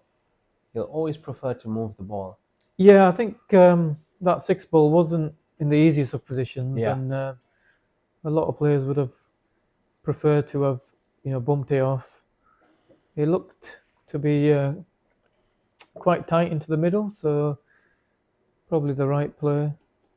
This needs to be potted though. These are not easy shots. It might look easy on that camera angle, but they're not. Not at all. He's played that well, and I feel he should be out. Yeah. Yeah, yeah. Barring any bad mistake, this should be 24-20. Yeah, that 6-ball he's just potted. You catch the inside jaw there, it's not going in. No. Never. Yeah, just going back to the to that 1-ball he potted. You know, that is a brave shot to take on. You know, you could easily, like, I know, you know, that's the only shot he had, but you don't have to go for it. You could have played some kind of safety, but these boys, they just always go, if there's an aggressive, oh my God, what's he done there? What has he done there? Arfan jump cue out. What did My we say word. maybe like half a minute ago, barring Barring bad mistake? Barring anything. I mean, listen, I mean, you might still pot I fancy this him jump to shot. get this. Yeah, he's a good, I think. Also, it's set up in a good way here. The black ball being closer to the cue ball means get the cue ball down. That's his student. Yeah, Zali, I played him in the last Masters station in Nanning. Another good player. Obviously, if you're getting coached by by one of these. Kumpeng, you know, you're not going to be a bad player. I fancy him to get this out. Well, it depends on what happens to the cue ball. The cue ball might screw up the table, and the black doesn't go into the bottom left. So that's the interesting bit. Even if he pots it, he needs a position. Oh. No, it's a bad mistake. Jung Kumpang. You know, I don't know if you can come back from that mistake. Yeah? No, that mistake, not only does it cost him a frame. Because this here, how does that go so wrong? Again, does he need to play that way? I don't know. The 3 was open. Yeah. The 3 was there for him. Again, it's not a mistake through, you know, him feeling any pressure. Fatigue?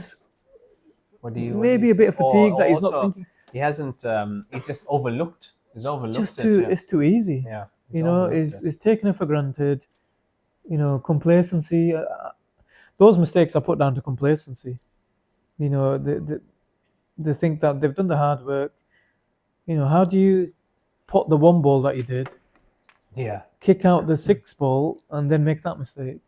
And pot the 6 too. The 6 was a tough pot. 6 was, yeah. This was not an easy out to make. So he's played all the tough shots in the first three or four shots. Gave himself the chance. And then relaxed. 20th point, yeah. Because he thinks that he's done all the hard work in the rack. This is a tough one. This is going to hurt. This one is going to hurt. Yeah, it's not, again, this is not just about him losing this one frame. This one he'll be thinking about sat in his chair. Yeah. And it's what kind of effect that will have, you know, in the remaining frames. Especially if Zheng Zhaohai can put together a few more points now on the bounce. Yeah.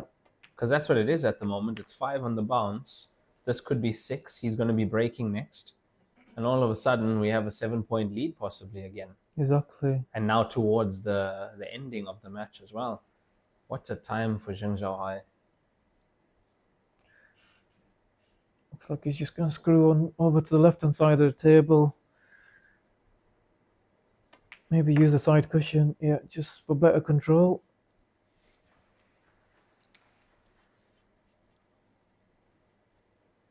The way these players float the cue ball around the table is class. Absolute class. Yeah, I mean, it's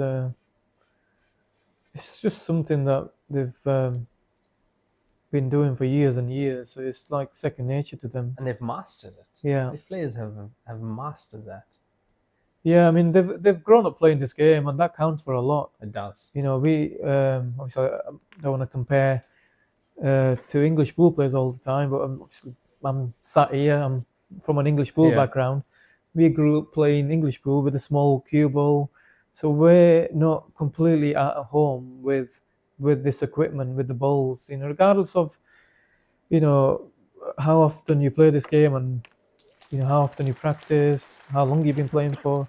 Because we've grown up playing with different equipment, you're never ever going to be as comfortable with the balls, in this case I'm talking about, as someone that's played solely with this equipment, if that makes sense. Yeah, if you've grown up, for instance, playing American pool, you're already going to be more at comfortable home with than an English 8-ball player. Yeah, they'll know exactly how that cue ball behaves with different types of spin that you put on, and forward momentum, screw back, all that kind of stuff.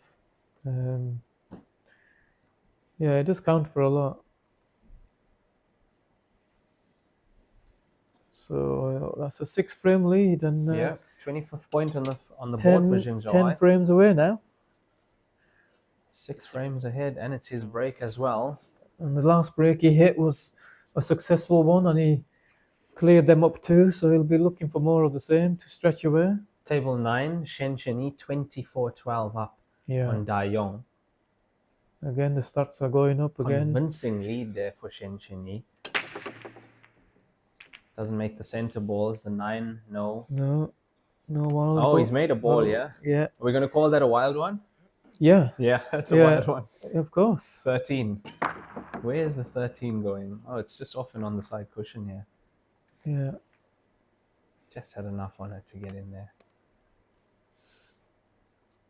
What has he got? He looks like he's going to have to take the...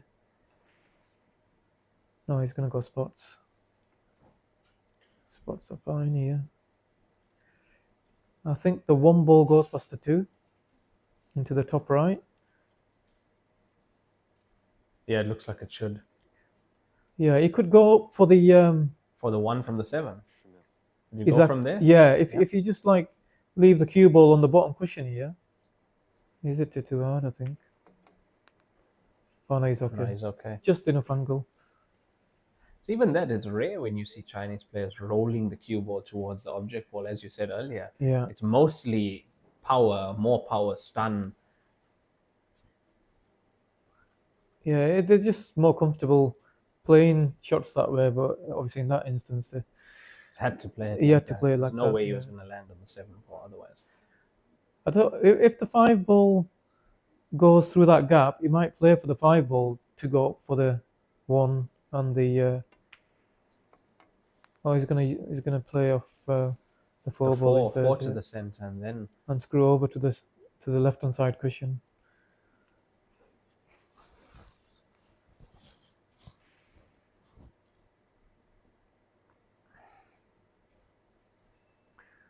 So with these shots, you definitely want to be using the side cushion because it just offers more control. So much more, yeah. So much more control. Just like that. It almost then floats the cue ball off the cushion, it's not coming in. Well, you can commit to the shot. Yeah. So properly. You can really commit to the shot. You're not like sort of underhitting. There's no risk of decelerating because you can really, let your stroke out with that shot.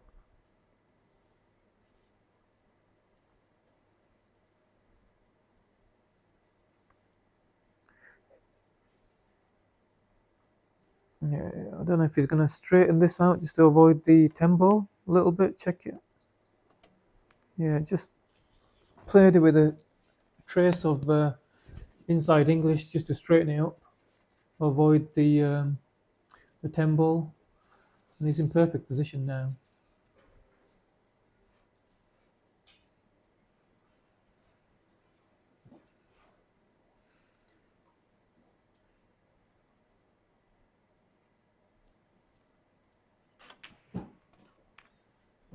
That was risky.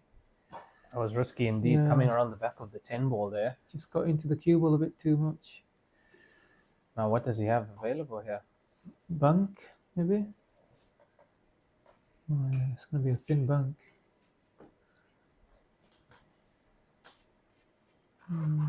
Thin cut is on. That's really thin. Yeah. Not sure what else he's got on here. Maybe pop the 5 and screw off the side cushion. I know he looks thin, but it will require a good shot to recover this position. So see if he can pull something out of the hat. It looks like it's 5 ball. Yeah, I mean, he could, if he doesn't find the gap back out, he could be snookered if he hits one of them strikes. But I mean, That's tough. First job is to pot the ball. He was close. Yeah. He would have been on the 3 after that. He's got half a result. I think he's just left a combination shot.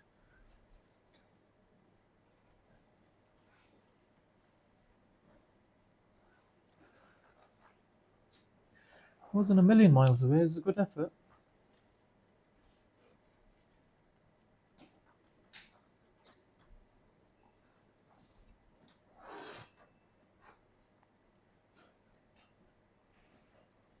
So he's playing the 10-9 10-9, yeah. I expect him to make this. Just purely where the 9 ball is sat in the pocket. Gets the double drop as well, and he's good. Yeah. So, momentum. Not saying momentum will swing, but yeah, bad mistake from Zheng Shuahe to lose position.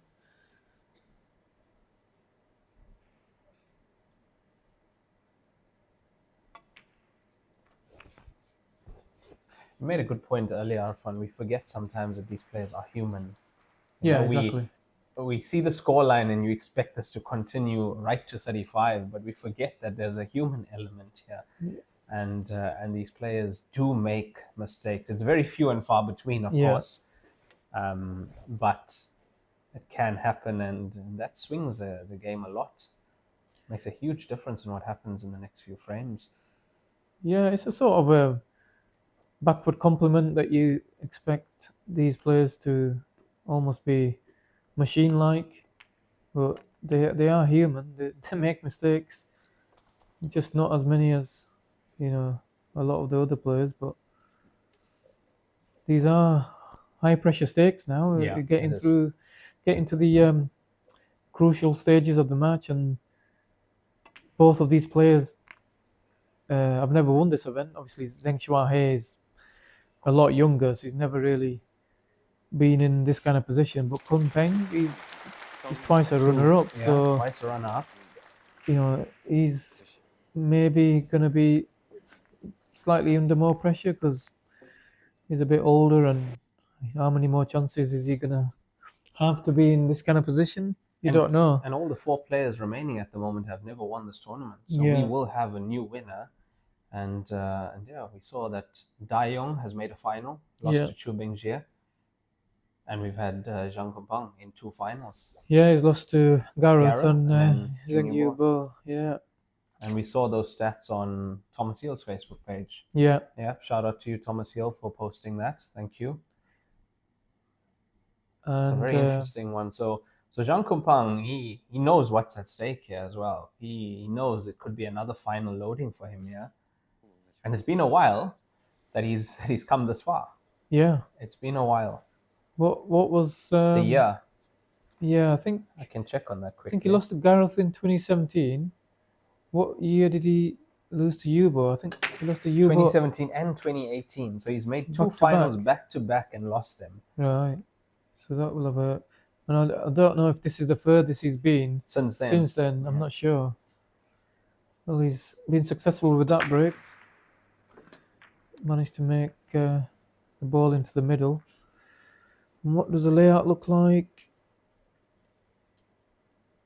Not great. couple of problem areas.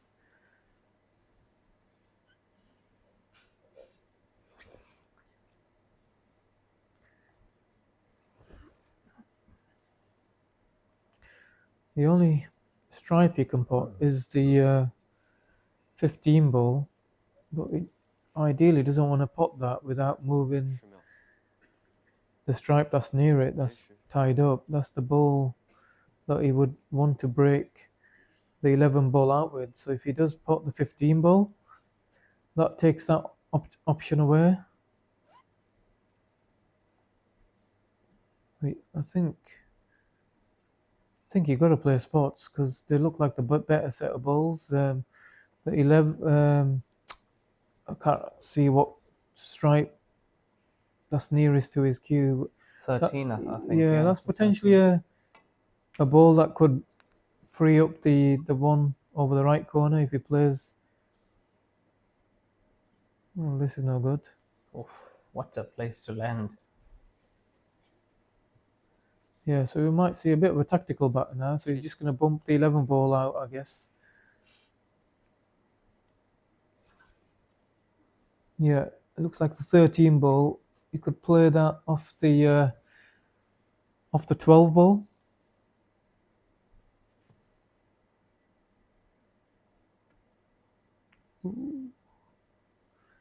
A little bit push shotty, if that's a word. But I think he's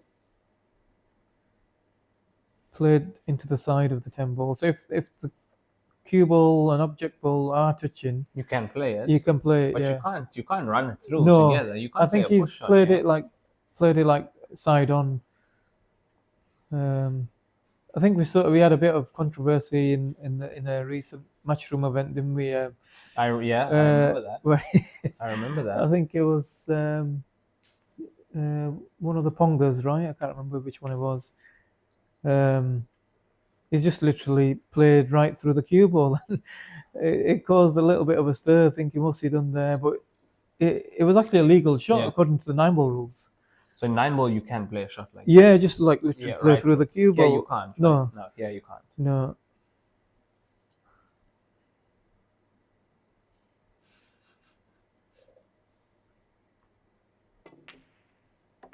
Oh, he's got that. Yeah, slight error from Zheng Shua here. Gave him a... To leave that, yeah. Yeah, it was a free go, really. Even if he doesn't put this in, he's not leaving much on for his opponent. You know, his opponent would have had a messy table. Now the 9 connects him to the 13, which he could use to free the 12 here. Yeah.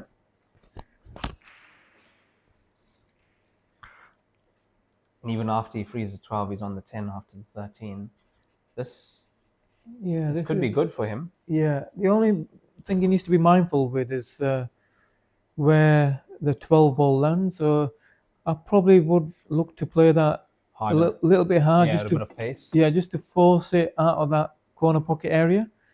Because you're going to be guaranteed to land on the 10 ball into the same pocket. So make sure it gets like center table. Center table, yeah. Anywhere.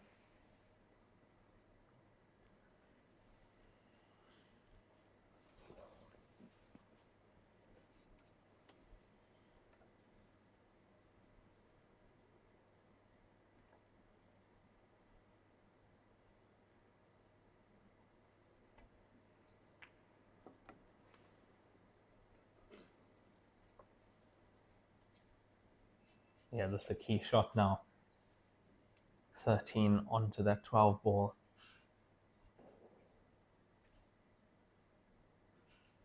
Release the 12 ball. He should still stay on the 10 here. And as you said, needs to play this with a bit of pace. Yeah. I don't think he misses the pot. It's more about what happens with the 12 ball, how he controls that. Just okay. It's okay. Just.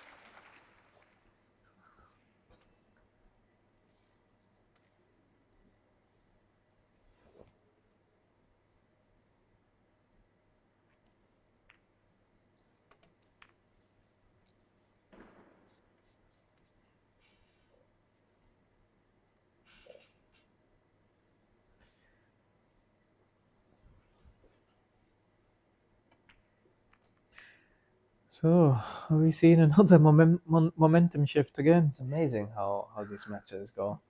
It's crazy. This will be his second consecutive frame after seeing 6 frames. Yeah, was 6 down, Go and now yeah. it's 4 down, 21st point on the board there for Zhang Kumbang. Started with that bank shot and then made the clearance after that. He's just now 4 behind, and it should be Zheng Zhaohai to break in the next one. There's the 12. Yeah, it's a good roll there. Yeah. He's got a decent roll there. I'd say he deserved it. Yeah. I would have... I thought he was going to play cushion first, top cushion, into the stripe. And then you can like play that with a bit more pace.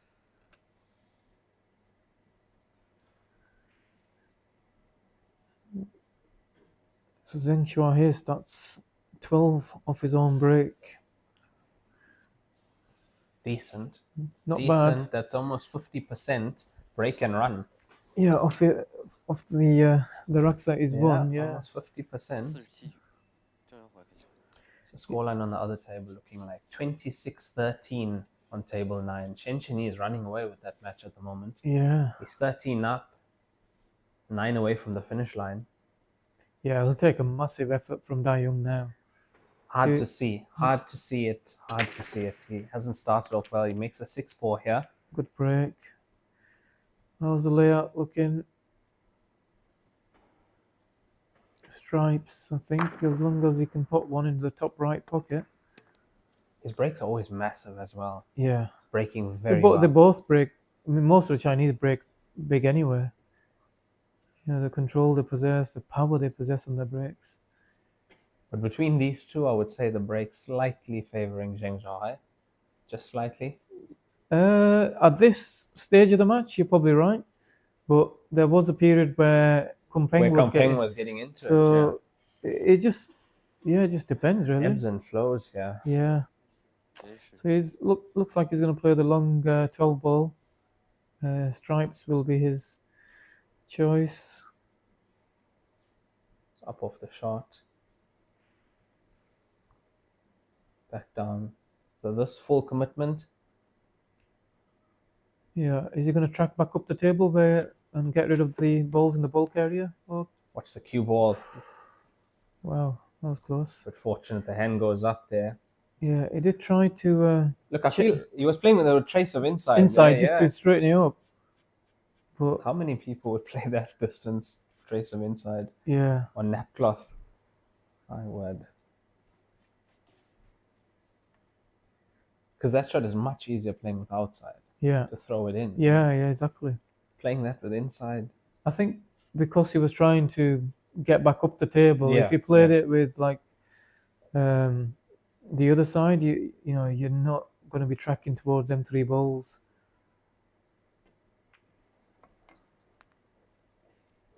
Oh, this looks good. Yeah. It's a slight angle. But I mean, that's such a tough shot, the way he's played that. Yeah. From that distance to play with check. Crazy.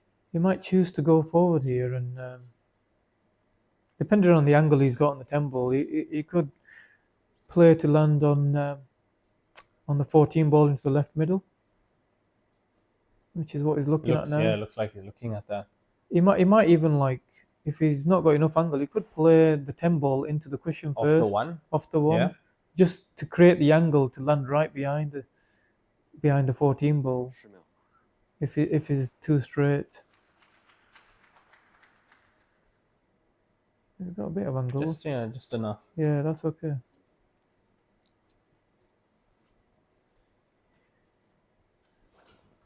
Yeah, just screw it back ever so slightly, leave a nice angle to use the top cushion, and then come into the line of the... don't seem to be too happy with it. The bridging over the 1? Possibly, that's the only thing that might be... Because if you are playing down on the cue ball here, bridging over the 1 makes us tougher. Yeah, especially if you're having to like kind of like screw back to... Yeah. And go into the center pocket as well. You catch the outside jaw, you're gone. I'm not sure about this shot. He's going to have to really dig into this. Even if he brushes into the... Oh wow. Oh, he's blocked the pass. Bit unlucky, but there's always a chance that can happen. Does he have? No, definitely not. No. No. No. Can he cut this into the Center? Yeah, into the middle. The cue ball will come off two or three cushions and track towards the 11 ball. Not sure what else. I mean, I know he's got the long pot on, but how does he plan on the 14? Getting back on the 14.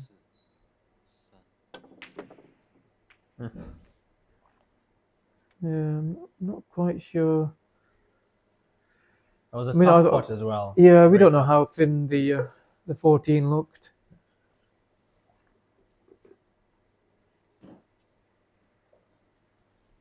He's had a bit of a result. He's tied up two of Kumpeng's spots, but like he shouldn't be too downbeat at seeing that. He just needs to maintain his control in this frame. He is in control. He's got 6 balls to his opponent's 3 balls, so just make that numerical advantage count.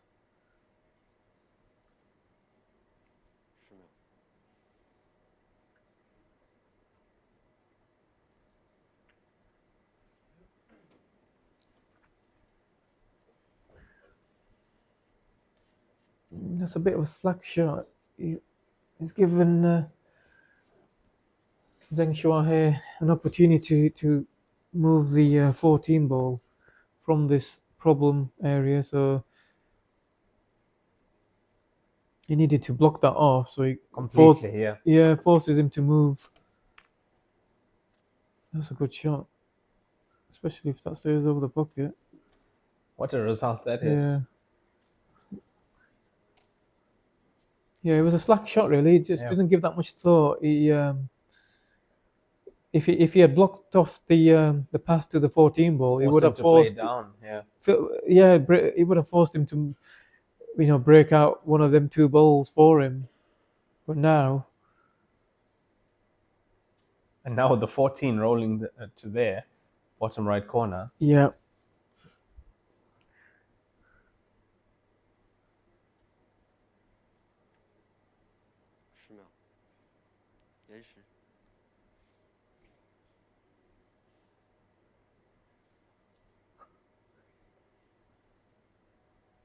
Yeah, he's not quite sure what he needs to do here. I mean,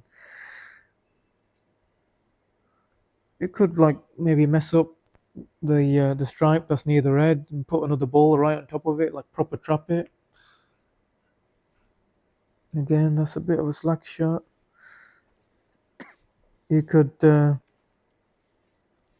free the 11 and leave the cue ball on the bottom cushion again.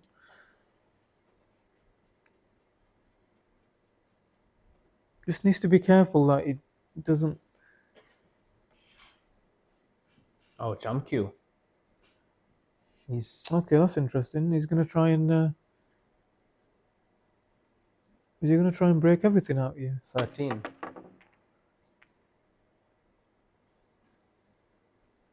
That's worked out well for him. For him, yeah. Once again. Now Kumpeng's in a bit of bother now, even though he's got a numerical advantage. It's a smart shot from Zheng Shuahe. He's asked the question. I'm gonna free up all my balls. Yeah. And, what are you gonna do? What are you gonna do? You're gonna. He's chosen the right opportunity to do that because Kumpeng had 2 balls tied up. And with the 11 being where it is, the pot on his ball is not available as well. Yeah, the loss of turn. The loss of turn. Yeah. He's got a chance to lay the snooker on the 4 ball if he plays the 7 ball.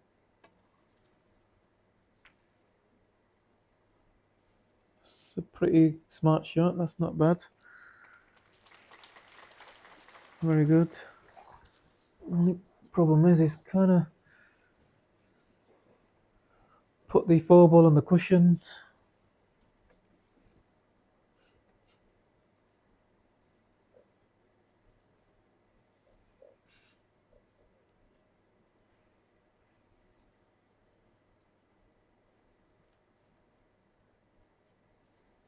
Think he fancies kicking the 13 into the 14?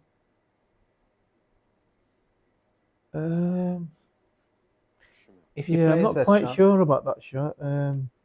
nice. Yeah, and trying to free the 11 at the same time. That's a good shot. That's a good result too. He's getting a good roll in this frame, Yeah. Zheng Zhaohai. I think that was a good shot. Yeah, You know, it that was. He's played that very well, almost perfect kick on the 13. Yeah, you could argue like he's been a little unlucky that he hasn't promoted the 11 ball in an even better position. But he has made it slightly easier that he's bumped it off the cushion a little bit. This all started with a slack safety shot. The first one, Kompeng leaving the 14. Leaving the 14. Yeah. After that, 14 rolls to the bottom right, yeah, and Zheng Zhaohai with the chance. Yeah, that looks clean. good. Clean. Yeah, that's your 6 to 8 hours a day shot. Yeah, that is. They don't miss them. Definitely is.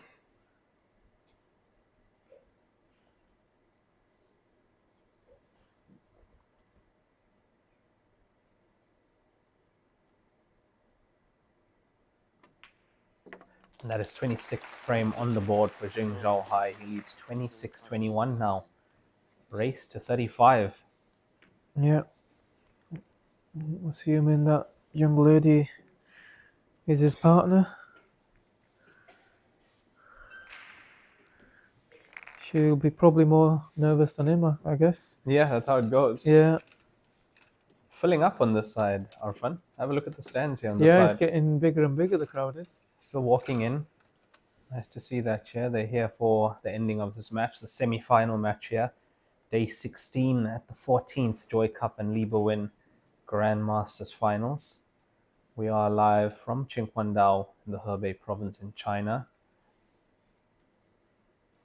I'm your commentator, Raymond Tillack, for the Joy Heyball events, and joining me in commentary, as you've heard, is Arfan Dad. We're sitting here in the stadium, just about, let's say, about 50 meters away from the main table.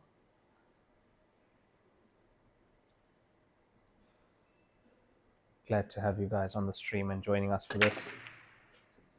Hasn't made the center balls here. He's got one. Oh, he's got one. He's got the wild ball. Yeah. And the cue ball's still spinning.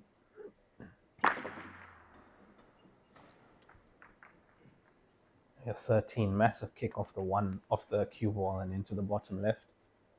Yeah, it's obviously that's the power they break with. You have a chance of something like that happening.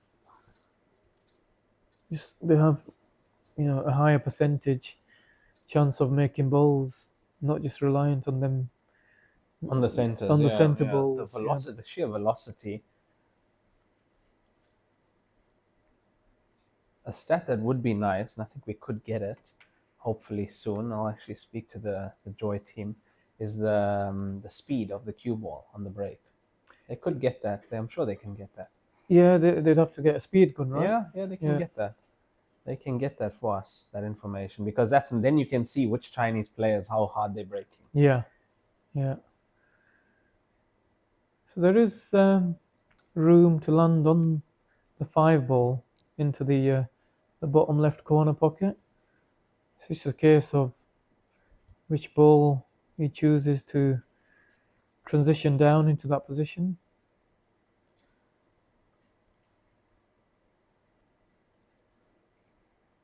It's going to have to be an accurate positional shot.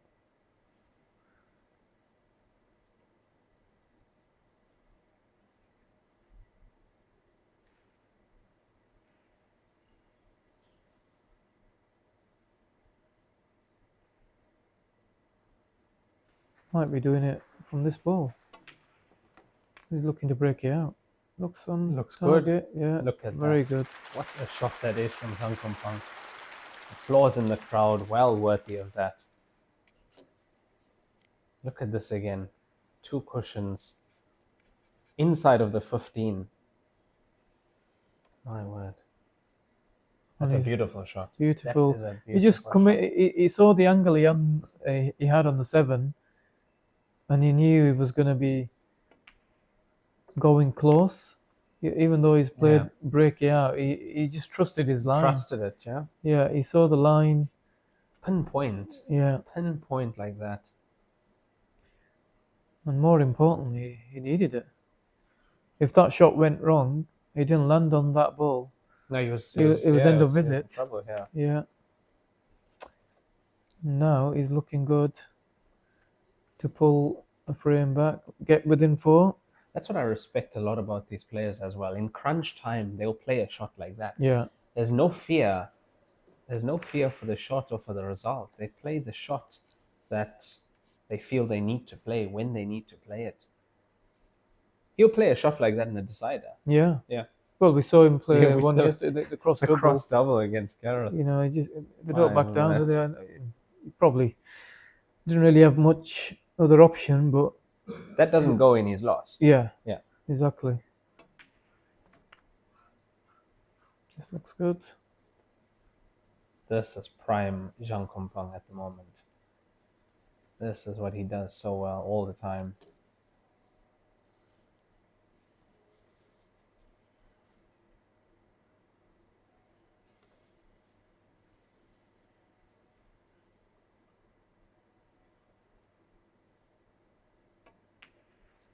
And that should be 22nd point on the board for him. That was a really nice outcome from him. Yeah. Bring the 5 ball the way he did. Brilliant stuff. And that brings us to another 10-minute player break. We'll be back in just under 10 minutes, guys.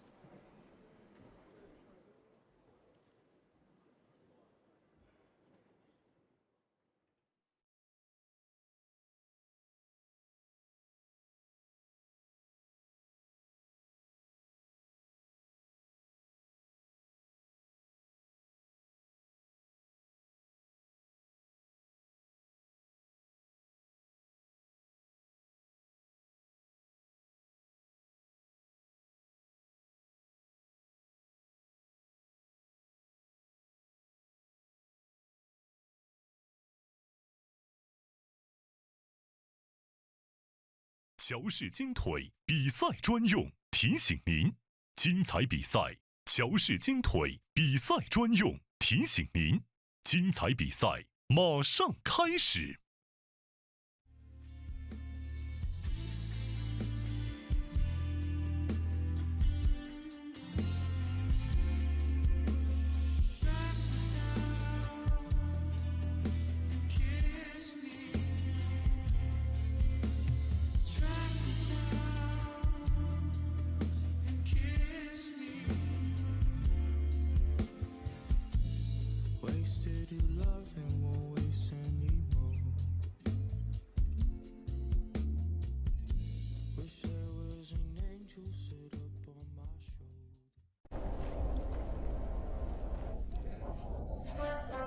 俺老孙啥功名不要，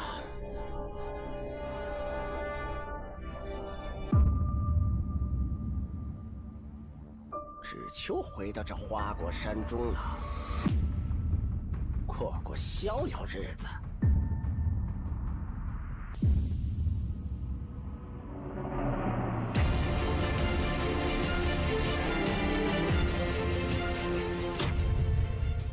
天要求杆，换一切为可能。超级蓝钻皮头职业版，采用进口头层水牛皮，韧性好，弹性持久，颗颗精选，粒粒碾压，严格质检，世界职业球员必用的皮头，超级蓝钻，祝您夺冠。罂粟胶边具有国内胶边很难做到的特点，罂粟胶边的硬度达到了45度，使反射角高度接近入射角。罂粟整条胶边误差小于20丝，因而各部位酷性一致。欢迎各品牌厂家使用罂粟胶边来提升台球桌的专业性能。好胶边罂粟皂，好胶边罂粟皂。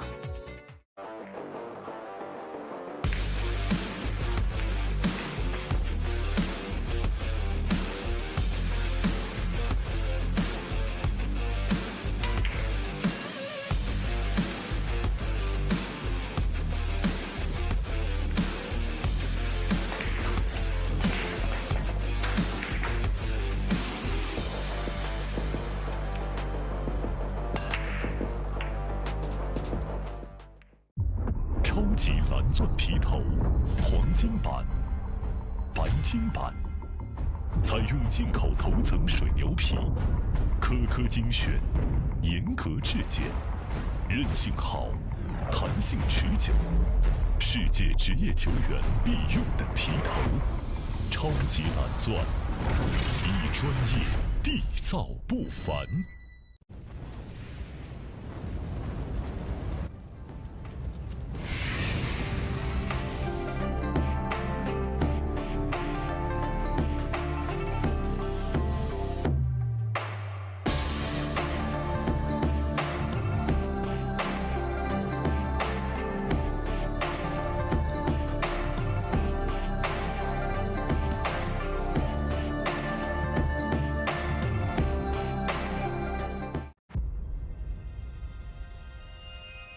一点是聚焦、沉淀；一线是专注、艺术；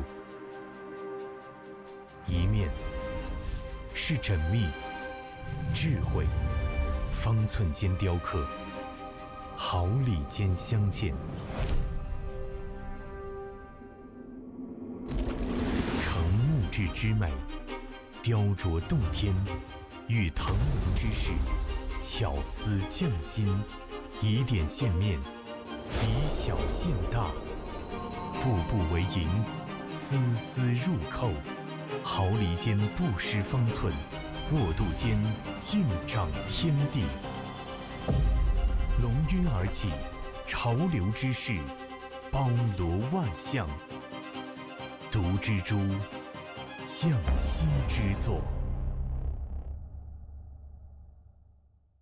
今天给大家推荐一款非常好的台泥 H153，这我自己用了1年多的台泥，汗毛量80%，手感特别细腻，走位很平稳。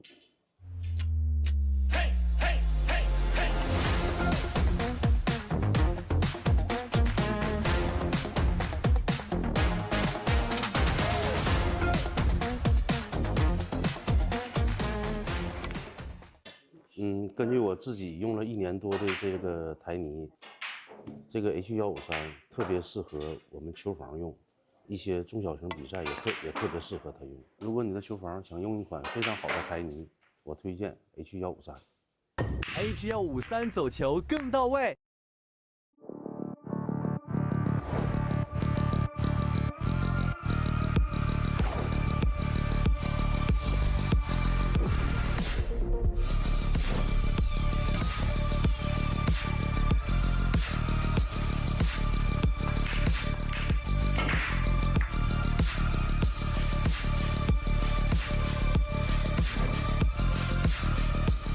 翘课我选布洛克。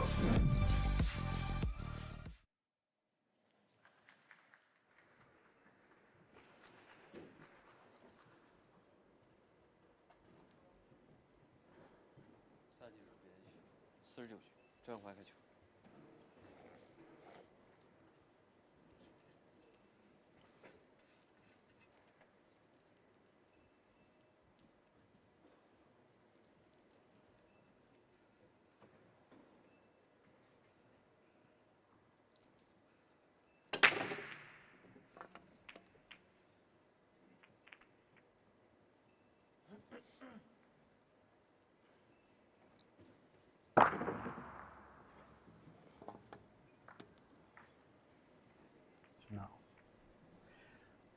And we are back after that player break. The score, Jingzhou Hai 26, Zhang Kunpeng 22 in this race. 35 frames here in the semi-final. This for a place in tomorrow's final, which will be a race to 39 frames. Winner walks away with $724,000 US tomorrow. So break there for Jingzhou Hai. Yeah, successful one. Stripes secured. Yeah, and it looks like a pretty nice layout on the stripes. I don't see many issues here. You can the 14 ball looks probably a little bit awkward, but the 11 ball is near to it. You can maybe pop the 11 bump the spot that's in front of the 14 ball and free up that middle pocket. Oh, he's actually bumping out now. Smart. That's all the hard work done in this ruck, I think. It's probably playing 11 ball next, 13 into the right middle, then your 9 and your 14 And to 14, follow. yeah. And scores from table 9, we have Shen Cheni 27-16 up on Dai Yong. The scores are moving quick there, Arfan. Yeah. They are moving quick. Dai Yong has pulled a few back. He's now within 11. He was 13 down. But still, Shen Cheni closing on that finish line. So how many frames have they played in total there? So 43? Yeah. And how many of these guys played? 48. 8. Yeah, so these guys have always been ahead of that match. Yeah, they were, I think, 8 or 9 8 ahead. or 9. So that match has sped up in the evening. I think more so because of Shen Cheni and his finishes that he was making. That scoreline was ticking very quickly on his side. Yeah. And he probably doesn't want another late night. Yeah, he wants to get in tomorrow's final, get a good rest, and he can bring his A game tomorrow. Yeah, the match against Roliang yesterday finished close to 1 o'clock in the morning. That was a tough match. Very tough match for him. Just over screwed it ever so A little slightly, bit. but he's still okay. I think as long as he isn't bridging over one of these two balls, he'll be all right. He'll make sure of that.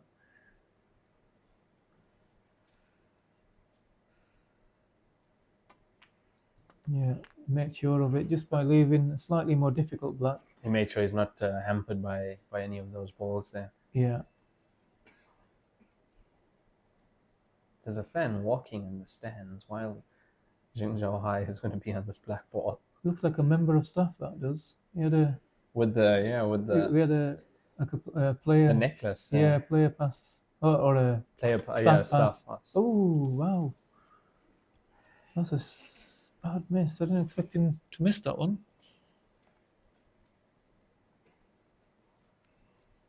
Yeah, shaking his head.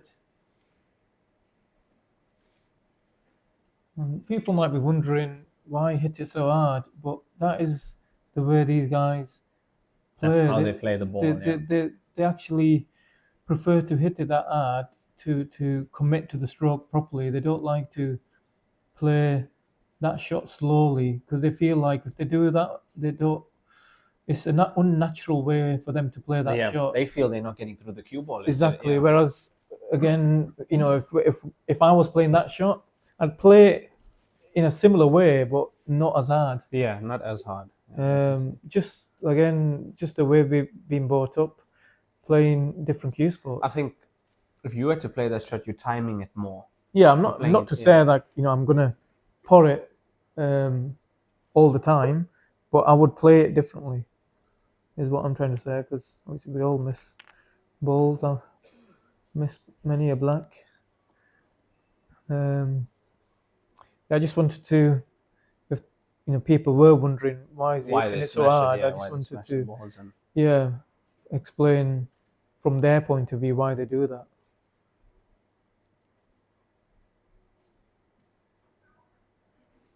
Kompeng won't be worried about that though. He'll be fully focused on punishing that mistake. So he has got a tough 6 ball to navigate. Plant on the 2? I think that's what he's looking at, because I don't see a way he can bump it out. So the plant does look like the right way to attack it from his point of view. Yeah, so go 4-6. 4-6 onto 2. Yeah, it's not a gimme plant because no, it's not. They're both off the cushion. Both off the cushion, and he's not guaranteed to land on the 6 ball, so he might have a roll down for the 3 possibly. Yeah, just for if he doesn't get too close to the 3, he might have a tricky 3 ball. So this is not as easy as it looks. Not guaranteed. A lot of distance. The 2 ball isn't sat right over the pocket.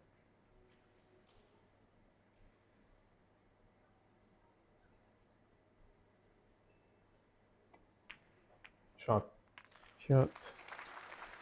He's got to slow down. Might have just left himself a little too straight. Touch straight here on the 3. Yeah, he might have to take his medicine here and just roll through. Leave himself a bit of a thin pot on the 6. Just fully focus on putting it and just he'll have like a mid-table. Be a tougher black ball. Yeah. I think he'll be the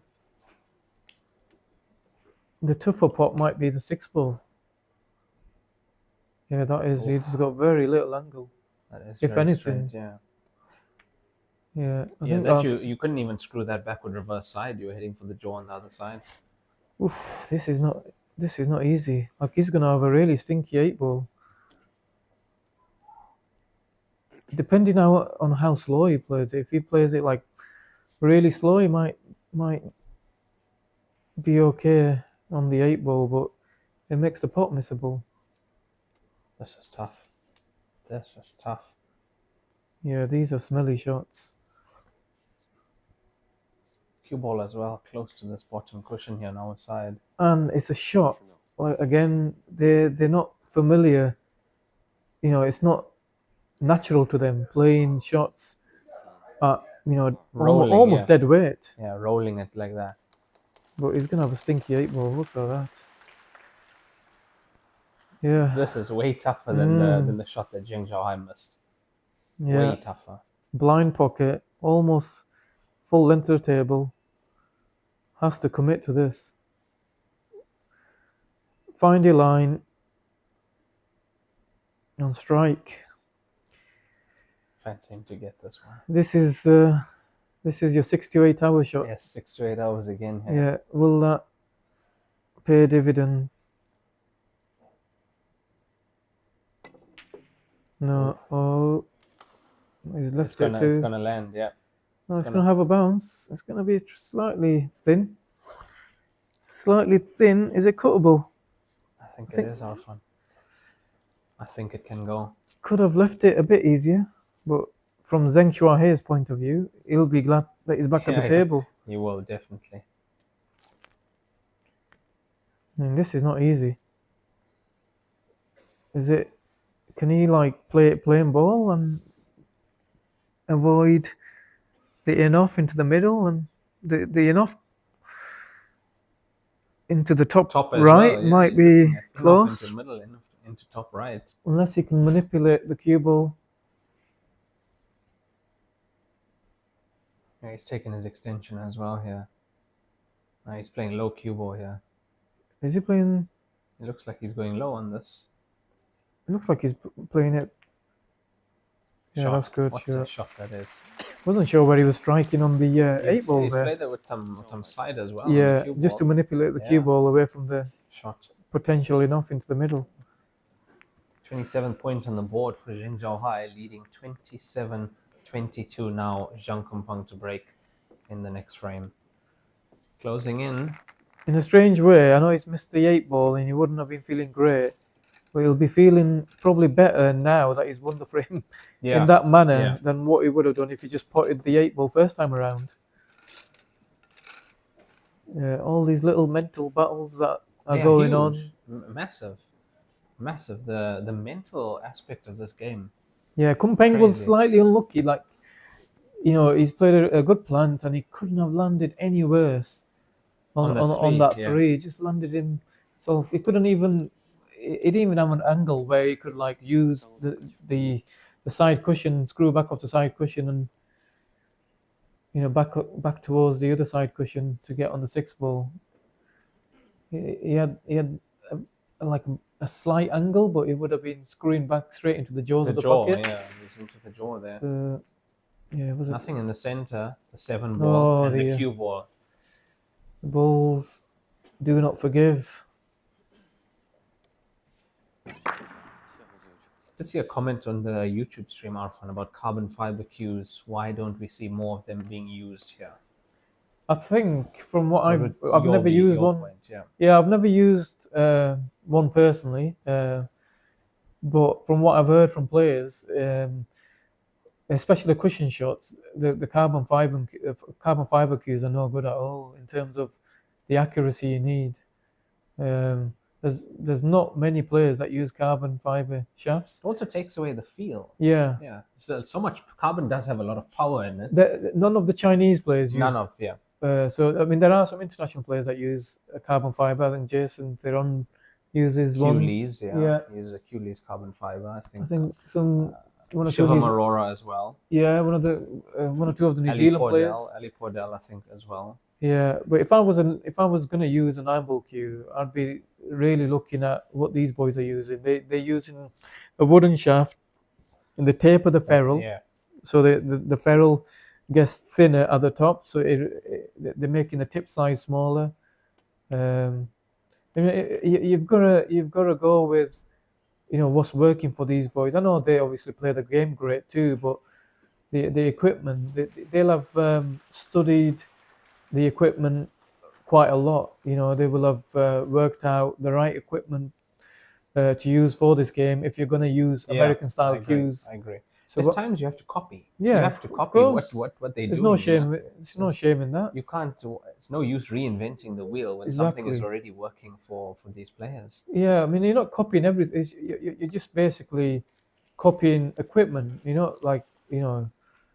Copying the way they play the game, or obviously that's not a bad thing to copy too. Don't get me wrong. Yeah, if you could do it, but that would be great. But yeah, if I was using American pool cues, I'd be trying to get something similar to what these boys are using. Because most of them have that taper on the ferrule, and they thin them down to at least the shaft down to 11.7 or less.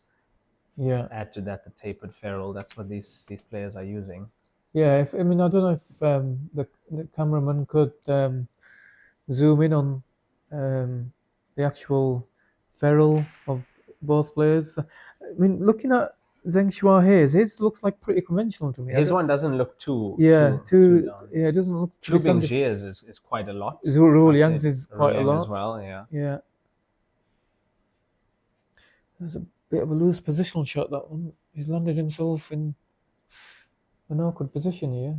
I don't know if this 14-ball cuts now into the top right pocket.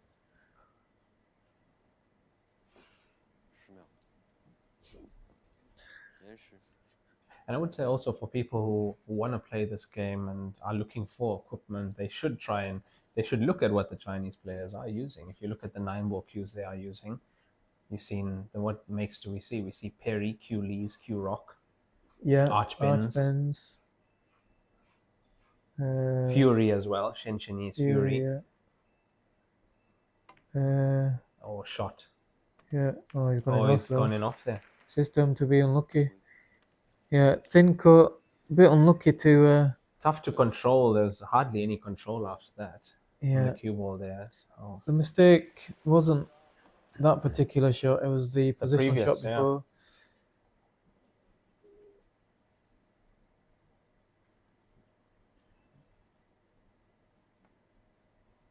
Yeah, it's a mistake that Kumpeng definitely need to capitalize on now.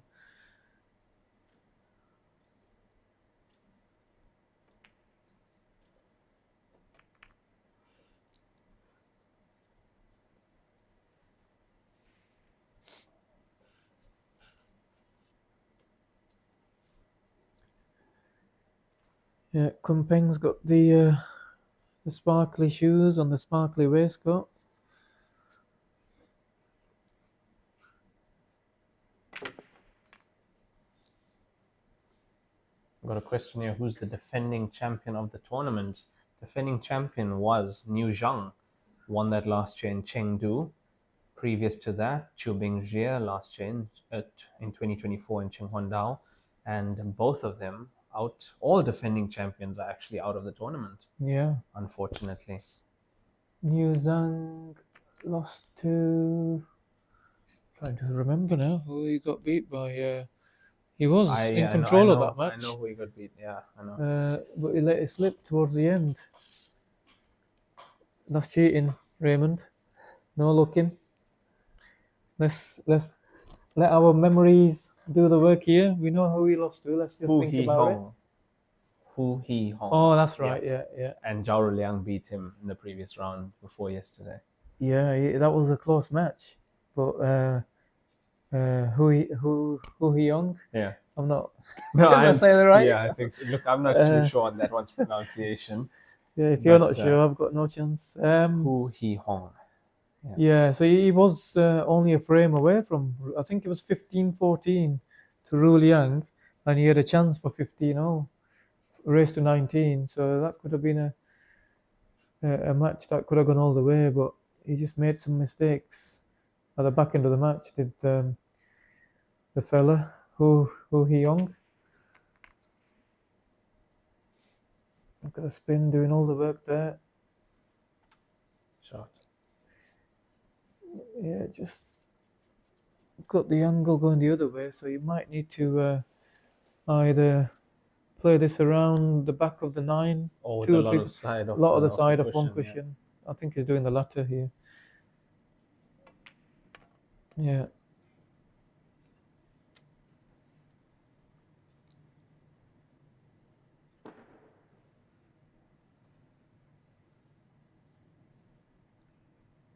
Yeah, someone's wrote in the comments, can't believe how slow this game is compared to snooker. They're overthinking it all the time. I'm not quite sure that's true, both parts of what he said. Yeah, it depends. I mean, if there's a player that's making a 140 or 147 break, then of course that's going quick. I mean, he's at the table and he's at that one visit. But it's the same here when these players are flowing. If they're making a one visit clearance, how long does that take? 5 minutes? Yeah. So it's not comparable, really. Yeah, and the fact that obviously we can't underestimate the fact that this is a massive match for both these players. It's to get into the showpiece final, and there will be an element of players just making sure, minding their work, and they're still making mistakes. So with each mistake, they probably will slow down a little bit more because. It's just the natural thing someone does just to make sure that mistake doesn't happen again. Somebody said the average shot time is slower than snooker. I have to disagree with that though, because we have a shot clock on the players here of 45 seconds, and they only got one extension in a frame of extra 30 seconds, and these players are not using that extension that often. Neither are you hearing the referee call 10 seconds that often either. Well, the average shot time in snooker, I would say hovers around the early 20s. Yeah. If we take averages of most snooker players. So I don't know what... I mean, you could be right, whoever's wrote that. The average shot time might be slower than snooker. But then again, if we're talking average of the top 16 snooker players, then we have to talk average of the top 16 Chinese players. Yeah. And then there's some very quick ones. Yeah, of course. And we can't just judge it on this one match. No. This is a massive match. It's not like they're just playing any small tournament, the first round of it. It's just, it's a semi-final. And for Zheng Shuahe, it's probably the biggest match of his career. Yeah. He's in Heyball, his Heyball career, yeah. And I mean, now they've been playing 50 frames. 50 frames played. Yeah.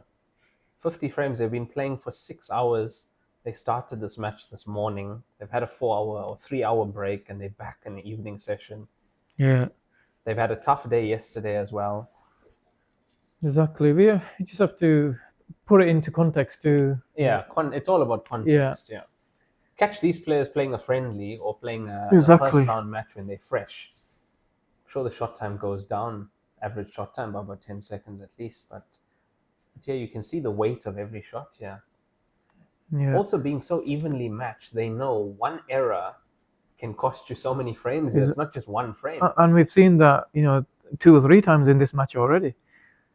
So looks like I would have attacked the 2 balls that are tied up at the top of the table, maybe with the 9 ball, not off this angle, but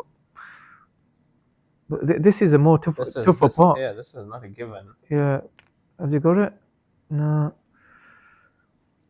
Might have a second crack at this. Yeah, I just felt like if he could have left an angle on the 9 ball, to go potentially 1 or 2 cushions. You fancy him getting the line Yeah, towards it's, them, it's yeah, easier to control, but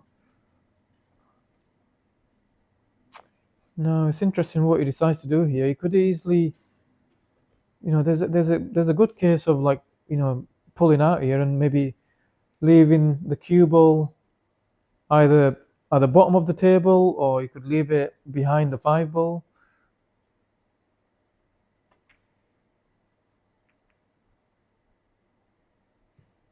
Interesting. Yeah, I think he's left Kumpeng the angle on the 3 to screw into these 2 balls, maybe break them apart too.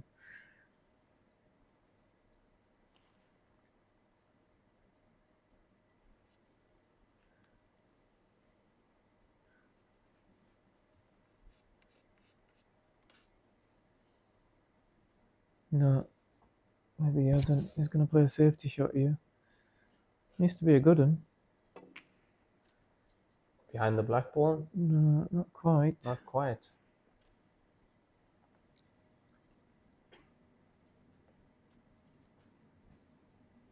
What does Zhang Shuahe play here? Does he risk playing the double on the 9? Could potentially lead to a frame winning chance.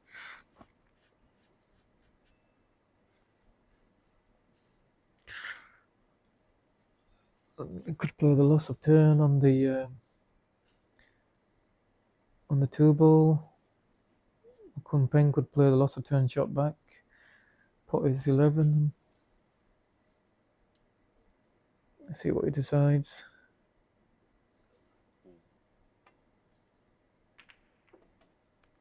Yeah, so Kumpeng could play the loss of turn shot back now and try and somehow hide the cue ball.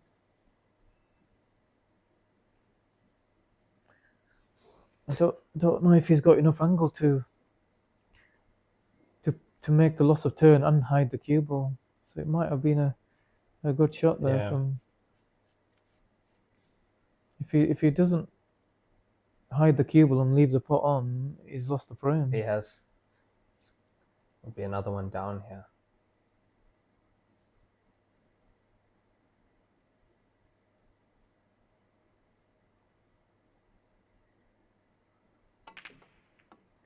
Yeah, he hasn't too. It's open. Yeah, that was risky. Very, very risky that. Well, he'll argue that he didn't really have much other option.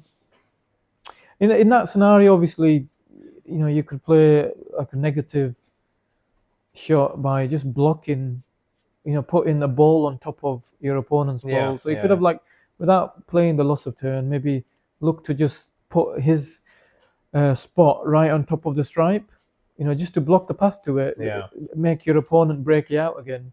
So you're kind of not playing an aggressive safety shot. You're more biding time, trying to get yourself back in the frame. But these guys are always looking for the aggressive option, whether it's clearing up. Oh, I'm not sure about that shot.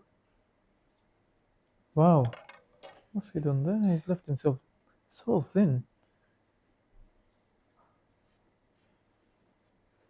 You can't hold for this. This is ultra thin. I mean, it's a tough pot. I wouldn't be surprised if he throws inside on that as well. No, that makes this shot so difficult.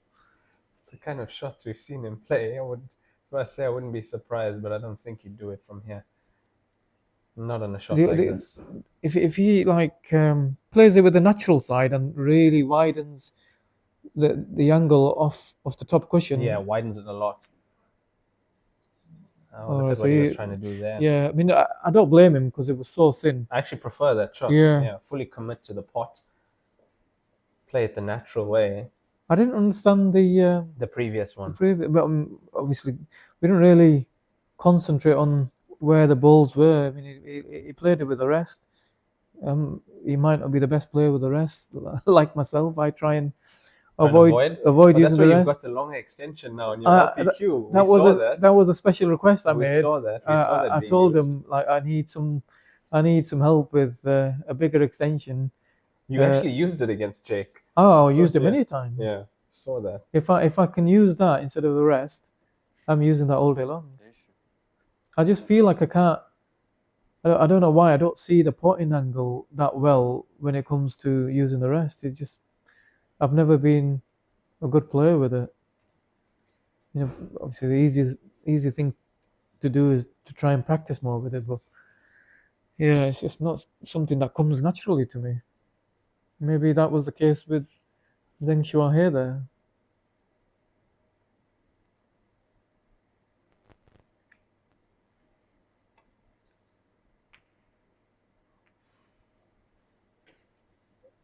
Has he left the gap, or is he? No, he's okay. I think he's left the thin cut. The thin cut in the 10? Yeah, it thin is cut in the 10. available. That didn't go as planned. That was No. supposed to be cue ball behind black ball there.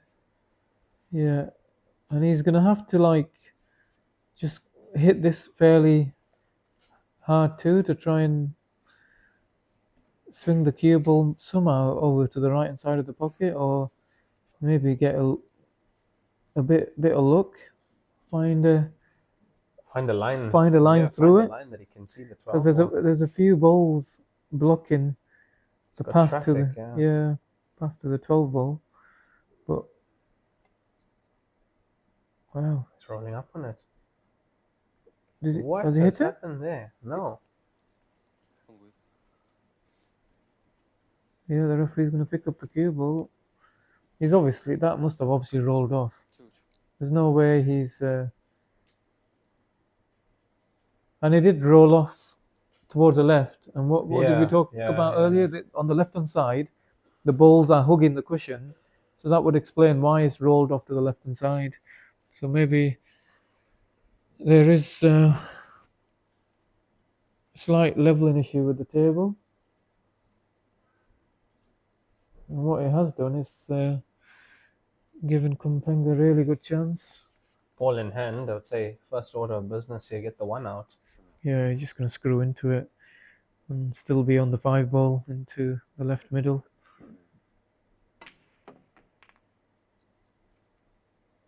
It's okay. It's okay. Yeah, it didn't play for it into that pocket, but he'll take it.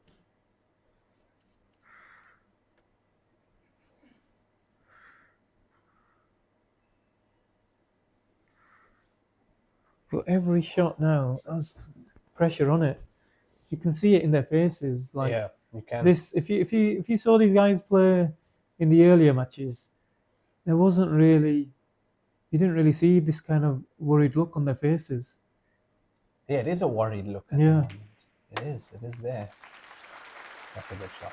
Yeah. That's a brilliant pot. Arfan table 9, Shin Shini 29-19 up on Dai Yong. Dai Yong has closed it to 10 frames, but the Yeah. problem is Shin is only 6 points away from the finish line. Yeah, that's going to take a big effort from Dai Young It's a to mountain to climb, to hold him, to hold the scoreline, and to try and make his way back as well. Tough going there for Dai Yong at the moment. Yeah, alternate break. You know, Shen Yi is going to be getting opportunities every other frame to try and break and finish. So it's going to be very difficult, to state the obvious.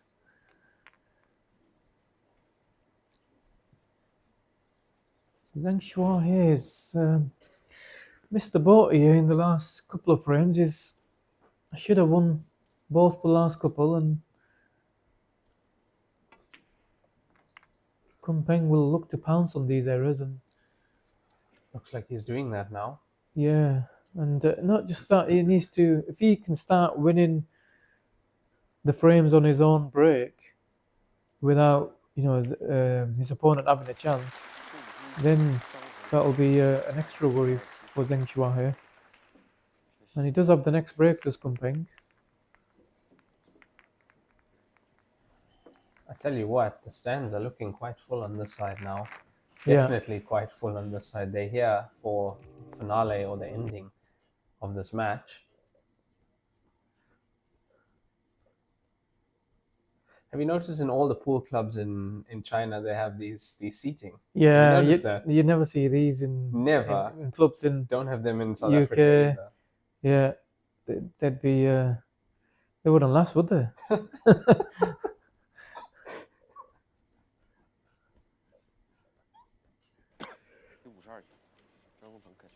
think they built to last, though. Yeah, I mean, like more in terms of you know, players and customers looking after them. So 3 frames down at the moment is Jang Kumpang. No balls Look in the at middle. Did you see the Yeah. cue ball again?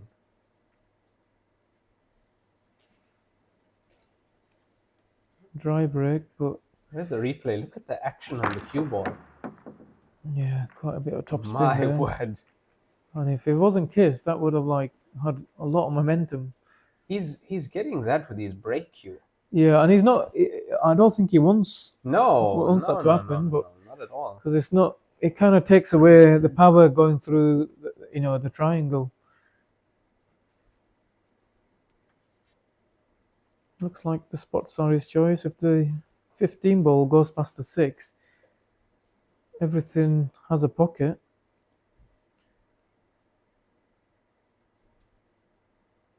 The 14 ball next to the 3 ball does go past into the top left, and he's on it perfectly now. Yeah, a nice kiss on the 11 as well. Bounce off the ball cushion, available into the top right. Yeah, and then the 15 past the 6, yeah, I think 15 does pass the 6, and From here, it does look like it potentially does. could be the last, his final ball, because he can leave himself the natural angle to play on the 8 ball behind the 4 ball. Let's see if he does do that. It all depends on if he's got a full pocket. If he doesn't have a full pocket, he might want to get perfect behind it and then transition onto the 8 ball using a different ball. Someone's asked, where is Arfan from? Sounds like Melling accent. That is spot on. He must know me. That is spot on. Who's wrote that? There. I don't know who that is. Perfect. 8729. Yeah. That is spot on. We're from the same town, so that would explain Crazy. Yeah, well spotted. the accent. Yorkshire.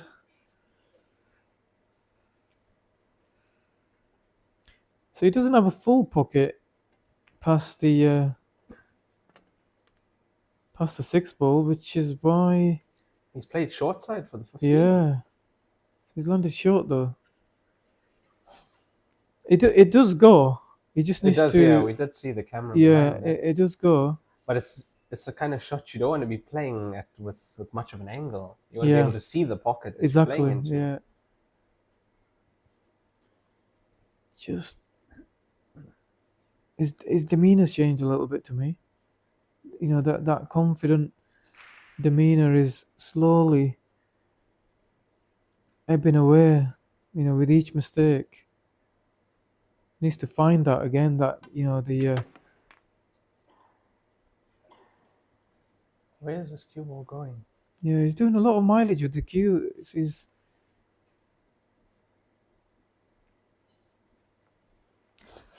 fighting. He's fighting. Yeah, clearance. He's I chasing do at the think moment. he'll eventually settle on playing the 15 ball past the 6 ball, having the natural to get on the black. You know, I called it at the start of the frame. Yeah, you did. He might have to just take his medicine, and even though he might not have a full pocket, back himself and just play it past the 6. He's still trying to get on that ball, you know. He will. I think this is as good as he's going to get on it. So he's going to have to play it now. Maybe. See, I personally think he's almost got a full pocket there. Almost, yeah. Almost. It's just the inside jaw he doesn't Yeah, have. and he wouldn't even like. You just tell yourself not to pour it thin. Yeah. So I don't think he'll miss this. But it's just what position he'll have. Yeah, he's played that well. Yeah, that's pretty good. He can use the side cushion play with a bit of check side, straighten it up.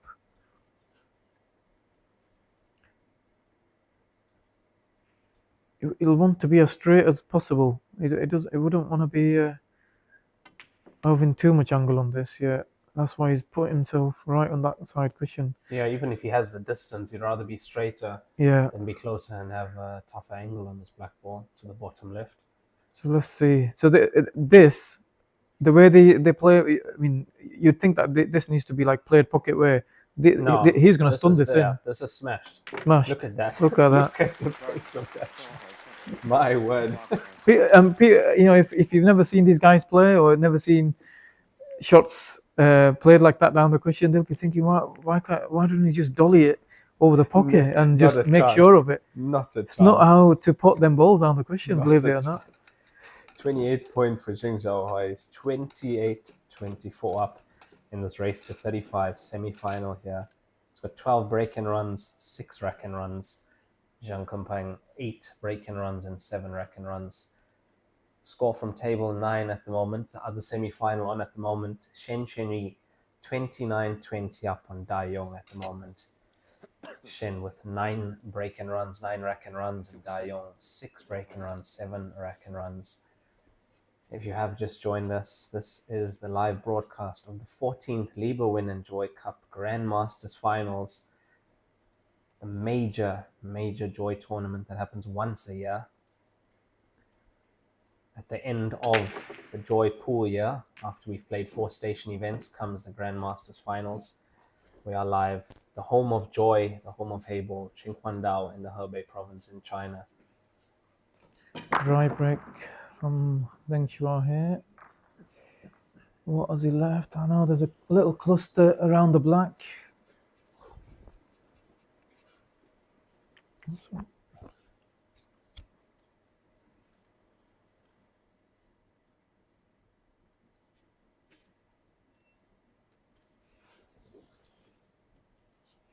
Yeah, that's one of the reasons someone's wrote that's to compress the cushion, and also again they don't like to just dolly balls towards pockets.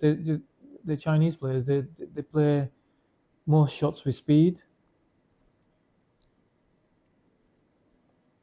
They just hit through the line.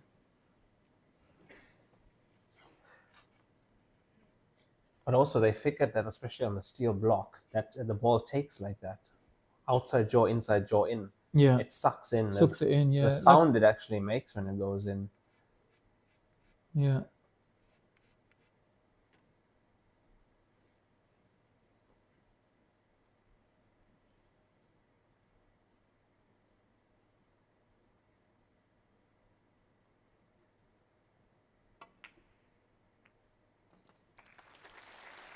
That's a nice shot.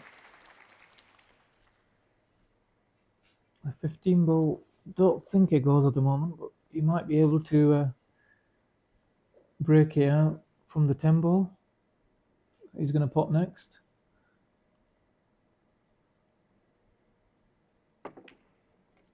Shot. That was not easy.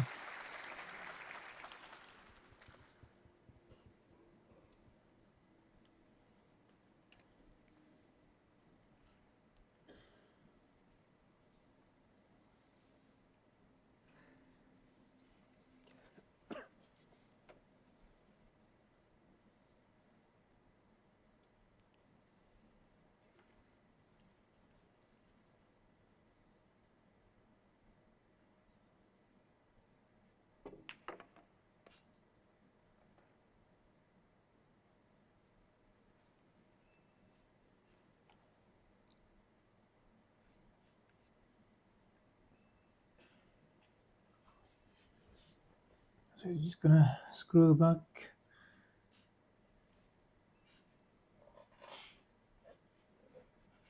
Maybe leave himself on both balls. He might leave the 9 ball as his last ball. He could put the 9 ball next, get position on the 14 from it.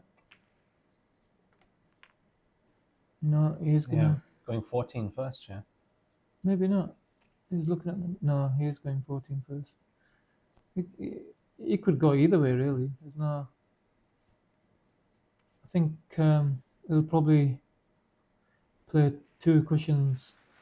So he'll use both side cushions and land as close as he can to the 8 ball off the 9 ball.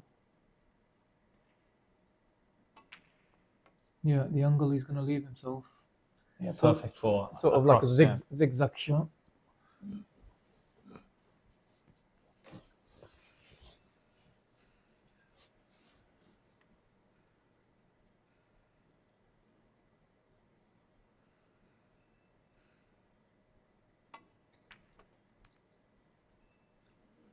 That looks pretty much perfect. Yeah, it's going to be almost straight on this black ball here. And this for his 25th point. Just going to be 3 behind. He's going to have the break as well.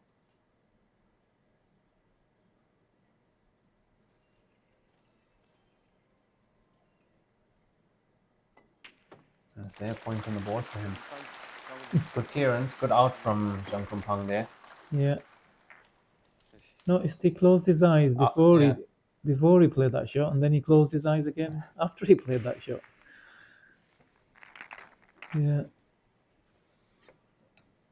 Maybe a little bit of fatigue and tiredness. He's like just slouched down on his chair. I saw the way, yeah. Yeah, the way he sat down. I think he is physically maybe starting to feel it, and it doesn't surprise me. You know, again, we have to point out both these players have played a lot of frames, not had much rest between matches, so they will physically start to feel it towards the back end of the match. Obviously, pressure will play a part. You know, pressure also takes a physical toll on the body too.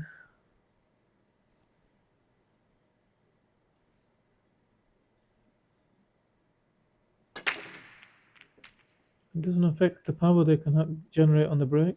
7 not there. No, almost. But unfortunately for Kumpang, it did not go down. Got a nice kiss of the 14, but How's stayed. How's that not gone in with the spin? I've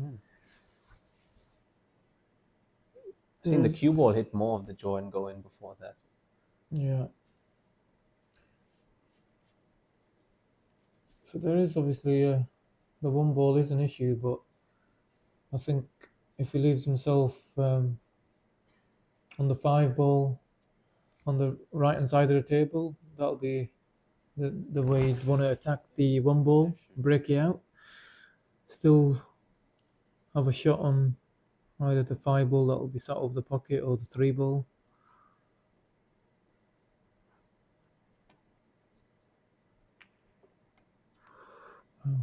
Trusted. I was going to say trusted the same table. thing. Trusted the table. Yeah. So now he's looking at that line I just mentioned.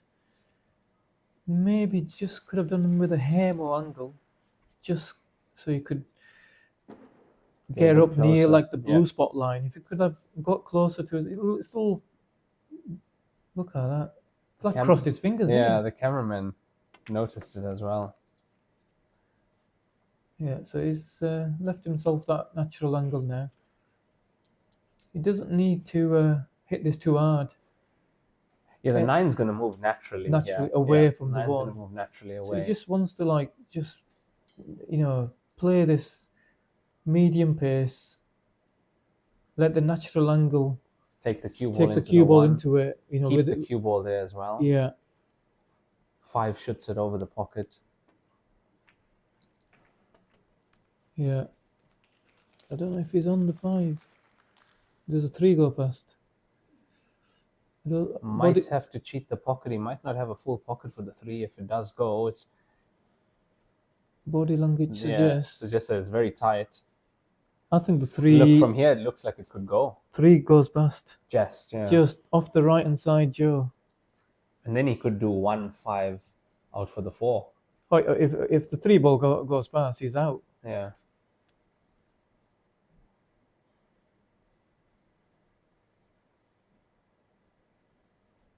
Taking his time, slightly bridging over. Yeah, hampered as well by the 11 ball.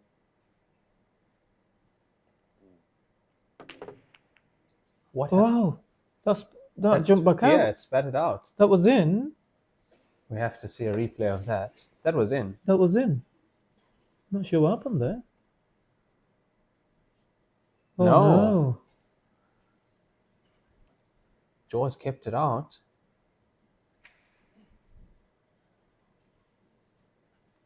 Table over to Zhang Kumpang. What's he left though? Look, he's got more pieces on the table here as well. Yeah, I don't think he's left a pot on, so Kumpang's looking at a safety shot. Cue ball down here. Yeah, he won't leave a pot on as long as he hides a 3-ball, which he should do. But he's moving the 11 though, which means the 4 does go into that pocket. Yeah, well, the 4 would have. Yeah, I mean, now he goes, I suppose, but I mean, listen, it's a tough shot. There's only so much you can cover, right? There's only so much you can cover.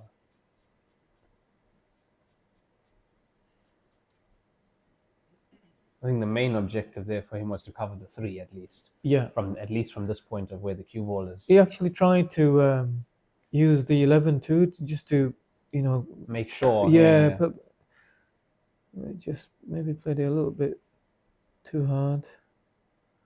Yeah, I mean, he's got a sniff. If he pots this, he's heading towards the top cushion. He hasn't got the pot, but it was a slight chance.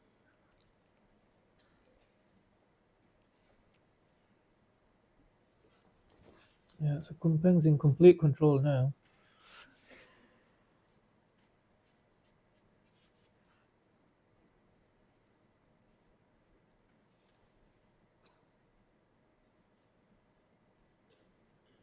He's probably going to look to play off the 13 ball and leave the cue ball in the pockets of the bottom right pocket. He's kind of decelerated there a bit, so it didn't quite. Cue ball didn't go all the way. Yeah, maybe he was afraid of the in-off as well. Yeah, so he's underhit it or decelerated for that reason. But he's in a good position here. Dayong catching up with Chen Chenyi, scored 29-21. Pulled another couple back. Yeah, he pulled another couple back. Still some fight left in the old man.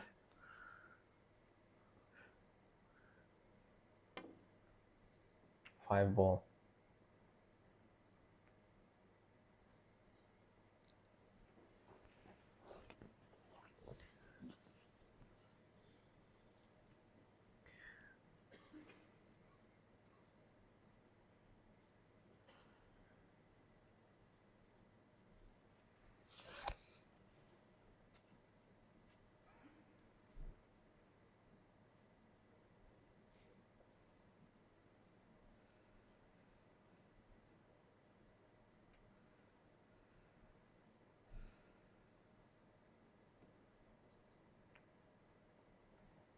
So he's putting that in a position to set himself up to open up the 9 at some point. Yeah.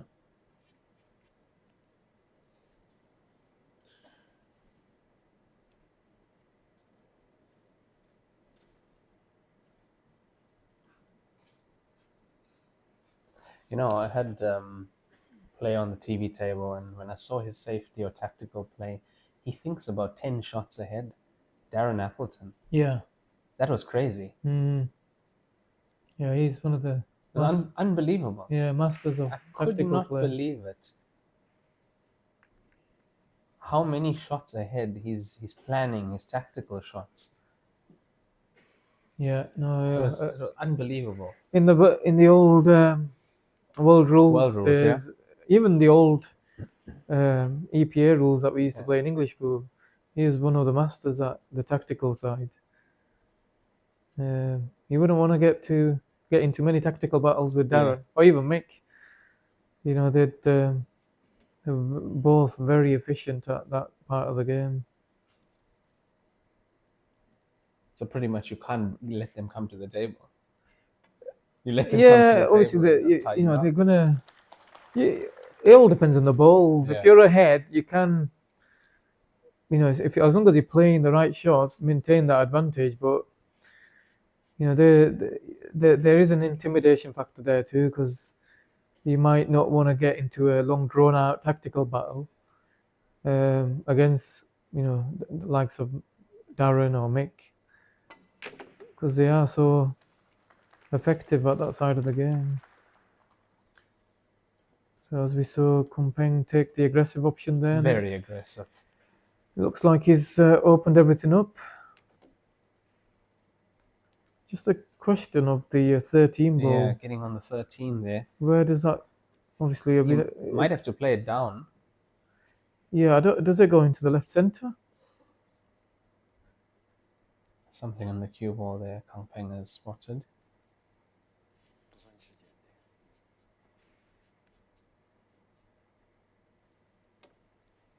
Look, I feel if there's actually something on the cue ball, it shouldn't come off your time. Like if there's something visible, you know what I mean? Yeah. Because the clock is not stopped when the players ask No, for the cue of ball to course. be cleaned. I think that's the right rule because players can abuse that. Oh, Now he's in trouble. Well, he's not in trouble, but he has to navigate. Yeah, it's made it a bit more difficult. Yeah. I figured the 10 was his ball to get onto that 13. Well, he was trying to bump it down the table, wasn't he? Now he'll have to work out a different plan to attack. It does to the center. Pot into the Yeah, it center. does So pot if you to the can center. work out a way of getting, you could run forward a little bit, leave the angle on the 9 like this, and go up the table now. But I think he's gone too far. Tricky, very tricky, that 13. Yeah. Does he decide to stop on the 3? Screw Oh, off you the side screw cushion side below cushion, the yeah, one but- ball and then go Thread the above the gap one there, ball? yeah. Well, it's tricky, that shot.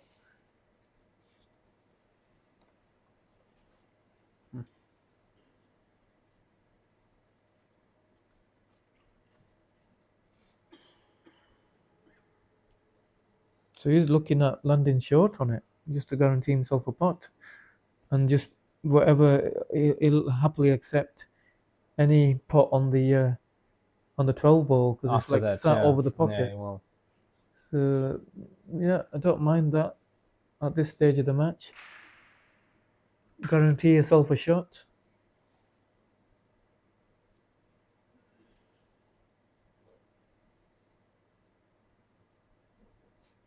I think early in the match, he might have played the shot I mentioned, screw off the side cushion. But this is now at the most crucial part of the match. A lot of pressure now. Oh, he's not hit that hard enough. Needs to go. He's going to have one more chance to get on this stripe.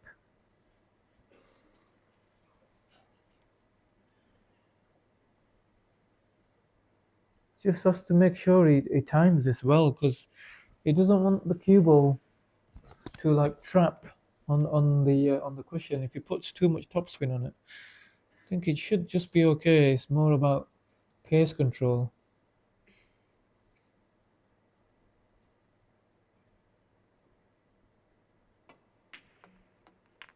He's short again. Yeah. Is he short? That's actually... It could. Might have left himself a shot. I thought he was going to be in a similar position. He's going to be This is tough. ultra thin This is tough. with no idea where the cue ball's going to go. He's just going to be fully focused on making the pot and just hoping that the cue ball lands somewhere where he can pot the 8 ball in the pot. He's going to have some kind of shot on the 8 ball. Yeah, he should. He As should long as have. he's not snookered, because it's right in the middle of the bottom part of the table. Oh, he's gone enough. It's gone enough. He was looking at the enough. but- Trouble, Arfan. Yeah. The 13 was a trouble ball here. My word. Yeah. And he's tried so many times for it from the 10. Yeah, he tried to bump it out. Yeah, try to bump it out, then try to get on it again from the 9, and then also from the 12 at the bottom. And this was the tactical frame where he was in control.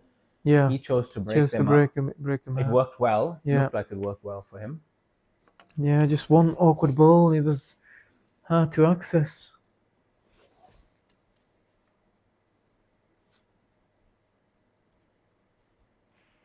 think the table's playing a bit heavy? It's hard to say. I mean, he has had a new cloth on. Yeah, but also for him to underpace a ball twice. All because I don't think that's down to the. You don't think so? More about not snookering yourself on the ball that it was near. To so not you, go over. you naturally on under hitting. Under hitting, yeah. So I don't think that's down to how heavy the cloth is playing.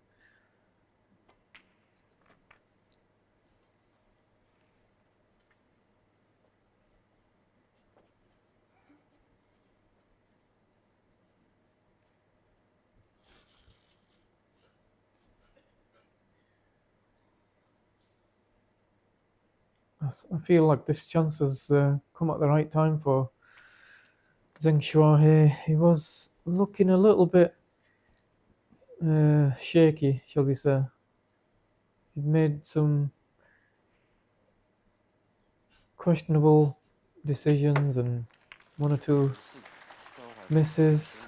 A big frame for him. Yeah, big frame he there. needed something like that to happen. Yeah. Leave himself a nice, easy finish. Just to put another frame on the board. Yeah, and with that, he takes his 29th point now, 29-25 up is Zheng Zhaohai in this race to 35. It will be his break next as well.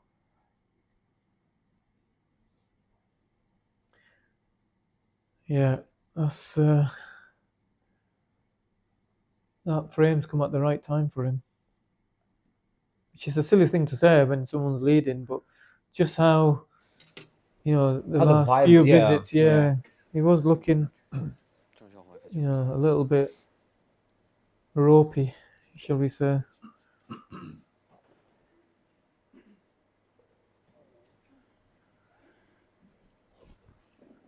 I'll be hoping for a good break here, successful one, and a nice layout to follow. So he has potted a ball. How's the layout look? First glance, really good. I would say. He pots in the center, 12 in the center. Stripes. It's got the 9 heading towards the top corner as well there. Stripes look really good. Yeah, they're all open. Stripes. They just sat there begging to be potted. Oh, actually, 15 is blocked. So that's a little bit of a tricky ball. When he does go into the into that top right pocket, he just pointed his cue where he needs to leave the cue ball.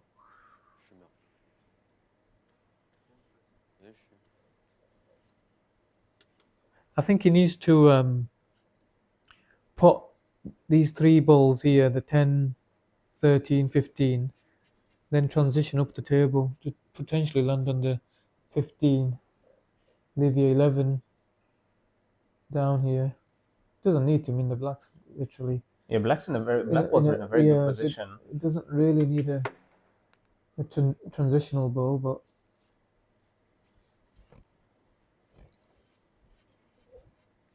it's just got a little bit of angle here.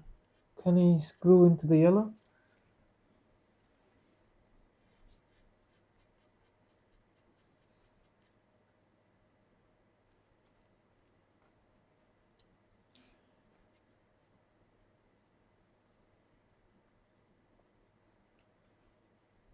But this is a kind of shot you don't want to ever underhit. No. Underhit this, you lose the. He needs to hit the one ball pretty solidly. Oh my God! How unlucky was that? He spun off the ball. He's got a great reaction off the cue ball there. If you have a look at this. Oh, that's so unlucky. It wasn't going enough, and then it's brushed the one ball again. That's frightening how unlucky that was. And a table that looked so open for him. Yeah, Kumpeng's gonna play another snooker here and break out 5 and 1. In one shot. And cue ball behind the 4. Tight. Maybe tie the black ball too. Has he got both? No.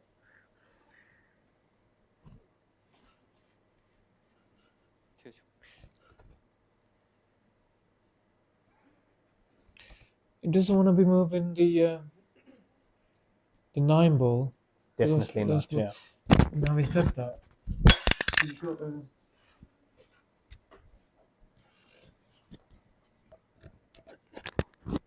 Sorry, the mic just fell off there. If that made a strange noise.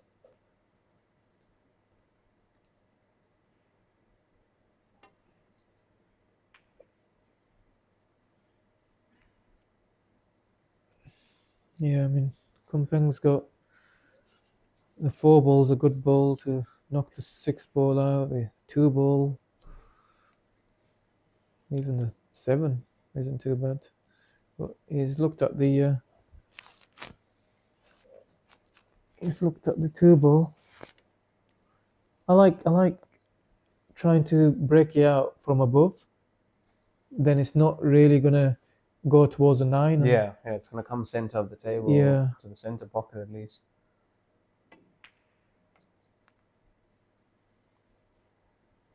He might be able to control it well enough. If he hits it full in the face into the cushion, he should track towards the other side of the table. Should also still be on the 5 as well, to the center, and the 4. Yeah, that's worked very well for him. Controlled it well. That should be the frame-winning shot. I still can't believe the enough. How it went enough. And also from the angle that it went into that center pocket, to get the brush off the 1 ball. Like he could play that shot another 100 times. No, it will never. It wouldn't. Never. It wouldn't happen. It's one of them freak enoughs.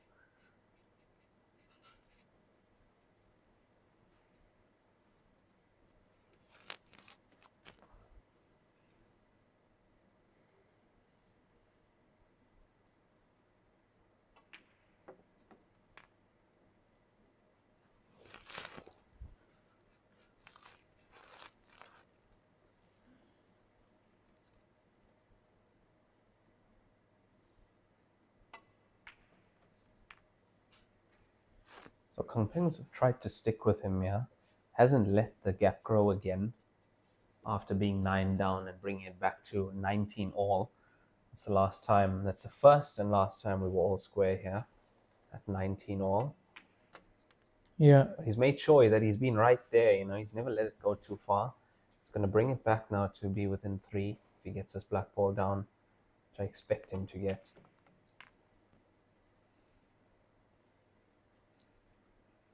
And it's his break to come.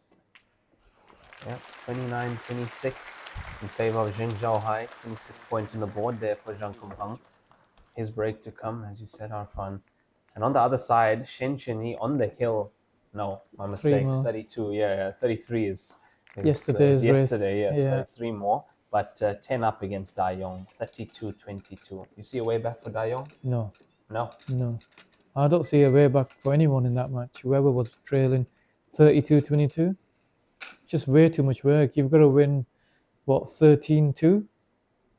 Da Yong has to win 13-2. Yeah, no way back there, unfortunately. Surprised at the speed of these matches compared to yesterday. Well, Shen Chenyi and Da Yong were, you know, that was going a little bit slow. Yeah.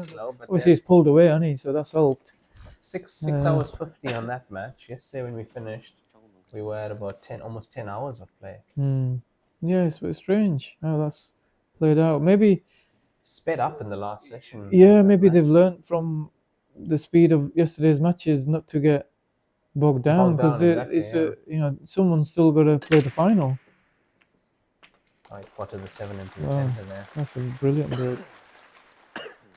How's the layout looking? Looks good to me on the spots.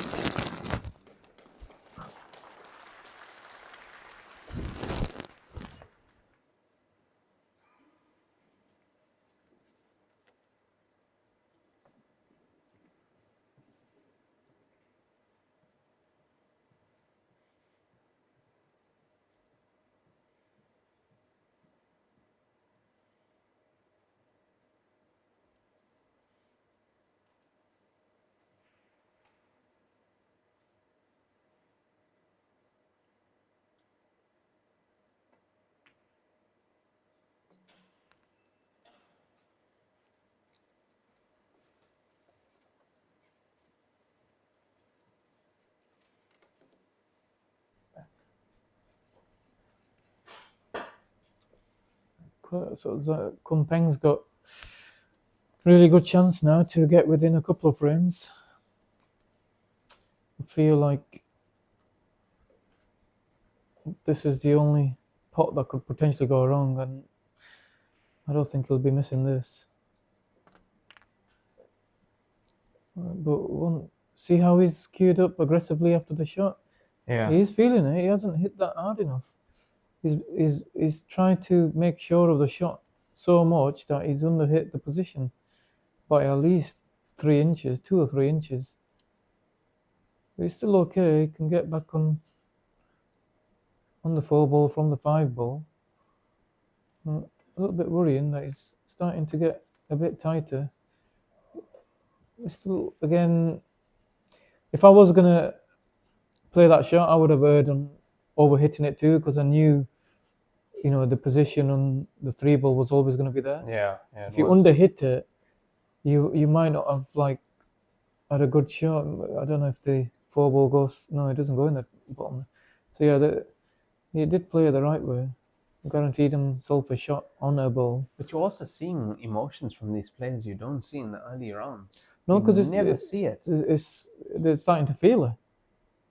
But this is okay. You can rest on the stripe here. But no, he's not played that well again. I don't know how he's not. Did he play that with a trace of inside? It looked like a trace of inside when you're skewed up on that. Because the natural would have, you know, contacted the stripe full in the face, I thought.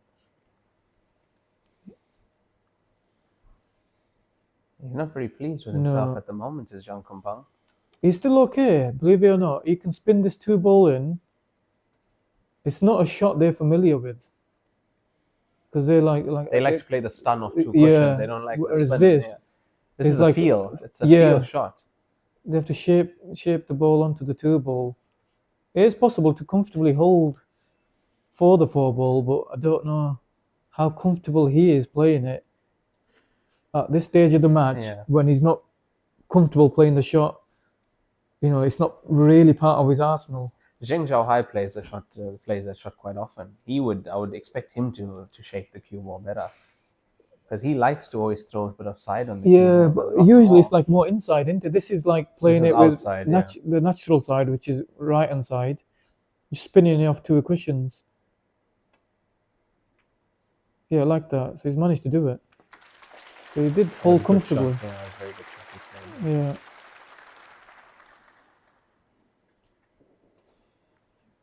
He's had to work for this clearance. Yeah. These have not been easy. He's actually overcut it, but it's a friendly pocket. No, I think at that pace it was always going to drop. Yeah, he's okay here. Just top it on and off the cushion. Maybe a trace of inside again, just to straighten it up. Yeah, like that. Bringing it within 2. Yeah. Panic over for Zhang Kumpeng. 27th frame on the board. He's within 2 now. 29-27, and the crowd are willing him on here. They want to see this go to decider. I'll tell you that. They want to see this go to decider. They want a match here, and that's what they're getting. Yeah. That takes us to another player break. We'll be back in just under 10 minutes.100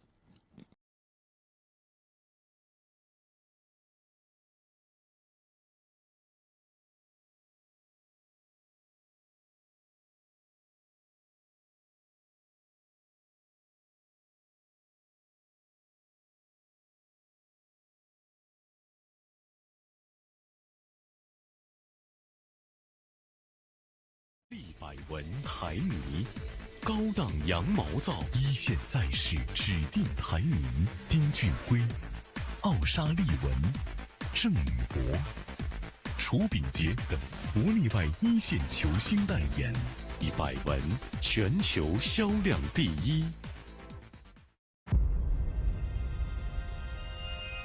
1点是聚焦、沉淀。1线是专注、艺术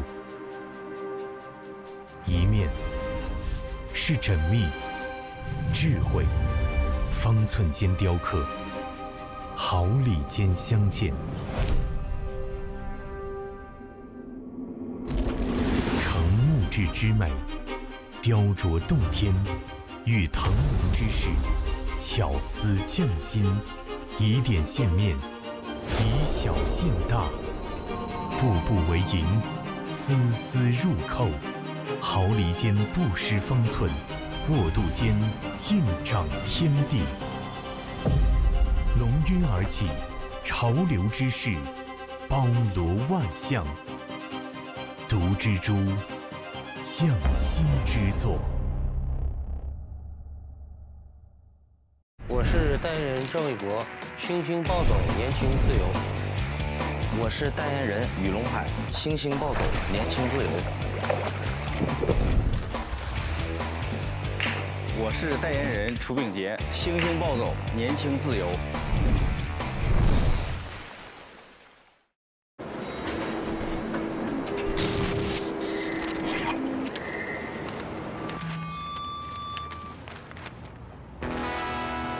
I was born in Louisiana. My mama told my papa, our little boy has got the blues.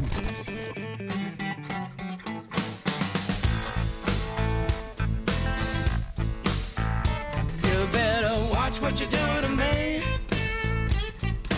Watch what you do to me.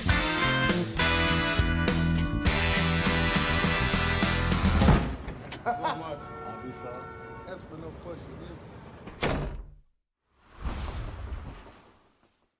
冠军500万乔氏大师赛官方供应商，正红胶边均匀回弹，铸就一流打感，持续助力中式台球职业化联赛，制造好球桌，胶边选正红。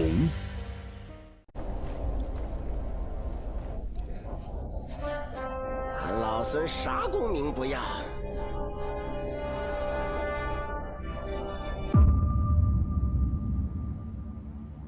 只求回到这花果山中了，过过逍遥日子。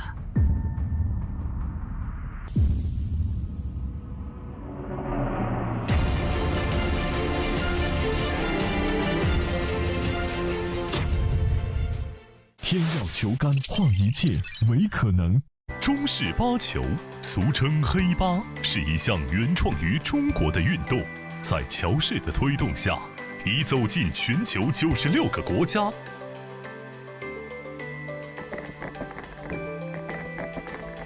乔氏中式八球，风靡全球的中国运动。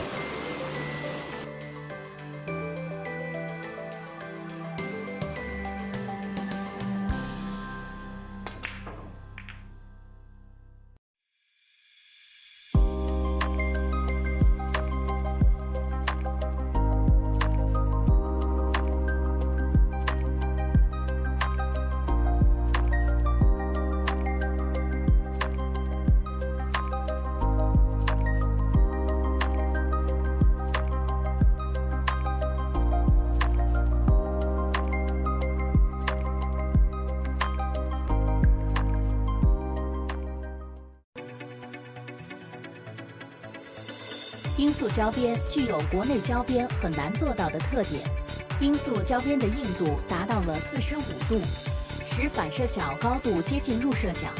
罂粟整条胶边实丝，因而各部位酷性一致。欢迎各品牌厂家使用罂粟胶边来提升台球桌的专业性能。好胶边罂粟皂，好胶边罂粟皂。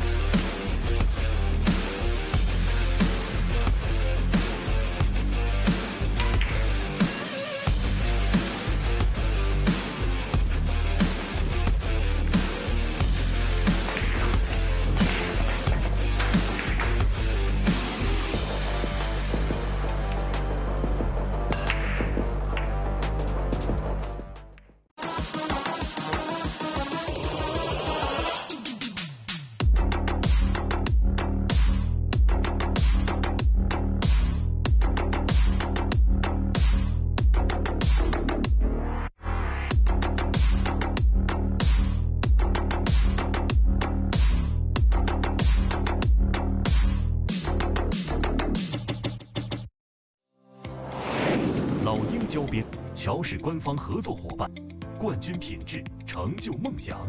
全球每100张高端台球桌就有1张搭配老鹰胶条。通过高分子纳米配方，我们让橡胶拉伸强度提升40%，回弹误差0.03毫米，每一道工序全程数控化。每条胶边都需要经历严苛的平整度检测，确保每延米承载10万次冲击不变。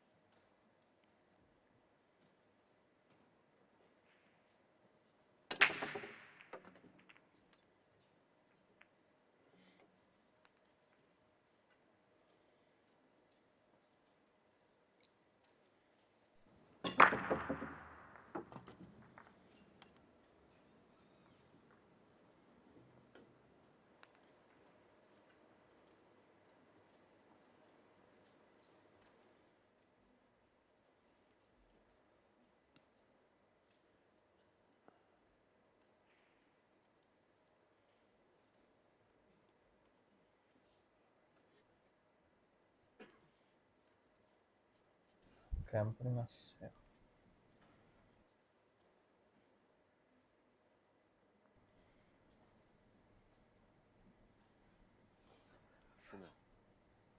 And we are back after that player break. Zheng Zhaohai 29-27 up on Zhang Kunpeng at the moment.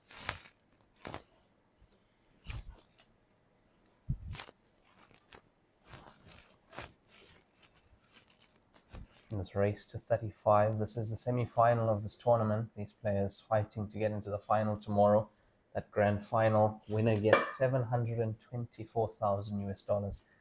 Second prize, just over 220, I believe.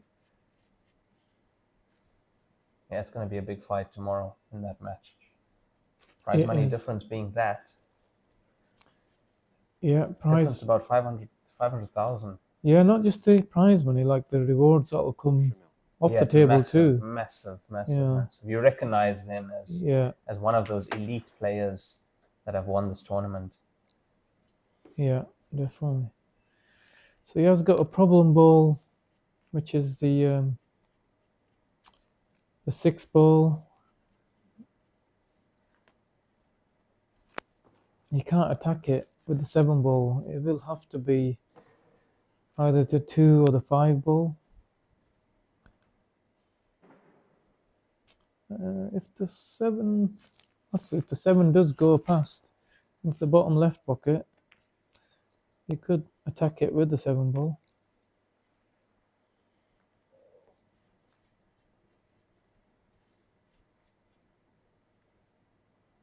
I think the 7 does go past the 11 ball in the bottom right, so he could potentially leave himself high on the 7 ball and break it out that way.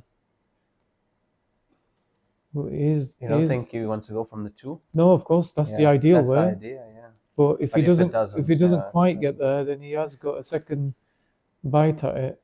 If he can leave himself the angle on the 7 ball.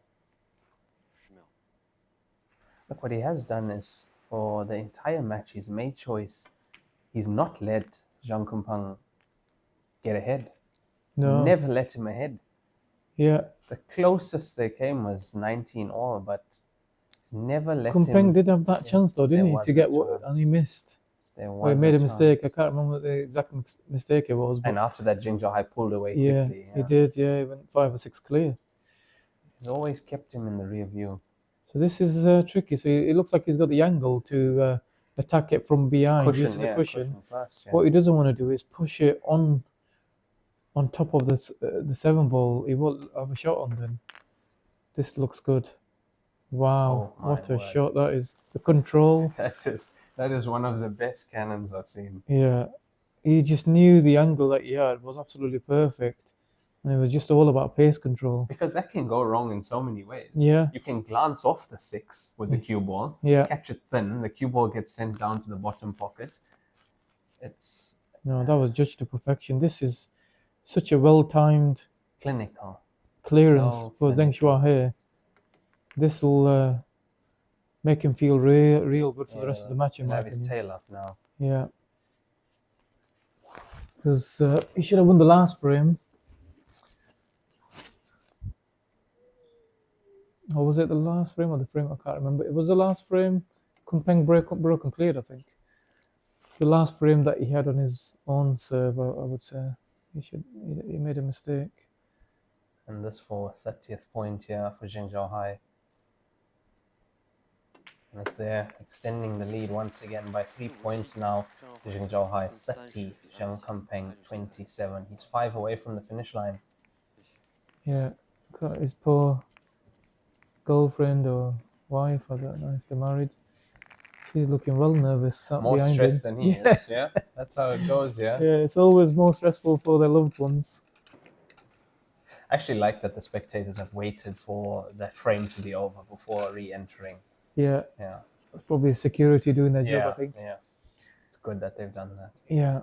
You don't want people walking in the stands and things when you're on a clearance like that or on an important shot.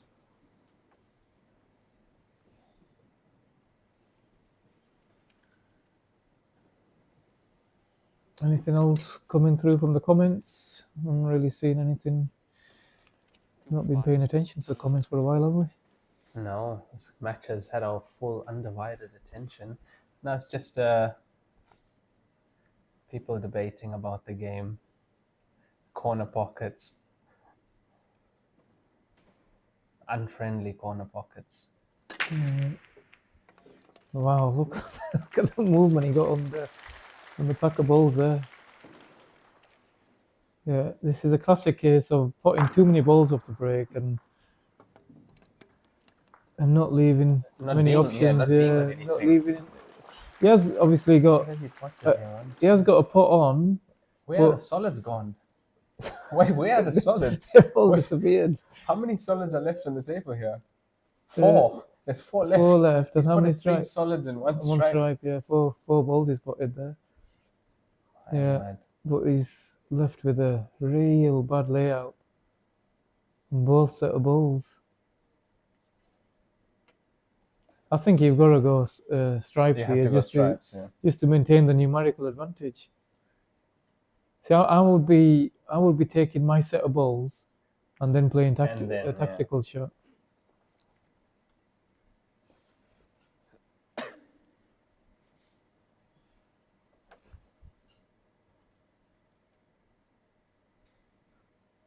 Because once you've secured your set, then you're forcing your opponent to play a certain set. You've put him in that situation. Yeah.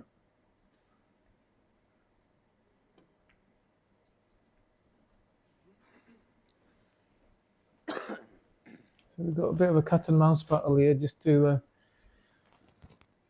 start off this frame. I think I would have, if I was Kumpeng, I would have potted the 15 ball and then just move the 10 ball towards the opposite bottom corner. You would have had a numerical advantage, 5 against 4, and his balls would have been in better positions.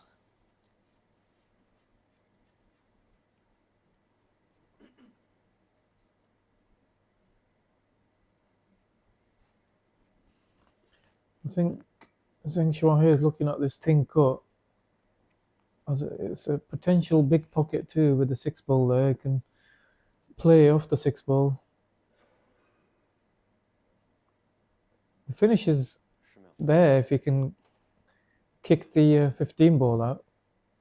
I mean, it's not easy, but Shot. depends on what happens here. But unfriendly there. Yeah, I feel like he is on the 12. Right set of balls. Yeah, and just maintain control now, but I don't know. Look, the 12 goes and there looks to be an angle to actually free that stripe that's there. We see that shot again. Yeah. Yeah, have a look at the 12 there. He's got the pink 12 to this corner. 11 is stuck behind the 1 there, but there's an angle on the 12. Yeah, but look what the cue ball is. That? Doesn't? No. Yeah, not from there at least. No. So now he's gonna go tactical here. Well, he's tied both of his balls up here. Not tied him up, but like not in favourable position. He was trying to promote the 9-ball off the cushion and then still leave the cue ball where it is now.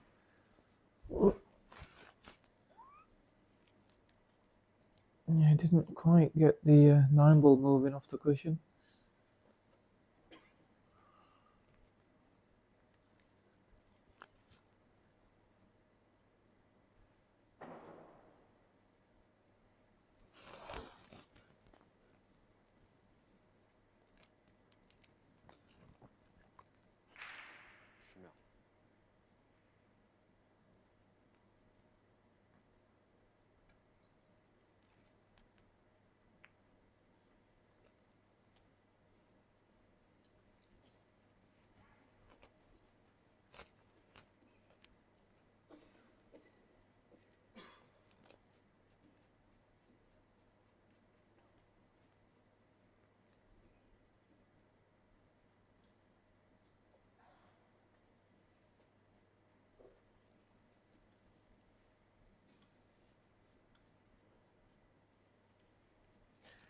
I'll try and block the top left pocket.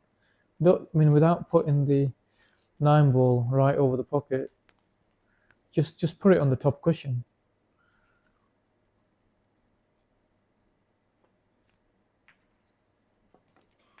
Wow, he's going for it, is he? He's on this. Yeah, he is. He is. Wow, that's ultra aggressive.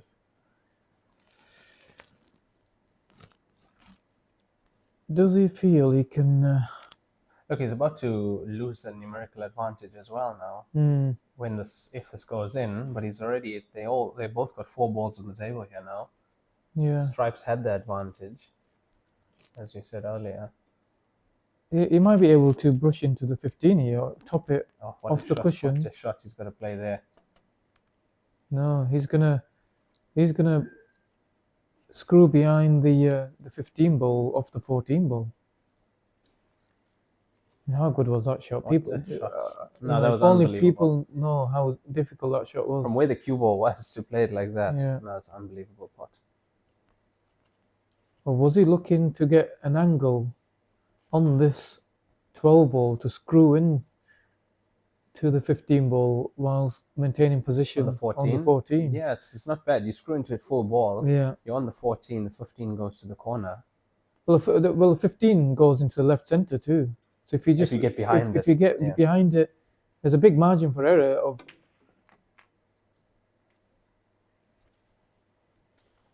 Interesting. So he didn't feel like he could put the ball into the middle and screw behind it. That's why he's gone to move it. What a shot he's got to play here, Arfan. Can he spin this off 2 cushions, bottom cushion, left cushion, into that area? Behind the 15. Yeah, potentially using the 3rd cushion, which is the cushion that the cue ball's closest. It does look like the 15 is going to the corner and the center, though. Yeah, I think left side. Yeah, it does. It goes in, so that makes his margin for error is bigger. Yeah. So is he topping this off the bottom cushion with check side? With check, yeah, one of his favorites. I fancy your way better. You can't see the angle properly. Yeah, I don't think he's got enough angle to play my way. He'd have to really hammer it, which is why he's playing 1 cushion with check side. This looks great. What a shot this is. This looks great. What a Needs shot to go this forward. is. Wow. My word. What a shot. Oh my word. Brilliant shot that is. That is a crazy shot. That is a crazy shot to play. The control, pace control, the right amount of side. That is a crazy shot. But what made it easy to put? It wasn't an easy shot. What made it slightly easier was he had quite a large margin of where the cue ball could land. At least I would say 4 or 5 inches where he could play for that stripe in 2 pockets.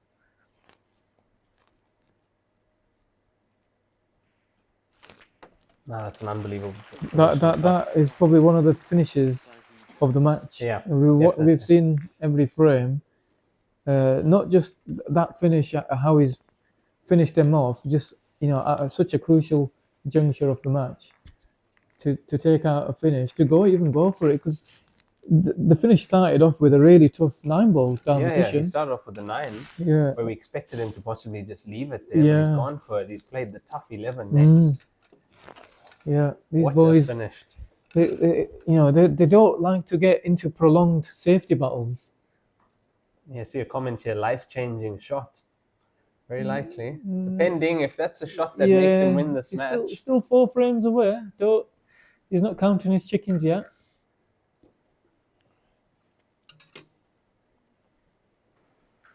But he'll be feeling so much better now. Them last 2 frames have included some really clinical shot making, positional play.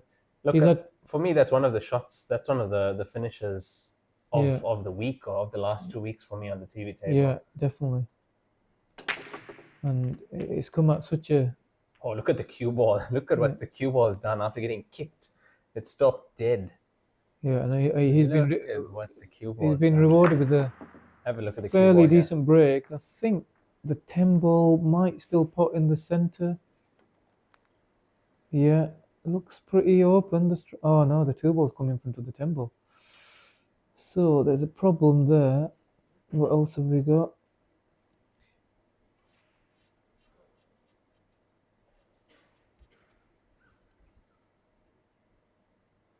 He hasn't got an easy strike to start off with. He's gonna go spots. He's been a bit unlucky. He hasn't even got an easy spot really. Like the 6 ball maybe goes past, but he's bridging. Shot there. Yeah, so it was a good break, but he's not really been rewarded. So he will be playing the 6 ball by looks of it.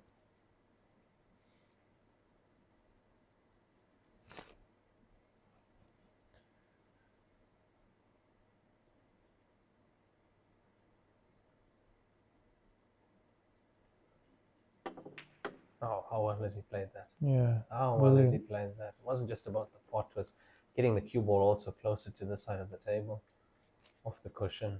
He's played that so well. Yeah. And from there, playing down on the cue ball, bridging over the 2. Yeah. So if he plays this pattern correctly, I don't think he can fail now. He needs to play the 4, the 5, the 2, 7, 3. then the 3 for the black ball. Let's see if he's thinking clearly. He needs to get rid of the 5 really. He doesn't want to be... Yeah, he is going to be putting the 5 next.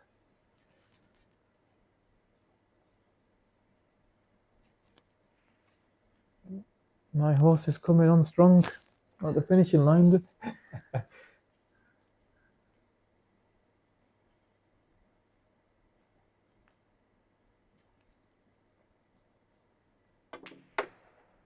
Yeah, even that, he wanted to make sure he had the angle just to get close to his work again. Yeah. He could have just literally just, But he was not. But he was not going to be that close. He's put a touch of reverse side on there as well. Yeah.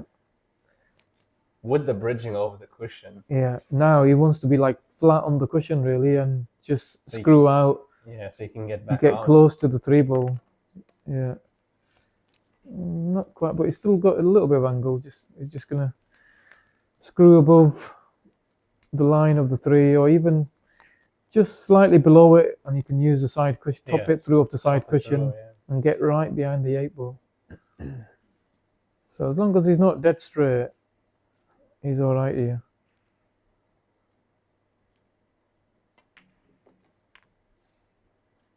As long as he's not dead straight, I think he's okay. He can top it off the side cushion. Just. If it was just. Yeah, if it was dead straight, it would have been putting that black from more difficult. A little bit further away, a little bit difficult angle. Now he can get closer and right behind it too.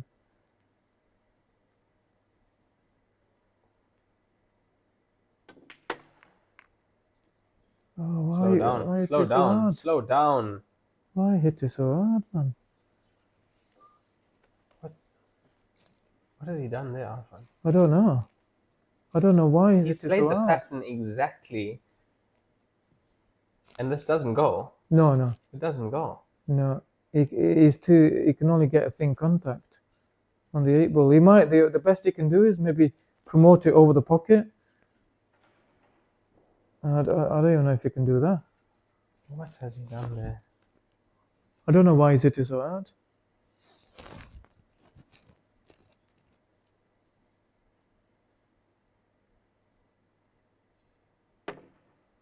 No.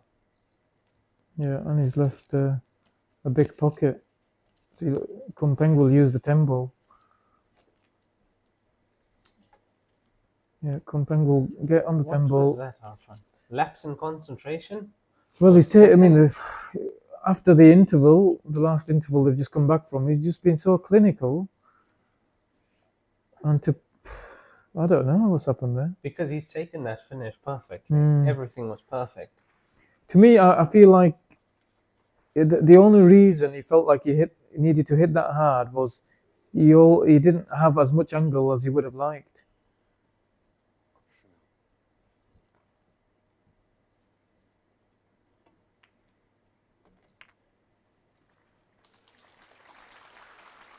So yeah, that'll work too. He's left a.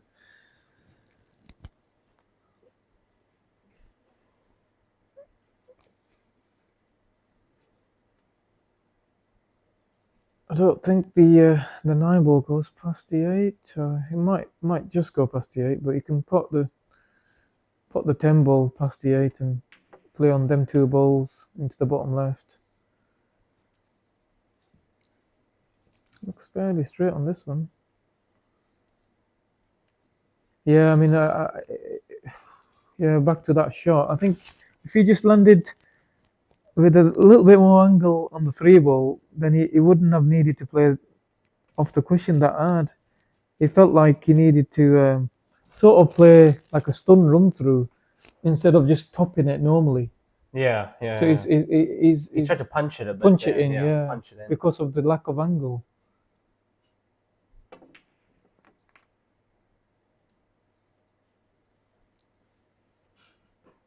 Yeah, so he's probably gonna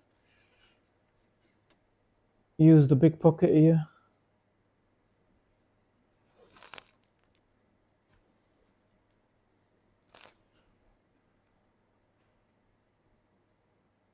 He has to be careful where if he does play it off the 8, where does the 8 go? Has he missed this? Oh my word! Oh. What has he played for there? Has he played for the pocket or the 8? Do you think? Probably both. Probably both. Yeah, he can. Yeah, in the end, I suppose he controlled the cue ball well. He hit the cue ball just in case.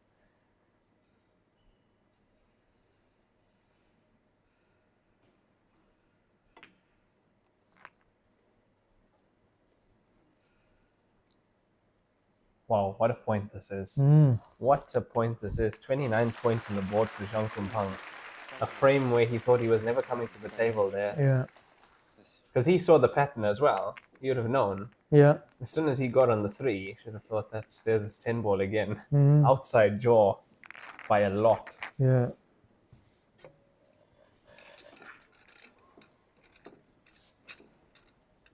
And it's Kunpeng's break to come. Yeah, big error there from Zheng Shuahe. Would have been 5 clear, 3 away. Now he's going to be sat in his chair. For his sake, I hope he's not thinking about that. Oh, we have our first finalist from table 9. Shen Chenyi has defeated Dai Yong, 35 frames to 23.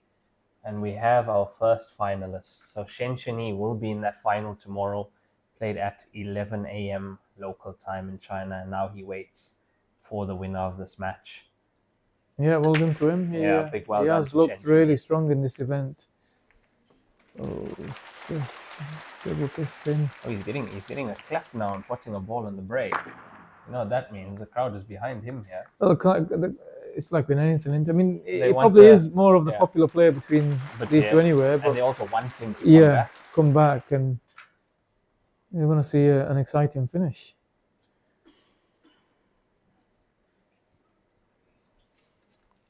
So what has he got here?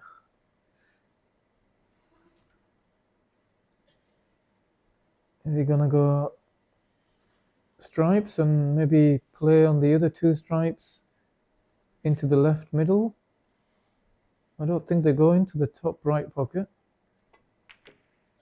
Oh dear, me and both He's players hit are that making so mistakes. full. But he's been really lucky though. He's hit the 5-ball full in the face. Yeah, he's been lucky. Yeah, he tried to play off it just to My word. clear the pocket for the other two stripes. But These players are feeling it, Arfan. They're both feeling it out there. Yeah, they are. So Shenshin, he's finished already, so he's gonna get on. Yeah, I think this match probably has, depending on how the scoreline goes. I mean, Zheng Shuai could win the next 4 frames in half an hour and he'd be done. But if this goes close, could be an hour. Another hour here. Yeah, possibly even longer, depending on how they play these. Yeah, frames as well. they're not winning. Might not be winning frames in one visit.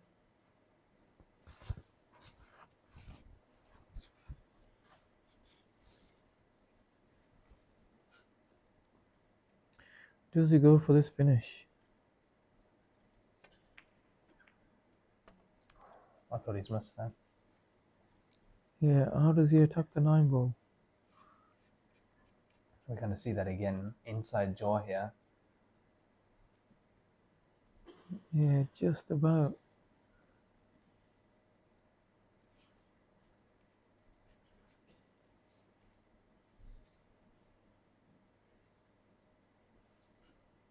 Yeah, 9-ball doesn't go past the 7 there. No. The only thing I can think of is if he lands good on the stripe that's there. No, that's not good. That's not good. I was saying if you could land like just above the 9-ball on the 12-ball, you could maybe put this 12-ball into the bottom right pocket and use the 7-ball as a buffer and have the 9 into the middle. Yeah. And also, you know, it'll clear the pocket for the 8-ball if you needed to put it in that pocket.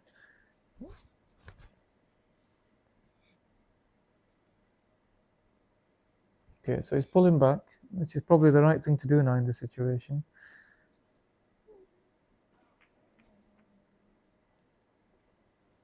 Okay, it's a bit more of a tactical battle.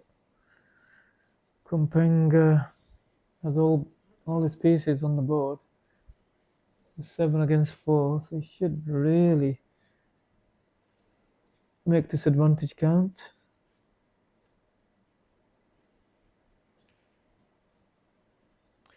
I'd play the 5 into the 10-ball and send the 10-ball onto the top cushion too. And yeah.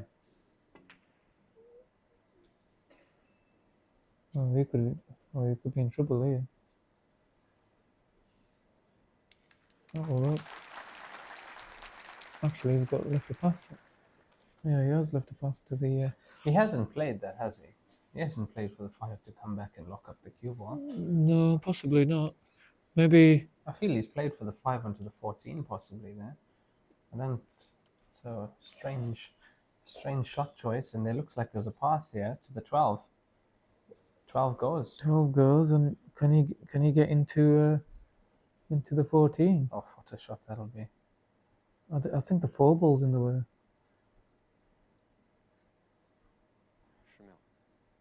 Might just come inside the 4-ball. I think. Or behind it. Oh, was unlucky. Decent effort. I think he should just play off the 14 now and leave the cue ball on top of the 6.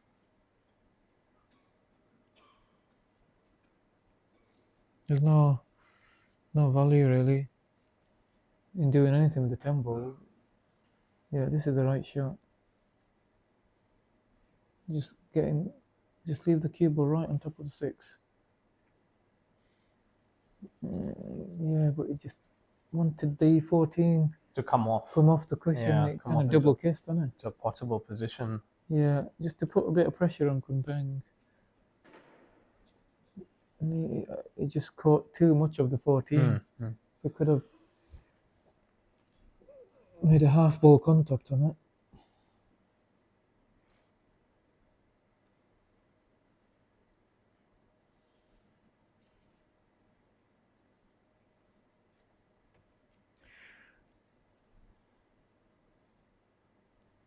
Yeah, this is not sure I'd be moving this.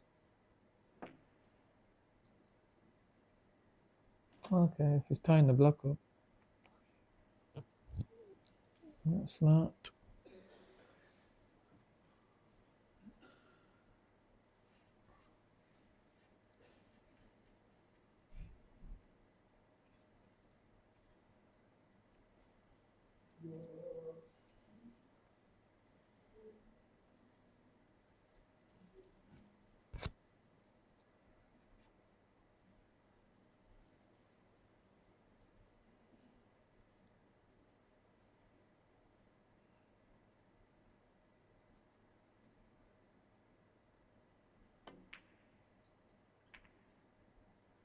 Oh, look at the 10 now. So okay, at least it's, what he doesn't want to do is do something ultra aggressive and start putting his last one or two balls. He was trying to take one of Kunpeng's balls off the table. So it just needs to be patient. Both players need to show patience. Whoever is more patient in this situation probably should win the frame. Kunpeng's obviously favourite. He's got all 7 balls on the table. 7 against 3. But if he remember the last time when he had more balls on the table, he did choose to attack and lost the frame.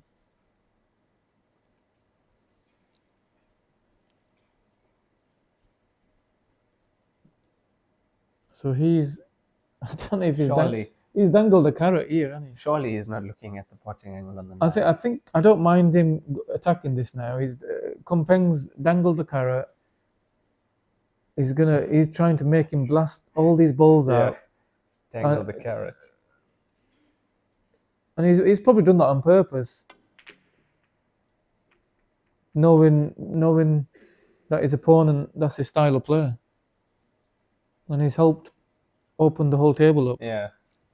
So it was a percentage play from Kunpeng, but one that's paid off. Yeah. Used to see that a lot back in the day in World Rules. He used to dangle the old carrot, and especially against young players. Yeah, they'll always go for it. Yeah, they used to take the bait.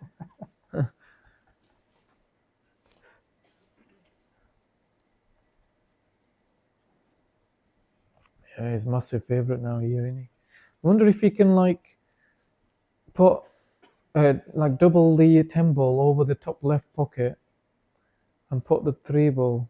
Somehow tie up that one ball up. It's the only chance he's got here. Or does he?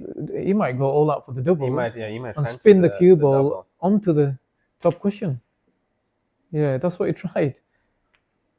So it was like half a chance that Kunpeng left for him. Yeah, now he's not going to make any mistakes here.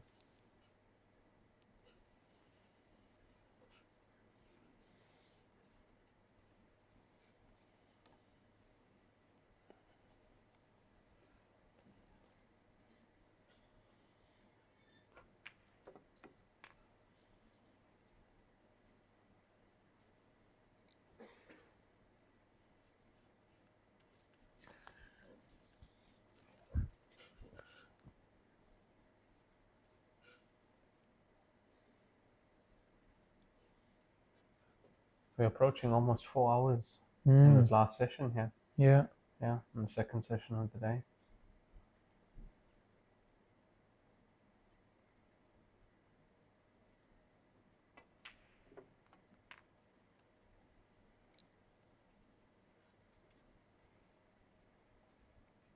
Just put your 4 ball now.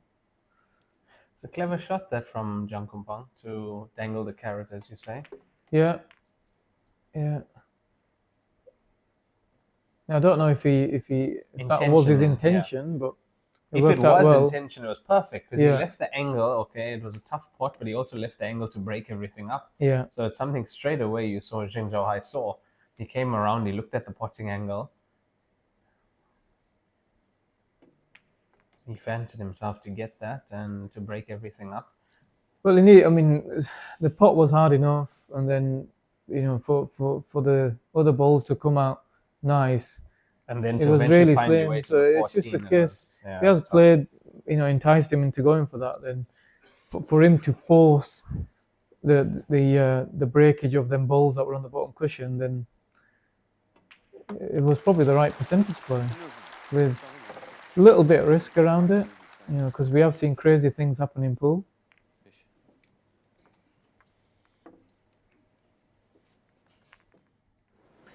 So he's 2 frames behind again. Can he get back to level terms? That's the all-important question.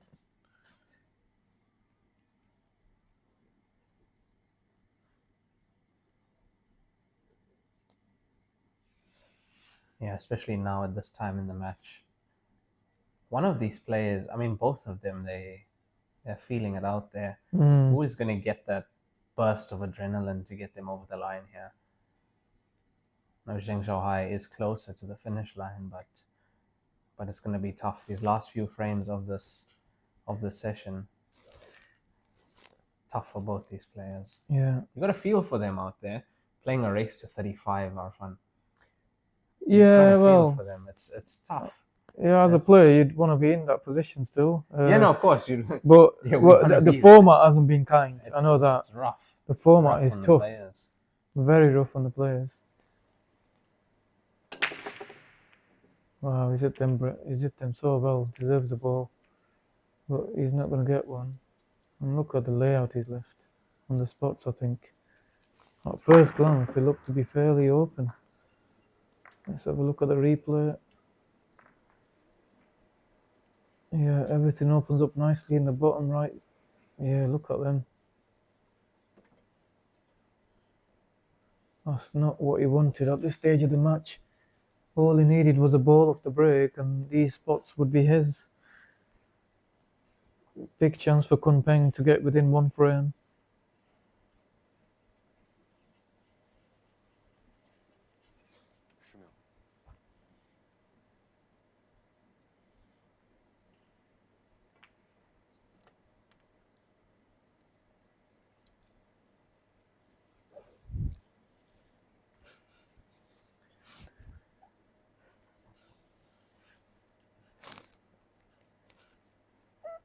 I have a feeling he might choose, at this stage of the match, he might choose to promote the 8 ball off the cushion, maybe off the 6 ball.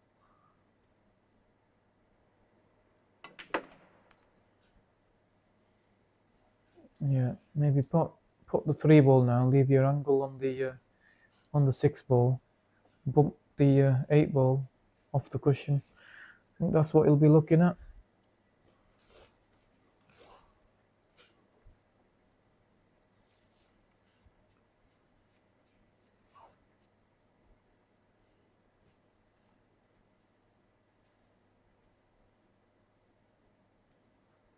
Yeah, slow down.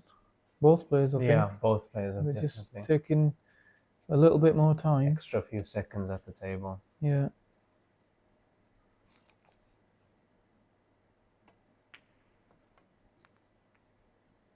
Yeah, that's played perfectly. Now he's got the angle I mentioned. I'd be going cushion first, yeah. Oh, 100%. Yeah, 100%. Yeah, just play it nice and softly. You don't need to play it hard. No, it's gentle. It's a Yeah, gentle one. nice little kiss. Yeah. He's on the 7 ball, I think. Obviously on the 1 ball too, but I think he'll play the 7 ball first.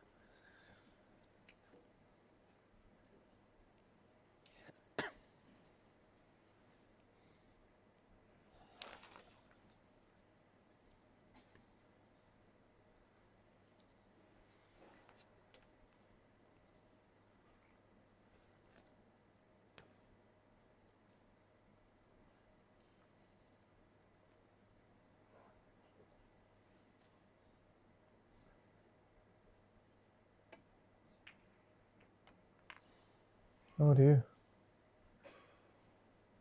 It's gone slightly astray. Yeah, but he's been lucky. If that 15 ball rolled half a ball more. Yeah, he would have had a shot to play after if Curtains, you couldn't see the one ball there, he would have had a thin cut. Would have been tough to control position on the And one then, ball. yeah, then to get on the one after Yeah, because he blocked it into the bottom left. So that could have gone wrong. Nice, fine here. Just swing this off a couple of cushions. I would say between the gap between 9 and 10 here. Yeah. Yeah, that looks perfect.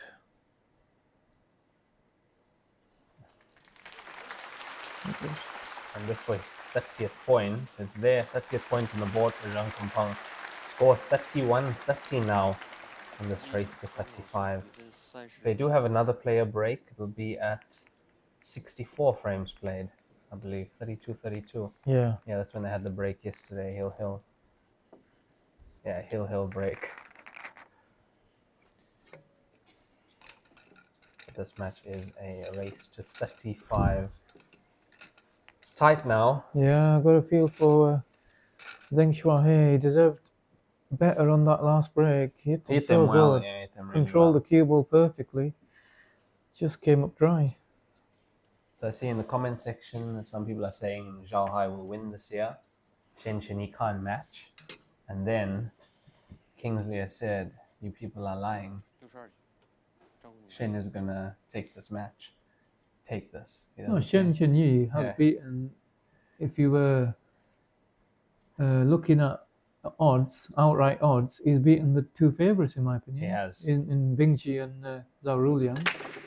So you cannot say that he can't win the tournament. And now he's beaten a very experienced player. He's beaten experience as well in Dai Yong. Yeah. That was youth against experience. Yeah. Maybe that was the deciding factor.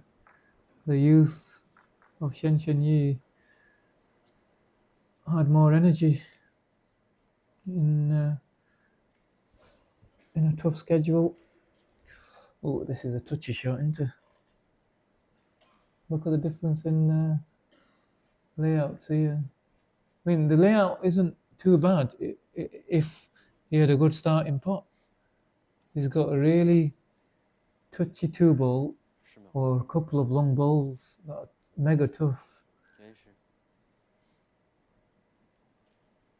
He's got a long six ball, four balls even more stickier than that. And getting the cue ball on this side of those three, that's a tough thing here. If you get this layout and the cue balls on the balk line, different story. Yeah. Is he gonna? He might be forced into taking the six ball on, you know. What's he going for here? He's going for the thing cut on the stripe. Wow. What a shot this is. 13. My word. What a shot. Fair play. What a shot that is. Yeah. Cue ball stops dead on the one ball. That is very, very ballsy. Can I say that word? Oh, it's too late now. Yeah, anyway. it's too late now. I think because you've added the Y there, it's okay. It's okay. Right. Yeah, what a shot he's played there. I think what he wants to do here is leave himself an angle on the 15 ball to screw into the 9, move that off the cushion.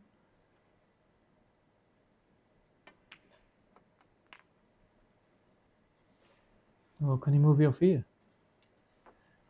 Might just have enough angle just to brush the 9 ball, half ball on and off the cushion.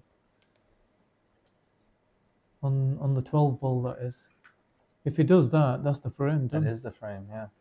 Because that's his only difficult ball on the table. The other balls will be, once he promotes the 9 ball, they'll be sat over the pockets. But what an opening pot that was. Yeah. My word, absolutely fearless. Yeah. Yeah, that's it. Beautiful.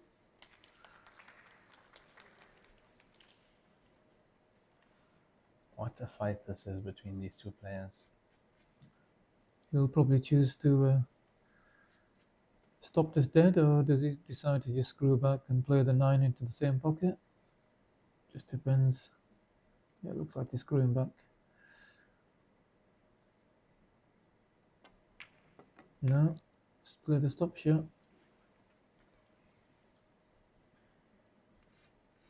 Someone's calling Zhang Kompeng the grinder. I don't think he's a grinder.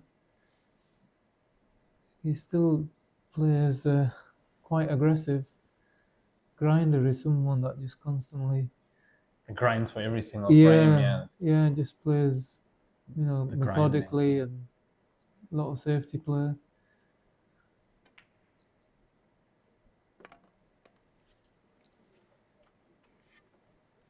This has been a really important reply and an impressive reply too. What an out this is at the moment.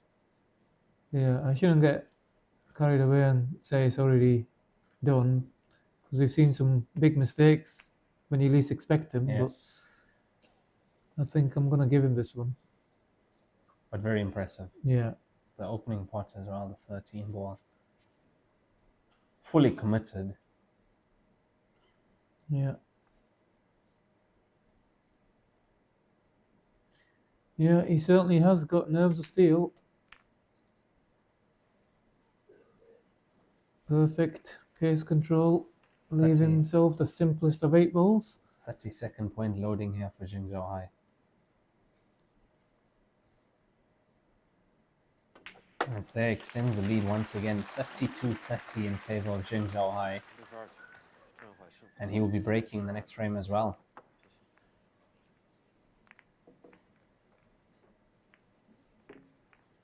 Yes, we do actually read the comments. Yeah, not all the time. Not all sometimes, the time, but yeah, we read sometimes them. we're engrossed in the match too, and we forget about the comments.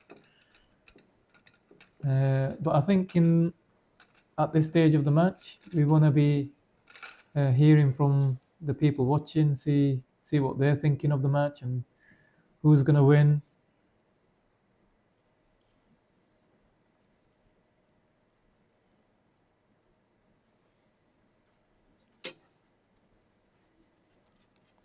Yeah, just to be clear, we're reading the YouTube comments, right? Yeah. So if there's any comments on Facebook, we're not ignoring you. We can only do so much from a laptop screen.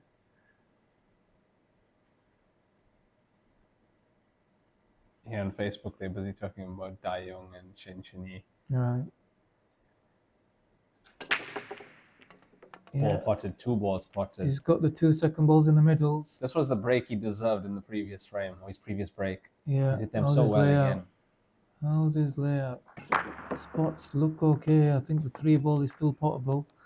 There's enough of a gap. Just how does the bottom of the table look? 7 ball goes past. Plays the stop shot. 1 ball goes into the right center. That's not bad. Yeah, this is That's okay. not bad. I think this is good. Spots definitely be the balls. 7 does go here, bottom left. Just wants to land fairly straight on that.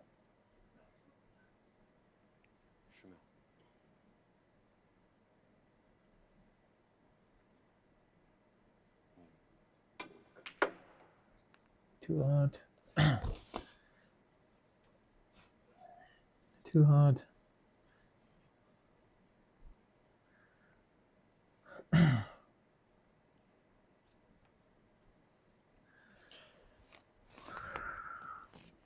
We're still okay. I think you can play 2, not 2, sorry, 4, yeah. 3.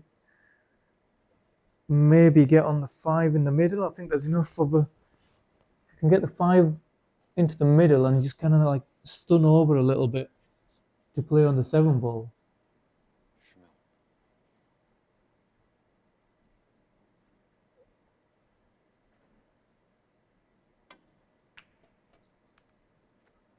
No, he's still trying to get on the 7 ball first.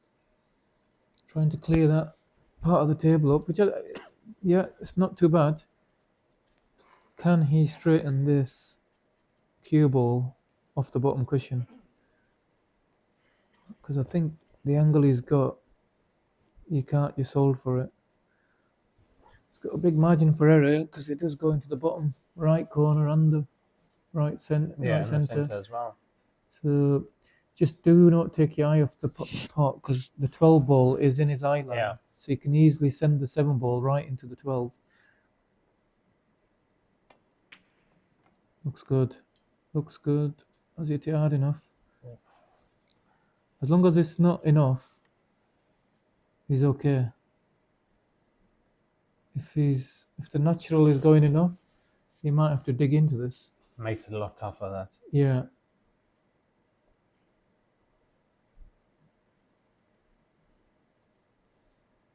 Yeah, playing position on that one, not a good place to be on here. Oh, there's some questions about why some of the top 9-ball players don't play Heyball, like Ghost, SVB or Fuller. Purely because it's they feel like there's enough money in the Q spot they're playing. And they also, and my reason was they are top of their Q spot. Exactly. They come here, they're not going to be top immediately. No. They're going to have to deal with 64, maybe not even 64 finishes. Exactly. Until they put in a lot of time on this table. That was my explanation the other day. Yeah, we've seen, top 9-ball players, not maybe of the level of Ghost and Filler, but, Mickey Krause played in this event. He didn't get through the international section. Obviously Dennis did really well, Dennis Akola. But Dennis is now playing a lot of... But he's playing a lot of this game. So he's committed his last 3 years to this game. And he's still playing a bit of 9-ball, but he's playing almost every major Heyball tournament around the world. So, but if you're getting paid a great deal of money to play 9-ball, I thought he's missed that. Yeah. I thought he's missed that ball. Oh, that's his misses. Oh, I know. That's his misses. She can't watch. I know. Poor lass. I hope he doesn't look up at her because he might start getting even more edgier. She's definitely praying for him.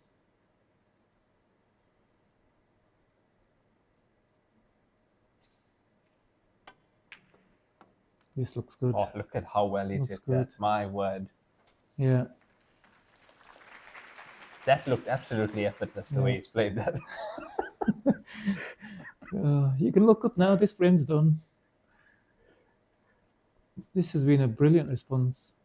Again, every time Kompeng's got close. Yeah, every time. He's responded. Yeah, he's just really turned well. it up. He's Yeah. just turned it up, and he does again. Yeah. Black ball in, 33rd point on the board. He's 33-30 up here is Zhengzhou Hai. One more frame and then the player break. 冠军500万乔氏大师赛官方公映。 Has he done the hard work, Raymond? That is the question. 2 frames away. Has Kompeng got anything left? He needs to win 5-1 from this position.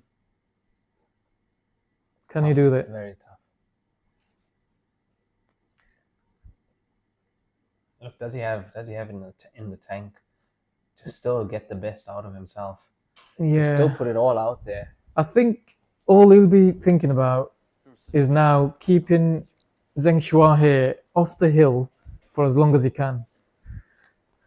So if he can, keep him off. Keep him on 33 and pinch, the next frame or two, make it close again, make it edgy. He's done the first part, which is to put a ball off the break. How's his layout? When the cue ball decides. Stripes look okay. Just put a lot of spin on the ball, doesn't he? Yeah, a lot. I've got a 2 in, 1 in each centre there. Yeah, the 2 middle balls, I think. He has got a nice layout on the stripes, I think. At first glance. Yeah. Pretty decent layout. Just not the easiest of first pots, but fully expect him to get it. Maybe stun on and off the top rail. Or screw on and off the top rail, I should say. Short. Yeah. at that pace. My That is word. a lot harder than My what it looked. word.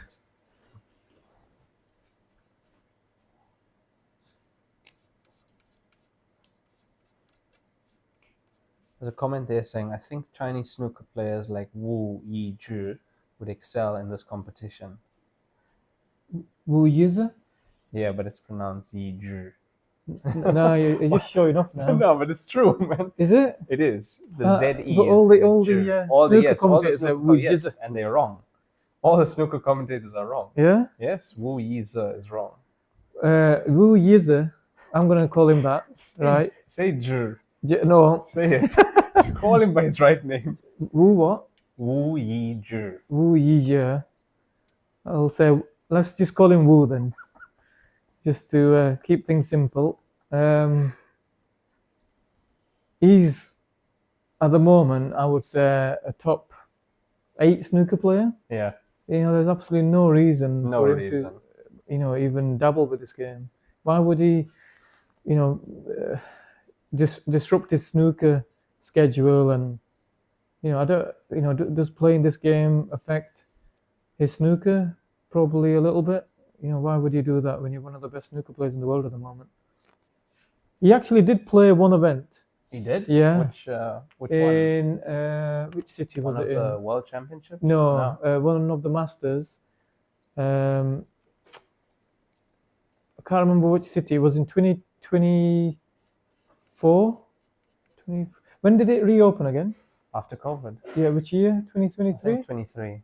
So 2023, it was his home city, the station that was he was there. So he played in.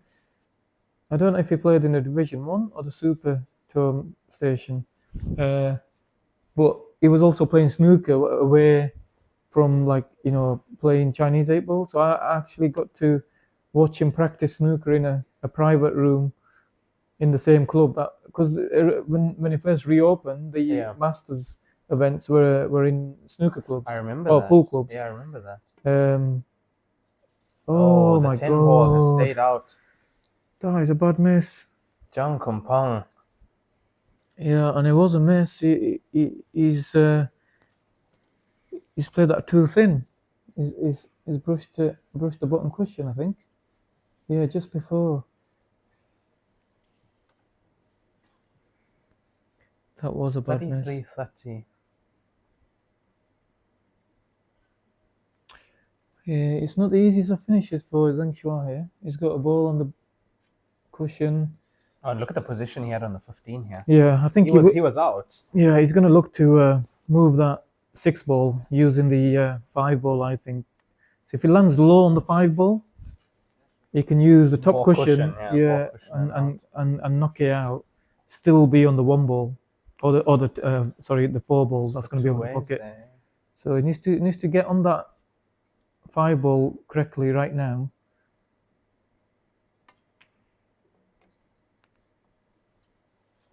I don't know if you've seen it.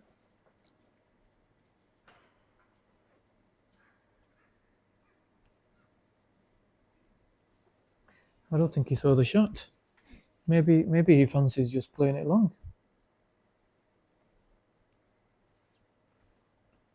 To play the 6 where it lies. Yeah. I wouldn't be doing that. I would have been straight away trying to get on the 5 to get there. Yeah. Or maybe he's playing the double as a shot to nothing. This is okay. Right. I don't mind that. This is not bad thinking.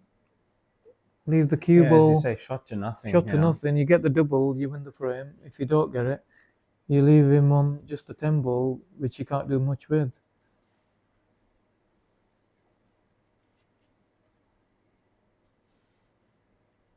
Well, I do fully expect him to get the double though. These guys practice this shot for hours and hours. Yeah, straight in. No problem there on the double. Yeah.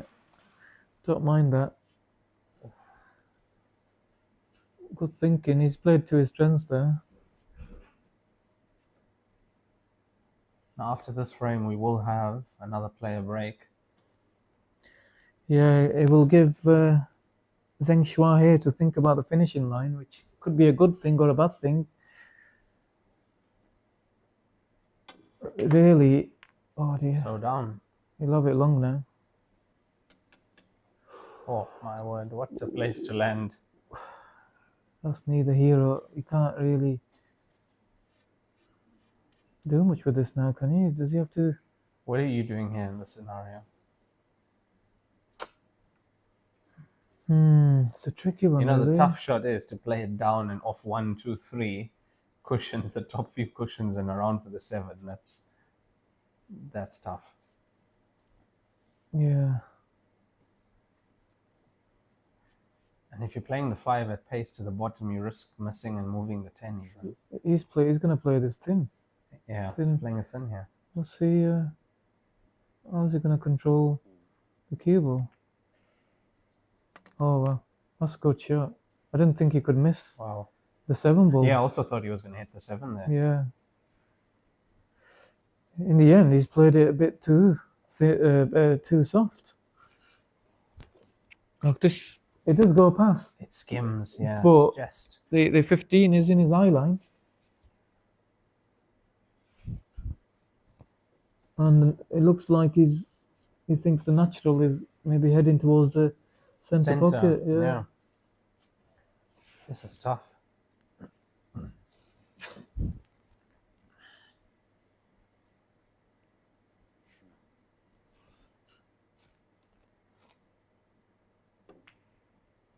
Looks good, it's there. Yeah, but the 8 ball. If it's that straight. These misses. The cameraman is fixated on his misses. Yeah. This shot. Yeah. This is literally, even in this situation, Bread and butter. 100 out of 100. 100 out of 100. Like this is what the practice for, 4-6 hours a day. To hit it, to pot it now. Yeah. Yeah, to pot it now. No, I still, he could be like shaking. Yeah, he'll still pot the He'll ball. still pot that ball because it's just This is that so 7. routine Wow. for him. What a 7 ball that was. And that takes us to our player break. 64 frames played, I believe that is. And we will be back in just under 10 minutes.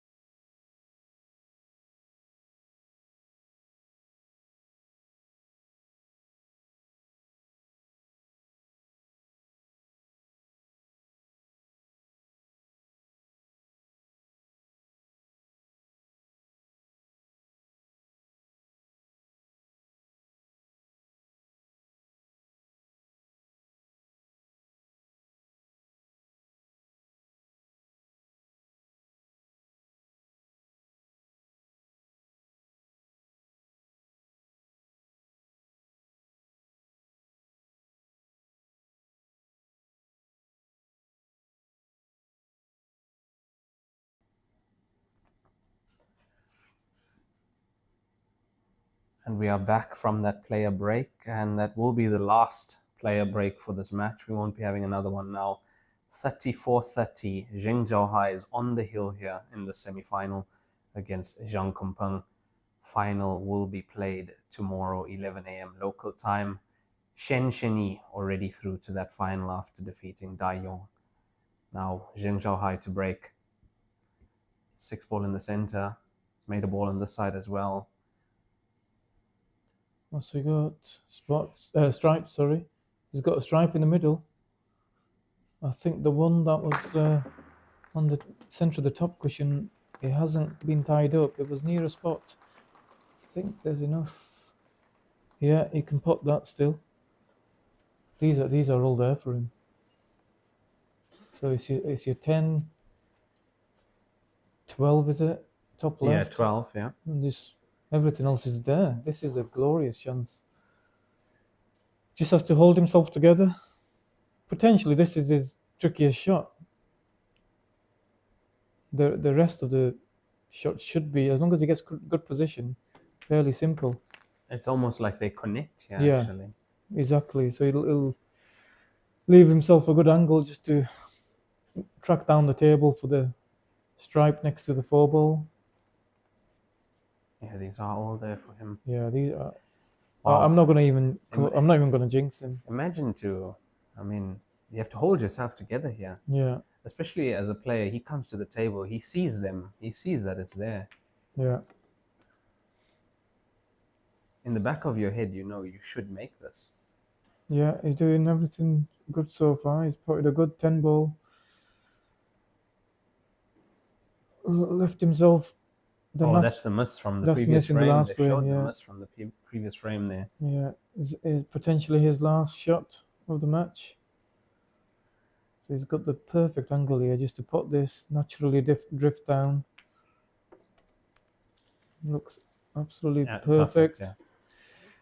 11 into the center.